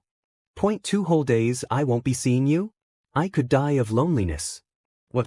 Wait, don't say it like that. Kukuku. Lucky partner. After the battle between Hyucifer and Kyom's father, Issei had decided to go to his house to finally relax. Sadly, or fortunately, Akino had taken that time to sneak into Issei's room. Akino smiled and placed her hands on Issei's cheeks. So, for tonight I will refill 4 days and 3 nights worth of you. Refill? I don't get what you're saying, Akino-senpai. Fufu. Such an adorable little Kohai, making me feel so hot seeing you all innocent like that. Issei widened his eyes at Akino's last sentence. Did he hear that right? Apparently innocence is bliss. The young man really wished Drake would stop his personal commentary. Akino's smile widened as she neared her face closer to Issei's own. Before her lips could approach his, a menacing voice rang out. Akino? What are you doing to my lovely Issei? The ultimate in Issei turned their heads to see Rias glowing with a dangerous aura, emphasizing the crimson blood color of her hair. Don't tell me you're jealous, Rias. I just wanted to play with Issei for a little bit. I just went to take a bath and so you came to Stuka. How daring have you become? I was always daring all the time. It's though you barely know me. Akino's smile twisted into a sinister smirk as she rubbed her body against Issei. The host of Drake widened his eyes in surprise, noticing the anger within Rias rise just slightly. Akino, Ise is clearly mine. He is my most adored little Ise. You are going too far. Aren't you forgetting us? Rias' pupils constricted as she turned around to see Calawarner and Rainier. The 2 Bustafallen angels strode over to Issei and hugged him tightly, with the taller of the duo smiling darkly. Are you sure Issei-sama belongs to you, devil? Calawarner replied. After all, he is his own person. You stay out of this. Rias shouted. You can't just claim Issei like he's an object. And here I thought you were a compassionate devil. Rainier teased Rias. Like you have a right to talk, you didn't dash. Well, partner, how are you going to get yourself out of this one? Partner? The Occult Research Club. Oniai-sama? Any particular reason why Serorg is here? Issei blinked as he stood next to Rias and her family members. As far as he knew, Issei wasn't that familiar with any of Rias' family members, with the exception of Surzex. In either case, Rias' father and mother, especially his mother, seemed to have taken a liking to him. A tall and handsome young man with black hair and violet eyes stood in front of them, looking right at Issei. Yes, he came expressly to deliver some fruit, a specialty from Bale territory. How thoughtful of our cousin. We were talking about how Rias should visit the Bale household to express our gratitude sometime. We were talking about a few things for the next match. Rias, he has no special requests about the rules, except that all complicated restrictions be lifted from the rules of combat. Surzex replied. Hearing Surzek's words, Rias narrowed her eyes. Serorg, that is to say, no matter how many uncertain elements there are on our side, you will accept them all, is that what you mean? Her cousin smiled in response. That is correct. Whether the vampire that stops time, or the Security who wields immense power, I will take them all on. If I cannot handle your all-out attacks, how can I call myself the heir of the Bale family? With piercing eyes, Serorg gazed at Rias and then shifted his eyes towards Issei. Issei stood silent as he felt the energy radiating off of Serorg. A solemn power echoed that emitted chills and fright. However, there was also lack of malevolence. Yes, there is no better opportunity than this chance encounter. Serorg, you said you wanted to spar with the Sekyudai Ise-kun, right? Serzex asked. That's right, I did say that before. Then just a friendly match. Don't you want to experience the fist of the heavenly dragon? Wait, what? Issei exclaimed. Hold on, what's going on? Ria smiled and rubbed Issei's head gently, immediately destroying his worries. Since Oni-sama.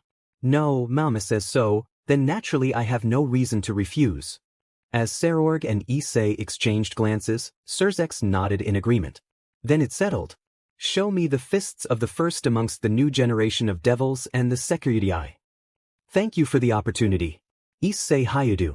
I will show you clearly my fist. Hey, partner. I know Drake, but I'm not going to use the Being Dot or Great Red's power in this fight. That'd be overkill. As you wish. Welsh Dragon Overbooster. A crimson-red aura flowed around Issei and took on the form of dragon armor. Giant dragon wings spread across from Issei's back, and the young man prepared to lean his fist back. Serorg smiled and vanished for a moment. I am no ordinary devil, Issei Hyoudou. Prepare yourself.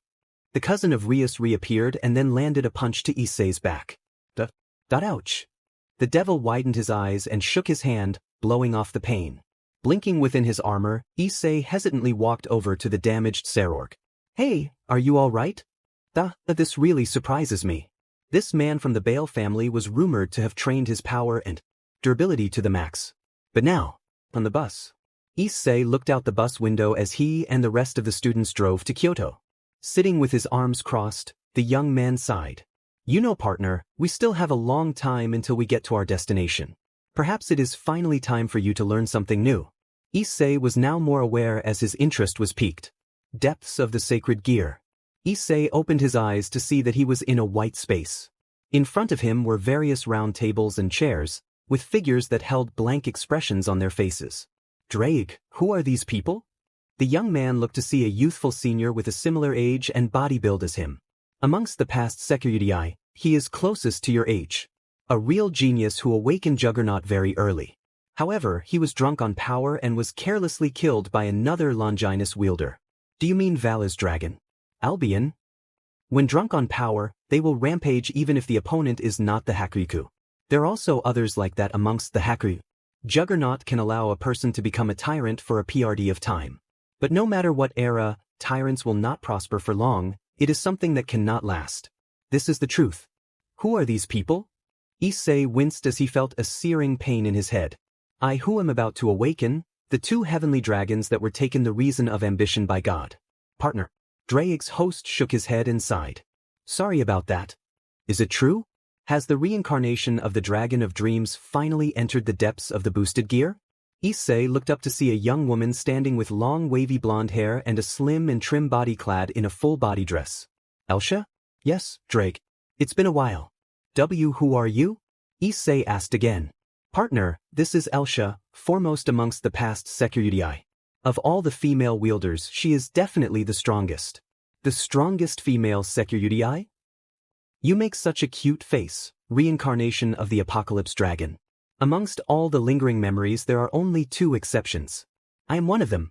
Well, even within the sacred gear I am hidden very deep, so usually I don't come out here much. That I thought you and Belzerd were never coming out again. Don't say something like that, Drake. Since Belzerd and I are always silently supporting you from the depths. We used to be partners after all. Anyway, he is going to lose his consciousness soon. Elsha's face softened into a lonely expression. Belzerd seems to have taken an interest in the current Sekyudai, so I came. In case you're wondering, partner, Belzerd is the strongest male Sekyudai. Truly a strong one, he even defeated the Hakuryuku twice. He defeated Albion twice? Elsha smiled at Issei's wonder, and took out a box with a keyhole. Drake, it seems that you have an adorable host. Anyway, I would like Issei to have this. A key suddenly manifested onto Issei's hand. The so-called key isn't literal. The box and keys are just metaphors to make things easier to understand. What is contained in this box are the delicate possibilities of the Sekyudai. Originally, it is something that cannot be opened nor recklessly faced. However, Belzard says, perhaps you can do it. Of course, because it is you who is Great Red reincarnated, that is why we feel you will be able to do it. Suddenly, Elsha began to laugh. Fufufu. It just occurred to me. Vanishing Welsh Dragon. I watched it with Belzard together. The fusion of the Sekyudai and the Hakuryu.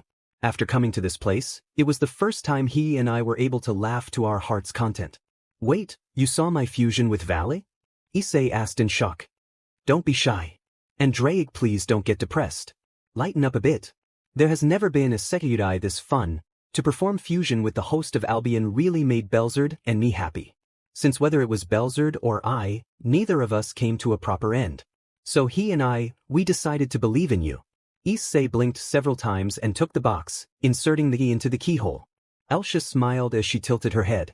You and the current Hakuryuku are unique existences. Not only competing between the two of you, but each having your own set of targets.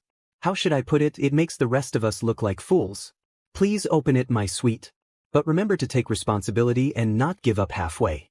No matter what happens, you must accept joyfully. Hearing Elsha's words, Issei turned the key and was suddenly enveloped by a blinding light. Kyoto. Issei jumped and opened his eyes, looking around his surroundings. It wasn't a dream, partner. You did receive the box from Elsha and opened it. If that's true, then what was in the box? No idea. Hey, Issei. At the call of his name, Issei turned to see Azazel waving to him. Azazel? You're here at Kyoto too. Of course. Come on, everyone's waiting for you. Issei looked around again and realized that he was the only one still on the bus. Dairaku Restaurant. Following Azazel and the Gremory group, Issei praised the appearance of the restaurant he had walked into. Ayase-chan. W. Issei was caught off guard when he was tackled by none other than Seraphal Leviathan. The older sister of Sona Citri was wearing a glamorous kimono. I'm so glad you could make it, my little chipmunk. Kukukuku. Chipmunk. Space devil. Ouch. Quiet, Saji. Recovering from Seraphal's hug, Issei turned to see Sona, Tsubaki, Saji, and the rest of the student council. It's good to see you, Hyoudou-kun. Sona greeted. Hey, Sona-senpai. And everyone else. What are you guys doing here? We are the student council. We spent the whole afternoon helping the teachers. Tsubaki informed Issei. The food here is really good. Especially the chicken dishes are exquisite. Sekyudin, you and Saji-kun must really eat up. Seraphal immediately ordered more dishes. Eating the delicious food, Issei rose an eyebrow as he thought of a question. Hey, Seraphal-sama? Chipmunk. I mean leave in. Issei revised his sentence. What are you doing in a place like this? Smiling widely, Seraphal made a kiraboshi pose and tried to reply, only for Sona to answer.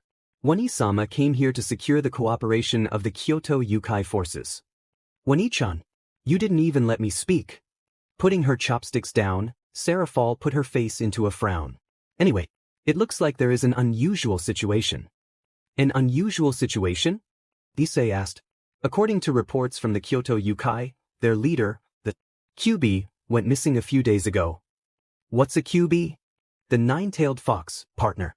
A very powerful being, as a matter of fact. Sitting next to Issei, Azazel drank heavily and downed his alcohol, smacking his lips from the taste. So the leader of the Yukai has been kidnapped. The ones responsible dash. Most likely, it's the Cow's Brigade. Seraphal finished solemnly. Really, taking care of these kids for the trip is already tiring enough, Azazel said with contempt. How vexing, these terrorists. Seraphal sighed and poured another cup for Azazel. No matter what, this situation cannot be disclosed. We must solve it ourselves. I will continue to attempt to get the Yukai to cooperate. Understood. I will act alone. Really, these terrorists bringing their trouble all the way to Kyoto. Azazel cursed. Well, that didn't last long. Well, is there something we can do? Issei offered. Not to worry, Ati-chan. Seraphal forced a small smile. But? No buts, my little chipmunk. Seraphal cooed, much to Issei's embarrassment. Just enjoy your time in Kyoto. Well, it seems you and Issei have become friends. Shut the hell up, Biko. The descendant of the Monkey King smirked as he watched the leader of the Valley team perform his push-ups. He had noticed that the vanishing dragon was in a more or less foul mood, evidenced by him muttering something about stupid Hyoudou and those blasted Patara earrings. Either way, Biko knew it was fun to bug the hell out of Valley. Admit it, you consider the Welsh dragon as your best friend. That's stupid. Hyoudou and I are destined to be rivals. It's been like that from the beginning since the Welsh dragon and the vanishing dragon have existed. No matter how strong Hyoudou thinks our friendship is, there will come a day when we have to fight. That'll be interesting. Even if you don't think Issei Hyoudou as one of your friends, he considers you to be his best friend. Well then, he's an idiot. Valley quickly said. Says the guy in denial. Valley glared at the monkey Yukai and sat up from his position. I'm not in denial. I'll admit, I tolerate Hyoudou to a degree. Denial, Biko drawled. Come on, admit it. He's your best friend. And just how do you figure that? You willingly hang out with him. So I'm right. Just shut up, DMNU. Kyoto. So this is Kyoto, huh? It's a beautiful place, Issei said with a smile. I'd like to visit here again sometime. Issei put his hands in his pockets as he walked around the grass fields of Kyoto. As he looked around, he spotted some of the students of Kuoh Academy playing around. Before Issei could walk away, a familiar voice called out to him. Please wait. Issei glanced over at the voice, and he rose an eyebrow before his eyes widened in remembrance. Rosweiss. Ah, the Valkyrie. I wonder what she wants with you. Panting, Rosweiss smiled and walked over to Issei. It's good to see you again.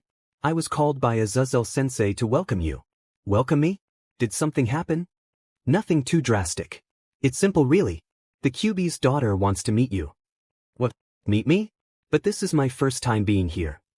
Ah, but you are famous in the underworld. Issei turned to see an animal-eared woman, who bowed her head deeply. I am the fox Yukai who serves the monarch of the Kyuubi. Please come with us, as our princess would like to meet you. Well, where does she want to meet me? Issei asked.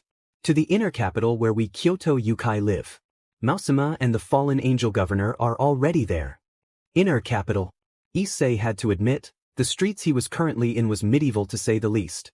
Ancient houses were lined up, with strange-looking creatures watching him from the doors, windows, and passageways. The young man followed the fox woman towards the princess residence. It was rather dark, and the only light source was a lamp moving along the road in front of him. Wishasha. Ga. What the dash? Issei jumped in shock.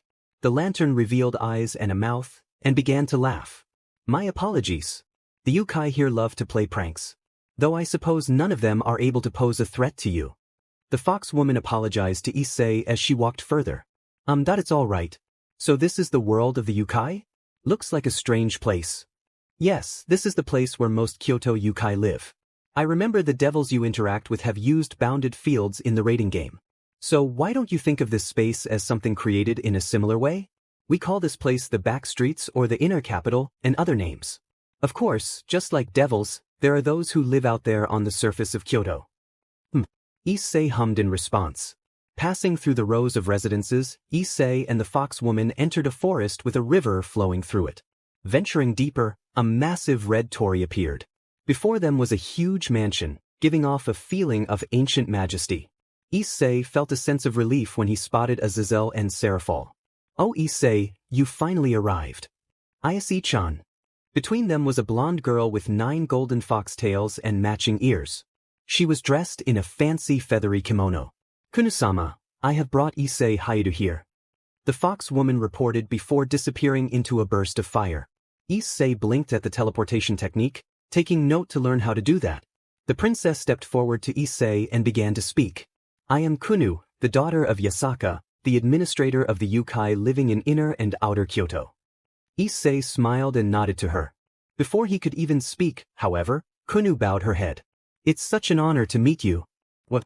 I don't understand. Kunu looked up with a smile. You and the one known as Valley Lucifer are famous in the supernatural. You're not serious, are you? The vanishing Welsh dragon. Why am I not surprised? But since you are here, Kunu began with a hopeful tone, I have a favor to ask you. And that is, Issei asked, that I want you to help me find my mother. The painful cry for help from a young girl. Now where have I heard that before? Issei-chan, Seraphol began. The leader of the Yukai in Kyoto is the Kyuubi Yasaki. She left her house a few days ago to meet with Sakura's messengers from Mount Meru. However, Yasaka-san failed to show up at the meeting place. The Yukai began to investigate and discovered one of her dying guards, the Karasatengu. On his last breath, the Karasatengu told the other Yukai that Yasaka-san had been attacked and kidnapped. Azazel revealed to Issei. So this is no joke then? Issei deduced. Kyoto Mansion. Issei, Azazel, Serafal, Kunu, and some Kyoto residents sat inside the mansion. Once the various factions decided to ally, this kind of thing has been happening. Last time with Odin, Loki came, right? This time, the enemies are the terrorists. Azazel complained unhappily. On Kunu's side was the fox woman from before and a long-nosed old man. According to what Issei was told, the old man was the leader of the Tengu, and had a deep relationship with the QB since ancient times. Governor Maudano, could you help find a way to save Yasaka-heim? No matter what, we pledge our full cooperation. The old Tengu requested. He handed over a portrait to Issei. It was a beautiful blonde woman in a priestess outfit. So this is what the Nine Tails look like. That's the portrait of Yasaka-heim. Serafal informed Issei. What we can be certain of is that the kidnappers are still in Kyoto. The fallen angel deduced. What makes you say that? Issei asked. The flow of ki in all the regions of Kyoto is still stable. The nine-tailed fox is an existence responsible for maintaining the balance of ki flowing from the different areas of this land. Kyoto itself can be considered a large-scale force field. If the QB left this land or was killed, then Kyoto will undergo dramatic changes. Since there are no signs of that, it means Yasaka-heim is still fine, and the kidnappers are likely still around. I've already ordered them to investigate in detail. Devils familiar with Kyoto have also been mobilized. The older sister of Sona said with a serious tone. Kunu placed her palms together and bowed her head deeply. The fox woman and the old Tengu also bowed with her. Did I beg you? Please lend your power to save my mother. No, please lend your power to me. I beg you. Issei's eyes softened at the sight of a young child begging with a trembling voice. His expression hardened as he bumped his fists together. You don't have to worry, Kunisama. I'll help you. And think about it, partner. Just think, when you save the Nine Tails, she will surely give you some kind of reward. Issei looked around and widened his eyes when he saw a strange mist floating up from under his feet. Narrowing his eyes, Issei manipulated his energy and transmitted away. Togutsuki. Reappearing, Issei spotted several new presences, who revealed themselves to Issei. Over at Togutsuki, the appearance of several new presences could be felt. From the light mist, figures approached and revealed themselves to us. Pleased to meet you for the first time, Security. The one who greeted Issei was a black-haired youth wearing a school uniform resembling Han Chinese clothing. He carried a spear in his hands. The spear gave off a powerful pressure. Who are you guys? Issei asked in genuine curiosity. The youth in the middle patted the spear on his shoulder as he looked at Issei. I am Cao Cao, the descendant of the famous Cao Cao, Mingda, recorded in the records of the Three Kingdoms. Something like that?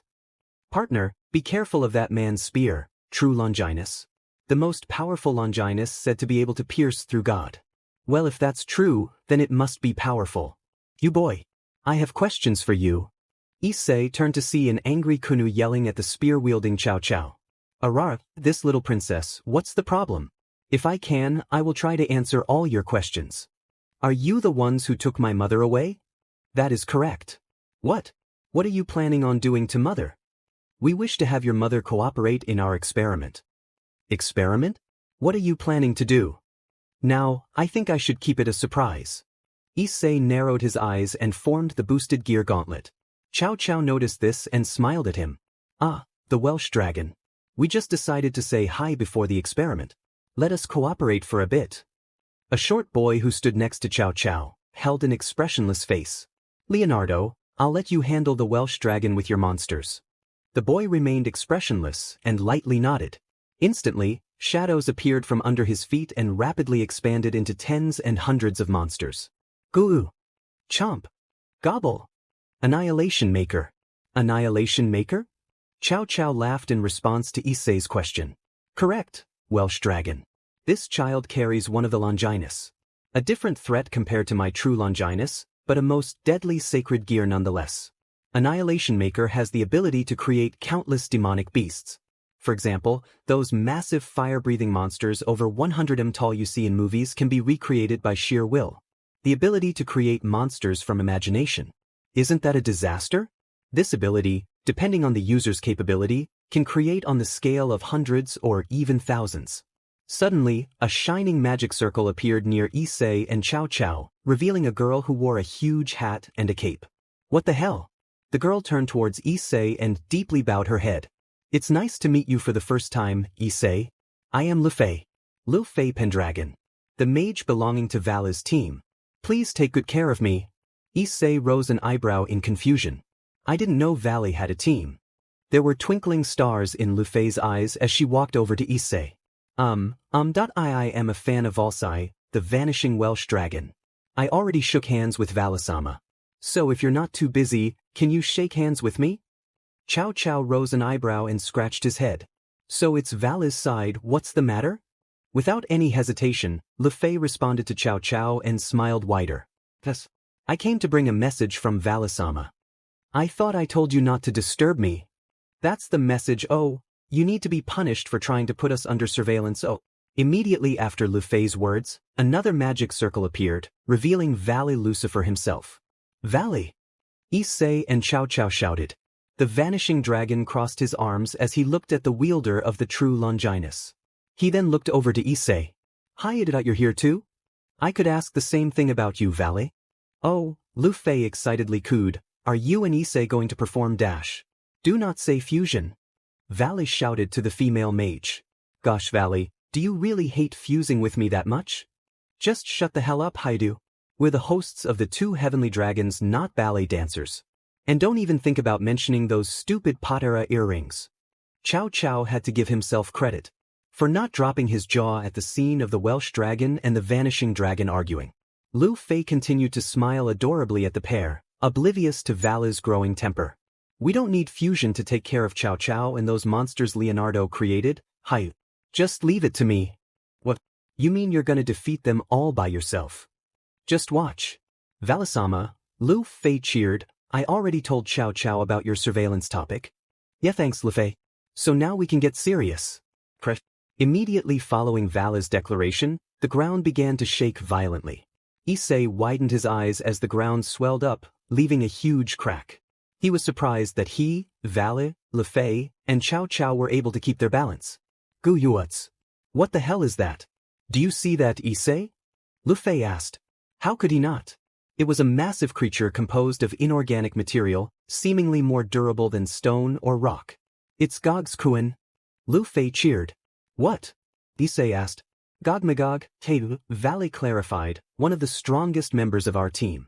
Well, what is he? Something like a gargoyle that was placed in the dimensional gap. A mass-produced weapon of destruction created by ancient gods. How on earth did you find him? Wait, you said in the dimensional gap. Yes, Lu Fei answered. It was Valasama who detected Gog's Kuan's existence. Valasama once mentioned discovering this giant that could move in the dimensional gap, so we went there again to search for it. So many things to find within the depths of the dimensional gap. Valley, who else is on your team? Now's not the time, Hyoudou. Valley said as he looked up at Gogmagog. The golem suddenly raised its giant fists at Cao Cao and Leonardo and roared at them. He then raised his power and smashed the location of Togetsukiyu in one hit. The gargoyle's attack slaughtered massive numbers of the monsters Leonardo had created, while Cao Cao and the former hid to the other side of the river. Haha. Looks like Val is angry. Cao Cao cackled as he pointed his spear at the golem. Extend! The tip of the spear suddenly extended, and pierced the golem by the shoulder. Gogmazog reeled from the impact and lost his balance, falling onto the ground. A huge shockwave was accompanied from the fall. Man, that really is a powerful sword. You weren't joking, Drake. Partner, when do I ever joke? Before Issei could answer the Welsh dragon's witty response, he looked up to see a silver-haired woman shaking and staggering ahead. Who the hell is that? Valley asked, his question directed towards Issei. Raswai-san. Issei exclaimed. Hey, Ichsu Noishi people can't sleep hic? Properly here. Issei and Valley looked at one another in confusion, and even spared a puzzled look with Cao Cao, who rose his eyebrow in wonder. Valley, we have to help her. Humph. She's not my problem, Hyoudou. Look at her, she's drunk.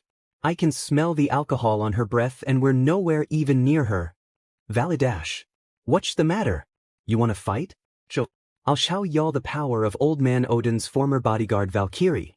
At the sound of Rosweiss's drunken words, Issei and Valley turned around and widened their eyes at the sight. A large number of magic circles manifested around Rosweiss, spiraling with power. How many circles are there? Issei asked. I don't know, but there's more than 20. Valley answered. Tast my Norse magic which countersays all attributus, all farius, and all divine existences. From the large number of magic circles, massive beams of energy which filled the sky, changed their trajectories, and finally fell upon Chow Chow and Leonardo like a heavy rainstorm. Fire, light, water, thunder decimated artifacts without a trace. She seems extremely powerful for a Valkyrie. Suddenly, a formless mist appeared, blocking the magic attacks from targeting Chow Chow and Leonardo. A youth wearing a uniform with a feathered cape produced more mist, rendering him safe. Hey! Issei called out, who are you? Welsh Dragon Issei Hyoudou, and Vanishing Dragon Valley Luckfear. Chow Chow declared, it would seem that we have underestimated you too. But rest assured, we won't make a mistake like that again. Just what are you planning, Chow Chow? Flashing a dark smile, Chow Chow pointed at Issei. Tonight we will be using Kyoto's special ley lines and the QB leader and turn Niju Castle into a great massive experiment. In order to stop us, please come and participate. The mist thickened and spread to the chests and approached our faces of Issei and Valley. Immediately, the Welsh Dragon and the Vanishing Dragon were back at the crowded streets next to Togutsukiyu. Humph, Valley huffed, everything still intact. Issei narrowed his eyes as he looked around surroundings. Hey, where's Lu Fei and that monster you guys had? I told her to report to our original headquarters. Mother didn't do anything. But why? Issei widened his eyes as he heard the small voice of Kunu. He turned his head to the side and saw the child weeping. His eyes softening, Issei walked over to her and stroked her head softly. Not even Valley could suppress his worried gaze. Issei Hyoudou. Valley. The Welsh Dragon and the Vanishing Dragon turned to see Azazel, who was holding a unconscious Rosweiss. I think we need to talk. Issei's room. Azazel glanced at the members of the room, which consisted of Issei, Valley, the Occult Research Club, and the Student Council. In front of the fallen angel was a map of the entire Kyoto area.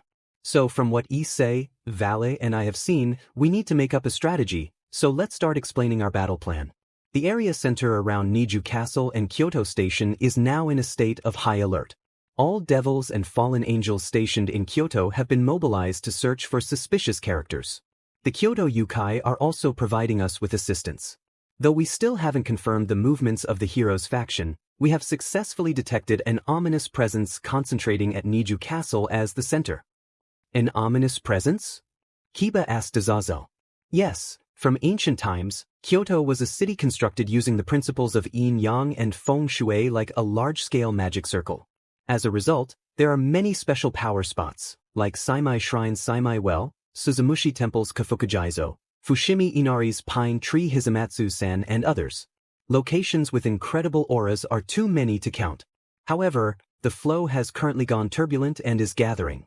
At Niju Castle, Saji, who was sitting on Issei's left and sipping a drink, widened his eyes and did a spit take, splashing Valley on the face. Glaring hatefully at Saji, Valley got up until Issei placed a hand on his shoulder to calm him down. Muttering an apology towards Valley, Saji wiped his mouth and looked over to Azazel. What will happen? No idea, but definitely not something good. Since they plan on using the QB leader who controls the ley lines of this city to carry out some kind of experiment. We will use this key point as the basis of the entire plan. Issei narrowed his eyes as he lowered his eyes to think. First are the Citri servants, Azazel began. You will be on guard in the area around Kyoto Station. Guarding this hotel is also your job.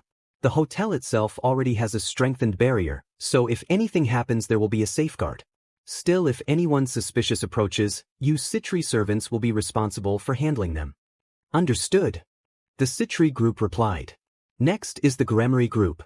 I'm really sorry for putting you all on the spot every time, but you guys will be the main offense. In a short while, you will advance towards Niju Castle. To be honest, the number of opponents and their powers are still unclear at this point. It could very well turn out to be a dangerous gamble. Your first priority is to rescue Yasakaheim. Once you succeed, pull out immediately. After all, they have already announced they are using Yasakaheim for an experiment. Still, there is a high chance that it was just a bluff, though with Cao Cao's attitude it could very well be true. Perhaps this was the reason why he was so eager to have us involved. Hyoudou and I should be enough to handle them. Valley boasted. I don't see what's the point of making this plan, Azazel. Oh, I have faith in you and Issei, Valley. Don't worry, Azazel replied, but we do have some bad news. In our possession, we only have 3 portions of Phoenix Tears. Suddy widened his eyes again and almost did a spit take, before Valley glared at him. Swallowing his drink, Suddy took a deep breath and exclaimed, only 3 portions? That is totally not enough. And our enemies are terrorists. Yes, I understand. But the Phoenix Tears have been in great demand. All the strategic strongholds of the various factions have less than ideal supplies. From the very beginning, tears were never something that could be mass-produced easily. The Phoenix family has been extremely busy. What was originally a valuable commodity has become even more precious with jacked-up prices. That's a shame. Ignoring Draig's amused yet indifferent tone, Issei looked up as Azazel straightened himself. So that's the situation. These tiers will be divided to give 2 portions to the main offense, the Gremory team. 1 for the Citri. Please use them with care. He then looked over to Saji. Saji, you will fight along with the Gremory servants. And me? He asked. That it's because of the Dragon King, isn't it? Valley guessed. Yes, that is correct. Azazel answered, Vritra, the Dragon King state will be very useful. The black flames conceal the movements of enemies as well as absorb their power. Issei widened his eyes at the information. I didn't know he had a dragon sealed inside him. You didn't? I could have sworn I told you that. That's not a problem. But I will easily lose my consciousness and go out of control in that state. Saji admitted. Azazel sent his eyes towards Issei and Valley, who rose eyebrows in response. The fallen angel then smiled. No problem. Issei and Valley will help you with your dragon. What? Valley questioned. What about Ria-senpai and the rest? Issei asked Azazel. Kiba was here with them, but the rest of the occult research club weren't, and Issei knew that. Yes, I wanted to tell them, but it looks like the time is not right for now. They are currently back in Gremory territory. There are reports of riots in some city located within Gremory territory. They have most likely gone to handle that. The fallen angel then clapped his hands once. So these are the plans I proposed. I will also search for those terrorists directly from the skies. So everyone will be taking their positions in 1 hour. If you find anything suspicious, report to one another immediately. And try not to die. Until the moment you get home, a school trip is still a school trip. We will protect Kyoto with our lives. Understood? Good. Well, that was a great meeting. Valis said sarcastically. We just have to be careful. Issei stated. Hey, I see Valet, come over here. The Welsh dragon and the vanishing dragon turned to see Azazel walking towards them. The fallen angel smiled as he took out a crimson jewel from his pocket. It was just now. There was an investor incident just outside the hotel. I happened to be on scene, so I beat up the guy who wanted to fondle women's BRs.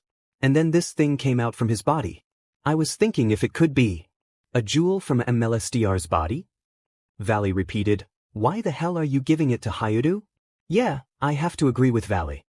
Hey, partner. Do you remember what that jewel is? Issei squinted as he peered at the jewel, trying to remember. You should, because this came from the box and escaped from your body during the bullet train ride. Oh yeah, it is. Just as I thought. We analyzed this jewel and found within it your energy. Azazel nodded. Azazel gave the jewel to Issei, and the latter held it out to look at it closely. Yes, no mistake about it. I can feel our pulse from it. Oh wait, what is this? What's up, Draig? I have investigated a bit about this jewel. The contents of the box, your potential. It has been passed around Kyoto through all sorts of different people. Be by touching others' bearstes. What the hell? Valley exclaimed. Issei widened his eyes at Draig's words. What are you talking about, Draig? Azazel hummed. Maybe it has something to do your little harem expanding with them always pressing their BRSDS against you, it must have popped into your mind somehow. Valley blinked several times as he stared at Issei, who moved the jewel away from his face. Hey Welsh dragon, the descendant of Lucifer began, what's the situation with this jewel? No idea. Power is definitely stronger. But power gained from touching the chest of various people in this city? This is just strange. So partner, have you finally begun to notice the girls trying to jump you? Took you long enough to notice. Valley muttered. Doesn't matter, Rosweiss uttered moodily. Now Ian has to find a way to compensate all these victims who became arrested. But I didn't mean to make the jewel that way. Issei exclaimed. Don't worry, Azazel began, I will think of a way. But I wonder if Issei's potential is trying to gather some kind of special power? For example, Issei's body contains something other than dragon power, perhaps something like BRST power? But the being, or I guess I could call him the other great red, likes motorcycles. If you think about it partner, the being might be trolling you again, messing with your power. I feel like vomiting. Rosweiss groaned. Are you okay, Rosweiss-san? Issei asked. Don't feel sorry for her Hyoudou, Valley said as he crossed his arms, getting all drunk and out of control, and vomiting non-stop back at the hotel. You're not in any position to lecture others, Valkyrie. Glaring at Valley, Rosweiss muttered some unintelligible words and got up from her seat. Let me go to the washroom. The vomiting Valkyrie, Azazel quipped. Anyway, as the owner, why don't you hold on to that jewel? Who knows if its power might leak for some reason or other. For some reason, I don't think I want that power to leak out. Valley grimaced. Neither do I. Issei admitted. Wanting to get off the subject, Issei turned to look at Azazel. Hey, what kind of person is Chow Chow? I mean, the one in records of the Three Kingdoms. So, how do you interpret him? I don't really have a lot of knowledge about that kind of stuff. He was Liu Bei's opponent, Hyoudou, Valley answered, a villain. Though the real Chow Chow did kill many innocents, Azazel began. He is responsible for important political developments, and his most important feature is gathering and developing human talent. Talent? Issei asked. Yes. No matter their family background, Chow Chow would use anyone as long as they were capable. Due to this, the state of Wei became a strong meritocracy. The heroes' faction's Chow Chow has also set his eyes on gathering talent, but ironically, with strong prejudice. It is reported that he recruited all sorts of special ability users. However, the current Chow Chow differs from his ancestor in his focus on humans. With neither devils nor angels under him, he gathers all kinds of talent, but limited to humans only. This is the only principle the heroes' faction stubbornly maintains, and is most incomprehensible.